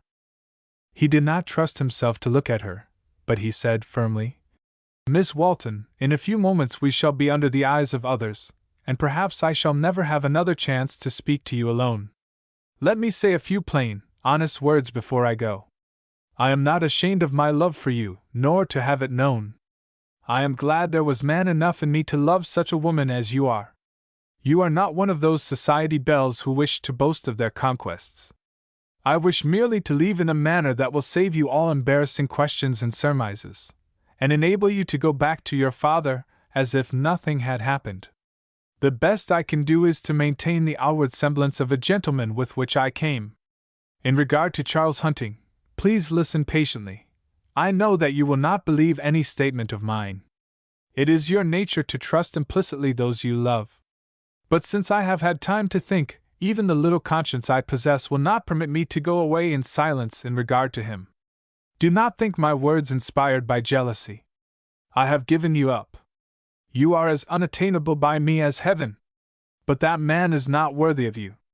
Think well before you. You are right, she interrupted hotly. I will not believe anything against him whom I have known and loved for years. If sincere, you are mistaken. But I entreat you, for my own sake as well as yours, never speak a word against him again. Because if you do, it will be hard for me to forgive you. If you place the slightest value on my good opinion and continued regard, you will not throw them away so uselessly. I do feel, I ever wished to feel, a deep and friendly interest in you, therefore speak for yourself, and I will listen with honest sympathy. Give me hope, if possible, that you will think better of all this folly, that you will visit your old home and those who wish to be your true friends, that you will give me a chance to make you better acquainted with one whom you now greatly wrong. Please give me something better than this parting promises to end in. He merely bowed and said, I supposed it would be so. It is like you. As for myself, I do not know what my future will be, save that it will be full of pain. Rest assured of one thing, however. I can never be a common, vulgar sinner again, after having loved you. That would be sacrilege. Your memory will blend with that of my mother, and shine like a distant star in my long night. But you have no right to ask me to come here any more. Though you do not believe in my love, it is a reality nevertheless, and I cannot inflict upon myself the unbearable pain of seeing you, yet hedged about with that which must ever keep me at a distance. With my feelings, even my poor sense of honor forbids my seeking your presence. Can I visit you feigning friendship, while my heart is consuming with love? Come, Miss Walton, we shall have our real leave-taking here, and our formal one at the house. I don't think gratitude will ever fade out of my heart for all you have tried to do for me, wherever I am. Even the selfish Walter Gregory can honestly wish you happiness unalloyed. And you will have it, too, in spite of everything, for your happiness is from within, not without. Give me your hand, and say goodbye under the old mossy trees. Annie burst into tears and said, I can't say goodbye and have you leave us so unhappy, so unbelieving. Mr. Gregory, will you never trust in God? I fear not after what I know today. He seems wronging you who are so true to him, as well as me. You see I am honest with you, as I said I would be. Can you take the hand of such as I? She did take it in both of hers, and said, with passionate earnestness, Oh, that I could save you from yourself by main force! He was deeply moved, but after a moment said gently, That is like your warm heart. But you cannot!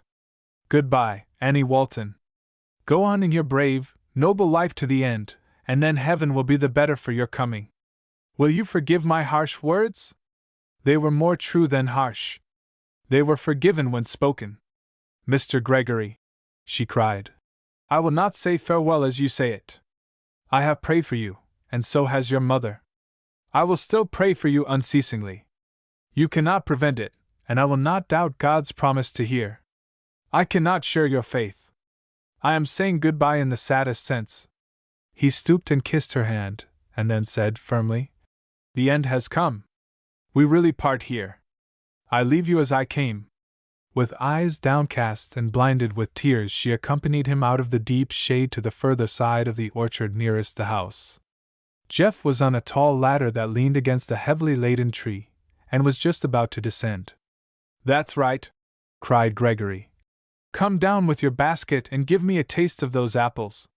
They look the same as when I used to pick them 16 years ago.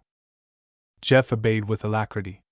Gregory accompanied him a few steps, and dropped a banknote into the basket, saying, "That's for the jolly wood fires you made for me," and then turned quickly toward Annie to escape the profuse thanks impending. He had turned none too soon. The apple boughs, relieved of the weight of the fruit and Jeff's solid person, threw out the heavy ladder that had been placed too nearly in a perpendicular position at first. It had trembled and wavered a moment, but was now inclining over the very spot where Annie was standing. "Miss Walton!" he cried, with a look of horror, rushed toward her, and stood with head bent down between her and the falling ladder. She heard a rushing sound, and then with a heavy thud the ladder struck him, glanced to one side, grazing her shoulder, and fell to the ground. He lay motionless beneath it. For a moment she gazed vacantly at him, too stunned to think or speak. But Jeff ran and lifted the ladder off Gregory, exclaiming, "Lord bless him, Miss Annie, he just done save your life." She knelt at his side and took his hand, but it seemed that of the dead. She moaned, "The omen's true. His blood is on me now, his blood is on me now. He died for my sake, and I called him selfish." She took his head into her lap, and put her hand over his heart. She thought she felt a faint pulsation. In a moment all trace of weakness vanished, and her face became resolute and strong. "Jeff," she said in clear-cut, decided tones, "go to the house, tell Hannah and Zibby to come here, tell Hannah to bring brandy and a strong double blanket. Not a word of this to my father. Go, quick." Jeff ran as he had done once before when the bloodhounds were after him, saying under his breath all the way, "Lord bless him! He saved Miss Annie's life, he ought to have her sure enough." Annie was left alone with the unconscious man. She pushed his hair from his damp brow, and bending down, impressed a remorseful kiss upon it. "God forgive me that I called you selfish," she murmured. "Where is your spirit wandering that I cannot call it back?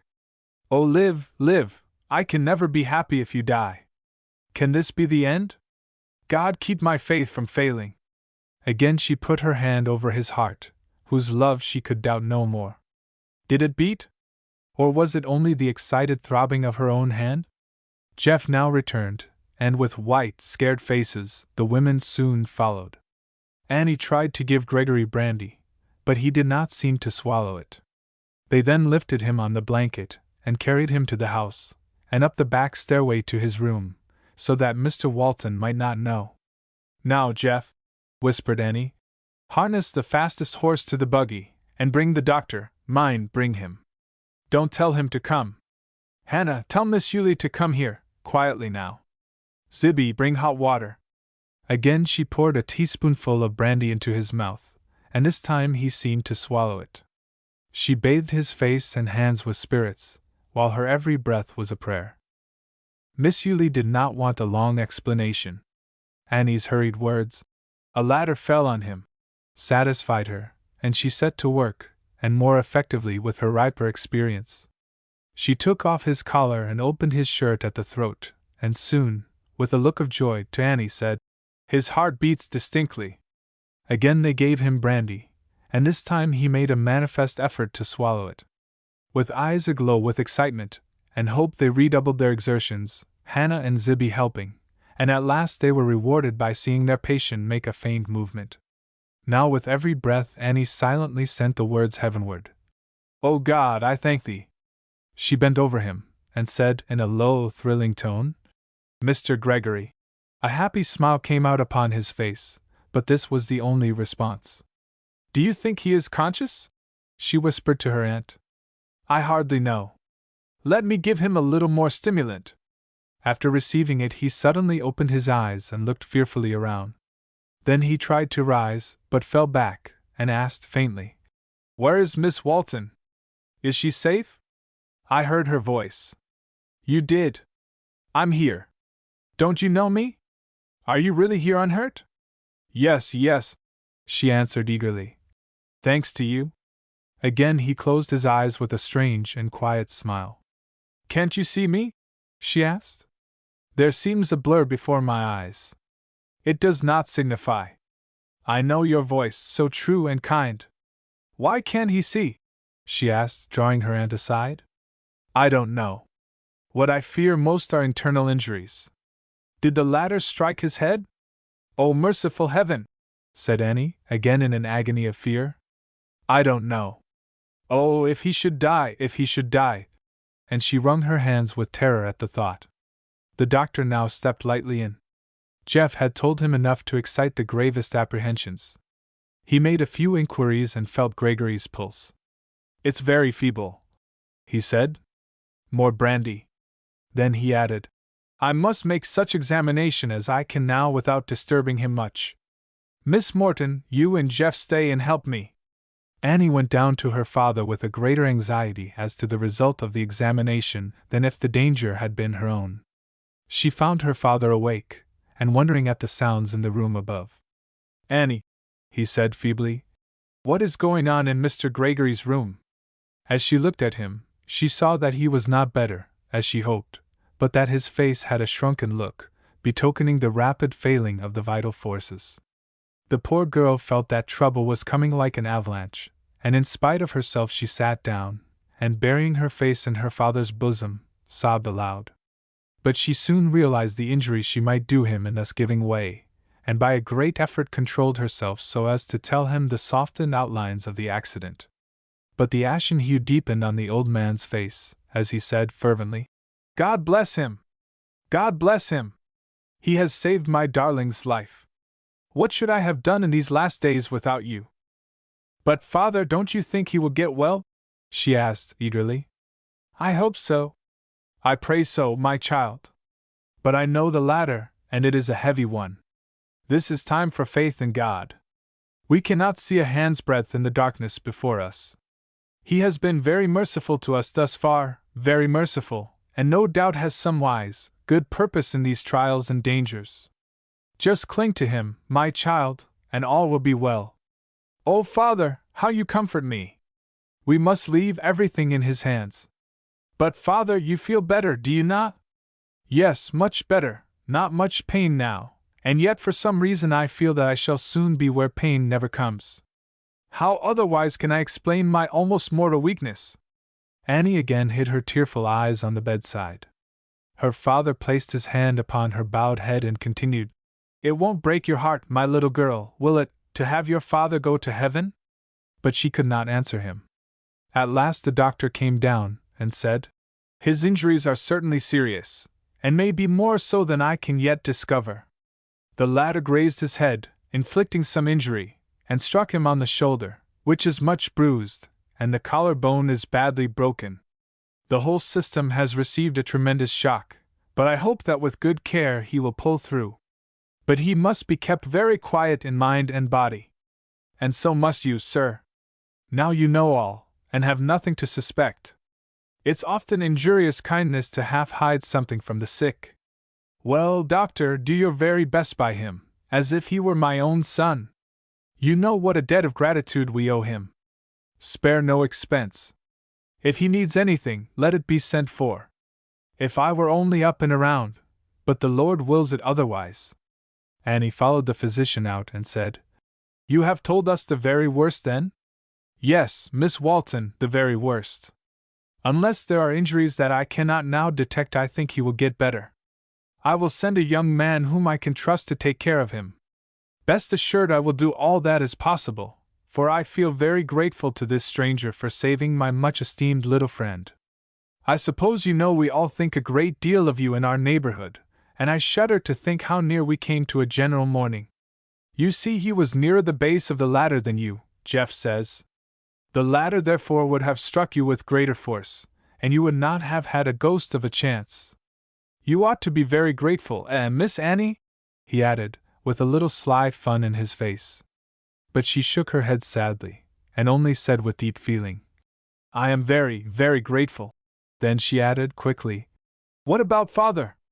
The doctor's face changed instantly and became grave. I don't quite understand his case. He was threatened with pneumonia, but there seems no acute disease now, and yet he appears to be failing. The excitement and exposure of the other night were too much for him. You must make him take all the nourishment possible. Medicine is of no use. Agitated by conflicting fears and hopes, Annie went to the kitchen to make something that might tempt her father's appetite. Blessed are the petty and distracting cares of the household, the homely duties of the sick room. They divert the mind and break the force of the impending blow. If, when illness and death invade a house, the fearing and sorrowing ones had naught to do but sit down and watch the remorseless approach of the destroyer, they might go mad. When Annie stole noiselessly back to Gregory's room, he was sleeping, though his breathing seemed difficult. What a poor mockery the dinner hour was! Even the children were oppressed by the general gloom and talked in whispers. But before it was over there came a bright ray of light to Annie in the form of a telegram from Hunting, saying that he had arrived in New York safely, and would be at the village on the 5 p.m. train. "Oh, I am so glad!" cried Annie. "Never was he so needed before." And yet there was a remorseful twinge at her heart as she thought of Gregory. But she felt sure of reconciliation now, for would not Hunting overwhelm her preserver with gratitude, and forgive everything in the past? She said to Jeff, "Have Dolly and the low buggy ready for me at 4:30. Her father seemed peculiarly glad when he heard that his relative, the man he hoped would soon be his son, was coming. "It's all turning out for the best," he said softly. The hour soon came, for it was already late, and Annie slipped away, leaving both her father and Gregory sleeping. To her great joy, Hunting stepped down from the train and was quickly seated by her side. As they drove away in the dusk, he could not forbear a rapturous kiss and embrace which she did not resist. "Oh, Charles, I'm so glad you've come, so very glad!" she exclaimed almost breathlessly. "And I've so much to tell you that I hardly know where to begin. How good God is to send you to me now, just when I need you most. So you find that you can't do without me altogether? That's grand news. How I've longed for this hour! If I'd had my own way, I would have exploded the boilers in my haste to reach port to see you again. It was real good of you to come, and not send for me. Come, Annie, celebrate my return by the promise that you will soon make a home for me. I am happy to say that I can now give you the means of making it a princely one. I haven't the time nor the heart to think about that now, Charles. Father is very ill. I'm exceedingly anxious about him." "Indeed," said Hunting. "That is bad news." And yet his grief was not very deep, for he thought, "If she is left alone, she will come to me at once." "What is more," cried Annie, a little hurt at the quiet manner in which he received her tidings, "suppose, instead of meeting me strong and well, you had found me a crushed and lifeless corpse tonight?" "Annie," he said, "what do you mean?" "I mean that this would have been true but for one with whom I am sorry you are on bad terms. Walter Gregory is at our house."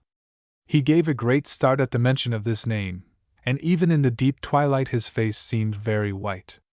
"I don't understand," he almost gasped. "I knew you would be deeply affected," said the unsuspicious Annie.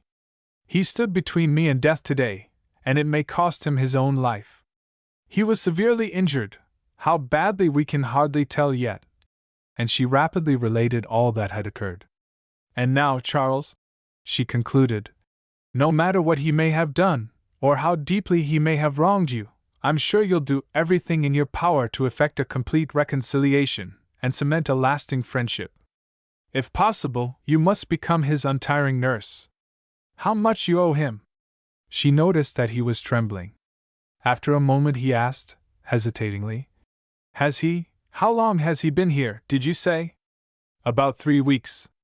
You know our place was his old home, and his father was a very dear friend of my father." "If I knew it, I had forgotten it," he answered, with a chill of fear growing deeper every moment. Has he said anything about our difficulties?" "Nothing definite," said she, a little wonderingly at Hunting's manner. "Father happened to mention your name the first evening of his arrival, and the bitter enmity that came out upon his face quite startled me. You know well that I wouldn't hear a word against you. He once commenced saying something to your prejudice, but I stopped him and said I would neither listen to nor believe him, that he did not know you, and was entirely mistaken in his judgment. It was evident to us that Mr. Gregory was not a good man. Indeed, he made no pretense of being one, but he has changed since, as Jan can well understand, or he couldn't have sacrificed himself as he has today. I told Father that I thought the cause of your trouble arose from your trying to restrain him in some of his fast ways, but he thought it resulted from business relations. You were both right, said Hunting slowly, as if he were feeling his way along. He was inclined to be very dissipated, and I used to remonstrate with him, but the immediate cause was a business difficulty. He would have kept me out of a great deal of money if he could. His words were literally true, but they gave an utterly false impression. Annie was satisfied, however. It seemed a natural explanation, and she trusted Hunting implicitly. Indeed, with her nature, love could scarcely exist without trust. That's all past now, said Annie eagerly.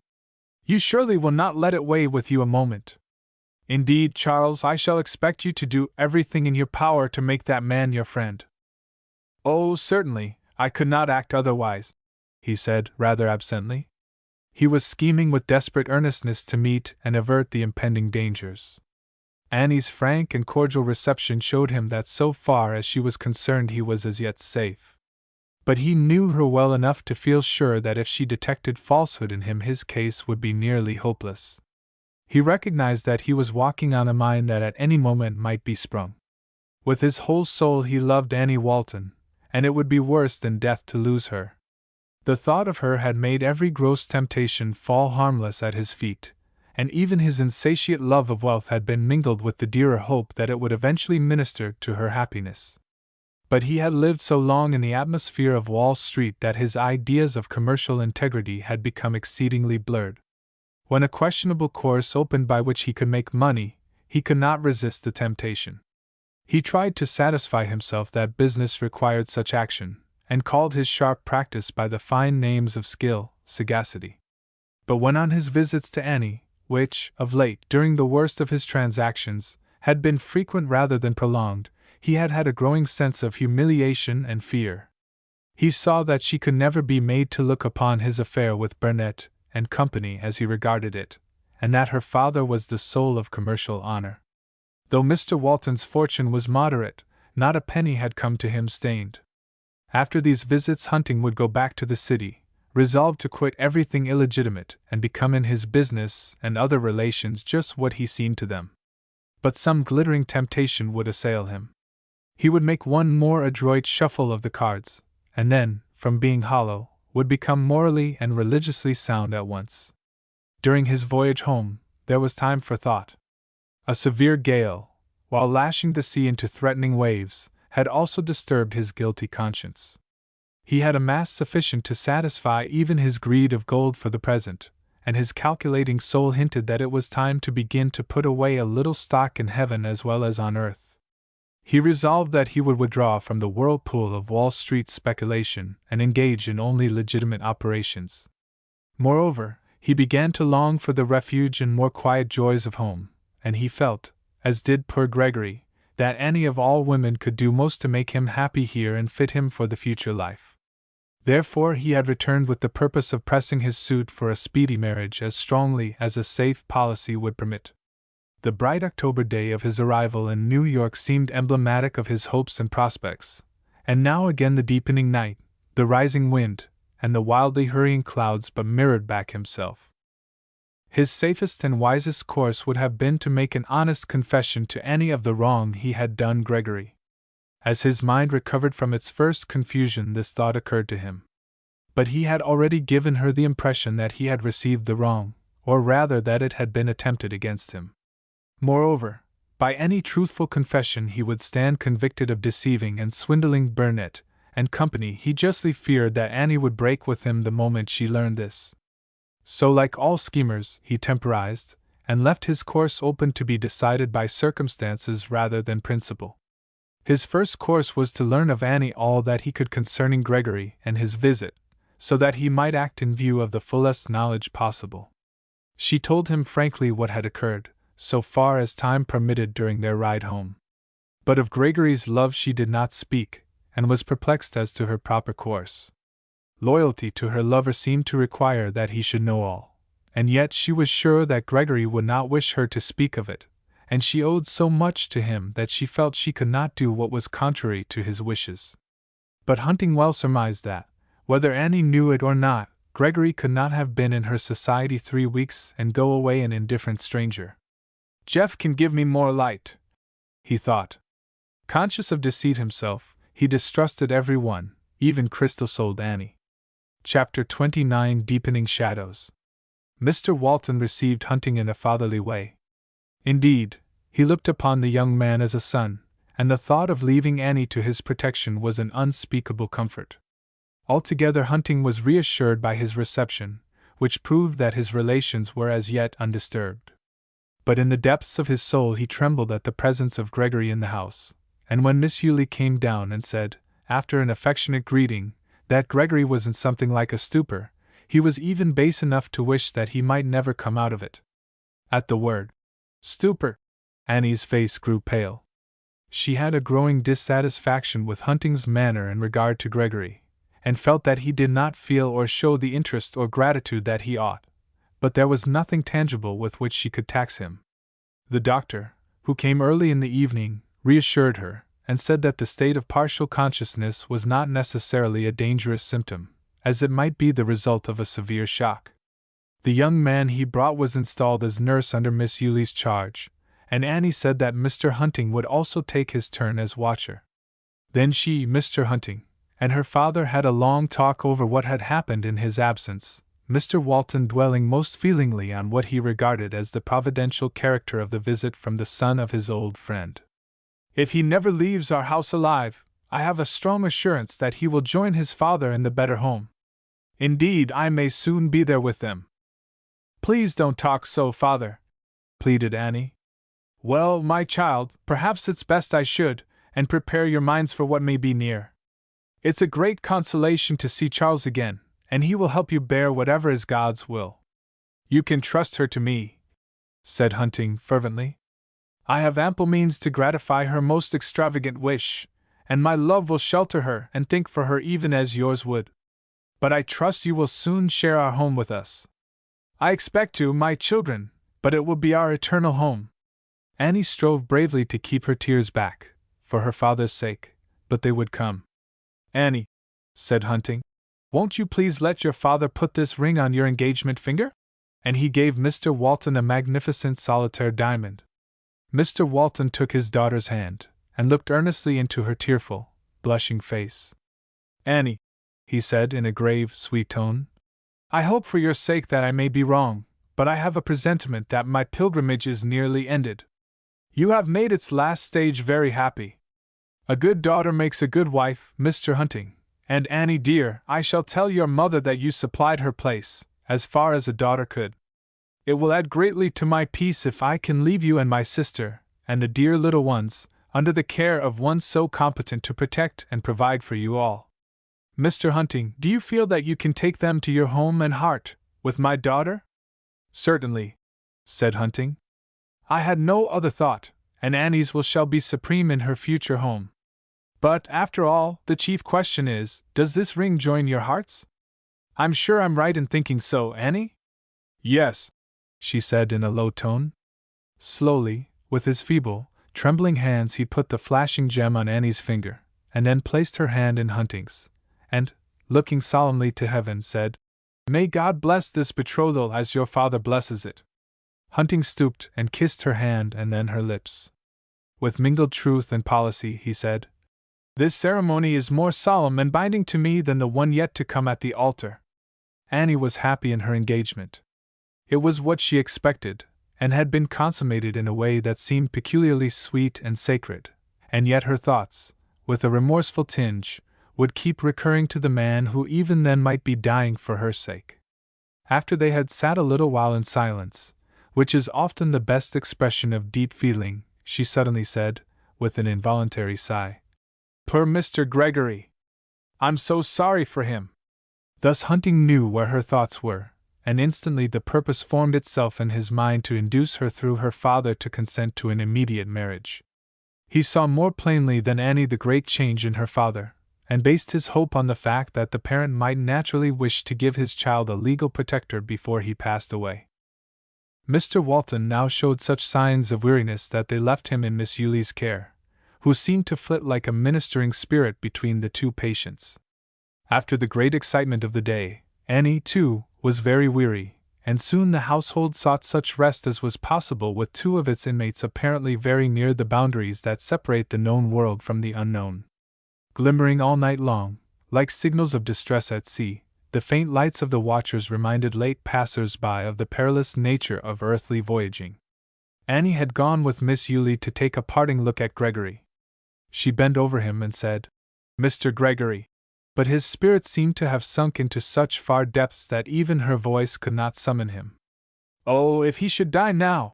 she moaned, shudderingly, and on the night of her engagement sobbed herself to sleep. The next morning saw little change in the patients, save that Mr. Walton was evidently weaker. Miss Yulie said that Gregory had roused up during the night and seemed perfectly conscious. He had inquired after Mr. Walton and Annie, but toward morning had fallen into his old lethargy.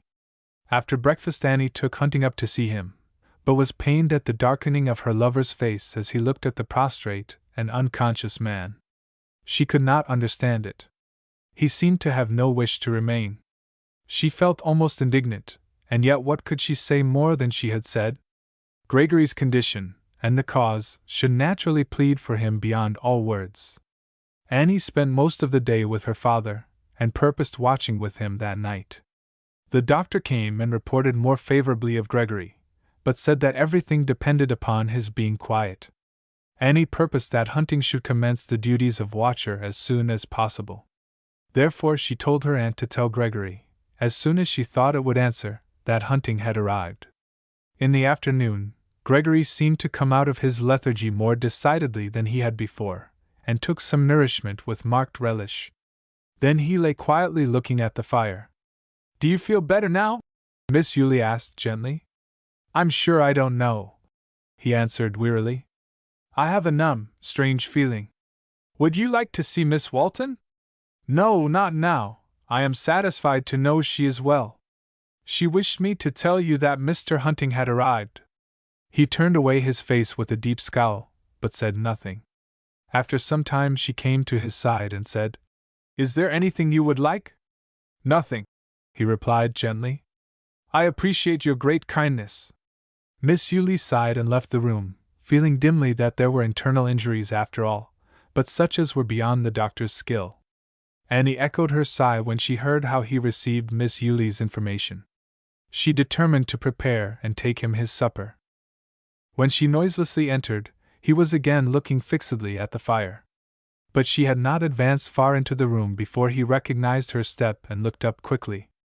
"See," she said cheerily, coming to his side. "I've prepared and brought you this supper with my own hands, and shall expect in return that you compliment it highly.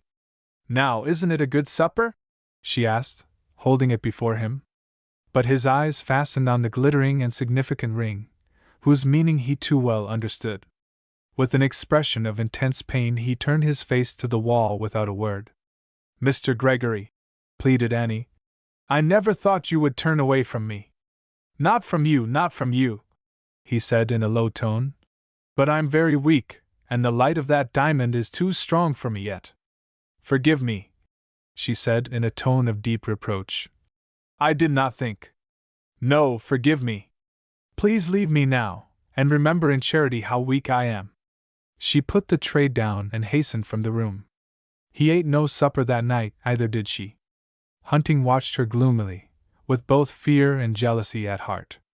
The latter, however, was groundless, for Annie's feeling was only that of profound sorrow for something she could not help.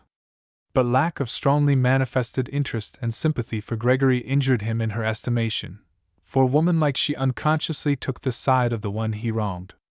She could understand Gregory's enmity, but it seemed to her that Hunting should be full of generous enthusiasm for one who was suffering so much in her behalf. "Men are so strange," she said half-vexedly. "They fall in love without the slightest provocation, and hate each other forever, when a woman would have sharp words and be over with it. They never do what you would naturally expect." During the day Hunting had found time to see Jeff alone, but had found him inclined to be sullen and uncommunicative.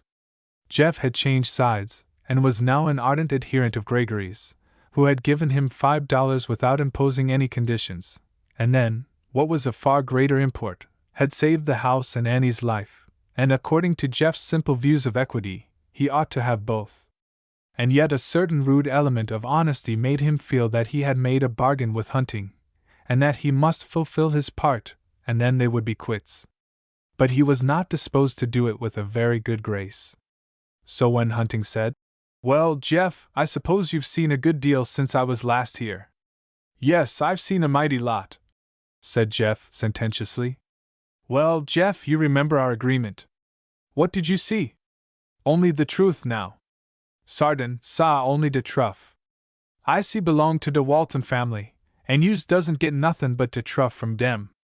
"All right, Jeff, I'm glad your employers have so good an influence on you." "Well?"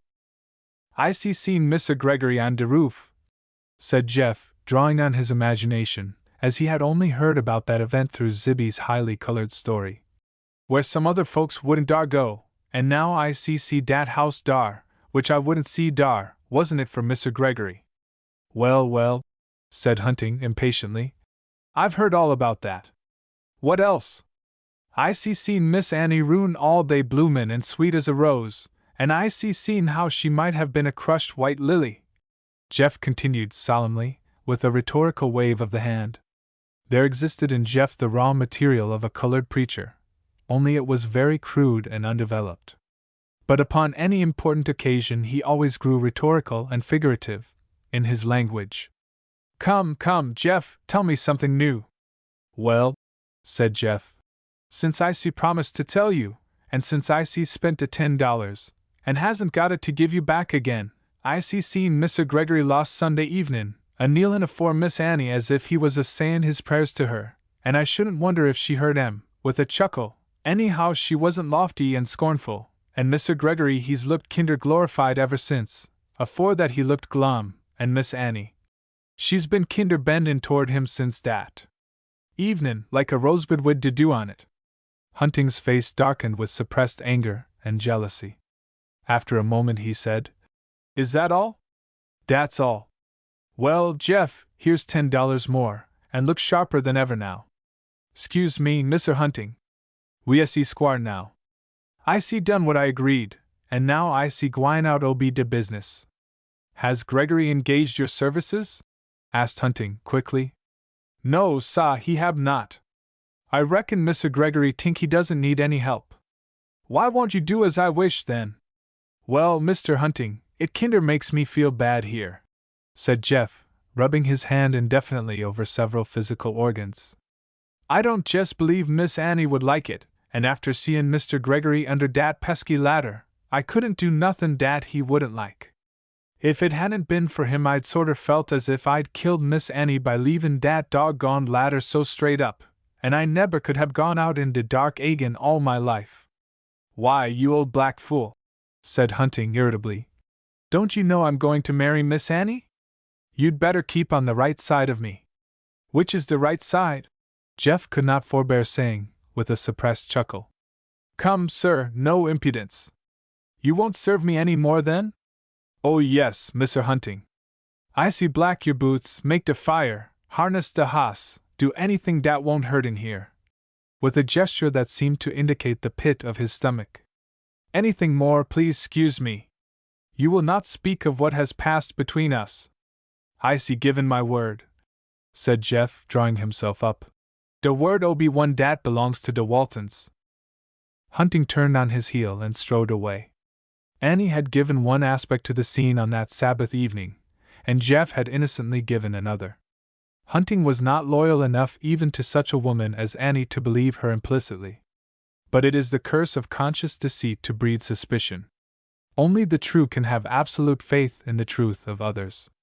Moreover, Hunting, in his hidden selfishness and worldliness, could not understand Annie's ardent effort to save a fellow creature from sin. Skilled in the subtle impulses of the heart, he believed that Annie, unconsciously even to herself, was drifting toward the man he hated all the more because he had wronged him, while the danger of his presence made him almost vindictive. Yet he realized the necessity of disguising his feelings, for if Annie discovered them he might well dread the consequence.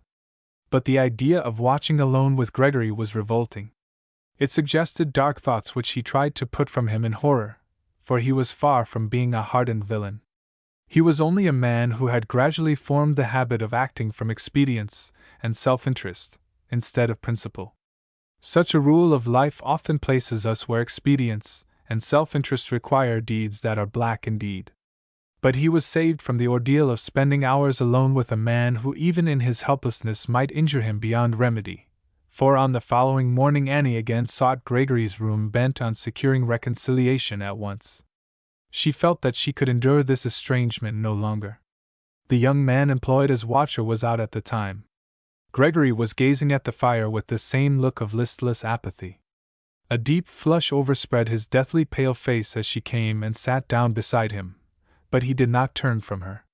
"Mr. Gregory," she said very gently, "it seems that I can do nothing but receive favors from you, and I've come now to ask a great one." He suspected something concerning hunting, and his face darkened forbiddingly. Though Annie noted this, she would not be denied.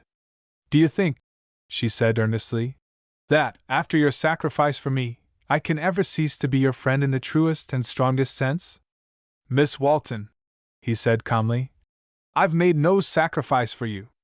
The thought of that episode in the orchard is my one comfort while lying here, and will be through what is left of life. But please do not speak of it, for it will become a pain to me if I see the obligation is a burden to you." "It is not," she said eagerly. "I'm glad to owe my life to you. But do you think I can go on my way and forget you? It's the very best you can do, Miss Walton.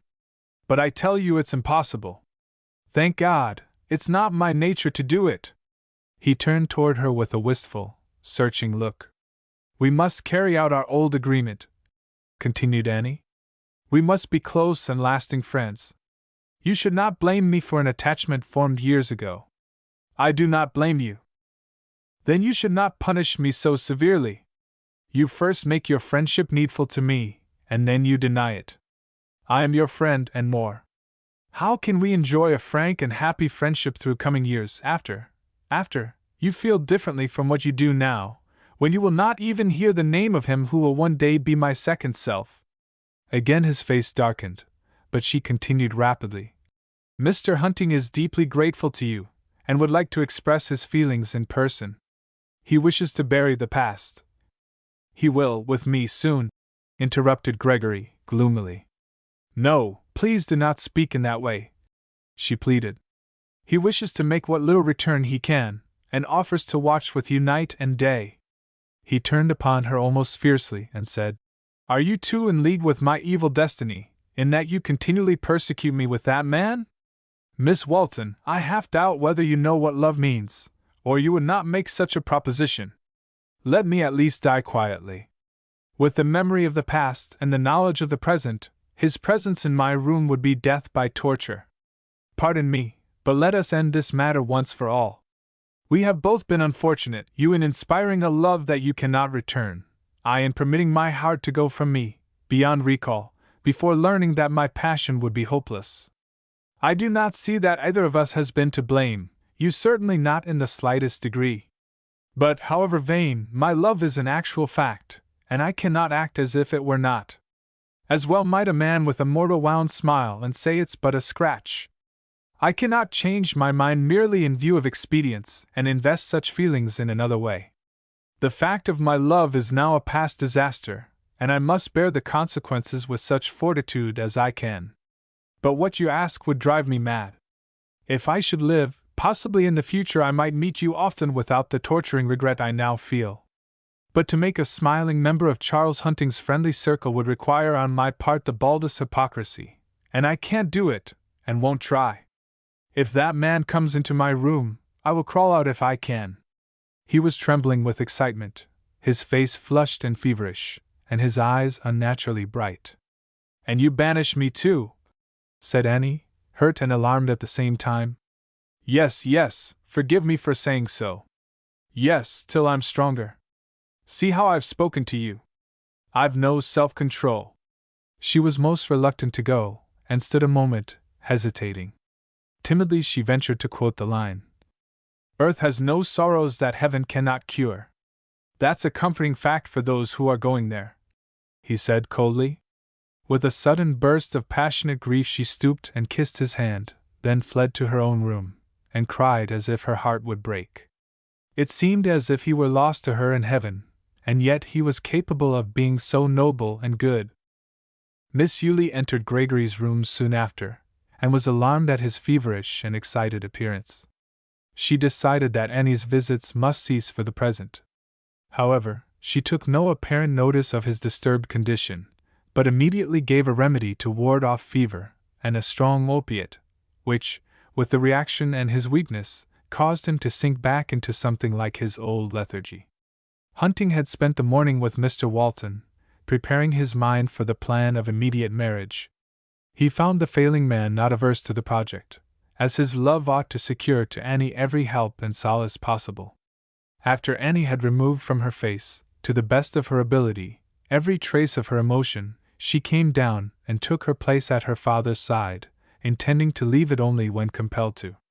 Hunting knew of her mission to Gregory, and looked at her inquiringly, but she sadly shook her head.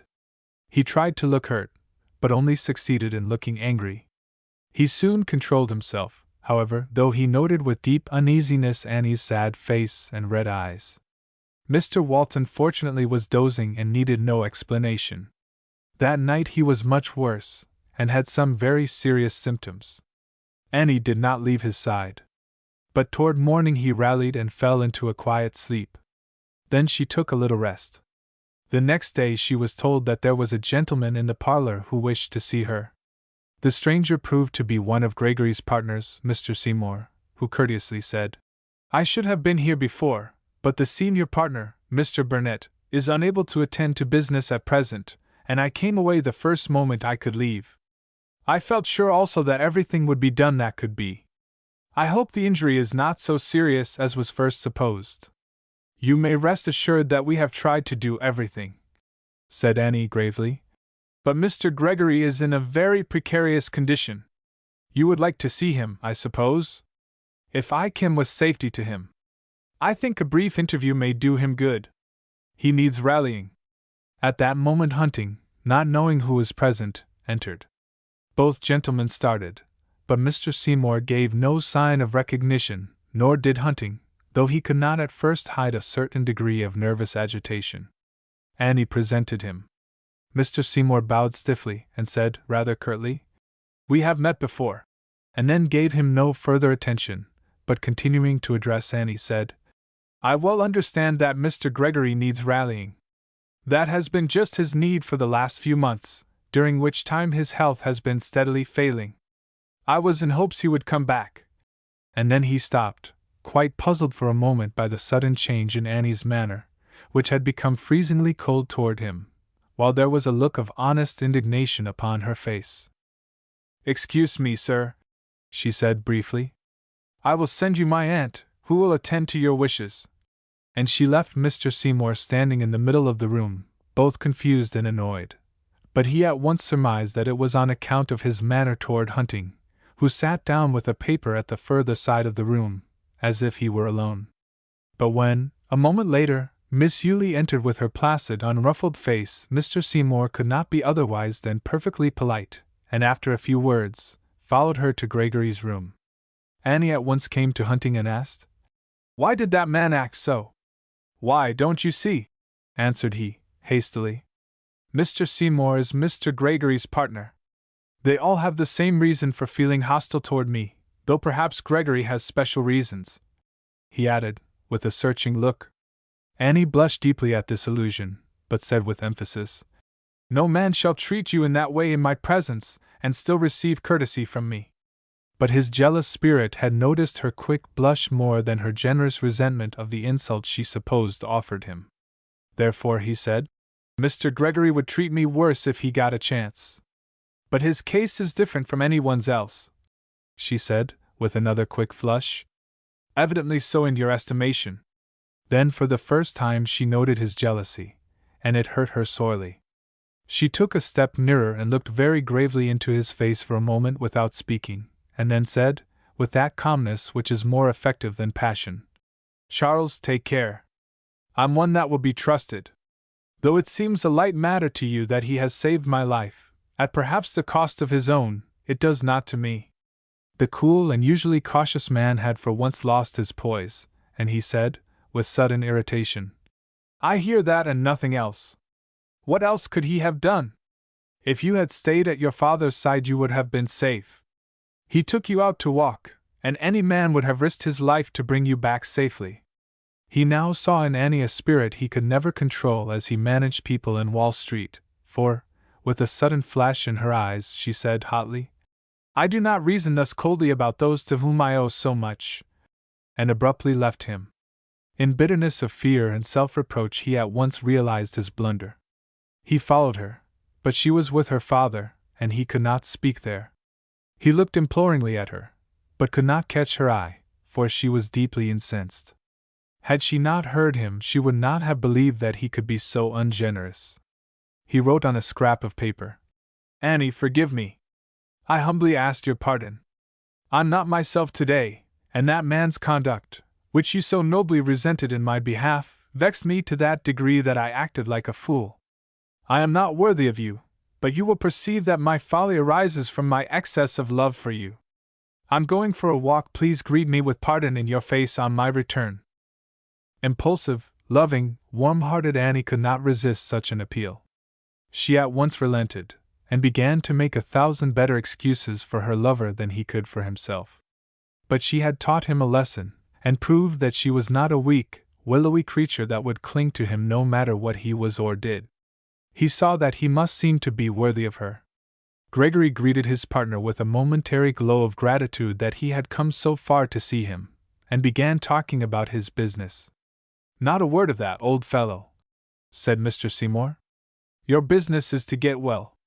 It seems to me that you have everything here for comfort, good medical attendance, eh?" "Yes, if anything, too much is done for me. I don't understand just how it happened." Gregory told him briefly. "By Jove! This Miss Walton ought to be very grateful to you."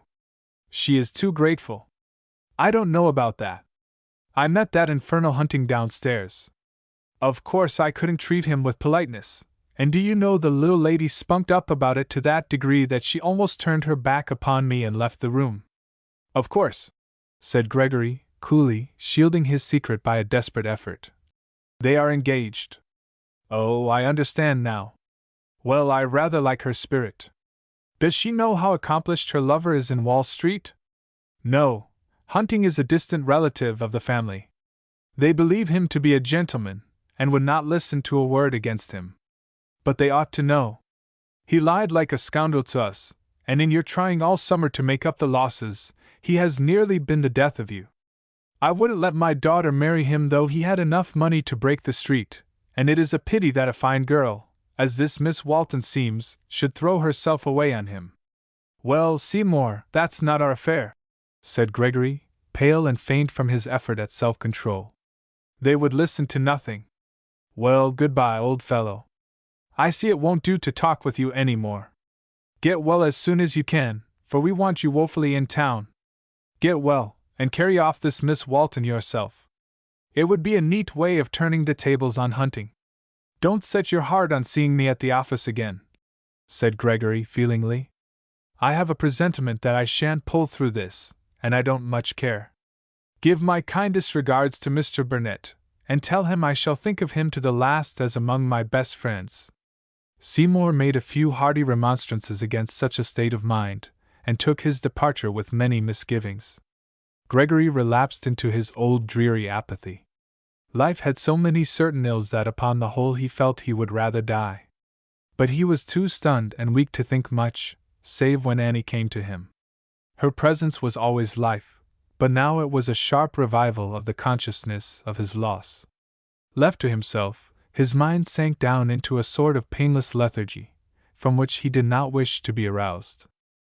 Mr. Walton passed a quieter night, but was clearly failing fast. He sent frequent messages of love and sympathy to Gregory, and had an abiding faith that all would be well with him in the next life, if not in this. Annie had not the heart to undeceive him. When he thought it a little strange that Hunting was not with Gregory, Annie explained by saying that the doctor insisted on perfect quiet of mind, and the presence of Hunting might unpleasantly revive old memories, and so unduly excite him. After the physician saw his patients the following morning, he looked grave and dissatisfied. Annie followed him to the door and said, "Doctor, I don't like the expression of your face." "Well, Miss Annie," said the doctor, discontentedly, "I've a difficult task on my hands, in trying to cure two patients that make no effort to live. Your father seems homesick for heaven, and mere drugs can't rouse Mr. Gregory out of his morbid, gloomy apathy. I could get him ashore if he would strike out for himself, but he just floats downstream like driftwood. But really I'm doing all that can be done, I think." "I believe you are," she said sadly. "Goodbye." "Oh, merciful God!" she exclaimed when alone. "What shall I do? What shall I do to save him? Father's going to heaven and mother. Where is he going?" Chapter 30 Kept from the Evil. With the light of the following day, Annie gave up all hope of her father's recovery. He was sinking fast, and conscious himself that death was near. But his end was like the coming into harbor of a stately ship after a long, successful voyage. He looked death in the face with that calmness and dignity, that serene certainty that it was a change for the better, which Christian faith alone can inspire. His only solicitude was for those he was leaving, and yet he had no deep anxiety, for his strong faith committed them trustingly to God. Annie tried to feel resigned, since it was God's will. But the tie that bound her to him was so tender, so interwoven with every fiber of her heart, that she shrunk with inexpressible pain from its sundering. She knew that she was not losing her father, that the worst before them was but a brief separation, but how could she, who had lived so many happy years at his side, endure even this? It seemed as if she could not let him go, and in the strong, passionate yearning of her heart, she was almost ready to leave youth, friends, lover, and all to go with him. She was one who lived in her affections rather than her surroundings. The latter would matter little to her could she keep her heart treasures. It would have touched the coldest to see how she clung to him toward the last. All else was forgotten, even Gregory, who might be dying also. The instinct of nature was strong, and her father was first. Moreover, the relation between this parent and child was peculiarly close, for they were not only in perfect sympathy in views, character, and faith, but Annie had stepped to the side of the widowed man years before and sought successfully to fill the place of one who had reached home before him. Though so young, she had been his companion and daily friend, interesting herself in that which interested him, and thus he had been saved from that terrible loneliness which often breaks the heart even in the midst of a household. It was therefore with a love beyond words that his eyes rested most of the time on her, and followed her every movement. She also had a vague and peculiar dread in looking forward to her bereavement. An anticipating sense of isolation and loneliness chilled her heart. Though she would not openly admit it to herself, Hunting had disappointed her since his return.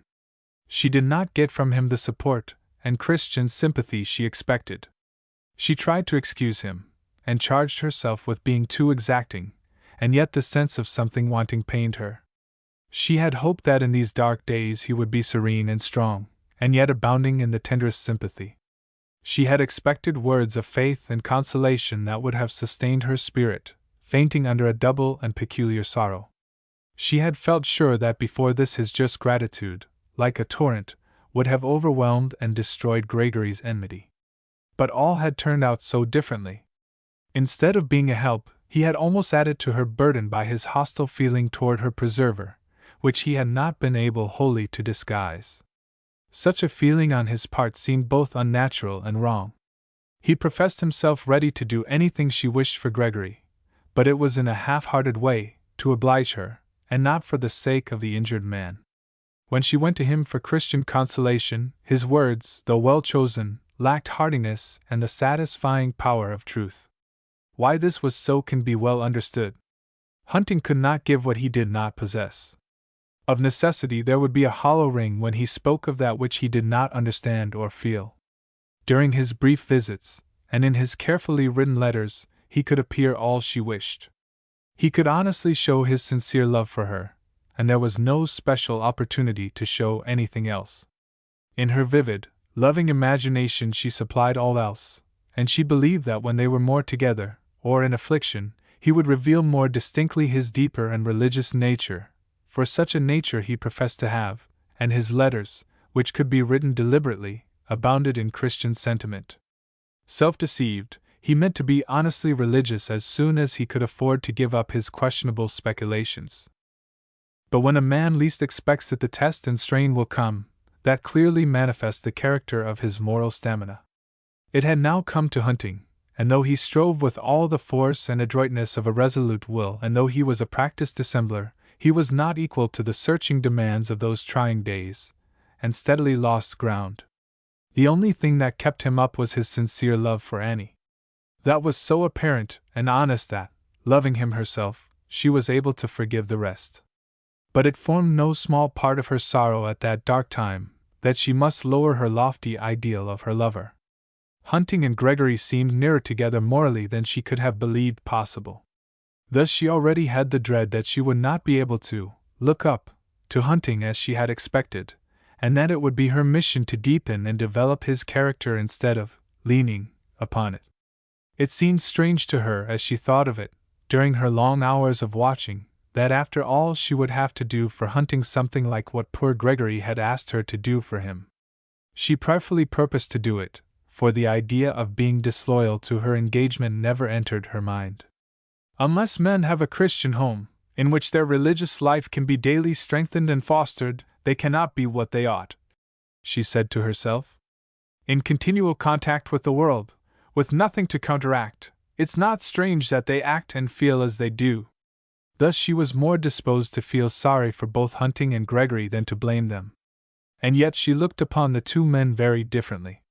She regarded Hunting as a true Christian who simply needed warming and quickening into positive life, while she thought of Gregory with only fear and trembling. Her hope for the latter was in the prayers stored up in his behalf. But now upon this day that would ever be so painfully memorable she had thoughts only for her father, and nothing could tempt her from his side. Hunting also saw that the crisis was approaching, and made but a formal semblance of a breakfast. He then entered the sick-room, and was thinking how best to broach the subject of an immediate marriage, when a thumping of crutches was heard in the hall. Miss Yulie entered and said that Daddy Tuggar had managed to hobble over, and had set his heart upon seeing his old friend. "Certainly," said Mr. Walton. "He shall come in at once." "Caution him to stay but a few minutes," warned Annie. Miss Yulie helped the old man in, and he sat down by Mr. Walton's side, with a world of trouble on his quaint, wrinkled face.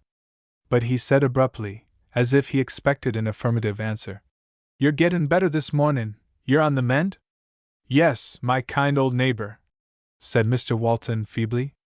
"I shall soon be well. It was kind of you, in your crippled state, to come over to see me." "Well now," said Mr. Tuggar, greatly relieved, "there is use of prayin'. I ain't much of a hand at it, and didn't know how the Lord would take it from me, but when I heard you was sick, I began to feel like prayin', and when I heard you was gettin' wuss, I couldn't help prayin'. When I heard how that city chap has saved the house, what an old fool I was to cuss him when he first came. The Lord knew what he was doin' when he brought him here. When I heard how he kept the ladder from falling on Miss Annie, I prayed right out loud. My wife, she thought I was gettin' crazy. But I didn't care what anybody thought. I've been prayin' all night, and it seemed as if the Lord must hear me, and I kinder felt it in my bones that he had. So I expected to hear you say you was goin' to get well, and Mr. Gregory, he's better too, ain't he?" There was no immediate answer.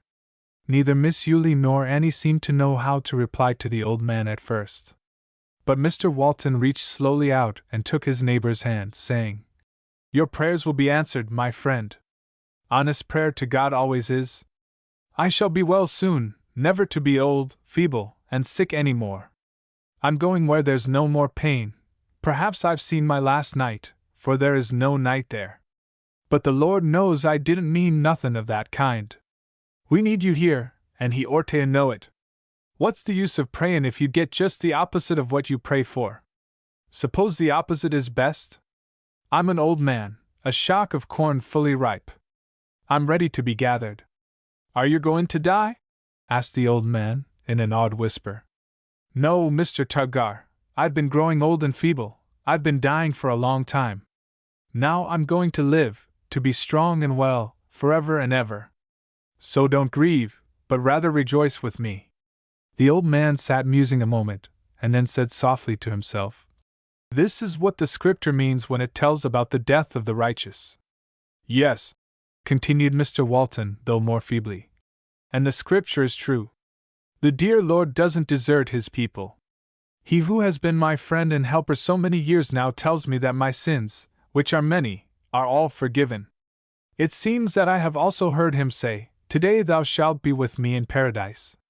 Tears gathered in Daddy Tuggar's eyes, and he said brokenly, The Lord knows, I've allers been a sort of well-meanin' man, but I couldn't talk that way, if I was where you be.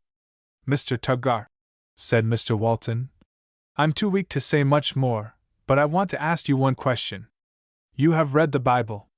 Whom did the Lord Jesus come to save? Sinners, was the prompt response. Are you one? What else be I? Then, old neighbor, you are safe, if you will just receive Him as your Savior. If you were sure you were good enough and didn't need any Savior, I should despair of you. But according to the Bible, you are just such as He came after.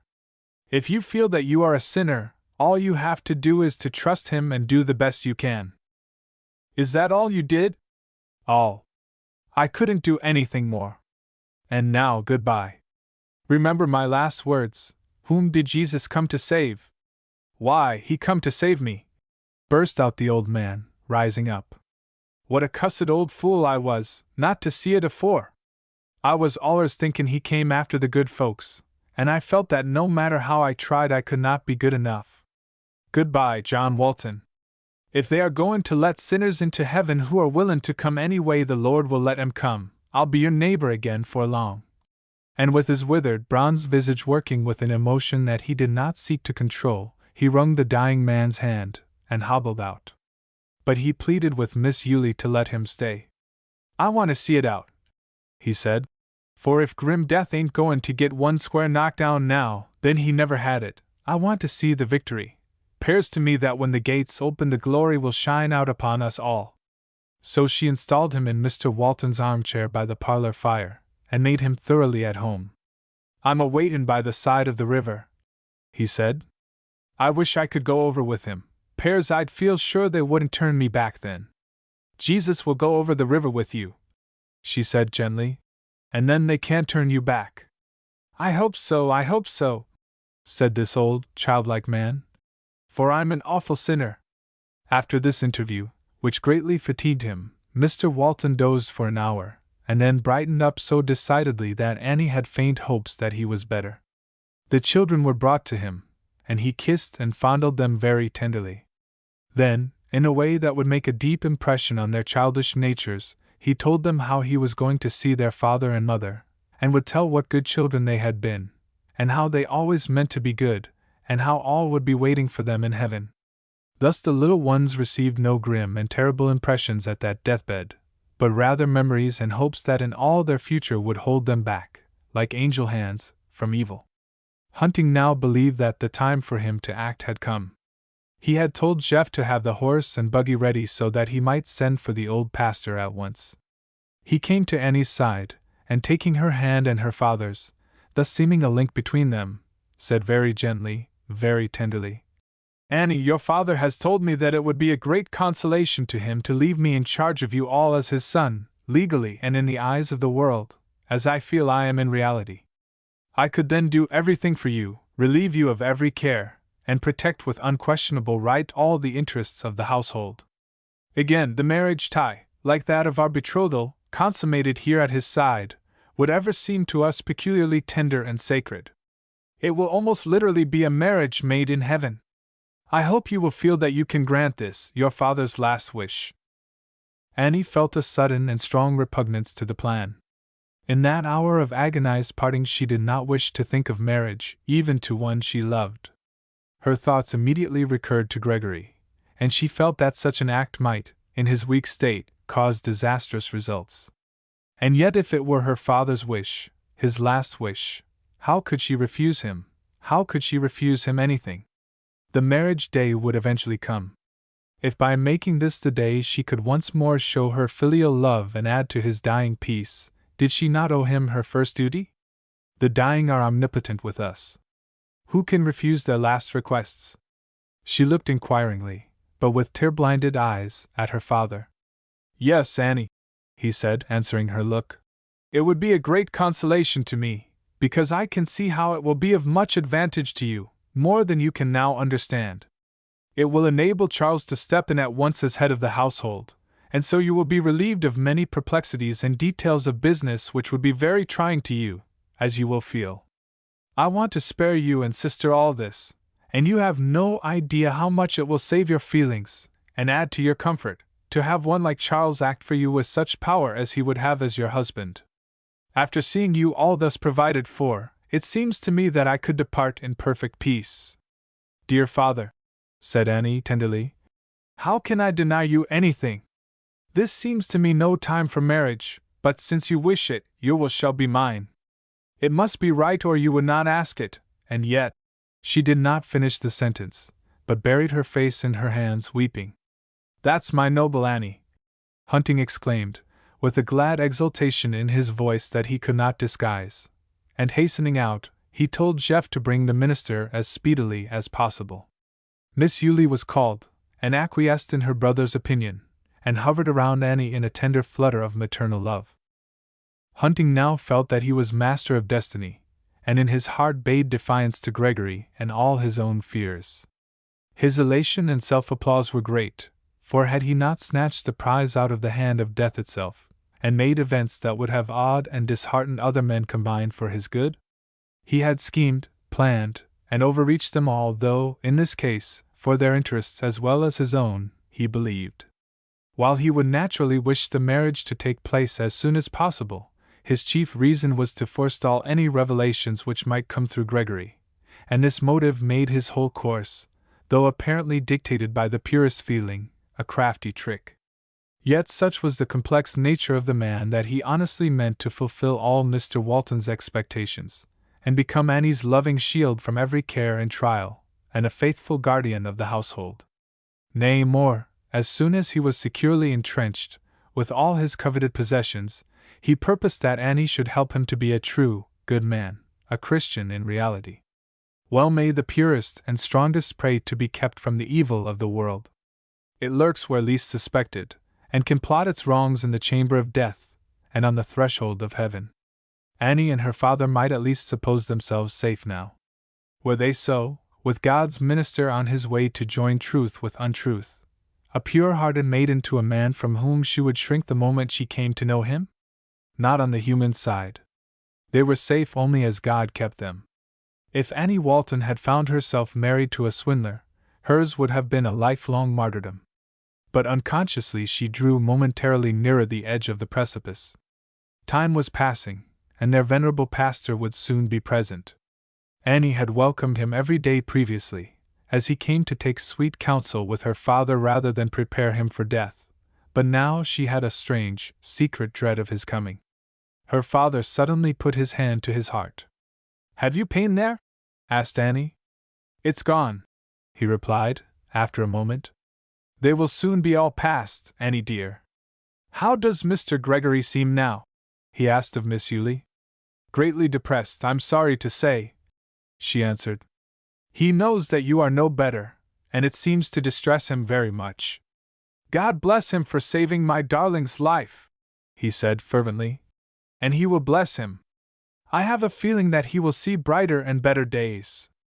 I can send him almost a father's love and blessing, for he now seems like a son to me. Say to him that I shall tell his father of his noble deeds.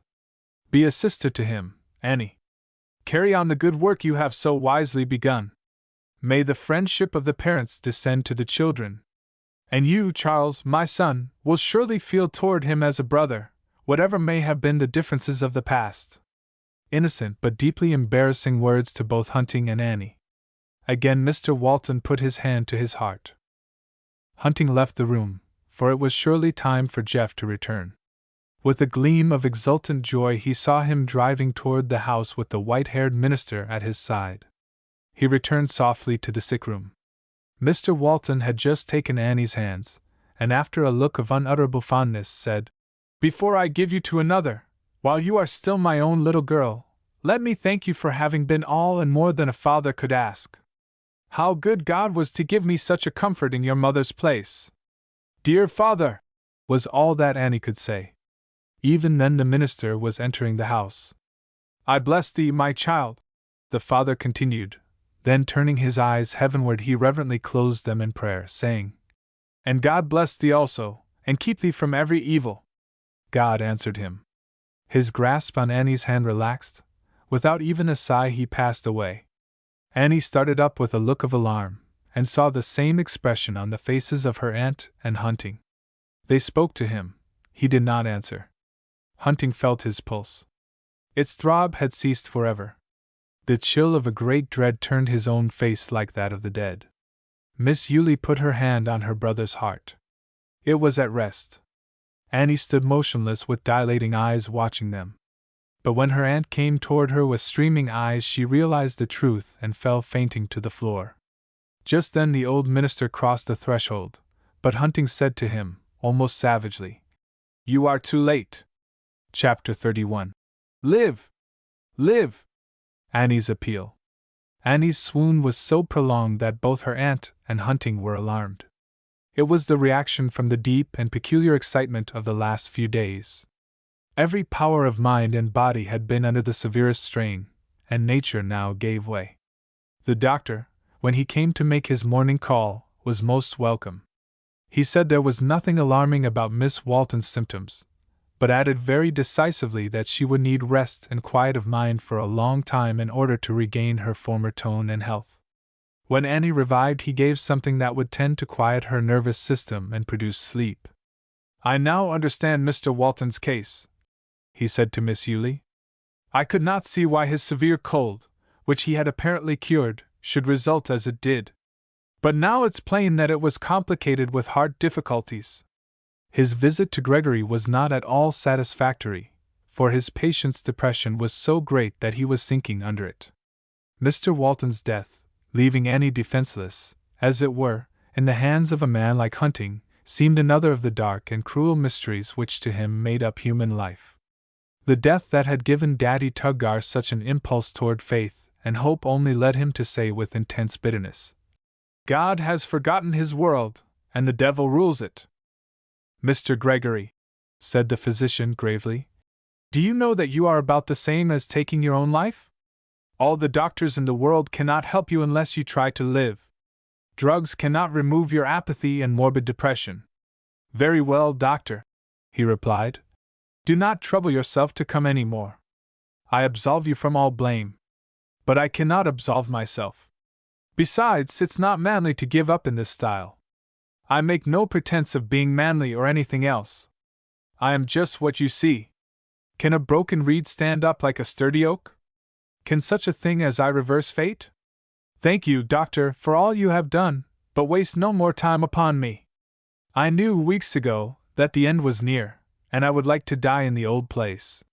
The doctor looked at him a moment in deep perplexity, and then silently left the room. "Internal injuries that I can't get at," he muttered, as he drove away. Miss Yulie came to Gregory's side, and laying her hand gently on his brow said, "You are mistaken, my young friend. You are going to live." "Why do you think so?" he asked. "The dying often have almost prophetic vision." And she told him all that Mr. Walton had said, though nothing of the contemplated marriage. She dwelt with special emphasis on the facts that he had told Annie to be a sister to Gregory, and had gone to heaven with the assurance to his old friend that his son would join him there. Gregory was strongly moved, and turning his face upon the pillow, gave way to a passion of tears, but they were despairing, bitter, regretful tears. He soon seemed ashamed of them, and when he again turned his face toward Miss Yulie, it had a hard, stony look. Almost with sternness he said, "If the dying have supernatural insight, why could not Mr. Walton see what kind of a man Hunting is? Please leave me now. I know how kind and well-meant your words are, but they are mockery to me." And he turned his face to the wall. Miss Yulie sighed very deeply, but felt that his case was beyond her skill.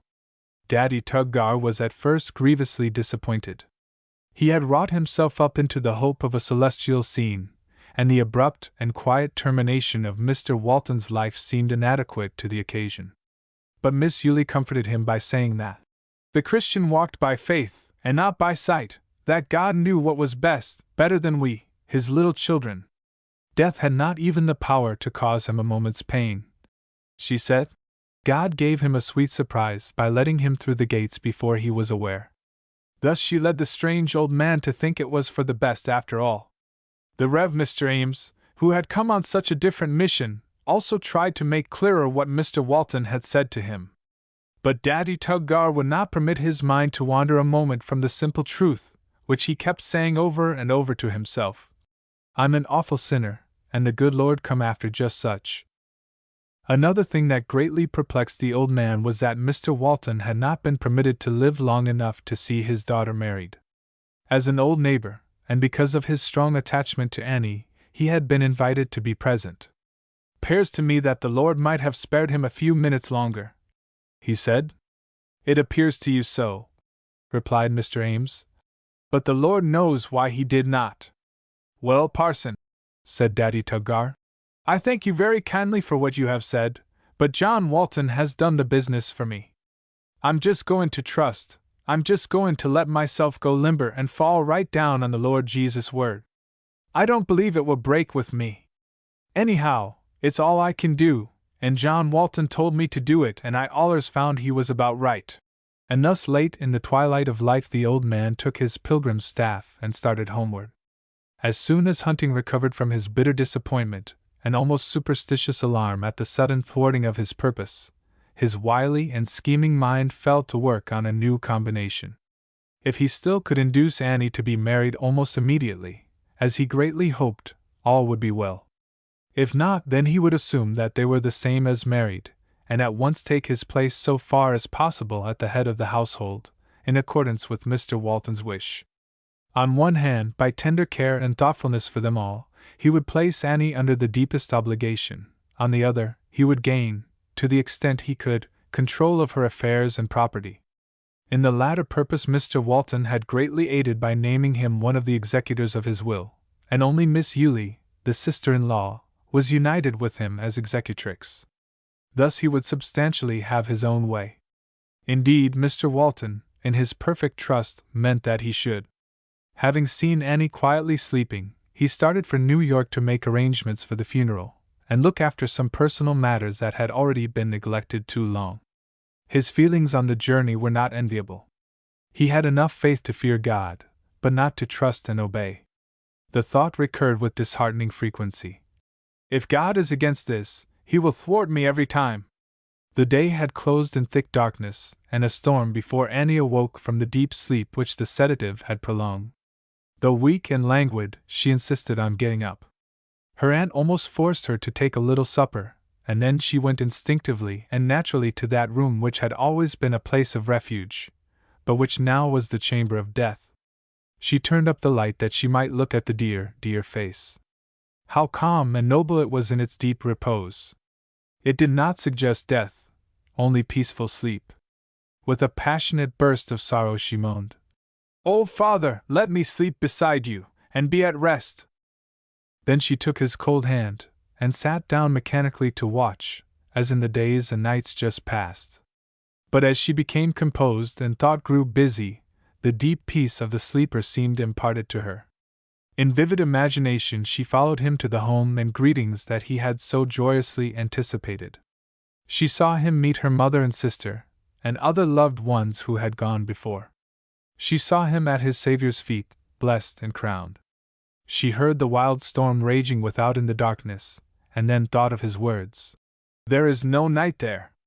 "Dear Father," she murmured, "I would not call you back if I could. God give me patience to come to you in His own appointed way." Then she dwelt upon the strange events of the day. How near she had come to being a wife! Why had she not become one? That the marriage should have been so suddenly and unexpectedly prevented on the very eve of consummation caused some curious thoughts to flit through her mind. "It is enough to know that it was God's will," she said, "and my future is still in His hands. Poor Charles! It will be a disappointment to him, And yet what difference will a few weeks or months make? Then her father's words, "Be a sister to Gregory," recurred to her, and she reproached herself that she had so long forgotten him. "Father is safe home," she said, "and I am leaving him to wander further and further away. Father told me to be a sister to him, and I will. When he gets well and strong, if he ever does, he will feel very differently, and if he is to die, which God forbid, what more sacred duty can I have than to plead with him and for him to the last?" Pressing a kiss on her father's silent lips, she went to fulfill one of their last requests. She first asked her aunt if it would be prudent to visit Gregory. "I hardly know, Annie, what to say," said Miss Yulie, in deep perplexity, and she told her what had occurred in relation to Gregory, the doctor, and herself, omitting all reference to hunting.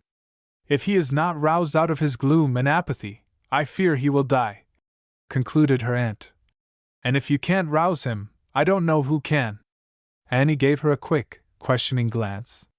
"Yes, Annie, I understand," she said quietly.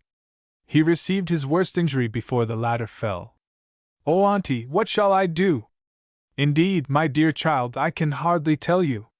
You are placed in a difficult and delicate position. Perhaps your father's words were wisest, be a sister to him. At any rate, you have more power with him than any one else, and you owe it to him to do all you can to save him. I am ready to do anything, Auntie, for it seems as if I could never be happy if he should die an unbeliever." Annie stole noiselessly to Gregory's side, and motioned to the young man who was in charge to withdraw to the next room. Gregory was still asleep. She sat down by him and was greatly shocked to see how emaciated and pale he was. It seemed as if he had suffered from an illness of weeks rather than days. "He will die," she murmured, with all her old terror at the thought returning. "He will die, and for me. Though innocent, I shall always feel that his blood is upon me." And she buried her face in her hands, and her whole frame shook with a passion of grief. Her emotion awoke him, and he recognized with something like awe the bowed head at his side. Her grief for her father, as he supposed it to be, seemed such a sacred thing. And yet he could not bear to see her intense sorrow. His heart ached to comfort her, but what words of consolation could such as he offer? Still, had she not come to him as if for comfort? This thought touched him deeply, and he almost cursed his unbelieving soul that made him dumb at such a time. What could he say but miserable commonplaces in regard to a bereavement like hers? He did not say anything, but merely reached out his hand and gently stroked her bowed head.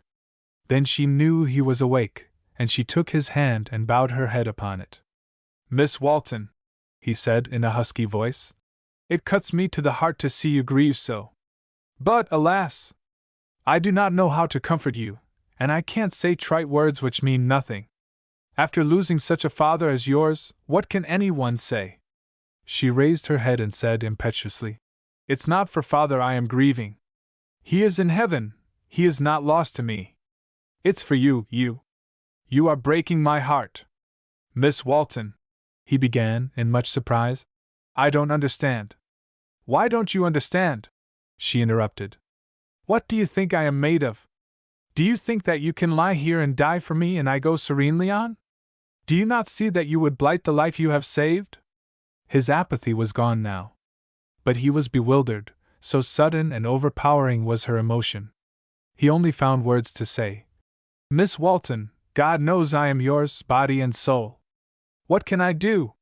Live! Live!" she continued, with the same passionate earnestness. "I impose no conditions, I ask nothing else. Only get well and strong again. If you will do this, I have such confidence in your better nature, and the many prayers laid up for you, as to feel sure that all will come out right. But if you will just lie here and die, you will embitter my life. What did the doctor tell you this morning? And yet I shall feel that I am partly the cause. Oh, Mr. Gregory, you may think me foolish, but that strange little omen of the chestnut burr is in my mind so often. I never was superstitious before, but it haunts me.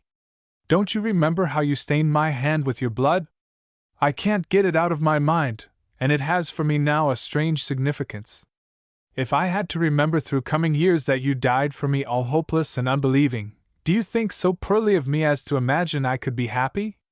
Why can't you be generous enough to brighten the life you have saved? Among my father's last words he said I must be a sister to you. How can I if you die? You would make this dear old place, that we both love, full of terrible memories. He was deeply moved, and after a moment said, I did not know that you felt in this way. I thought the best thing that I could do was to get out of the world and out of the way. I thought I knew you, but I do not half understand your large, generous heart. For your sake I will try and get well, nor will I impose any conditions whatever. But pardon me, I am going to ask one thing, which you can grant or not as you choose. Please do not wrong me by thinking that I have any personal end in view. I have given all that up as truly as if I were dead. I ask that you do not speedily marry Charles Hunting, not till you are sure you know him. Oh dear! Exclaimed Annie in real distress. This dreadful quarrel! What trouble it makes all around! If your father, continued Gregory, with grave earnestness, told you to be a sister to me, then I have some right to act as a brother toward you. But as an honest man, with all my faults, and with your interests nearest my heart, I entreat you to heed my request. Nay, more, I am going to seem ungenerous, and refer for the first and last time to the obligation you are under to me. By all the influence I gained by that act, I beg of you to hesitate before you marry Charles Hunting. Believe me, I would not lay a straw in the way of your marrying a good man. Your words pain me more than I can tell you, said Annie sadly. I do not understand them. Once they would have angered me. But however mistaken you are, I cannot do injustice to your motive. I do not see how your request can injure Charles. She continued musingly. I have no wish to marry now for a long time, not till these sad scenes have faded somewhat from memory. If you will only promise to live, I will not marry him till you get strong and well, till you can look upon this matter as a man, as a brother ought. But your hostility must not be unreasonable or implacable. I know you do Mr. Hunting great injustice. And yet such is my solicitude for you that I will do what seems to me almost disloyal. But I know that I owe a great deal to you as well as Charles. What I ask is for your sake, not mine. I only use the obligation as a motive. Well, said Annie, I yield, and surely a sister could do no more than I have done tonight. And I have simply done my duty, he answered quietly. And yet I thank you truly. You also may see the time when you will thank me more than when I interposed my worthless person between you and danger. Please never call yourself worthless to me again. We never did agree, and I fear we shall be gray before we do. But mark this, I am never going to give you up, whatever happens. I shall obey dear father's last words from both duty and inclination. But let us end this painful conversation. What have you eaten today? I'm sure I don't know, he said. Will you eat something if I bring it? I will do anything you ask. Now you give me hope.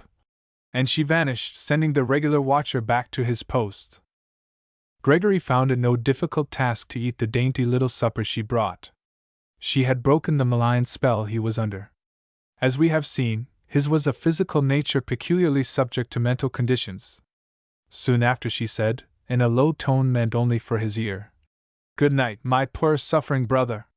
We all three shall understand each other better in God's good time. I hope so, he said with a different meaning. You have made me feel that I am not alone and uncared for in the world, though I cannot call you sister yet. Good night. Annie went back to her father's side, and remained till her aunt almost forced her away. It is not necessary to dwell on the events of the next few days.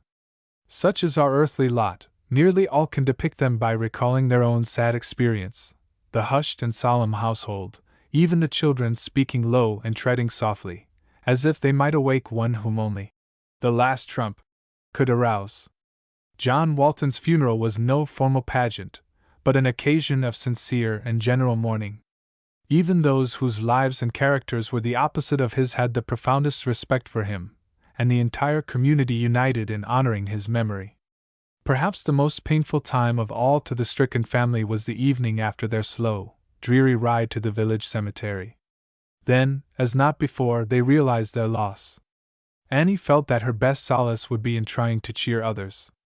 She had seen Gregory but seldom and briefly since the interview last described, but had been greatly comforted by his decided change for the better. He had kept his word. Indeed, it was only the leaden hand of despondency that kept him down, and he rallied from the moment it was lifted. This evening he was dressed and sitting by the fire.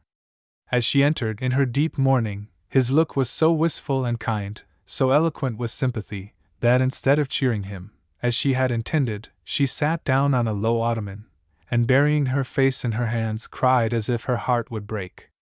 "Oh, that I knew how to comfort you!" said Gregory, in the deepest distress. "I cannot bear to see you suffer." He rose with difficulty and came to her side, saying, "What can I do, Miss Walton? Would that I could prevent you, at any cost to myself, from ever shedding another tear." His sympathy was so true and strong that it was a luxury for her to receive it, and she had kept up so long that tears were nature's own relief. At last he said timidly, hesitatingly, as if venturing on forbidden ground, "I think the Bible says that in heaven all tears will be wiped away. Your father is surely there." "Would that I were there with him!" she sobbed. "Not yet, Annie, not yet," he said gently. "Think how dark this world would be to more than one if you were not in it." "But will you never seek this dear home of rest?" she asked. "The way of life is closed to me," he said sadly. "Oh, Mr. Gregory! Who is it that says I am the way? But he says to me, 'Depart.' And yet I, knowing all, I, a weak, sinful creature like yourself, say, 'Come to him.' I am better and kinder than he who died for us all. What strange, sad logic! Good night, Walter. You will not always so wrong your best friend." Gregory's despairing conviction that his day of mercy was past was hardly proof against her words and manner, but he was in thick darkness, and saw no way out. Annie went down to her aunt and Hunting in the parlor. "Why will Mr. Gregory be so hard and unbelieving?" she said tearfully. "If you knew him as well as I do you would understand," said Hunting, politically, and then changed the conversation. He was consumed by a jealousy which he dared not show. Annie's manner toward him was all that he could ask, and he felt sure of her now. But it was the future he dreaded, for he was satisfied that Gregory had formed an attachment for Annie, whether she knew it or not, and unless he could secure her by marriage, the man he had wronged might find means of tearing off his mask. With desperate earnestness he resolved to press his suit. His course since Mr. Walton's death had been such as to win Annie's sincerest gratitude. When action rather than moral support was required, he was strong, and no one could be more delicately thoughtful of her feelings and kinder than he had been. "Dear Charles," said Annie, when they were alone, "what should I have done without you in all these dreary days?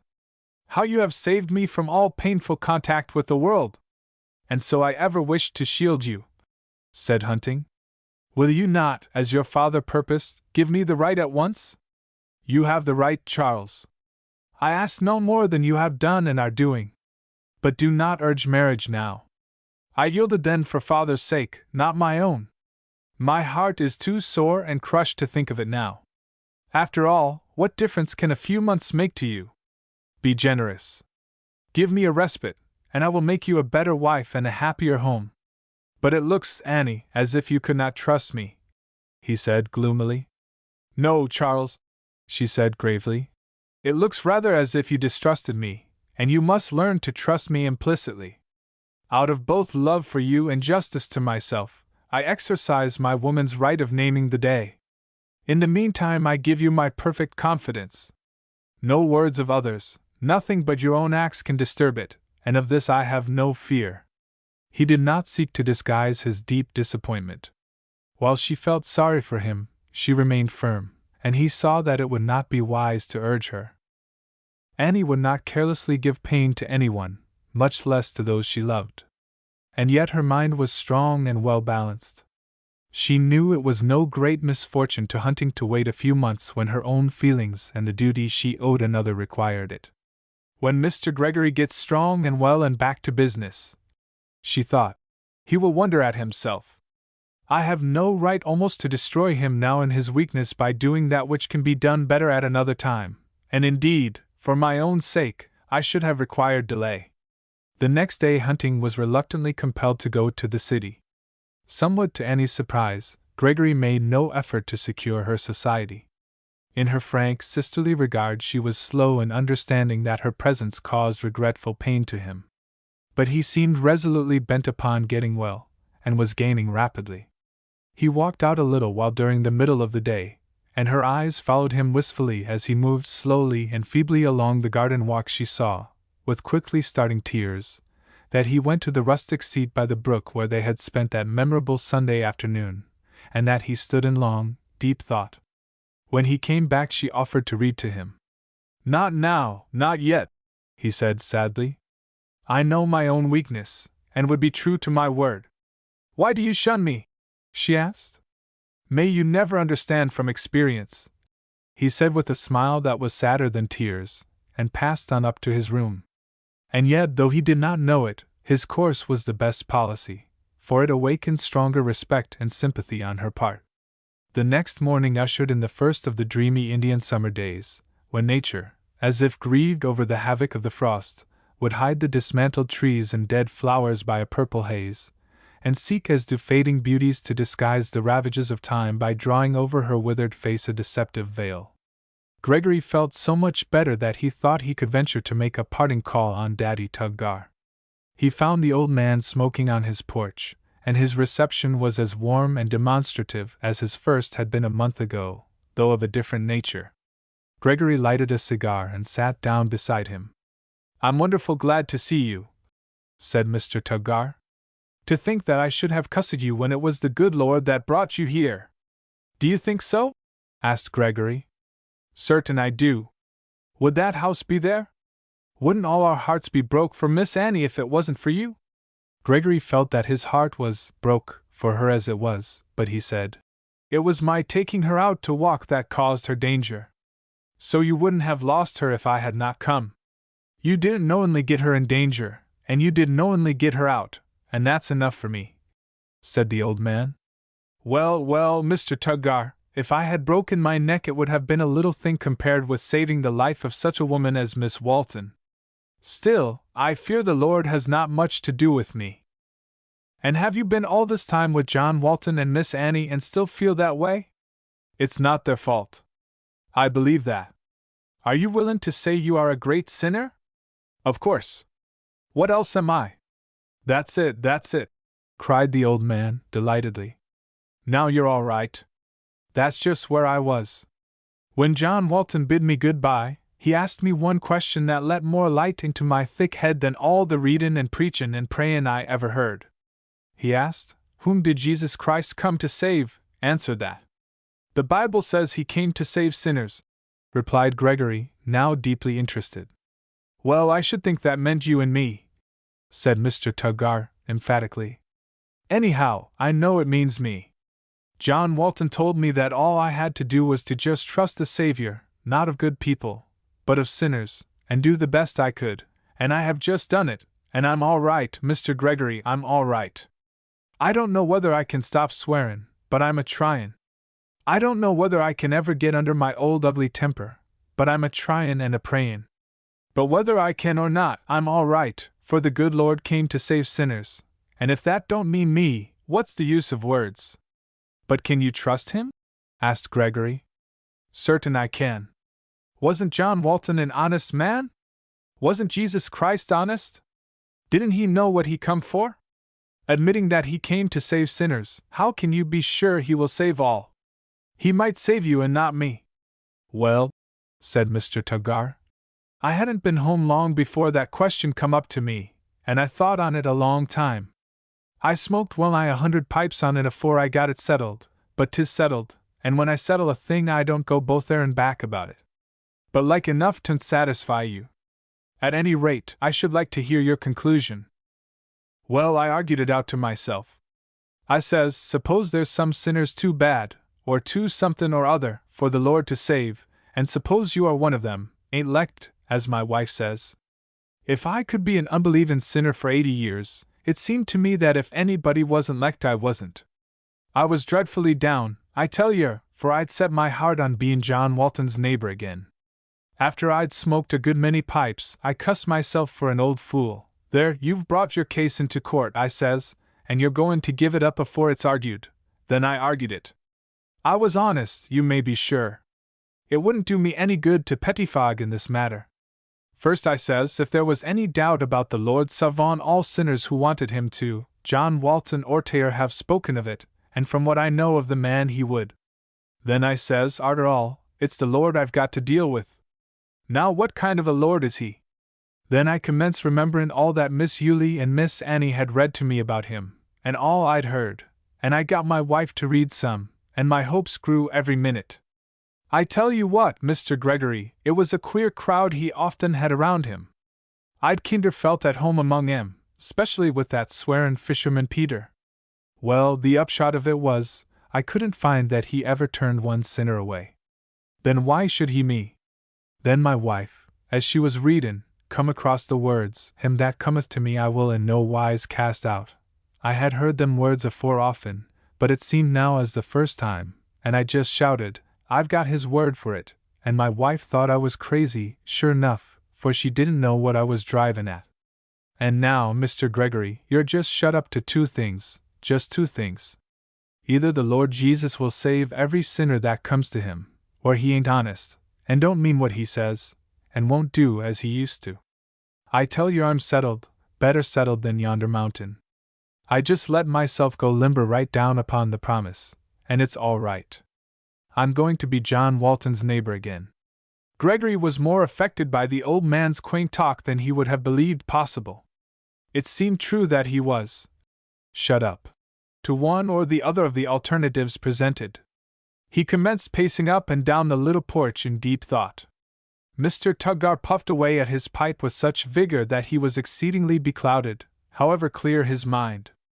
At last Gregory said, I shall think over what you have said, very carefully, for I admit it has a great deal of force to my mind. That's right, said Mr. Tuggar. Argue it out, just as I did. Show yourself no favors, and be fair to yourself, and you can't get away from my conclusion. You've got to come to it. I should be very glad to come to it, said Gregory gravely. I should think you would. There'll be some good neighbors up there, Mr. Gregory. These Waltons are all bound to be there. Miss Annie would be kinder good company, and Mr. Gregory? In spite of himself he flushed deeply under the old man's keen scrutiny. There's one thing that's mighty plexing to me, said Mr. Tuggar, led to the subject by its subtle connection with Gregory's blush. And that's why the Lord didn't keep John Walton alive a few minutes longer, so that the marriage could take place. Gregory gave a great start. What marriage? He asked. Why, don't you know about it? Said Mr. Tuggar, in much surprise. No, nothing at all. Then perhaps I oughtn't to speak of it. Certainly not, if you don't think it right. Well, I've said so much I might as well say it all, said the old man, musingly. It's no secret, as I knows of. And he told Gregory how near Annie came to being a wife. Gregory drew a long breath and looked deathly pale and faint. Well, now, I'd no idea that you'd be so struck of a heap, said the old man, in still deeper surprise. God's hand was in that, murmured Gregory. God's hand was in that. Do you think so now? Well, it does seem kinder curious, and perhaps it was, for somehow I never took to that hunting, though he seems all right. Goodbye, Mr. Tuggar, said Gregory, rising. You have given me a good deal to think about, and I'm going to think and act too if I can. I am going to New York tomorrow, and one of the first things I do will be to fill your pipe for a long time. And he pressed the old man's hand most cordially. Let yourself go limber when you come to trust, and it will be all right, were Daddy Tuggar's last words, as he balanced himself on his crutches in parting. Gregory found Annie in the parlor, and he said, I have good news for you. Daddy Tuggar is a Christian. Annie sprang joyfully up and said, I'm going over to see him at once. When she returned, Gregory was quietly reading in the parlor, showing thus that he had no wish to avoid her. She came directly to him and said, Daddy Tuggar says that you propose going home tomorrow. Well, really, Miss Walton, I have no home to go to, but I expect to return to the city. Now I protest against it. I'm glad you do. Then you won't go? Yes, I must, but I'm glad you don't wish me to go. Why need you go yet? You ought not. You should wait till you are strong. That is just why I go, to get strong. I never could hear, with you looking so kindly at me as you do now. You see, I am as frank as I promised to be. So please say no more, for you cannot and you ought not to change my purpose. Oh dear! Cried Annie.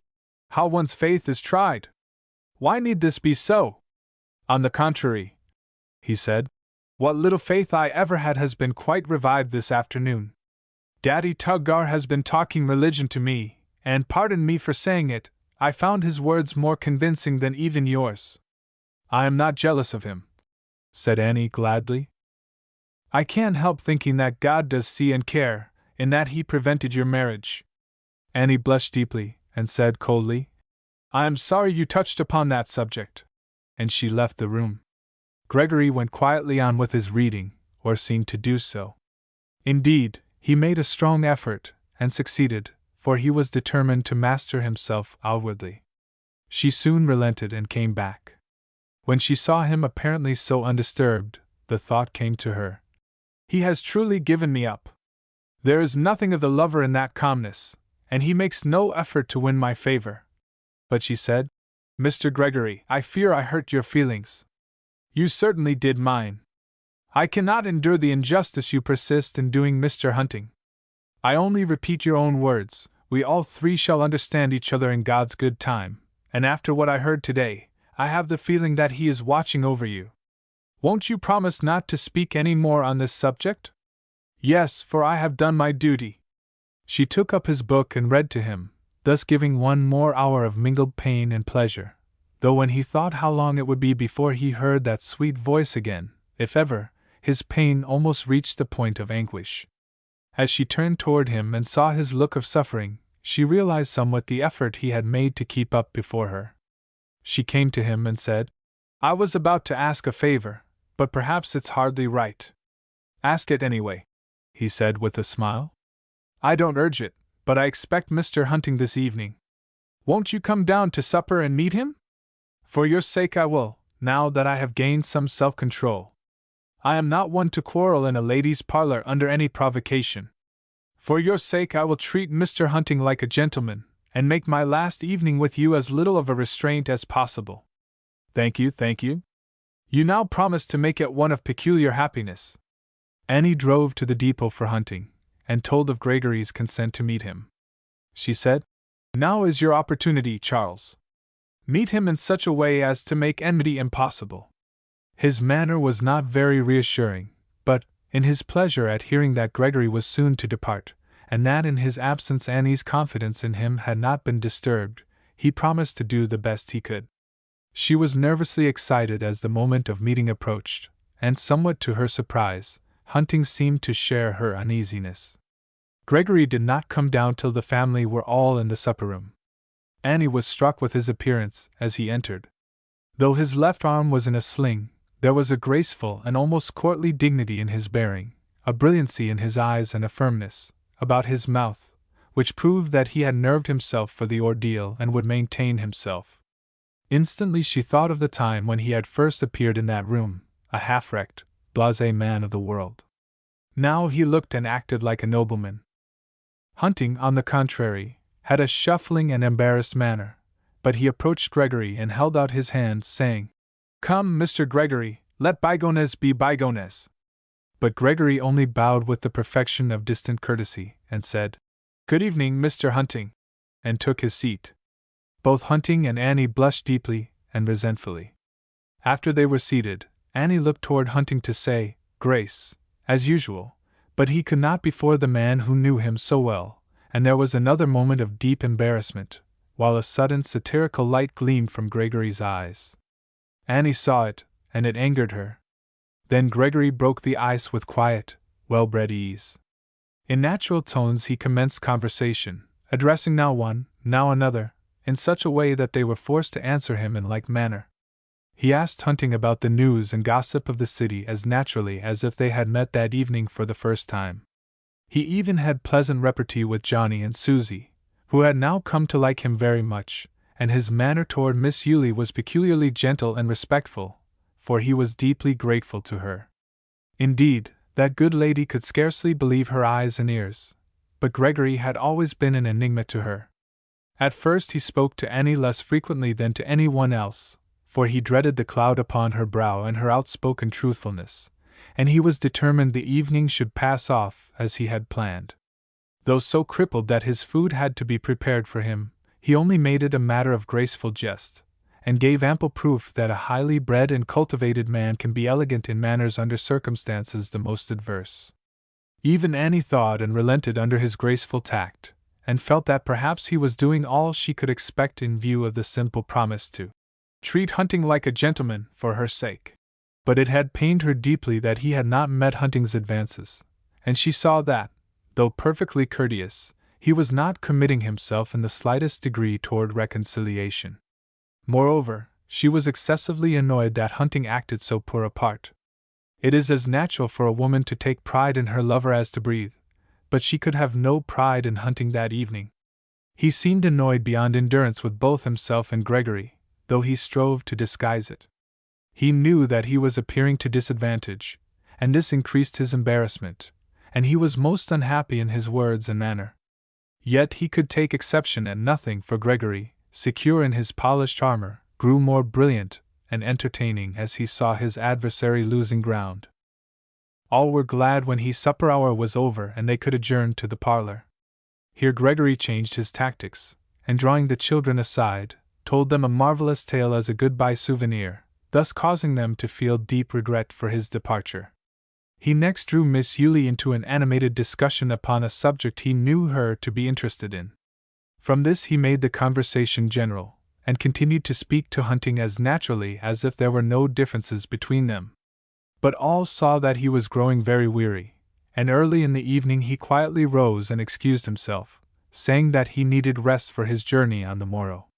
There was the same polite, distant bow to Hunting as at first, and in deep disappointment Annie admitted that nothing had been gained by the interview from which she had hoped so much.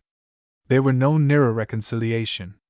While Gregory's manner had compelled respect and even admiration, it had annoyed her excessively, for he had made her lover appear to disadvantage, and she was almost vexed with Hunting that he had not been equal to the occasion. She was sorry that she had asked Gregory to come down while Hunting was present, and yet courtesy seemed to require that he should be with them, since he was now sufficiently well. Altogether it was a silent little group that Gregory left in the parlor, as all were busy with their own thoughts. Hunting determined to remain the following day, and see Gregory off and out of the way forever, he hoped. The next morning Gregory did not come down to breakfast. But at about 10 o'clock he started for a short farewell stroll about the old place. Annie joined him in the garden. "I do not think you were generous last evening," she said. "Mr. Hunting met you halfway. Did I not do just what I promised? But I was in hopes you would do more, especially when the way was opened. Do you think, Miss Walton, that Mr. Hunting's manner and feelings toward me were sincerely cordial and friendly? Was it the prompting of his heart, or your influence, that led him to put out his hand?" Annie blushed, in conscious confusion. "I fear I shall never reconcile you," she said sadly. "I fear not," he replied. "There must be a great change in us both before you can. Though the reason I give you was a sufficient one for not taking his hand in friendly feeling, it was not the one that influenced me. I would not have taken it under any circumstances. Mr. Gregory, you grieve me most deeply," she said in a tone of real distress. "Won't you, when you come to part, take his hand for my sake, and let a little of the ice thaw?" "No," he said, almost sternly. "Not even for your sake, for whom I would die, will I be dishonest with myself or him, and you are not one to ask me to act a lie." "You wound me deeply, sir," she said coldly. "Faithful are the wounds of a friend," he replied. She did not answer. "We shall not part in this way, Annie," he said in a low, troubled voice. "The best I can do is to give you credit for very mistaken sincerity," she answered sadly. "That is all now, I fear," replied he gently. "Goodbye, Annie Walton. We are really parting now. My mission to you is past, and we go our different ways. You will never believe anything I can say on this painful subject, and I would not have spoken of it again of my own accord. Keep your promise to me, and all will yet be well, I believe. As that poor woman who saved us in the mountain said, there will at least be one good thing about me. Whether I can pray for myself or not, I shall daily pray for you, and I feel that God who shielded you so strangely once, will still guard you. Do not grieve because I go away with pain in my heart. It's a better kind of suffering than that with which I came, and lasting good may come out of it, for my old reckless despair is gone. If I ever do become a good man, a Christian, I shall have you to thank, and even heaven would be happier if you were the means of bringing me there. When you speak that way, Walter, she said, tears starting to her eyes, I must forgive everything, and when you become a Christian you will love even your enemy. Please take this little package from me, but do not open it till you reach the quiet and seclusion of your own rooms. Goodbye, my brother, for as such my father told me to act and feel toward you, and from my heart I obey. He looked at her with moistened eyes, but did not trust himself to answer, and without another word they returned to the house. Gregory's leave-taking from the rest of the household was no mere form. Especially was this true of Miss Yulie, to whom he said most feelingly, Miss Morton, my mother could not have been kinder or more patient with me. When he pressed Zibby's hand and left a banknote in it, she broke out in the broadest Scotch. Master Gregory, and when I think me auld grey head would ha' been owty in the storm why na hame to cover it, I pray the good God to shelter yours fra the cauld blasts o' the world. Silent Hannah, alike favoured, seemed afflicted with a sudden attack of St. Vitus's dance, so indefinite was the number of her courtesies, while Jeff, on the driver's seat, looked as solemn as if he were to drive Gregory to the cemetery instead of the depot. At the moment of final parting, Gregory merely took Annie's hand and looked into her eyes with an expression that caused them speedily to droop, tear-blinded. To Hunting he had bowed his farewell in the parlor. When the last object connected with his old home was hidden from his wistful, lingering gaze, he said, with the sorrow of one who watches the sod placed above the grave of his dearest, so it all ends. But when in his city apartments, which never before had seen such a cheerless mockery of the idea of home, he opened the package Annie had given him, when he found a small, worn Bible, inscribed with the words, To my dear little daughter Annie, from Mother, and written beneath in a child's hand, I thank you, dear mother. I will read it every day. He sprang up, and exclaimed its strongest feeling. No, all has not ended yet. When he became sufficiently calm he again took up the Bible, and found the leaves turned down at the 14th chapter of St. John, with the words, Begin here. He read, Let not your heart be troubled, ye believe in God, believe also in me. In my Father's house are many mansions, if it were not so, I would have told you. I go to prepare a place for you. How sweetly, with what exquisite delicacy, she points me beyond the shadows of time, he said musingly. I believe in God. I ever have. Then why not trust the man of sorrows, who also must be God? Both Annie and her quaint old friend are right. He never turned one away who came sincerely. In him who forgave the outcast and thief there glimmers hope for me. How thick the darkness as I look elsewhere. Lord Jesus, he cried, with a rush of tears, I am palsied through sin, lift me up, that I may come to thee. Better for him that night than a glowing hearth with genial friends around it was Annie's Bible. Looking at it fondly, he said, It links me to her happy childhood before that false man came, and it may join me to her in the place which God is preparing, when he who now deceives her is as far removed as sin. Chapter 32 At Sea, A Mysterious Passenger.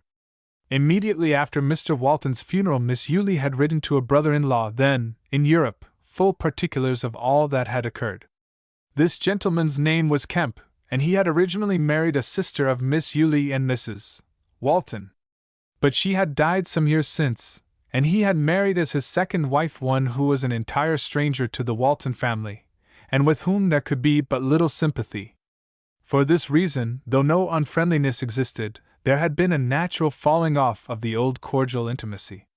Mr. Walton had respected Mr. Kemp as a man of sterling worth and unimpeachable integrity, and his feelings were shared by Miss Yulie and Annie, while Mr. Kemp himself secretly cherished a tender and regretful memory of his earlier marriage connection. When he heard that his niece, Annie, was orphaned, his heart yearned toward her, for he had always been fond of her as a child. But when he came to read of her relations with Hunting, and that this man was in charge of her property, he was in deep distress. He would have returned home immediately, but his wife's health would not permit his leaving her. He wrote to Miss Yulie a long letter of honest sympathy, urging her and Annie to come to him at Paris, saying that the change would be of great benefit to both. This letter was expressed in such a way that it could be shown to Annie. But he enclosed another under seal to the aunt, marked private, in which by strong and guarded language he warned her against Hunting. He did not dare commit definite charges to writing, not knowing how much influence Hunting had over Miss Yulie. He felt sure that Annie would not listen to anything against her lover, and justly feared that she would inform him of what she heard, thus putting him on his guard, and increasing his power for mischief. Mr. Kemp's hope was to act through Miss Yulie, and get both her and Annie under his protection as soon as possible. He knew that when he was face to face with Annie he could prove to her the character of her lover, and through her compel him to resign his executorship. Therefore he solemnly charged Miss Yulie, as she loved Annie, not to permit her marriage with Hunting, and as executrix, to watch his financial management closely. Miss Yulie was greatly distressed by the contents of this letter. Mr. Kemp's words, combined with Gregory's manner, destroyed her confidence in Hunting, and made her feel that he might cause them irretrievable disaster. She knew her brother to be a man of honor, and when he wrote such words as these, "If Mr. Walton had known Hunting as I do, he would rather have buried his daughter than permit her to marry him," she was sure that he did not speak unadvisedly. "Moreover," Mr. Kemp wrote, "I am not giving my mere opinion of Hunting. I have absolute proof of what he is and has done." But it was his opinion that it would not be safe to reveal to Annie the contents of this letter, as Hunting, in the desperation of his fears, might find means to compass a hasty marriage, or disastrously use his power over her property. As we have seen, in quiet home ministerings Miss Yulie had no superior, but she felt peculiarly timid and self-distrustful in dealing with matters like these. Her first impulse and her growing desire were that she and Annie might reach the shelter and protection of her brother. She did not understand business, and felt powerless to thwart Hunting. Annie's spirits greatly flagged after her father's death. Hunting did not seem to have the power to comfort and help her that she had expected to find in him. She could not definitely find fault with a single act, save his treatment of Gregory. He was devotion itself to her, but it was to her alone. He proved no link between her and God. Even when in careful phrases he sought to use the language of Canaan, he did not speak it as a native, and ever left a vague, unsatisfied pain in her heart. He was true and strong when he spoke of his own love. He was eloquent and glowing when his fancy painted their future home, but cold and formal in comparison when he dwelt on that which her Christian nature most needed in her deep affliction. When Annie found that she could leave the children in charge of a careful, trustworthy relative, she was readily persuaded into the plan of going abroad. She felt the need of change, for her health had begun to fail, and she was sinking into one of those morbid states which are partly physical and partly mental. Hunting, also, strongly approved of the project. Business would require him to visit Europe during the winter, and in having Annie as a companion he thought himself fortunate indeed. He felt sure that as soon as she regained her health and spirits she would consent to their marriage. Moreover, it would place the sea between her and Gregory, thus averting all danger of disclosure. A trip abroad promised to further his interests in all respects. He knew nothing of Mr. Kemp save as a New York businessman, and supposed that Mr. Kemp had only a general and favorable knowledge of himself. For Annie's sake and her own, Miss Yulie tried to prevent any marked change in her manner toward Hunting, and though she was not a very good actress he did not care enough about her to notice her occasional restraints and formality of manner. But Annie did, and it was another source of vague uneasiness and pain, though the causes were too intangible to speak of. She thought it possible that Gregory had prejudiced her aunt slightly. But it was her nature to prove all the more loyal to Hunting, especially when he was so devoted to her. Before they could complete arrangements for departure, Annie was taken seriously ill, and January of the ensuing year had nearly passed before she was strong enough for the journey. During her illness no one could have been more kind and attentive than Hunting, and Annie felt exceedingly grateful. Still, in their prolonged and close intimacy since her father's death, something in the man himself had caused her love for him to wane. She had a growing consciousness that he was not what she had supposed. She reproached herself bitterly for this, and under the sense of the wrong she felt herself doing him, was disposed to show more deference to his wishes, and injustice to him to try to make amends. When, therefore, he again urged that the marriage take place before they sailed, giving as his reasons that he could take better care of her, and that henceforth she could be with him, and that he would not be compelled to leave her so often on account of his business, she was half inclined to yield. She felt that the marriage tie would confirm her true feelings as a wife, and that it was hardly fair to ask him to be away from his large and exacting business so much, especially when he had appeared so generous in the time he had given her, which must have involved to him serious loss and inconvenience. She said to herself, "I shall be better and happier, and so will Charles, when I cease secretly finding fault with him, and devote myself unselfishly to making a good wife and a good home." Hunting exultantly thought that he would carry his point, but Miss Yulie proved she was not that nonentity which, in his polite and attentive indifference, he had secretly considered her. With quiet firmness she said that, as Annie's natural guardian, she would not give her consent to the marriage. As a reason she said, "I think it would show a great lack of respect and courtesy to Annie's uncle and my brother, who is so fond of her, and has been so kind. I see no pressing need for the marriage now, for I am going with Annie and can take care of her as I have done. If it seems best, you can be married over there, and I know that Mr. Kemp would feel greatly hurt if we acted as if we were indifferent to his presence at the ceremony." The moment her aunt expressed this view Annie agreed with her, and Hunting felt that he could not greatly complain, as the marriage would be delayed but a few weeks. Annie felt absolved from her promise to Gregory by an event that occurred not very long after his departure. Gregory had sent a box, directed to Miss Yulie's care, containing some toys and books for the children, and the promised tobacco for Daddy Tuggar, also a note for Annie, enclosed in one to Miss Yulie, in which were these words only: "If you had searched the world you could not have given me anything that I would value more." In his self-distrust, and in his purpose not to give the slightest ground for the imputation that he had sought her promise of delay to obtain time to gain a hearing himself, he had said no more. But Annie thought that he might have said more. The note seemed cold and brief in view of all that had passed between them. Still, she hoped much from the influence of her Bible. One evening Hunting came up from the city evidently much disturbed. To her expressions of natural solicitude he replied, "I don't like to speak of it, for you seem to think that I ought to stand everything from Mr. Gregory. And so I suppose I ought, and indeed I was grateful, but one can't help having the natural feelings of a man. I was with some friends and met him face to face in an omnibus. Knowing how great was your wish that we should be friendly, I spoke courteously to him, but he looked at me as if I were a dog. He might as well have struck me. I saw that my friends were greatly surprised, but of course I could not explain there, and yet it's not pleasant to be treated like a pickpocket, with no redress.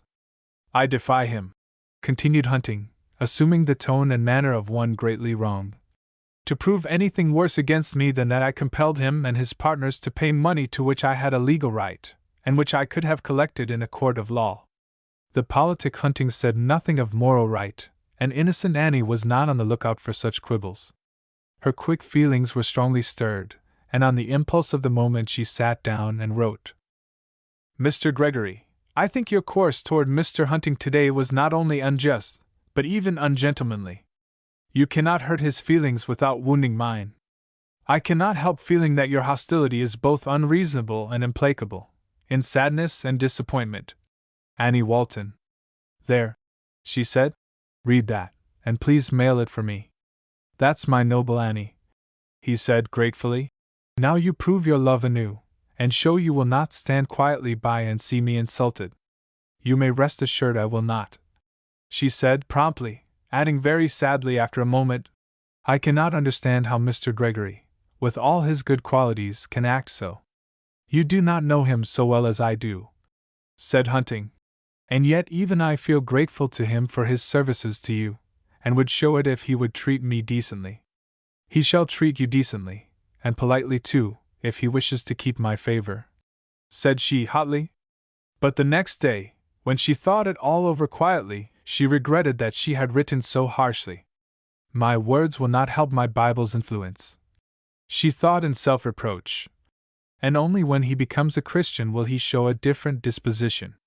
Her regret would have been still deeper if she had known that Hunting had sent her note with one from himself to this effect. You perceive from the enclosed that you cannot insult me as you did yesterday and still retain the favor of one whose esteem you value too highly, perhaps. My only regret is that you were not a witness to the words and manner which accompanied the act of writing. Still stronger would have been her indignation had she known that Hunting had greatly exaggerated his insult. Gregory had merely acted as if unconscious of his presence, and there had been no look of scorn. When Gregory received the missives, he tossed Hunting's contemptuously into the fire, but read Annie's more than once, sighed deeply, and said, "He keeps his ascendancy over her. O God, quench not my spark of faith by permitting this great wrong to be consummated." Then he endorsed on her note, "Forgiven, my dear, deceived sister. You will understand in God's good time." But he felt that God must unravel the problem, for Annie would listen to nothing against her lover. She hoped that Gregory would write an explanation, or at least some words in self-defense, and then she meant to soften her hasty note, but no answer came. This increased her depression, and she was surprised at her strong and abiding interest in him. She could not understand how their eventful acquaintance should end as it promised to. Then came her illness, and through many long, sleepless hours, she thought of the painful mystery. As she recovered strength of body and mind, she felt that it was one of those things that she must trustingly put in God's hands and leave there. This she did, and resolutely and patiently addressed herself to the duties of her lot.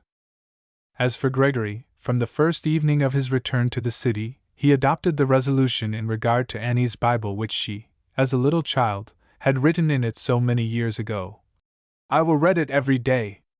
It became his shrine and constant solace. Instead of going to his club, as was his former custom, he spent the long, quiet evenings in its study. The more he read, the more fascinated he became by its rich and varied truths. Sometimes, as he was tracing up a line of thought through its pages, so luminously and beautifully would it develop that it seemed to him that Annie and his mother, with unseen hands, were pointing the way. Though almost alone in the great city, he grew less and less lonely, and welcomed the shades of evening, that he might return to a place now sacred to him, where the gift Bible, like a living presence, awaited him. His doubts and fears vanished slowly. His faith kindled even more slowly, but the teachings of that inspired book gave him principle, true manhood, and strength to do right, no matter how he felt. He had honestly and sturdily resolved to be guided by it, and it did guide him. He was a Christian, though he did not know it, and would not presume to call himself such even to himself. In view of his evil past, he was exceedingly humble and self-distrustful. As Mr. Walton had told poor old Daddy Tuggar, he was simply trying to trust Jesus Christ and do the best he could. But those associated with him in business, and many others, wondered at the change in him. Old Mr. Burnett, his senior partner, was especially delighted, and would often say to him, "I thank God, Mr. Gregory, that you nearly had your neck broken last October." For the good old man associated this accident with the change.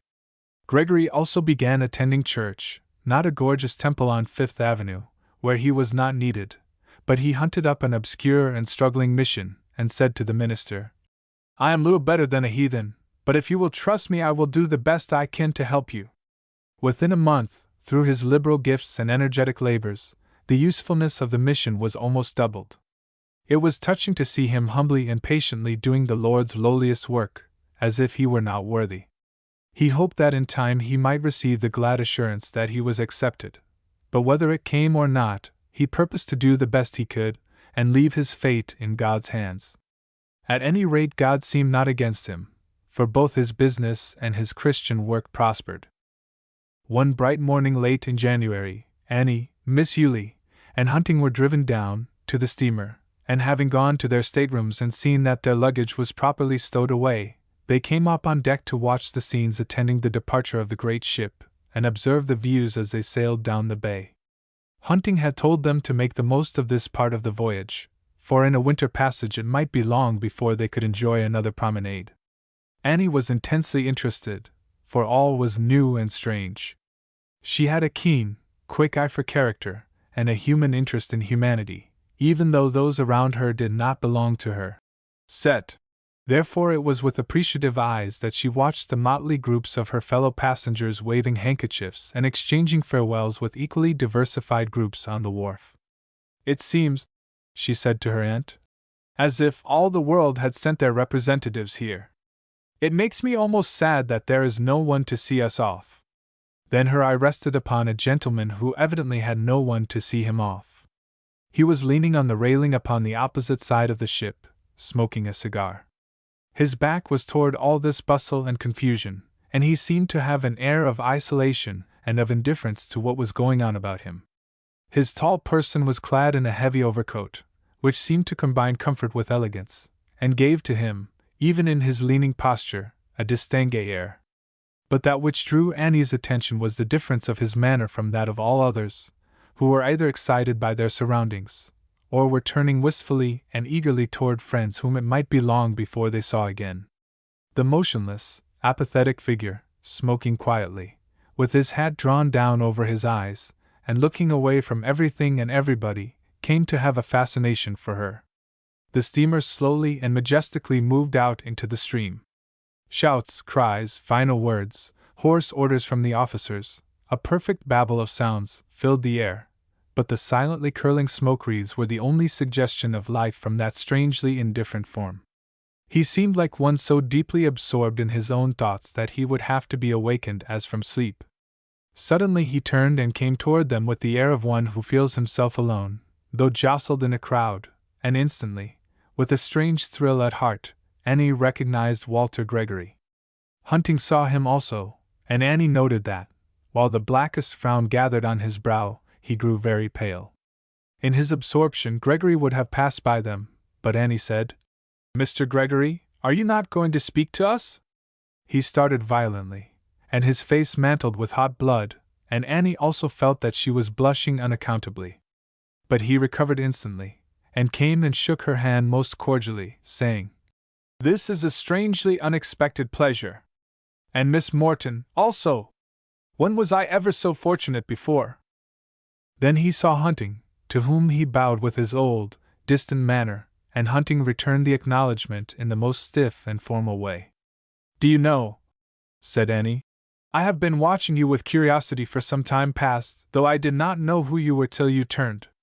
I could not account for your apathy and indifference to this scene, which to me is so novel and exciting, and which seems to find every one interested save yourself.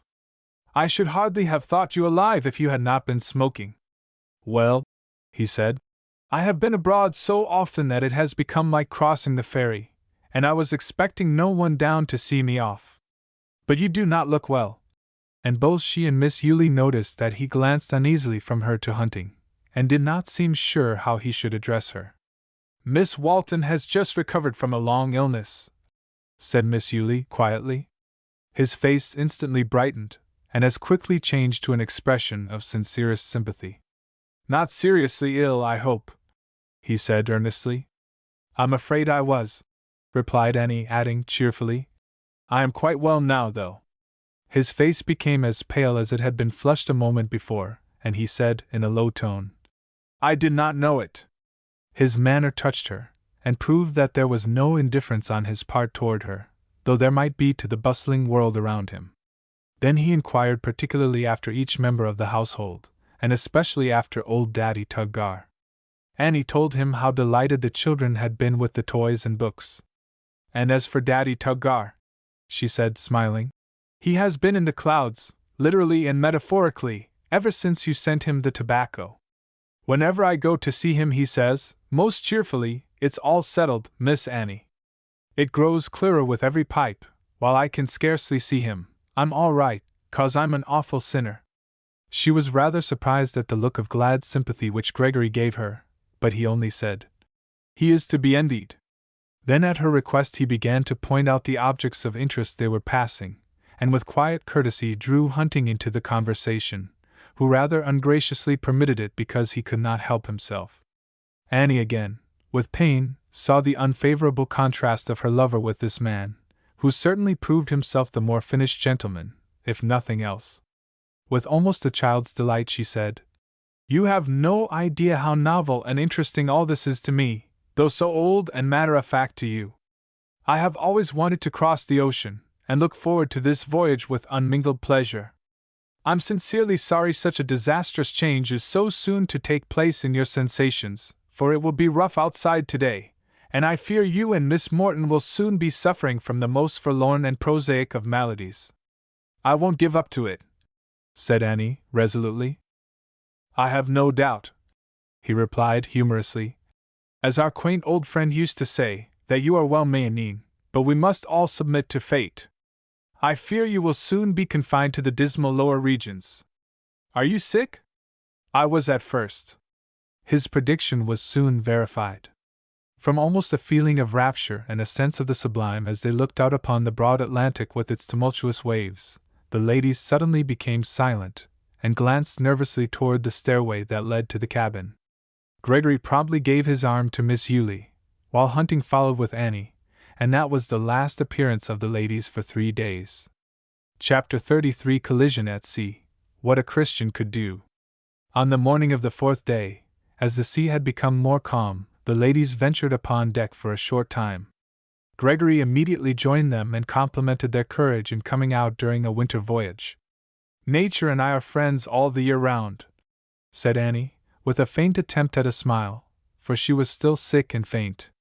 "I rather like her wild, rough moods. It has been a great trial to my patience to lie in my berth, helpless and miserable from what you well term a prosaic malady, when I was longing to see the ocean. Now that we have made a desperate attempt to reach deck, there is nothing to see. Do you think this dense fog will last long? I hope not, especially for your sake. But do not regret coming out, for you will soon feel better for it. I do already. I believe I could live out of doors. Have you been ill?" "Oh no, I should have been a sailor. Mr. Hunting has fared almost as badly as we," said Annie, determined that they should make one group. "Indeed? I'm sorry," said Gregory quietly. "I hate the ocean," snarled Hunting, with a grim, white face. "I'm always sick." "And I'm afraid of it," said Miss Yulie. "How can they find their way through such a mist? Then we might run into something." "In any case you are safe, Miss Morton," said Gregory, with a smile. She gave him a bright look and replied, "I trust we all are. But the sea is rough, boisterous, treacherous, and mysterious, just the qualities I don't like. What a perfect emblem of mystery this fog is through which we are going so rapidly." "Well," said Gregory, with one of his expressive shrugs, "I find all these experiences equally on the land, especially the latter." Annie gave him a quick, inquiring look, while color came into even Hunting's pale face. Annie felt no little curiosity as to Gregory's developing character, for though he had said nothing definite, his softened manner and quiet dignity made him seem very unlike his old self. "How do you pass your time?" she asked. "Well, I read a great deal, and I take considerable exercise, for I wish fully to regain my health." She gave him a grateful look. He was keeping his promise. She said, "You look very much better than I expected to see you, and I'm very glad, for you were almost ghostly when you left us. What do you find so interesting to read?"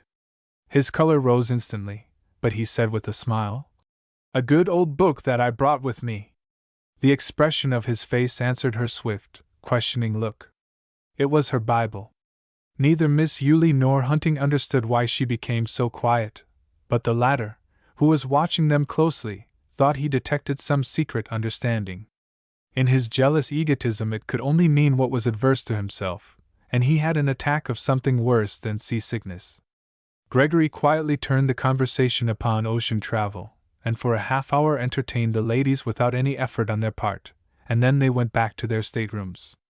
By evening the ship was running so steadily that they all came out to supper. Gregory, who was a personal friend of the captain, had secured them a place near the head of the table, where they received the best of attention.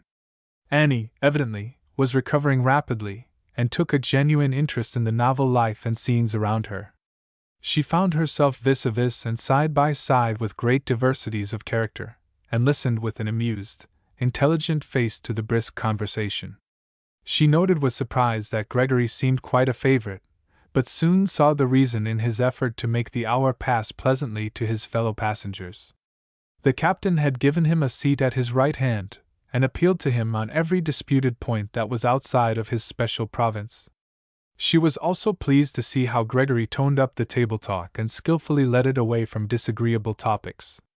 But he had a rather difficult task, for, sitting near her, was a man whose ostentatious dress reflected his character and words. Someone was relating an anecdote of a narrow escape, and another remarked, "That's what I should call a special providence." "Special providence," said Annie's loud neighbor, contemptuously. "A grown man is very weak-minded to believe in any providence whatever." There was a shocked, pained expression on many faces, and Annie's eyes flashed with indignation. She turned to Hunting, expecting him to resent such an insult to their faith, but saw only a cold sneer on his face. Hunting was decidedly English in his style, and would travel around the world and never speak to a stranger, or make an acquaintance, if he could help it. Then, instinctively, she turned to Gregory. He was looking fixedly at the man, whose manner had attracted general attention. But he only said, "Then I am very weak-minded." There was a general expression of pleased surprise and sympathy on the faces of those who understood his reply, while the captain stared at him in some astonishment. "I beg your pardon, sir," said the man. "I meant nothing personal. It was only a rather blunt way of saying that I didn't believe in any such things myself. I give you credit for your honesty, but some of us do." "Then you pretend to be a Christian?" "I should not pretend to be one under any circumstances," said Gregory, with the perfection of quiet dignity. "And I am very sorry to say that I am not so favored. But I have full belief in a providence, both special and general." "I like your honesty, too," said the man, seemingly anxious for an argument. "By the word pretend I only meant claim, or assert.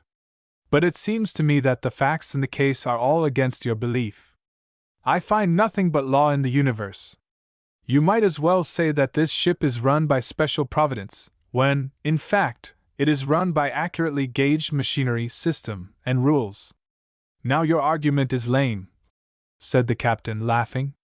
"We have plenty of good machinery, system, and rules aboard, but if I wasn't around, looking after everything all the time, as a special providence, I'm afraid you'd find salt water before Liverpool." A general laugh followed this sally, and Gregory said, "And so I believe that the divine providence superintends his own laws and system. I think my friend the captain has given a most happy illustration of the truth, and I had no idea he was so good a theologian." "That's not an argument," said the man, considerably crestfallen. "That's only a joke. By the way, Mr. Gregory, it seems to me that your views have changed since you crossed with me last," remarked the captain. "I frankly admit they have," was the prompt reply. "Perhaps I can explain myself by the following question. If you find, by careful observation, that you are heading your ship the wrong way, what do?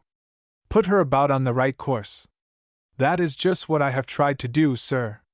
"I think my meaning is plain?" "Nothing could be clearer, and I'd rather be aboard now than when you were on the old tack." Annie gave Gregory a glance of glad, grateful approval that warmed his heart like sunshine. Hunting said, enviously sotto voce, "I think such conversation at a public table wretched taste." "I cannot agree with you," said Annie decidedly. "But granting it, Mr. Gregory did not introduce the subject, and I wish you had spoken as he did when every Christian at the table was insulted." He colored deeply, but judiciously said nothing. With increasing pain she thought, "He who says he is not a Christian acts more like one than he who claims the character." But she now had the strongest hopes for Gregory, and longed for a private talk with him. The next day it blew quite a gale, and Hunting and Miss Yulie were helplessly confined to their staterooms. But Annie had become a sailor, and having done all she could for her aunt, came upon deck, where she saw Gregory walking back and forth with almost the steadiness of one of the ship's officers. She tried to go to him, but would have fallen had he not seen her and reached her side almost at a bound. With a gentleness and tenderness as real as delicate, he placed her in a sheltered nook where she could see the waves in their mad sport, and said, "Now you can see old Ocean in one of his best moods. The wind, though strong, is right abaft, filling all the sails they dare carry, and we are making grand progress." "How wonderful it is!" cried Annie, looking with a child's interest upon the scene. "Just see those briny mountains, with foam and spray for foliage. If our own highlands with their mingled evergreens and snow were changed from granite to water, and set in this wild motion, it could hardly seem more strange and sublime. Look at that great monster coming so threateningly toward us. It seems as if we should be engulfed beyond a chance. Now see how gracefully the ship will surmount it," said Gregory, smiling. "Oh dear," said she, sighing, "if we could only rise above our troubles in the same way." Then, feeling that she had touched on delicate ground, she hastened to add, "This boundless waste increases my old childish wonder how people ever find their way across the ocean.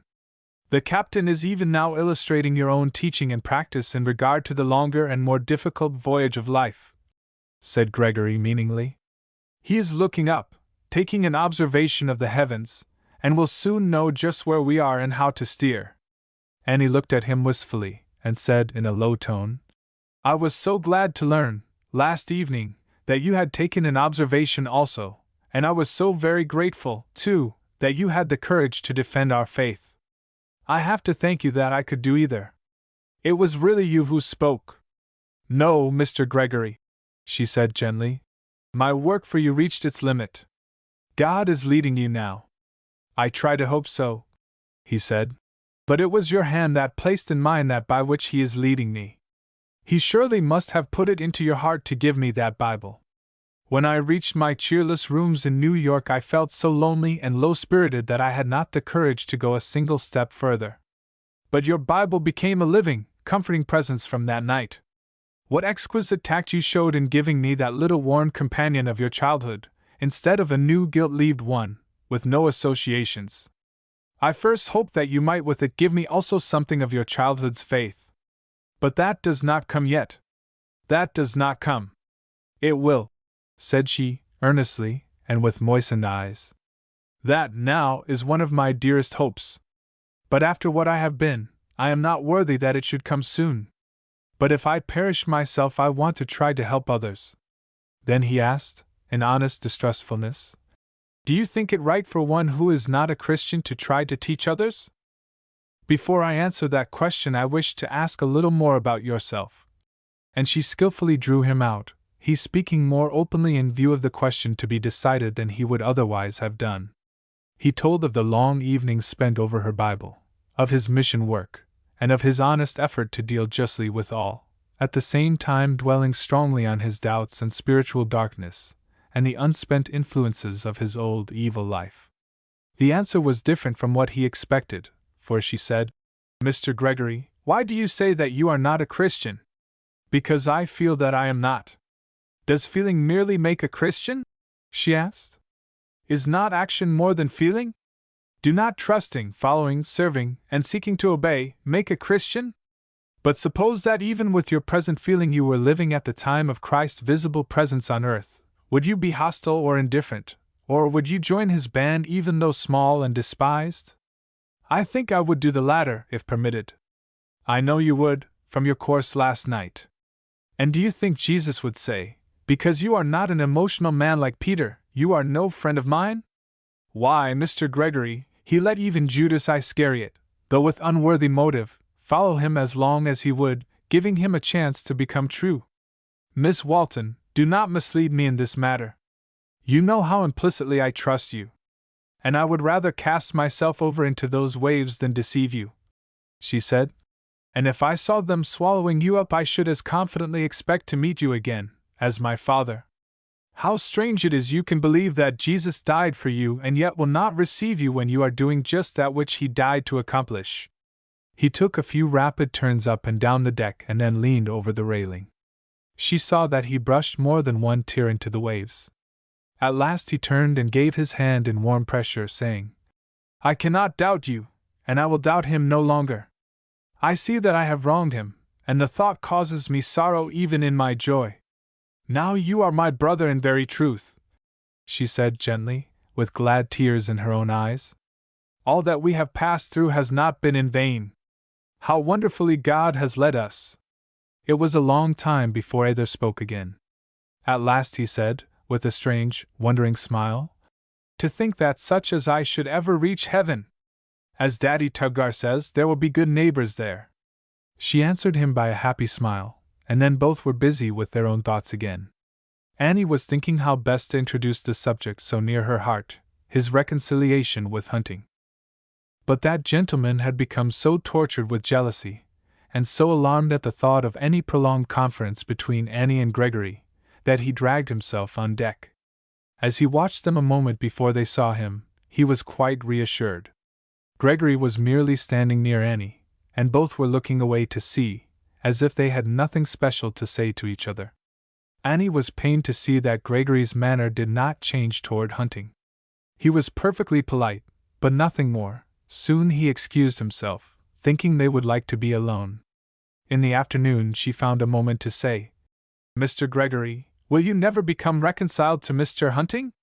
You surely cannot hate him now? He replied gravely, I do not hate him any longer.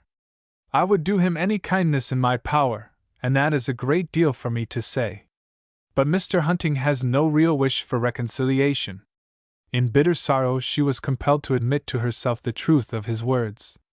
After a moment he added, If he does, he knows the exact terms on which it can be effected. She could not understand it, and reproached herself bitterly that so many doubts in regard to her affianced would come unbidden, and force themselves on her mind. The feeling grew stronger that there was wrong on both sides, and perhaps the more on Hunting's. That was a memorable day to Gregory. It seemed to him that Annie's hand had drawn aside the somber curtain of his unbelief, and shown the path of light shining more and more unto the perfect day. Though comparatively lonely, he felt that his pilgrimage could not now be unhappy, and that every sorrow would at last find its cure. In regard to her earthly future he could only hope and trust.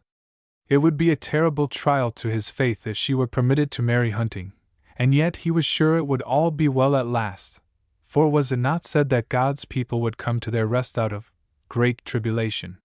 She had given him the impression that, under any circumstances, her love for him could only be sisterly in its character. But he was too happy in his newborn hope to think of much else that day, and finding a secluded nook, he searched Annie's Bible for truths confirmatory of her words. On every side they glowed as in letters of light. Then late that night he went on deck, and in his strong excitement felt as if walking on air in his long, glad vigil. At last, growing wearied, he leaned upon the railing and looked out upon the dark waves, not dark to him, for the wanderer at last had seen the light of his heavenly home, and felt that it would cheer his way till the portals opened and received him into rest. Suddenly, upon the top of a distant wave, something large and white appeared, and then sank into an ocean valley. Again it rose, a sail, then the dark hull of a ship. In dreamy musing he began, wondering how, in mid-ocean, with so many leagues of space, two vessels should cross each other's track so near. It's just the same with human lives, he thought. A few months or years ago, people that I never knew, and might have passed on the wider ocean of life, unknowing and uncaring, have now come so near. Why is it? Why does that ship, with the whole Atlantic before it, come so steadily toward us? It did come so steadily, and so near that a feeling of uneasiness troubled him, but he thought that those in charge knew their business better than he. A moment later he started forward. The ship that had come so silently and phantom-like across the waves seemed right in the path of the steamer. Was it not a phantom? No, there's a white face at the wheel. The man is making a sudden, desperate effort. It's too late. With a crash like thunder the seeming phantom ship plows into the steamer's side. For a moment Gregory was appalled, stunned, and stared at the fatal intruder that fell back in strong rebound and dropped astern. Then he became conscious of the confusion and awakening uproar on both vessels. Cries of agony, shouts of alarm, and hoarse orders pierced the midnight air. He ran forward and saw the yawning cavern which the blow had made in the ship's side, and heard the rush of water into the hold. Across the chasm he saw the captain's pale face looking down with a dismay like his own. "The ship will sink, and soon," Gregory shouted. There was no denial. Down to the startled passengers he rushed, crying, "Awake! Escape for your lives!" His words were taken up and echoed in every part of the ship. He struck a heavy blow upon the door of Annie's stateroom. "Miss Walton! Oh, what has happened?" she asked. "You and Miss Morton come on deck, instantly. Don't stop to dress, snatch a shawl, anything. Lose not a moment. What is Hunting's number?" 40 on the opposite side. "I will be back in a moment, be ready." Hunting's stateroom was so near where the steamer had been struck that its door was jammed and could not be opened. "Help! Help! I can't get out!" shrieked the terrified man. Gregory wrenched a leaf from a dining room table and pried the door open. "Come," he said. "You've no time to dress." Hunting wrapped his trembling form in a blanket and gasped, as he followed, "I'll pay you back every cent of that money with interest. Make your peace with God. We may soon be before Him," was the awful response. Miss Yulie and Annie stood waiting, draped in heavy shawls. "I'm sorry for the delay. Hunting's door was jammed and had to be broken open. Come," and putting his arm around Miss Yulie and taking Annie's hand, he forced them rapidly through the increasing throng of terror-stricken passengers that were rushing in all directions. Even then, with a strange thrill at heart, Annie thought, "He has saved his enemy's life." He took them well aft, and said, "Don't move, stand just here until I return," and then pushed his way to the point where a frantic crowd were snatching for the life-preservers which were being given out.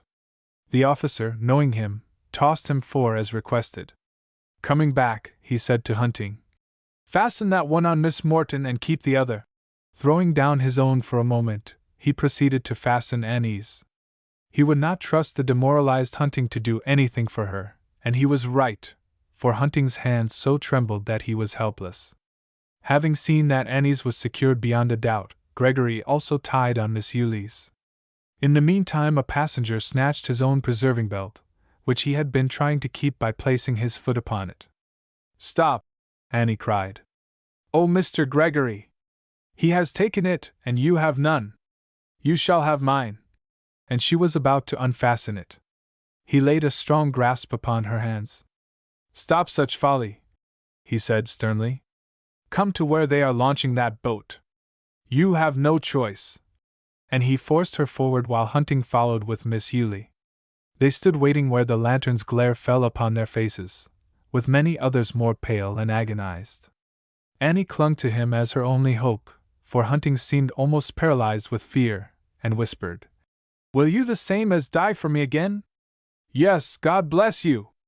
1,000 times if there were need," he said, in tones whose gentleness equaled the harshness of his former words. She looked at him wonderingly. There was no fear upon his face, only unspeakable love for her. "Are you not afraid?" she asked. "You said I was a Christian today, and your Bible and God's voice in my heart have confirmed your words. No, I am at peace in all this uproar, save anxiety for you." She buried her face upon his shoulder. "My darling sister," he murmured in her ear. "How can I ever thank you enough?" Then he started suddenly, and tearing off the cape of his coat, said to Hunting, "Fasten that around Miss Morton." And before Annie quite knew what he was doing, he had taken off the body part and encased her in it. "Here, Hunting, your belt is not secure." And he tightened the straps. "Pass the women forward," shouted the captain. Of course, those nearest were embarked first.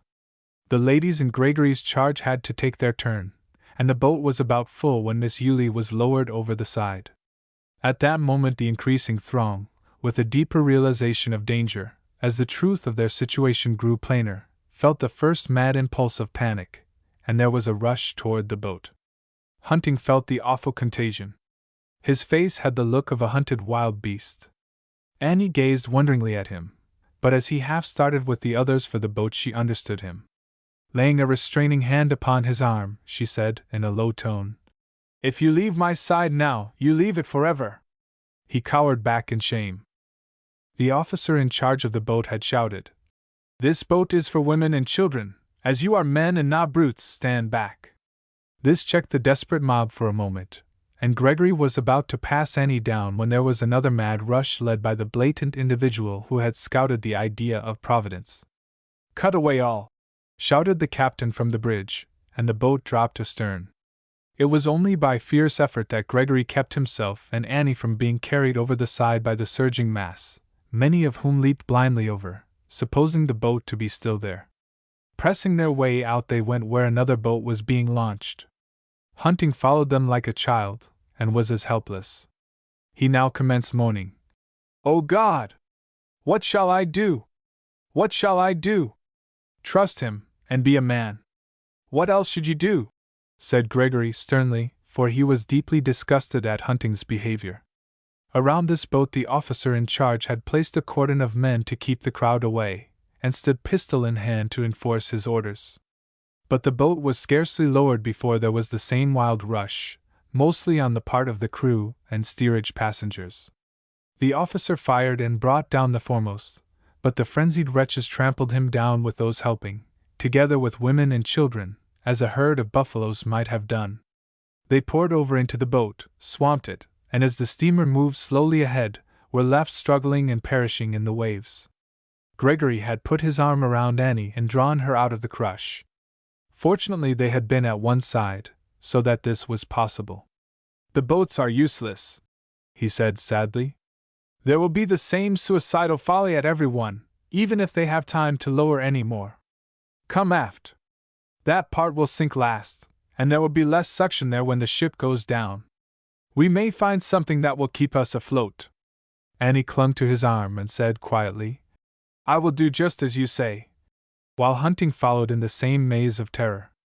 They had hardly got well away before a mast, with its rigging, fell where they had stood, crushing many and maiming others, rendering them helpless. "Awful! Awful!" shuddered Hunting, and Annie put her hands before her eyes. An officer, with some men, now came toward them with axes, and commenced breaking up the after wheelhouse. "Here is our best chance," said Gregory. "Let us calmly await the final moment, and then do the best we can. All this broken timber will float, and we can cling to it." The ship was settling fast, and had become like a log upon the water, responding slowly and heavily to the action of the waves. But under the cold, pitiless starlight of that winter night, what heartrending scenes were witnessed upon her sinking deck! Death had already laid its icy finger on many, and many more were grouped near in despairing expectation of the same fate. While many, like Hunting, were almost paralyzed with fear, and others shrieked and cried aloud in agony, while some prayed incoherently, and others rushed back and forth as if demented, there were not wanting numerous noble examples of faith and courage. Fortunately, there were not many ladies on board, and most of these proved that woman's fortitude is not a poetic fiction. One or two family groups stood near in close embrace, and some men calmly folded their arms across their breasts, and met their fate as God would have them. Annie was conscious of a strange peace and hopefulness. She thrilled with the thought which she expressed to Gregory. "How soon I may see father and mother!" She stood now with one hand on Hunting's trembling arm, for at that supreme moment her heart was very tender, and she pitied while she wondered at him. But Gregory was a tower of strength. He took her hand in both his own, and said, "I can say the same, and more. Both father and mother are awaiting me, and Annie," he whispered tenderly. "You, too, will be there. So, courage, good neighbors, soon." Why did her heart beat so strangely at his words? "O God! Have mercy on me!" groaned the man who had seemed, but was not. "Amen!" breathed both Annie and Gregory, fervently. Suddenly they felt themselves lifted in the air, and, looking toward the bow, saw it going under, while what seemed a great wave came rolling toward them, bearing upon its dark crest white, agonized faces and struggling forms. Annie gave a swift, inquiring look to Gregory. His face was turned heavenward, in calm and noble trust. Hunting's wild cry mingled with the despairing shriek of many others, but ended in a gurgling groan as he and all sank beneath the waters. Chapter 34 Unmasked? It seemed that they passed through miles of water that roared around them like a cataract. But Annie and Gregory held to each other in their strong, convulsive grasp, and her belt caused him to rise with her to the surface again. A piece of the wheelhouse floated near. Gregory swam for it, and pushing it to Annie helped her upon it. Hunting also grasped it. But it would not sustain the weight of all three, especially as Gregory had no preserver on. One must leave it that the other two might escape.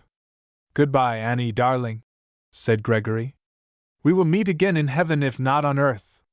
Cling to your plank as long as you can, and a boat may pick you up. Goodbye, poor Hunting, I'm sorry for you." "What are you going to do?" gasped Annie. "Don't you see that this won't float all three? I shall try to find something else." "No, no," cried Annie. "Don't leave me, you have no belt on. If you go I will too. I once lived for your sake, now you must for mine. I may save myself, but if you leave we shall both drown. Goodbye, dearest. If I reach home first, I'll watch and wait till you come." She felt him kiss her hand where she clung to her frail support, and then he disappeared in the darkness. "Why did you let him go?" she said to Hunting. "You who have a preserver on?" "Oh God, have mercy on me!" groaned the wretched man. Annie now gave up all hope of escape, and indeed wished to die. She was almost sure that Gregory had perished, and she felt that her best loved ones were in heaven. She would have permitted herself to be washed away had not a sense of duty to live until God took her life kept her firm. But every moment it seemed that her failing strength would give way, and her benumbed hands loosen their hold. "But," she murmured in the noblest triumph of faith, "I shall sink, not in these cold depths, but into my Saviour's arms." Toward the last, when alone in the very presence of death, he seemed nearest and dearest. She could not bear to look at the dark, angry waters strewn with floating corpses. She had a sickening dread that Gregory's white face might float by. So she closed her eyes, and only thought of heaven, which was so near that its music seemed to mingle with the surging of the waves. She tried to say a comforting word to Hunting, but the terror-stricken man could only groan mechanically. "God have mercy on me!" Soon she began to grow numb all over. A dreamy peace pervaded her mind, and she was but partially conscious. She was aroused by hearing her name called. Did the voice come from that shore beyond all dark waves of earthly trouble? At first she was not sure. Again and louder came the cry, but too full of human agony to be a heavenly voice. "Annie! Annie! Here!" she cried faintly, while Hunting, helpful for once, shrieked aloud above the roar of the waves. Then she heard the sound of oars, and a moment later strong hands lifted her into the boat, and she found herself in Gregory's arms, her head pillowed on his breast. Then all grew dark. When she again became conscious she found herself in a small cabin, with many others in like pitiable plight. Her aunt was bending over her on one side and Gregory on the other, chafing her hands. At first she could not remember or understand, and stared vacantly at them. "Annie, darling," said Miss Yulie, "don't you know me?" Then glad intelligence dawned in her face, and she reached out her arms, and each clasped the other, as one might receive the dead back to life. But quickly she turned and asked, "Where is Mr. Gregory?" "Here, safe and sound," he said joyously. "And Hunting, too. I shall bless him all the days of my life, for his cries drowned old Ocean's hoarse voice and brought us right to you." Hunting looked as if he did not exactly relish the tribute, but he stooped down and kissed Annie, who permitted rather than received the caress. "How did you escape?" she asked Gregory eagerly. "Well, I swam toward the ship that struck us, whose lights I saw twinkling in the distance, till almost exhausted. I was on the point of giving up, when a small piece of the wreck floated near. By a great effort I succeeded in reaching it. Then a little later a boat from this ship picked me up, and we started after you or any others that could be found. I am glad to say that quite a number that went down with the ship were saved. She looked at him in a way to bring the warm blood into his face, and said, in a low tone, How can I ever repay Jan? By doing as you once said to me, live. Get strong and well, goodbye now. Miss Morton will take care of you. Her eyes followed him till he disappeared, then she turned and hid her face on Miss Yuli's shoulder. The good old lady was a little puzzled, and so was Hunting, though he had dismal forebodings. But he was so glad to have escaped that he could not indulge in very bitter regrets just then. As his mind recovered its poise, however, and he had time to think it all over, there came a sickening sense of humiliation. In a few minutes Gregory returned and said to Annie, See how honored you are.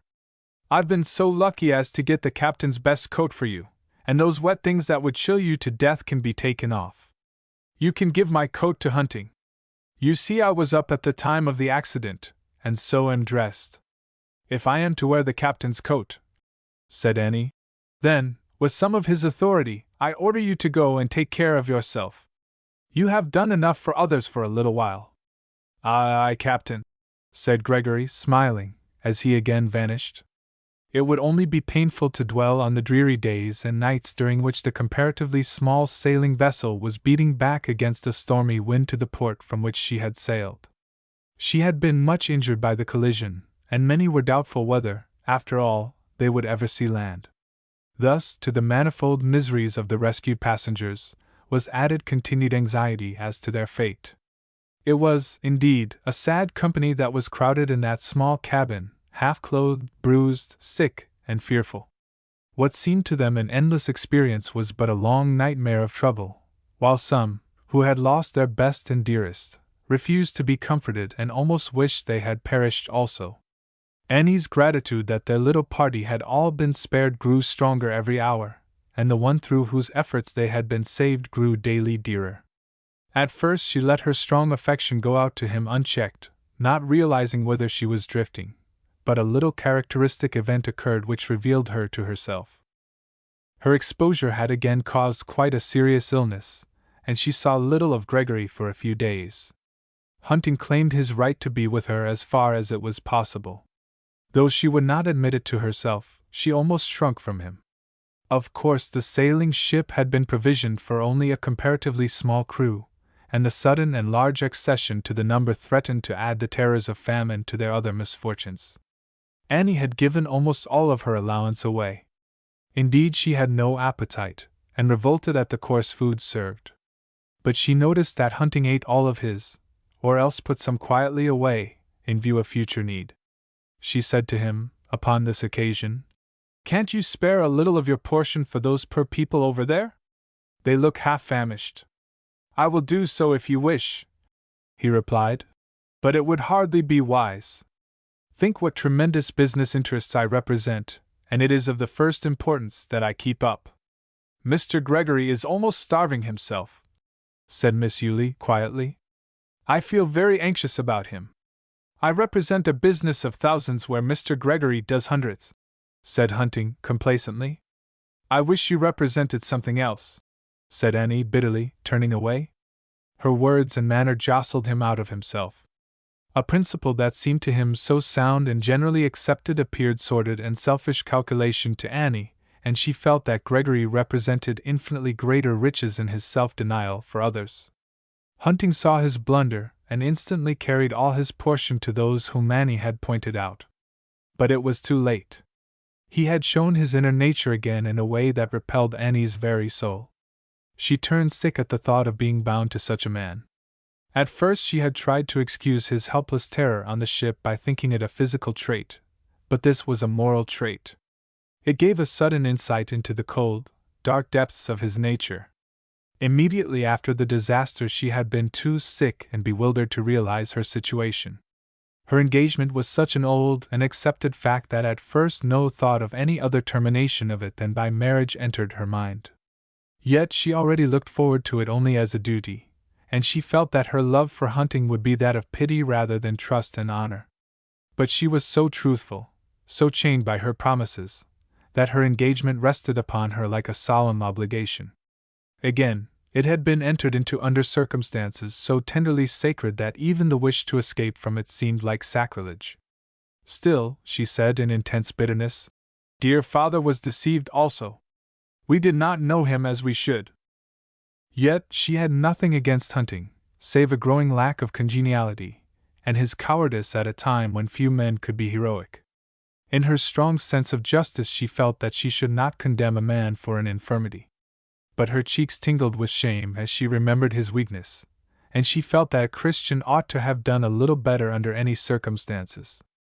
When, in the event above described, she saw his hard, calculating spirit, her whole nature revolted from him, almost in loathing. After a brief time she told him that she wanted to be alone, and he went away cursing his own folly. Miss Yulie, thinking she wished to sleep, also left her. How can I marry him? She groaned. And yet how can I escape such an engagement? When her aunt returned she found her sobbing as if her heart would break. Why, Annie dear, what is the matter? She asked. Don't ask me, she moaned, and buried her face in her pillow. Then that judicious lady looked very intelligent, but said nothing more. She sat down and began to stroke Annie's brown, disheveled hair. But instead of showing very great sympathy for her niece, she had an unusually complacent expression.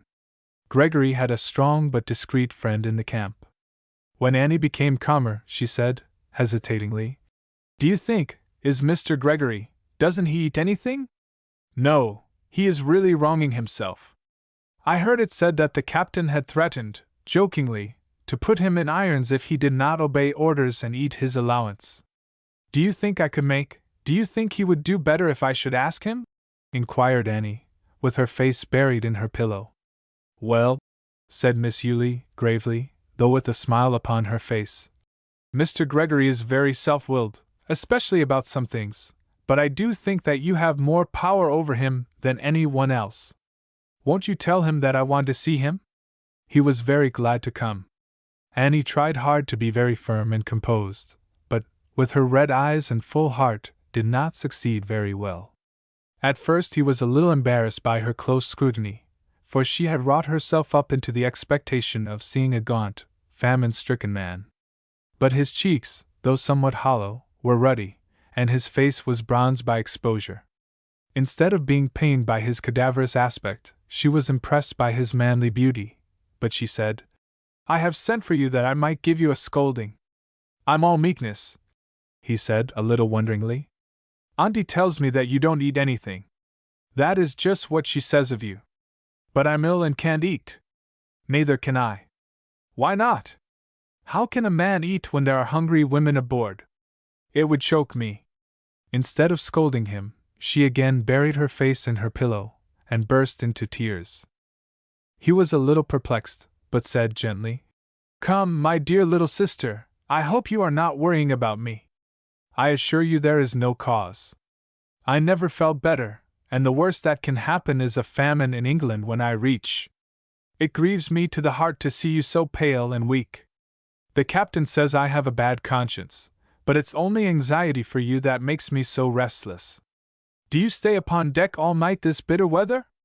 Well, I want to be ready if anything should happen. Oh, Walter, Walter! How I have wronged you! No, beg your pardon, you have righted me. What was I when I first knew you, Annie Walton? There is some chance of my being a man now. But come, let me cheer you up. I have good news for you. If I had lost every dollar on that ship I should still be rich, for your little Bible, I shall always call it yours, remained safe in my overcoat pocket, and you brought it aboard. Now let me read you something that will comfort you. I find a place where it is written, begin here. Can you account for that? And he read that chapter, so old but inexhaustible, beginning, Let not your heart be troubled. Having finished it, he said, I will leave my treasure with you, as you may wish to read some yourself. In regard to the subject of the scolding, which, by the way, I have not yet received, if Miss Morton here can tell me that you are eating more, I will. Goodbye. Annie's appetite improved from that hour. She seized upon the old Bible and turned its stained leaves with the tenderest interest. As she did so, her harsh note to Gregory, written when Hunting complained that he had been insulted, dropped out. How doubly harsh and unjust her words seemed now. Then she read his words. Forgiven, my dear, deceived sister. She kissed them passionately, then tore the note to fragments. Miss Yulie watched her curiously, then stole away with another smile. She liked the spell that was acting now, but knew Annie too well to say much. Miss Yulie was one of those rare women who could let a good work of this kind go on without meddling. Annie did not read the Bible, but only laid it against her cheek. Then Hunting came back looking very discontented, for he had managed to catch glimpses of her interview with Gregory. "Shall I read to you from that book?" he said. She shook her head. "You seem to enjoy having Mr. Gregory read it to you," he said meaningly. Color came into her pale face, but she only said, "He did not stay long. I'm ill and tired. It's rather hard, Annie," he continued, with a deeply injured air, "to see another more welcome at your side than I am." "What do you mean?" she asked, in a sudden passion. "How much time has Mr. Gregory been with me since he saved both our lives? You heard my father say that I should be a sister to him, and yet I believe that you would like me to become a stranger. Have you forgotten that but for him you would have been at the bottom of the Atlantic? There, leave me now, I'm weak and ill, leave me till we both can get into better moods." Pale with suppressed shame and anger, he went away, wishing in the depth of his soul that Gregory was at the bottom of the Atlantic. Again she buried her face in her pillow and sobbed and moaned. "How can I marry that man? He makes my very flesh creep." Then for the first time came the swift thought, "I could marry Gregory. I'm happy the moment I'm near him." And her face burned as did the thought in her heart. Then she turned pale with fear at herself. A sudden sense of guilt alarmed her, for she had the feeling that she belonged to Hunting. So solemn had been her engagement that the thought of loving another seemed almost like disloyalty to the marriage tie. With a despairing sigh, she murmured, Chained. Then strongly arose the womanly instinct of self-shielding, and the purpose to hide her secret. An hour before, Gregory could not come too often. He might have stooped down, and as a brother kissed her lips, and she would not have thought it strange or unnatural. Now she dreaded to see him. And yet when would he be out of her thoughts? She hoped and half believed that he was beginning to regard her as a sister, and still, deep in her soul, this thought had an added sting of pain. "Ah, Annie! You thought you loved before, but a master spirit has now come who will stir depths in your nature of which either you nor Hunting dreamed." Hunting, seemingly, had no further cause to be jealous of Gregory during the rest of the voyage. With the whole strength of her proud, resolute nature, Annie guarded her secret. She sent kind messages to Gregory, and returned the Bible, but did not ask him to visit her again. Neither did she come on deck herself till they were entering the harbor of an English port. When Gregory came eagerly toward her, though her face flushed deeply, she greeted him with a kind and gentle dignity.